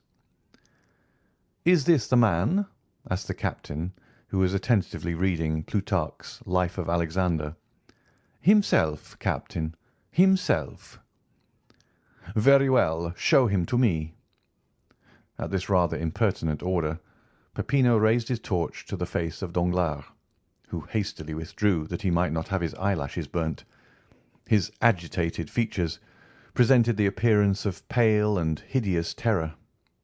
"The man is tired," said the captain. "Conduct him to his bed." "Oh," murmured Danglars, "that bed is probably one of the coffins hollowed in the wall, and the sleep I shall enjoy will be death from one of the poniards I saw glistening in the darkness."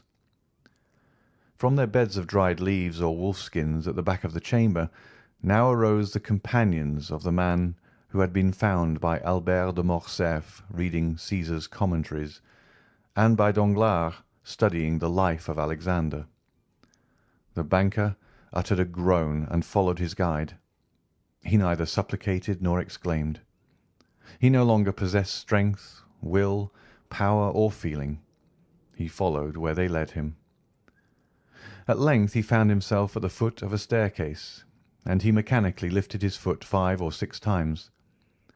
Then a low door was opened before him, and bending his head to avoid striking his forehead, he entered a small room cut out of the rock. The cell was clean, though empty and dry, though situated at an immeasurable distance under the earth. A bed of dried grass covered with goatskins was placed in one corner. Danglars brightened up on beholding it, fancying that it gave some promise of safety. "Oh, God be praised!" he said. "It is a real bed." "Ecco," said the guide, and pushing Danglars into the cell, he closed the door upon him. A bolt grated, and Danglars was a prisoner. If there had been no bolt, it would have been impossible for him to pass through the midst of the garrison who held the catacombs of St. Sebastian, encamped round a master whom our readers must have recognized as the famous Luigi Vampa. Danglars, too, had recognized the bandit, whose existence he would not believe when Albert de Morcerf mentioned him in Paris. And not only did he recognize him, but the cell in which Albert had been confined, and which was probably kept for the accommodation of strangers. These recollections were dwelt upon with some pleasure by Danglars, and restored him to some degree of tranquillity. Since the bandits had not dispatched him at once, he felt that they would not kill him at all.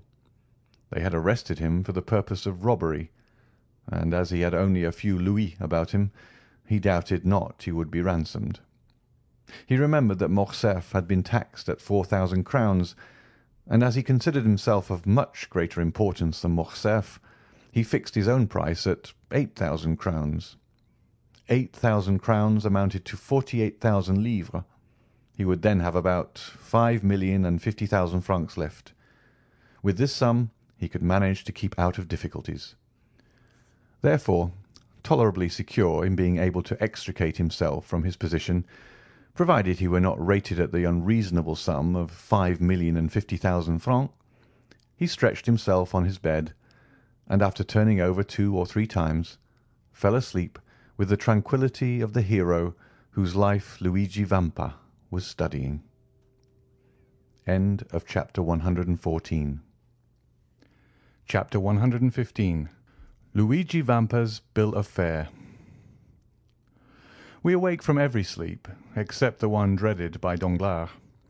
He awoke to a Parisian accustomed to silken curtains, walls hung with velvet drapery, and the soft perfume of burning wood, the white smoke of which diffuses itself in graceful curves around the room. The appearance of the whitewashed cell which greeted his eyes on awakening seemed like the continuation of some disagreeable dream. But in such a situation, a single moment suffices to change the strongest doubt into certainty. Yes, yes, he murmured. I am in the hands of the brigands of whom Albert de Morcerf spoke. His first idea was to breathe, that he might know whether he was wounded. He borrowed this from Don Quixote, the only book he had ever read, but which he still slightly remembered. No, he cried. They have not wounded, but perhaps they have robbed me. And he thrust his hands into his pockets. They were untouched. The 100 louis he had reserved for his journey from Rome to Venice were in his trousers pocket, and in that of his greatcoat he found the little note case containing his letter of credit for 5,050,000 francs. Singular bandits! He exclaimed. They have left me purse and pocket-book.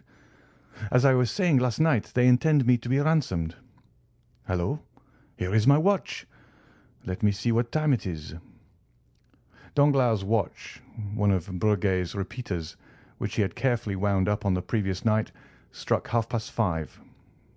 Without this, Danglars would have been quite ignorant of the time, for daylight did not reach his cell.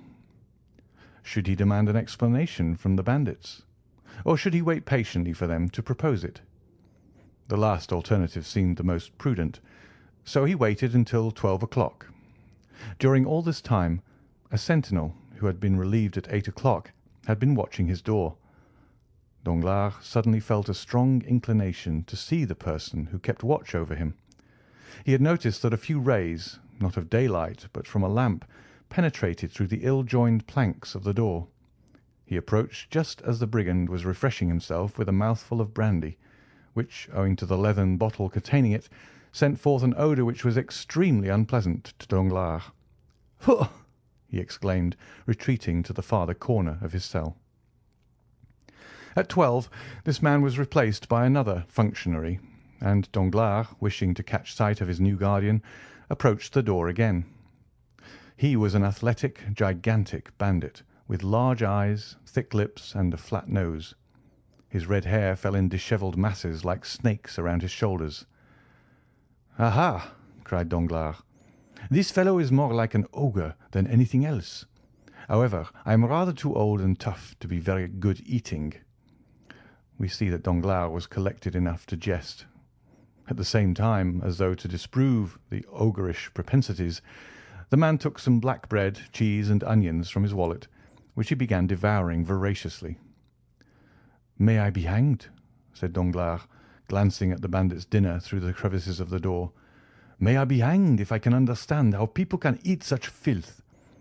And he withdrew to seat himself upon his goatskin, which reminded him of the smell of the brandy. But the mysteries of nature are incomprehensible, and there are certain invitations contained in even the coarsest food which appeal very irresistibly to a fasting stomach. Danglars felt his own not to be very well supplied just then, and gradually the man appeared less ugly, the bread less black, and the cheese more fresh, while those dreadful vulgar onions recalled to his mind certain sauces and side dishes which his cook prepared in a very superior manner whenever he said, "Monsieur Denisot, let me have a nice little fricassee to-day." He got up and knocked on the door. The bandit raised his head. Danglars knew that he was heard, so he redoubled his blows. "Que cosa?" asked the bandit. "Come, come," said Danglars, tapping his fingers against the door. "I think it is quite time to think of giving me something to eat." But whether he did not understand him, or whether he had received no orders respecting the nourishment of Danglars, the giant, without answering, went on with his dinner. Danglars' feelings were hurt, and not wishing to put himself under obligations to the brute, the banker threw himself down again on his goatskin, and did not breathe another word. 4 hours passed by, and the giant was replaced by another bandit. Danglars, who really began to experience sundry gnawings at the stomach, arose softly, again applied his eye to the crack of the door, and recognized the intelligent countenance of his guide. It was indeed Peppino, who was preparing to mount guard as comfortably as possible by seating himself opposite to the door and placing between his legs an earthen pan containing chickpeas stewed with bacon. Near the pan he also placed a pretty little basket of Villefort grapes and a flask of Orvieto. Peppino was decidedly an epicure. Danglars watched these preparations, and his mouth watered. "Come," he said to himself, "let me try if you will be more tractable than the other." And he tapped gently at the door. "On y va!" coming, exclaimed Peppino, who, from frequenting the house of Signor Pastrini, understood French perfectly in all its idioms. Danglars immediately recognized him as the man who had called out in such a furious manner, "Put in your head!" But this was not the time for recrimination, so he assumed his most agreeable manner, and said with a gracious smile, "Excuse me, sir, but are they not going to give me any dinner?" "Does your Excellency happen to be hungry?" "Happen to be hungry? That's pretty good, when I haven't eaten for 24 hours," muttered Danglars. Then he added aloud, "Yes, sir, I am hungry, very hungry." "What would your Excellency like?"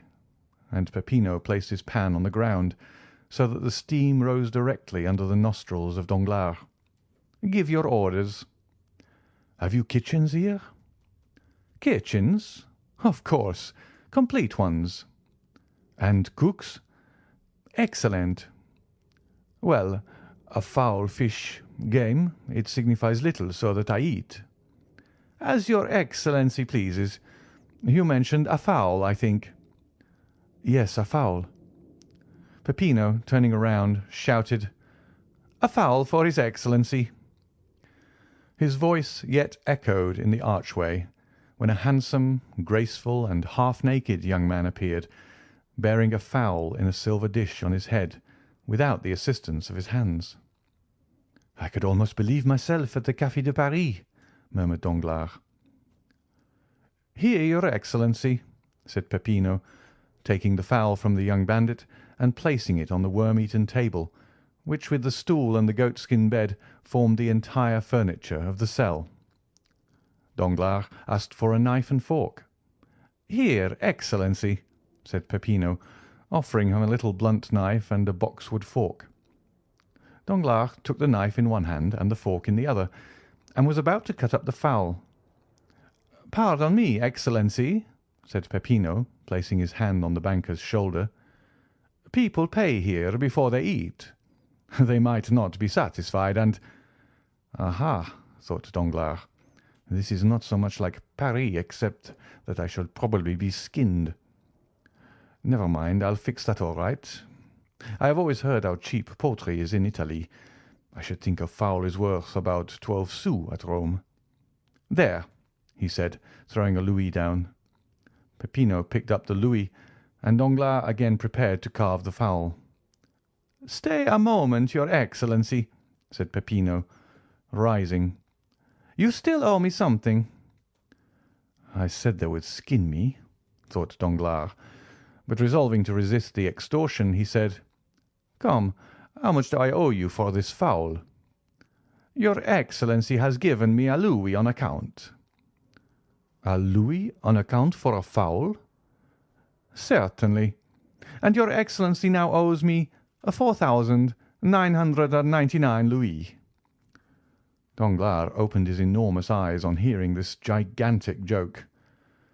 Come, come, this is very droll, very amusing, I allow, but as I am very hungry, pray allow me to eat. Stay, here is another louis for you. Then that will make only 4,998 louis more, said Peppino, with the same indifference.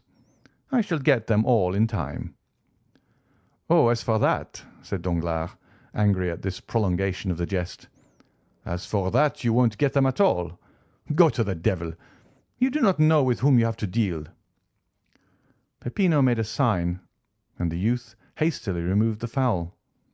Danglars threw himself upon his goatskin, and Peppino, reclosing the door again, began eating his peas and bacon. Though Danglars could not see Peppino, the noise of his teeth allowed no doubt as to his occupation. He was certainly eating, and noisily too, like an ill-bred man. "Brute!" said Danglars. Peppino pretended not to hear him, and without even turning his head continued to eat slowly. Danglars' stomach felt so empty that it seemed as if it would be impossible ever to fill it again. Still, he had patience for another half-hour, which appeared to him like a century. He again arose and went to the door. "Come, sir, do not keep me starving here any longer, but tell me what they want." "Nay, your Excellency, it is you who should tell us what you want. Give your orders, and we will execute them." "Then open the door directly." Peppino obeyed.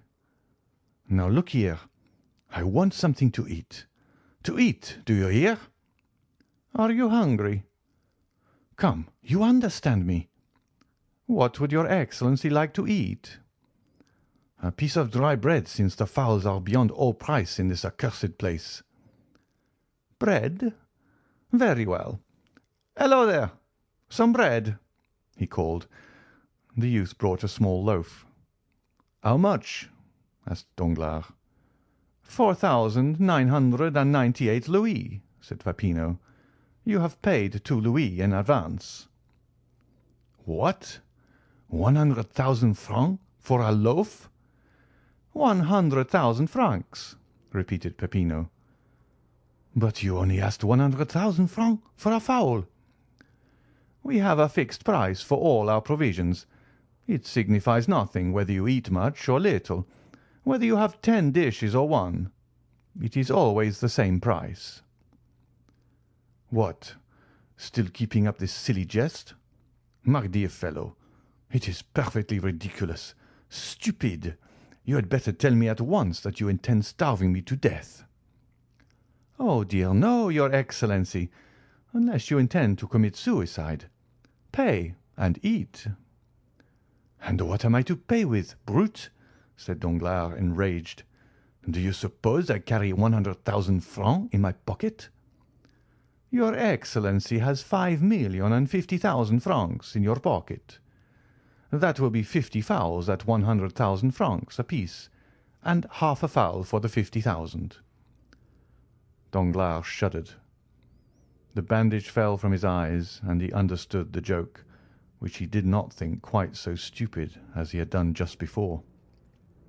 "Come," he said, "if I pay you the 100,000 francs, will you be satisfied and allow me to eat at my ease?" "Certainly," said Peppino. "How can I pay them?" "Oh, nothing easier.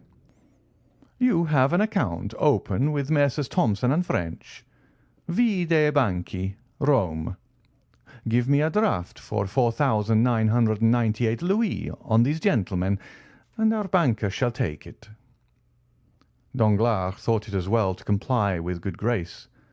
So he took the pen, ink, and paper Peppino offered him, wrote the draft, and signed it.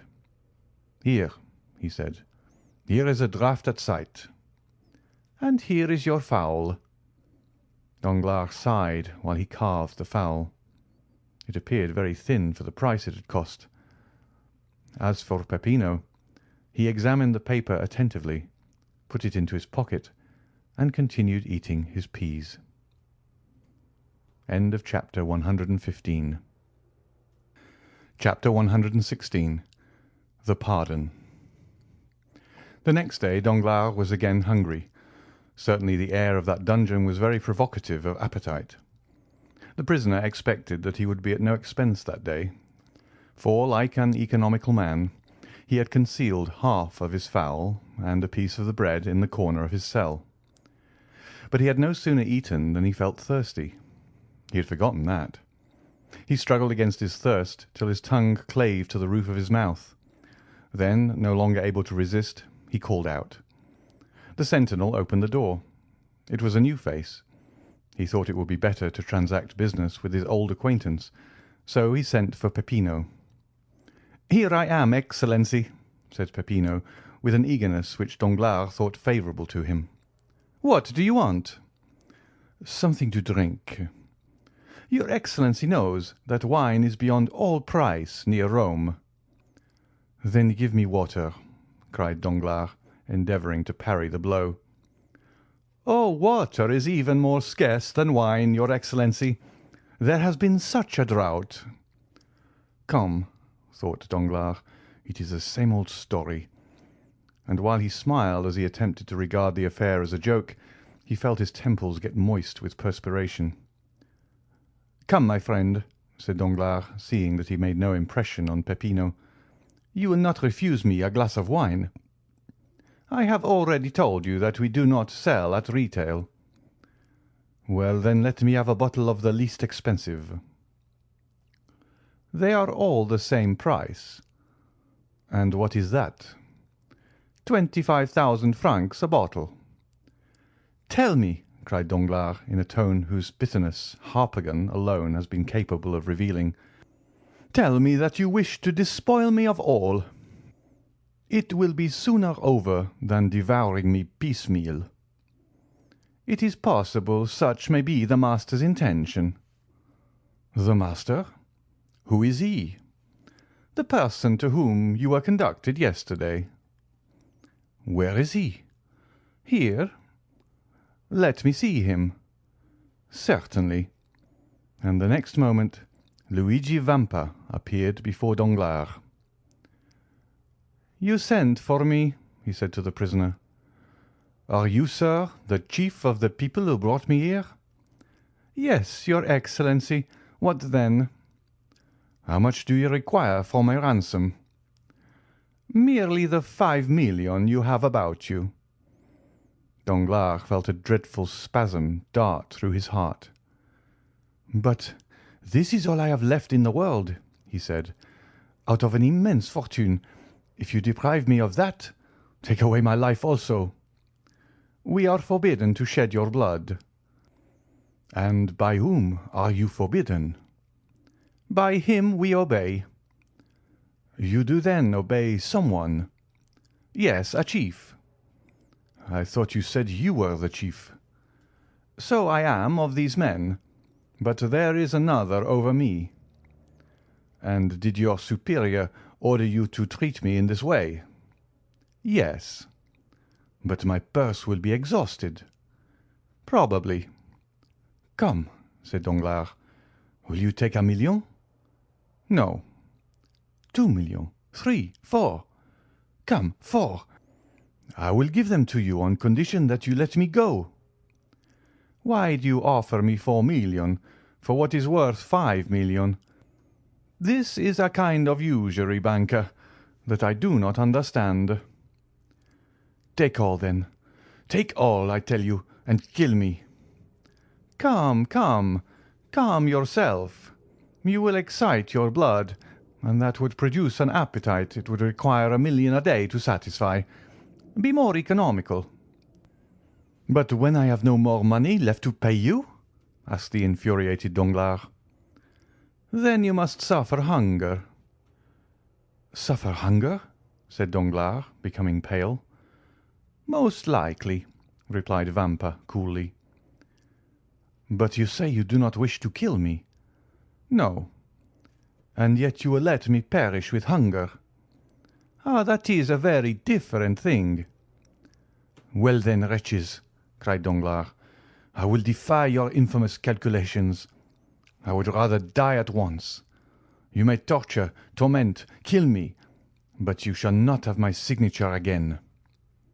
"As your Excellency pleases," said Vampa, as he left the cell. Danglars, raving, threw himself on the goatskin. Who could these men be? Who was the invisible chief? What could be his intentions toward him? And why, when everyone else was allowed to be ransomed, might he not also be?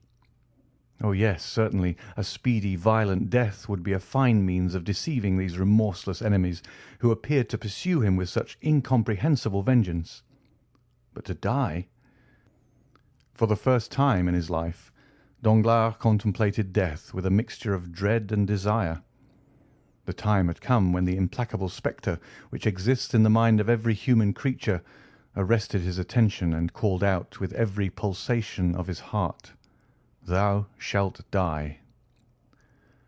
Danglars resembled a timid animal excited in the chase. First it flies, then despairs, and at last, by the very force of desperation, sometimes succeeds in eluding its pursuers. Danglars meditated an escape, but the walls were solid rock. A man was sitting reading at the only outlet to the cell, and behind that man shapes armed with guns continually passed. His resolution not to sign lasted 2 days, after which he offered a million for some food. They sent him a magnificent supper, and took his million.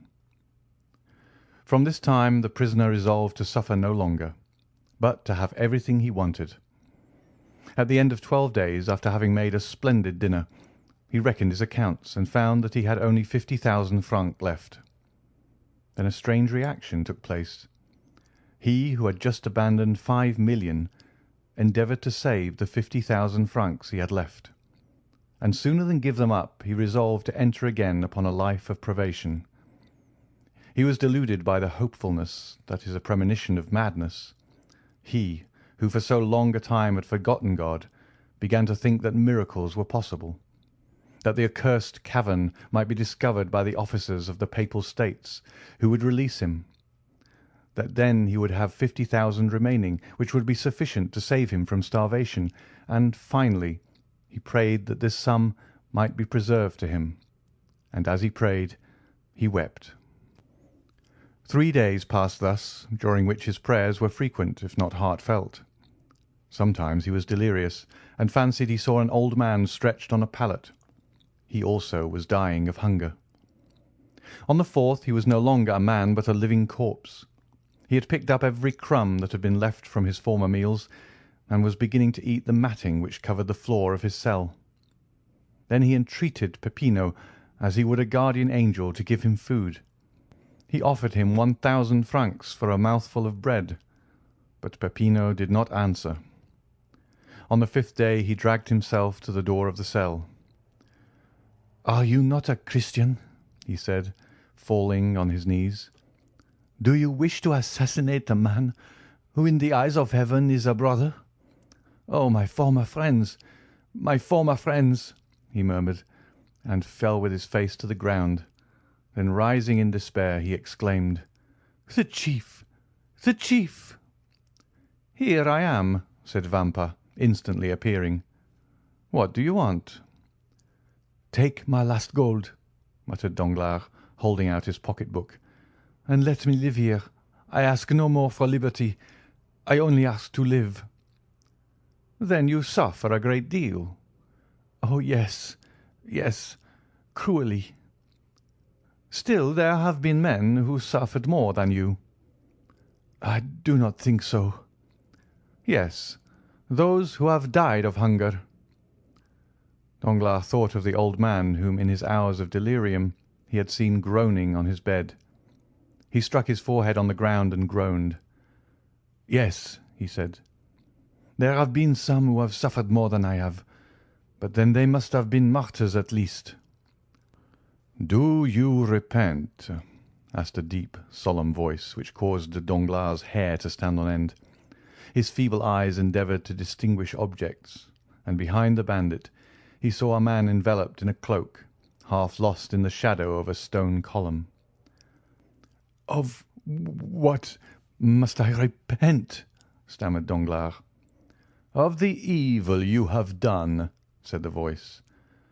Oh, yes, I do indeed repent." And he struck his breast with his emaciated fist. "Then I forgive you," said the man, dropping his cloak and advancing to the light. "The Count of Monte Cristo?" said Danglars, more pale from terror than he had been just before from hunger and misery. "You are mistaken. I am not the Count of Monte Cristo." "Then who are you?" "I am he whom you sold and dishonoured. I am he whose betrothed you prostituted. I am he upon whom you trampled that you might raise yourself to fortune. I am he whose father you condemned to die of hunger. I am he whom you also condemned to starvation, and who yet forgives you, because he hopes to be forgiven. I am Edmond Dantès." Danglars uttered a cry and fell prostrate. "Rise," said the count. "Your life is safe. The same good fortune has not happened to your accomplices. One is mad, the other dead. Keep the 50,000 francs you have left. I give them to you. The 5 million you stole from the hospitals has been restored to them by an unknown hand. And now eat and drink. I will entertain you tonight. Vampa, when this man is satisfied, let him be free." Danglars remained prostrate while the count withdrew. When he raised his head he saw disappearing down the passage nothing but a shadow, before which the bandits bowed. According to the count's directions, Danglars was waited on by Vampa, who brought him the best wine and fruits of Italy. Then, having conducted him to the road and pointed to the post-chaise, left him leaning against a tree. He remained there all night, not knowing where he was. When daylight dawned he saw that he was near a stream. He was thirsty, and dragged himself towards it. As he stooped down to drink, he saw that his hair had become entirely white. End of chapter 116. Chapter 117. The 5th of October. It was about 6 o'clock in the evening. An opal-coloured light, through which an autumnal sun shed its golden rays, descended on the blue ocean. The heat of the day had gradually decreased, and a light breeze arose, seeming like the respiration of nature on awakening from the burning siesta of the south. A delicious zephyr played along the coasts of the Mediterranean, and wafted from shore to shore the sweet perfume of plants mingled with the fresh smell of the sea. A light yacht, chaste and elegant in its form, was gliding amidst the first dews of night over the immense lake extending from Gibraltar to the Dardanelles, and from Tunis to Venice. The vessel resembled a swan with its wings open towards the wind, gliding on the water. It advanced swiftly and gracefully, leaving behind it a glittering stretch of foam. By degrees the sun disappeared behind the western horizon, but as though to prove the truth of the fanciful ideas in heathen mythology, its indiscreet rays reappeared on the summit of every wave, as if the god of fire had just sunk upon the bosom of Amphitrite, who in vain endeavoured to hide her lover beneath her azure mantle. The yacht moved rapidly on, though there did not appear to be sufficient wind to ruffle the curls on the head of a young girl. Standing on the prow was a tall man of a dark complexion, who saw with dilating eyes that they were approaching a dark mass of land in the shape of a cone, which rose from the midst of the waves like the hat of a Catalan. "Is that Monte Cristo?" asked the traveller, to whose orders the yacht was for the time submitted, in a melancholy voice. "Yes, your Excellency," said the captain. "We have reached it." "We have reached it," repeated the traveller in an accent of indescribable sadness. Then he added in a low tone, Yes, that is the haven. And then he again plunged into a train of thought, the character of which was better revealed by a sad smile than it would have been by tears. A few minutes afterwards, a flash of light which was extinguished instantly was seen on the land, and the sound of firearms reached the yacht. "Your Excellency," said the captain, "that was the land signal. Will you answer yourself?" "What signal?" The captain pointed towards the island, up the side of which ascended a volume of smoke, increasing as it rose. "Ah, yes," he said, as if awaking from a dream. "Give it to me." The captain gave him a loaded carbine. The traveller slowly raised it and fired in the air. 10 minutes afterwards the sails were furled, and they cast anchor about 100 fathoms from the little harbour. The gig was already lowered, and in it were 4 oarsmen and a coxswain. The traveller descended, and instead of sitting down at the stern of the boat, which had been decorated with a blue carpet for his accommodation, stood up with his arms crossed. The rowers waited, their oars half lifted out of the water like birds drying their wings. "Give way," said the traveller. The 8 oars fell into the sea simultaneously, without splashing a drop of water, and the boat, yielding to the impulsion, glided forward. In an instant they found themselves in a little harbour formed in a natural creek. The boat grounded on the sand. "Will your Excellency be so good as to mount the shoulders of 2 of our men? They will carry you ashore." The young man answered this invitation with a gesture of indifference, and stepped out of the boat. The sea immediately rose to his waist. "Ah, your Excellency," murmured the pilot, "you should not have done so. Our master will scold us for it." The young man continued to advance, following the sailors, who chose a firm footing.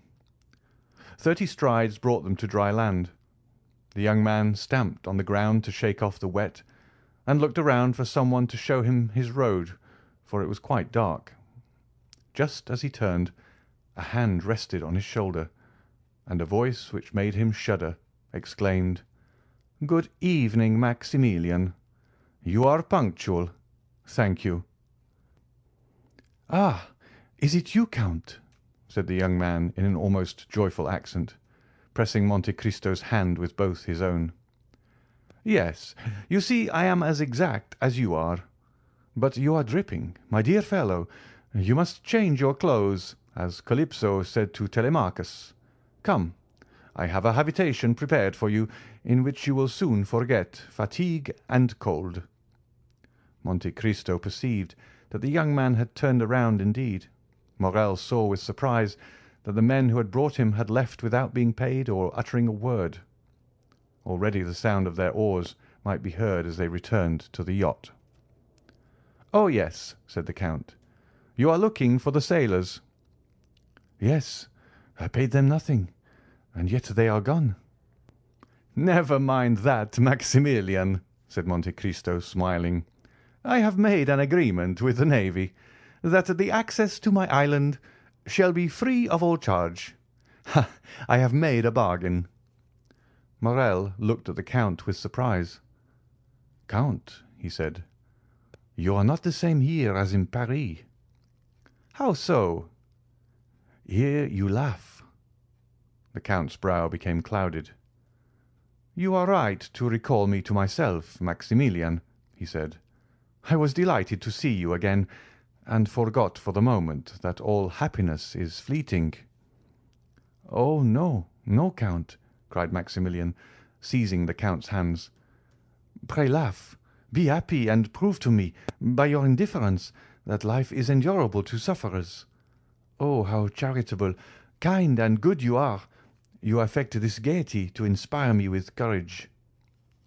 "You are wrong, Morrel. I was really happy." "Then you forgot me. So much the better." "How so?" "Yes, for as the gladiator said to the emperor when he entered the arena, 'He who is about to die salutes you.'" "Then you are not consoled?" asked the Count, surprised. "Oh!" exclaimed Morrel with a glance full of bitter reproach. Do you think it possible that I could be?" "Listen," said the Count. "Do you understand the meaning of my words? You cannot take me for a commonplace man, a mere rattle, emitting a vague and senseless noise. When I ask you if you are consoled, I speak to you as a man for whom the human heart has no secrets. Well, Morel, let us both examine the depths of your heart. Do you still feel the same feverish impatience of grief which made you start like a wounded lion? Have you still that devouring thirst which can only be appeased in the grave? Are you still actuated by the regret which drags the living to the pursuit of death? Or are you only suffering from the prostration of fatigue and the weariness of hope deferred? Has the loss of memory rendered it impossible for you to weep? Oh, my dear friend, if this be the case, if you can no longer weep, if your frozen heart be dead, if you put all your trust in God, then, Maximilian, you are consoled. Do not complain." "Count," said Morel, in a firm and at the same time soft voice, "listen to me. As to a man whose thoughts are raised to heaven, though he remains on earth, I come to die in the arms of a friend. Certainly, there are people whom I love. I love my sister, Julie. I love her husband, Emmanuel, but I require a strong mind to smile on my last moments. My sister would be bathed in tears and fainting. I could not bear to see her suffer. Emmanuel would tear the weapon from my hand and alarm the house with his cries. You, Count, who are more than mortal, will, I am sure, lead me to death by a pleasant path, will you not?" "My friend," said the Count, "I have still one doubt. Are you weak enough to pride yourself upon your sufferings?" "No, indeed. I am calm," said Morel, giving his hand to the Count. "My pulse does not beat slower or faster than usual. No, I feel that I have reached the goal, and I will go no farther. You told me to wait and hope. Do you know what you did, unfortunate adviser? I waited a month, or rather I suffered for a month. I did hope. Man is a poor wretched creature. I did hope, what I cannot tell, something wonderful, an absurdity, a miracle, of what nature he alone can tell who has mingled with our reason that folly we call hope. Yes, I did wait. Yes, I did hope, Count, and during this quarter of an hour we have been talking together, you have unconsciously wounded, tortured my heart, for every word you have uttered proved that there was no hope for me. Oh, Count, I shall sleep calmly, deliciously in the arms of death." Morel uttered these words with an energy which made the Count shudder. "My friend," continued Morel, "you named the 5th of October as the end of the period of waiting. To-day is the 5th of October." He took out his watch. "It is now 9 o'clock. I have yet 3 hours to live." "Be it so," said the Count. "Come." Morel mechanically followed the Count, and they had entered the grotto before he perceived it. He felt a carpet under his feet. A door opened, perfumes surrounded him, and a brilliant light dazzled his eyes. Morel hesitated to advance. He dreaded the enervating effect of all that he saw. Monte Cristo drew him in gently. "Why should we not spend the last 3 hours remaining to us of life, like those ancient Romans, who, when condemned by Nero, their emperor and heir, sat down at a table covered with flowers and gently glided into death, amid the perfume of heliotropes and roses?" Morel smiled. "As you please," he said. "Death is always death. That is forgetfulness, repose, exclusion from life, and therefore from grief." He sat down, and Monte Cristo placed himself opposite to him. They were in the marvellous dining room before described, where the statues had baskets on their heads always filled with fruits and flowers. Morrel had looked carelessly around, and had probably noticed nothing. "Let us talk like men," he said, looking at the Count. "Go on." "Count," said Morrel, "you are the epitome of all human knowledge, and you seem like a being descended from a wiser and more advanced world than ours." "There is something true in what you say," said the Count, with that smile which made him so handsome. "I have descended from a planet called Grief." "I believe all you tell me without questioning its meaning. For instance, you told me to live, and I did live. You told me to hope, and I almost did so. I am almost inclined to ask you, as though you had experienced death, is it painful to die?" Monte Cristo looked upon Morrel with indescribable tenderness. "Yes," he said, "yes, doubtless it is painful, if you violently break the outer covering which obstinately begs for life. If you plunge a dagger into your flesh, if you insinuate a bullet into your brain which the least shock disorders, then certainly you will suffer pain, and you will repent quitting a life for a repose you have bought at so dear a price. Yes, I know that there is a secret of luxury and pain in death as well as in life. The only thing is to understand it. You have spoken truly, Maximilian, according to the care we bestow upon it. Death is either a friend who rocks as gently as a nurse, or an enemy who violently drags the soul from the body. Some day, when the world is much older, and when mankind will be masters of all the destructive powers in nature to serve for the general good of humanity, when mankind, as you were just saying, have discovered the secrets of death, then that death will become as sweet and voluptuous as a slumber in the arms of your beloved. And if you wish to die, you would choose this death, Count?" "Yes." Morrel extended his hand.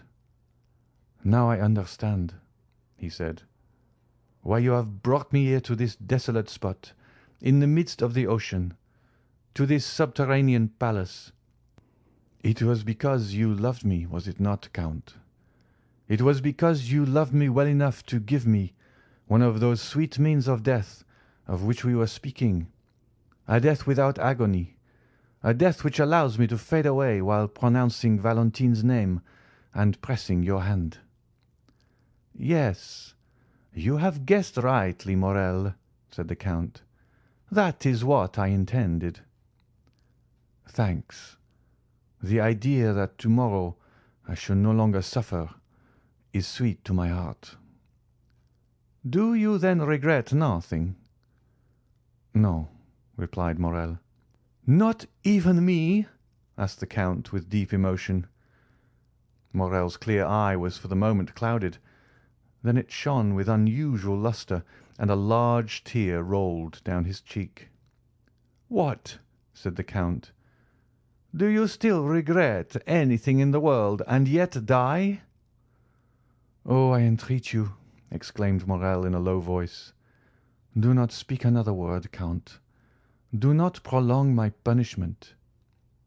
The Count fancied that he was yielding, and this belief revived the horrible doubt that had overwhelmed him at the Château d'If. "I am endeavouring," he thought, "to make this man happy. I look upon this restitution as a weight thrown into the scale to balance the evil I have wrought. Now, supposing I am deceived, supposing this man has not been unhappy enough to merit happiness. Alas, what would become of me who can only atone for evil by doing good?" Then he said aloud, "Listen, Morrel, I see your grief is great, but still you do not like to risk your soul." Morrel smiled sadly. "Count," he said, I swear to you, my soul is no longer my own. Maximilian, you know I have no relation in the world. I have accustomed myself to regard you as my son. Well, then, to save my son, I will sacrifice my life, nay, even my fortune. What do you mean?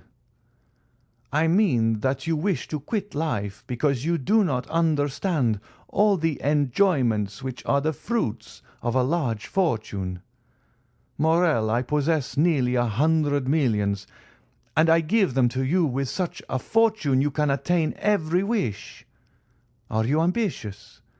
Every career is open to you. Overturn the world, change its character, yield to mad ideas, be even criminal, but live. Count, I have your word, said Morrel coldly. Then taking out his watch, he added, "It is 11:30. Morrel, can you intend it in my house, under my very eyes? Then let me go, said Maximilian, or I shall think you did not love me for my own sake, but for yours. And he arose. It is well, said Monte Cristo, whose countenance brightened at these words. You wish. You are inflexible. Yes, as you said, you are indeed wretched, and a miracle alone can cure you. Sit down, Morrel, and wait.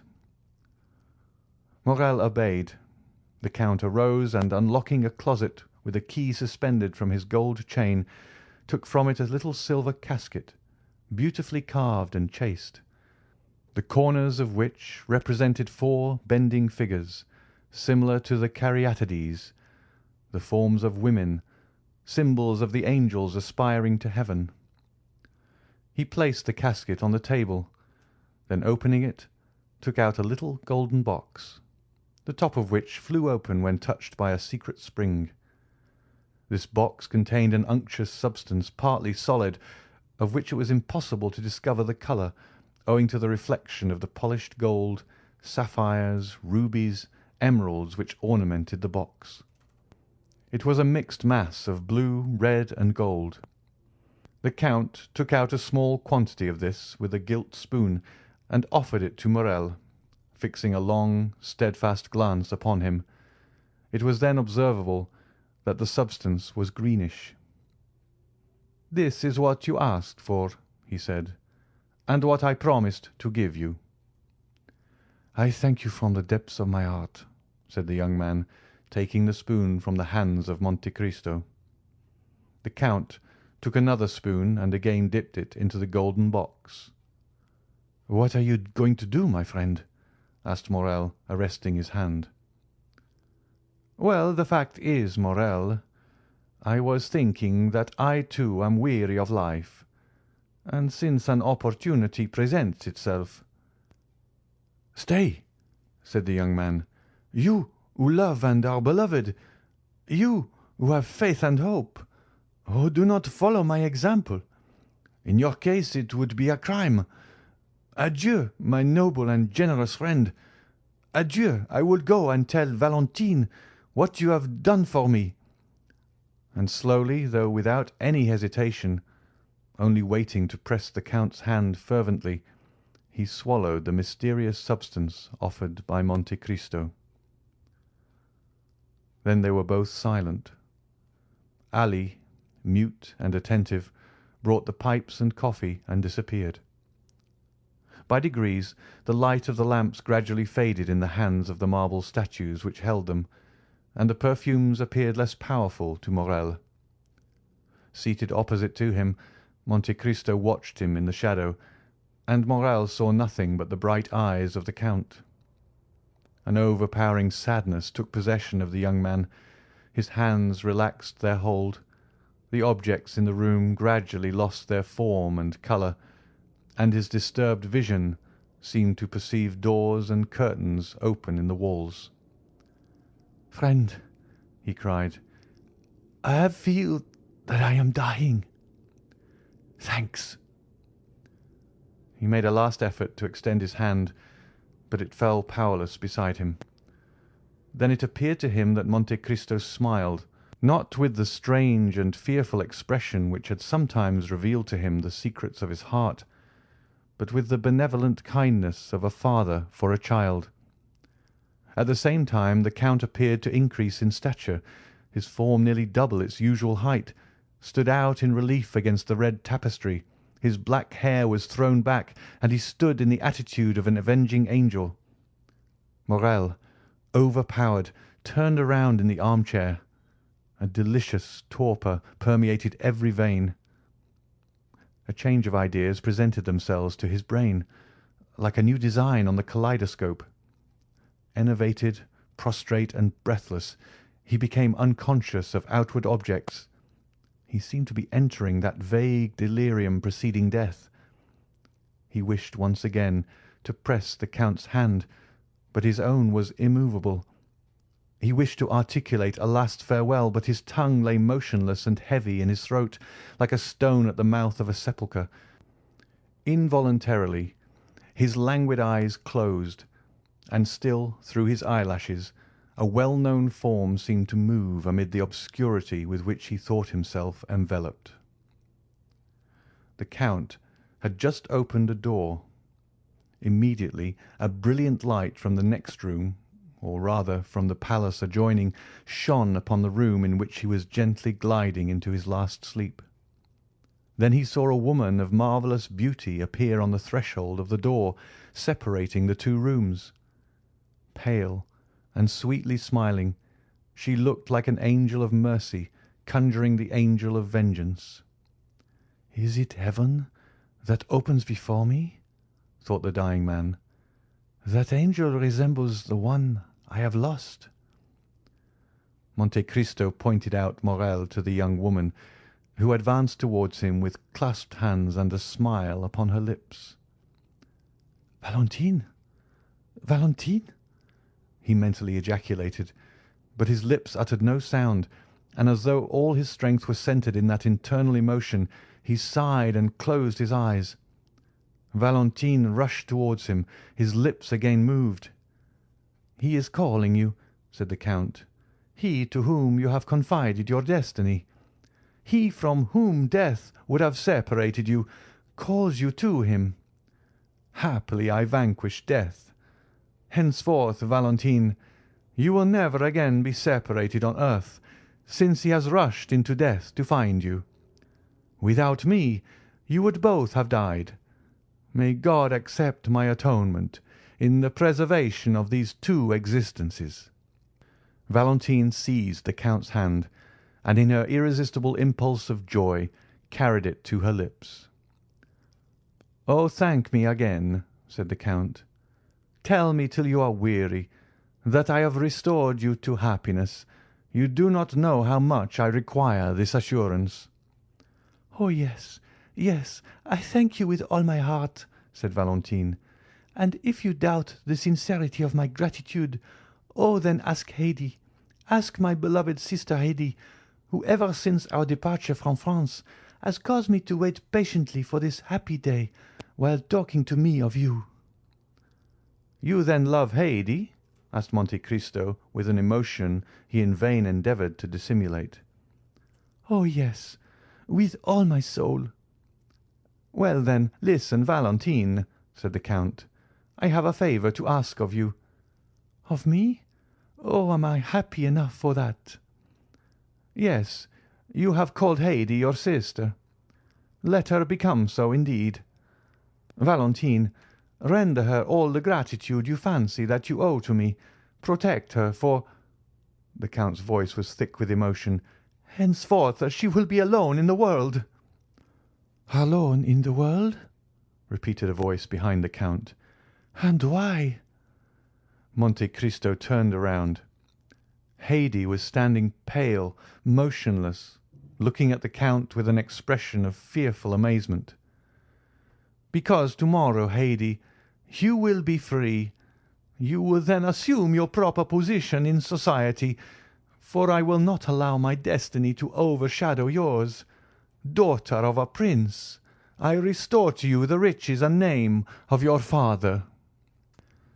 Haydée became pale, and lifting her transparent hands to heaven, exclaimed in a voice stifled with tears, "Then you leave me, my lord?"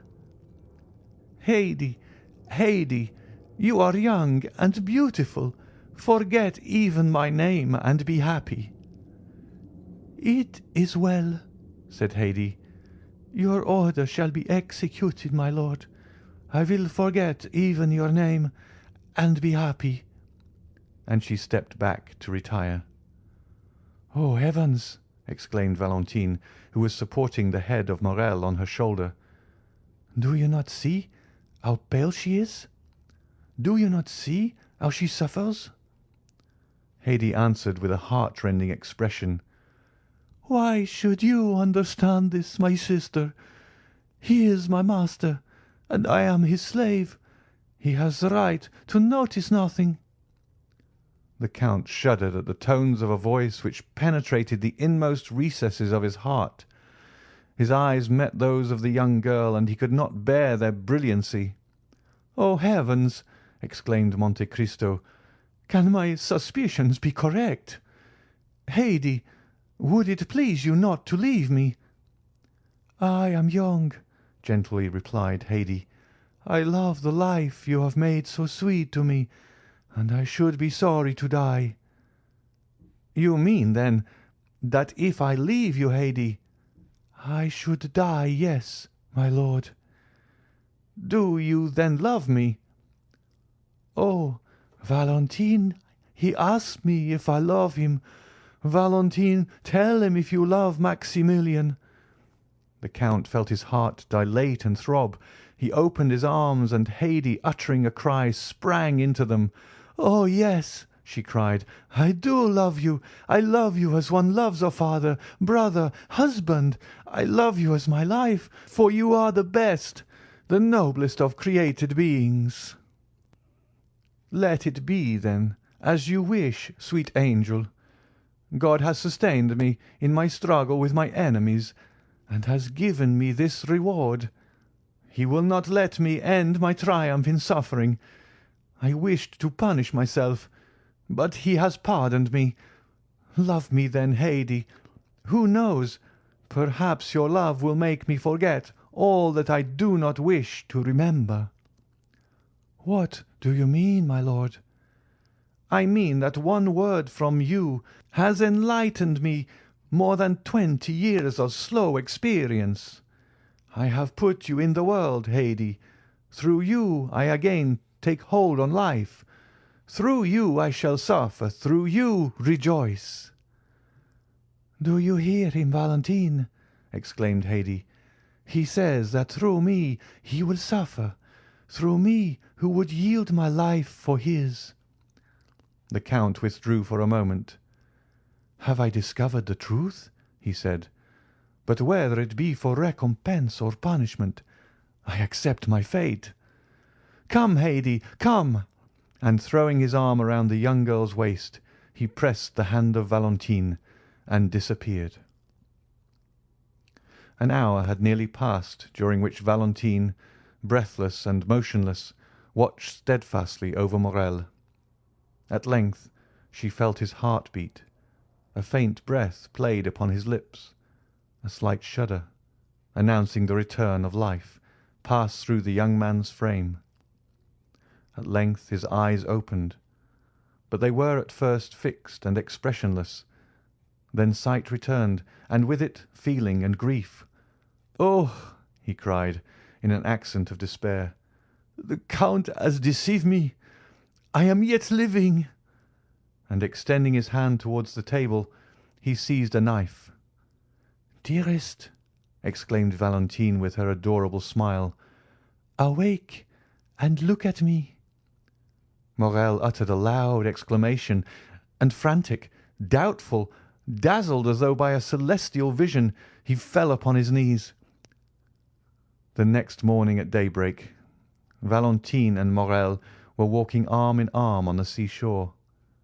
Valentine, relating how Monte Cristo had appeared in her room, explained everything, revealed the crime, and finally, how he had saved her life by enabling her to simulate death. They had found the door of the grotto opened and gone forth. On the azure dome of heaven still glittered a few remaining stars. Morrel soon perceived a man standing among the rocks, apparently awaiting a sign from them to advance, and pointing him out to Valentine. "Ah, it is Jacopo," she said, "the captain of the yacht," and she beckoned him towards them. "Do you wish to speak to us?" asked Morrel. "I have a letter to give you from the Count." "From the Count?" murmured the two young people. "Yes, read it." Morrel opened the letter and read: "My dear Maximilian, there is a felucca for you at anchor. Jacopo will carry you to Leghorn, where Monsieur Noirtier awaits his granddaughter, whom he wishes to bless before you lead her to the altar. All that is in this grotto, my friend, my house in the Champs-Élysées, and my chateau at Tréport, are the marriage gifts bestowed by Edmond Dantès upon the son of his old master Morrel.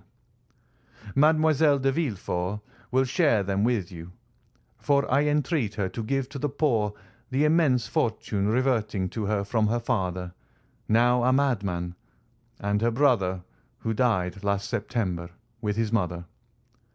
Tell the angel who will watch over your future destiny, Morrel, to pray sometimes for a man who, like Satan, thought himself for an instant equal to God, but who now acknowledges with Christian humility that God alone possesses supreme power and infinite wisdom. Perhaps those prayers may soften the remorse he feels in his heart. As for you, Morrel, this is the secret of my conduct towards you. There is neither happiness nor misery in the world. There is only the comparison of one state with another, nothing more. He who has felt the deepest grief is best able to experience supreme happiness. We must have felt what it is to die, Morrel, that we may appreciate the enjoyments of living. Live, then, and be happy, beloved children of my heart, and never forget that until the day when God shall deign to reveal the future to man, all human wisdom is summed up in these two words: wait and hope. Your friend, Edmond Dantès, Count of Monte Cristo. During the perusal of this letter, which informed Valentine for the first time of the madness of her father and the death of her brother, she became pale. A heavy sigh escaped from her bosom, and tears, not the less painful because they were silent, ran down her cheeks. Her happiness cost her very dear. Morrel looked around uneasily. "But," he said, "the Count's generosity is too overwhelming. Valentine will be satisfied with my humble fortune. Where is the Count, friend? Lead me to him." Jacopo pointed towards the horizon. "What do you mean?" asked Valentine. "Where is the Count? Where is Haydée?" "Look," said Jacopo. The eyes of both were fixed upon the spot indicated by the sailor, and on the blue line separating the sky from the Mediterranean Sea they perceived a large white sail. "Gone," said Morrel. "Gone. Adieu, my friend. Adieu, my father." "Gone," murmured Valentine. "Adieu, my sweet Haydée. Adieu, my sister." "Who can say whether we shall ever see them again?" said Morrel, with tearful eyes. "Darling," replied Valentine, "has not the Count just told us that all human wisdom is summed up in two words: wait and hope?" This is the end of chapter 117 and the end of The Count of Monte Cristo by Alexandre Dumas. Recording by David Clarke. An Englishman, based in Dallas-Fort Worth, Texas. Website www.bgcoffee.net and sometime blog bgdavid.wordpress.com.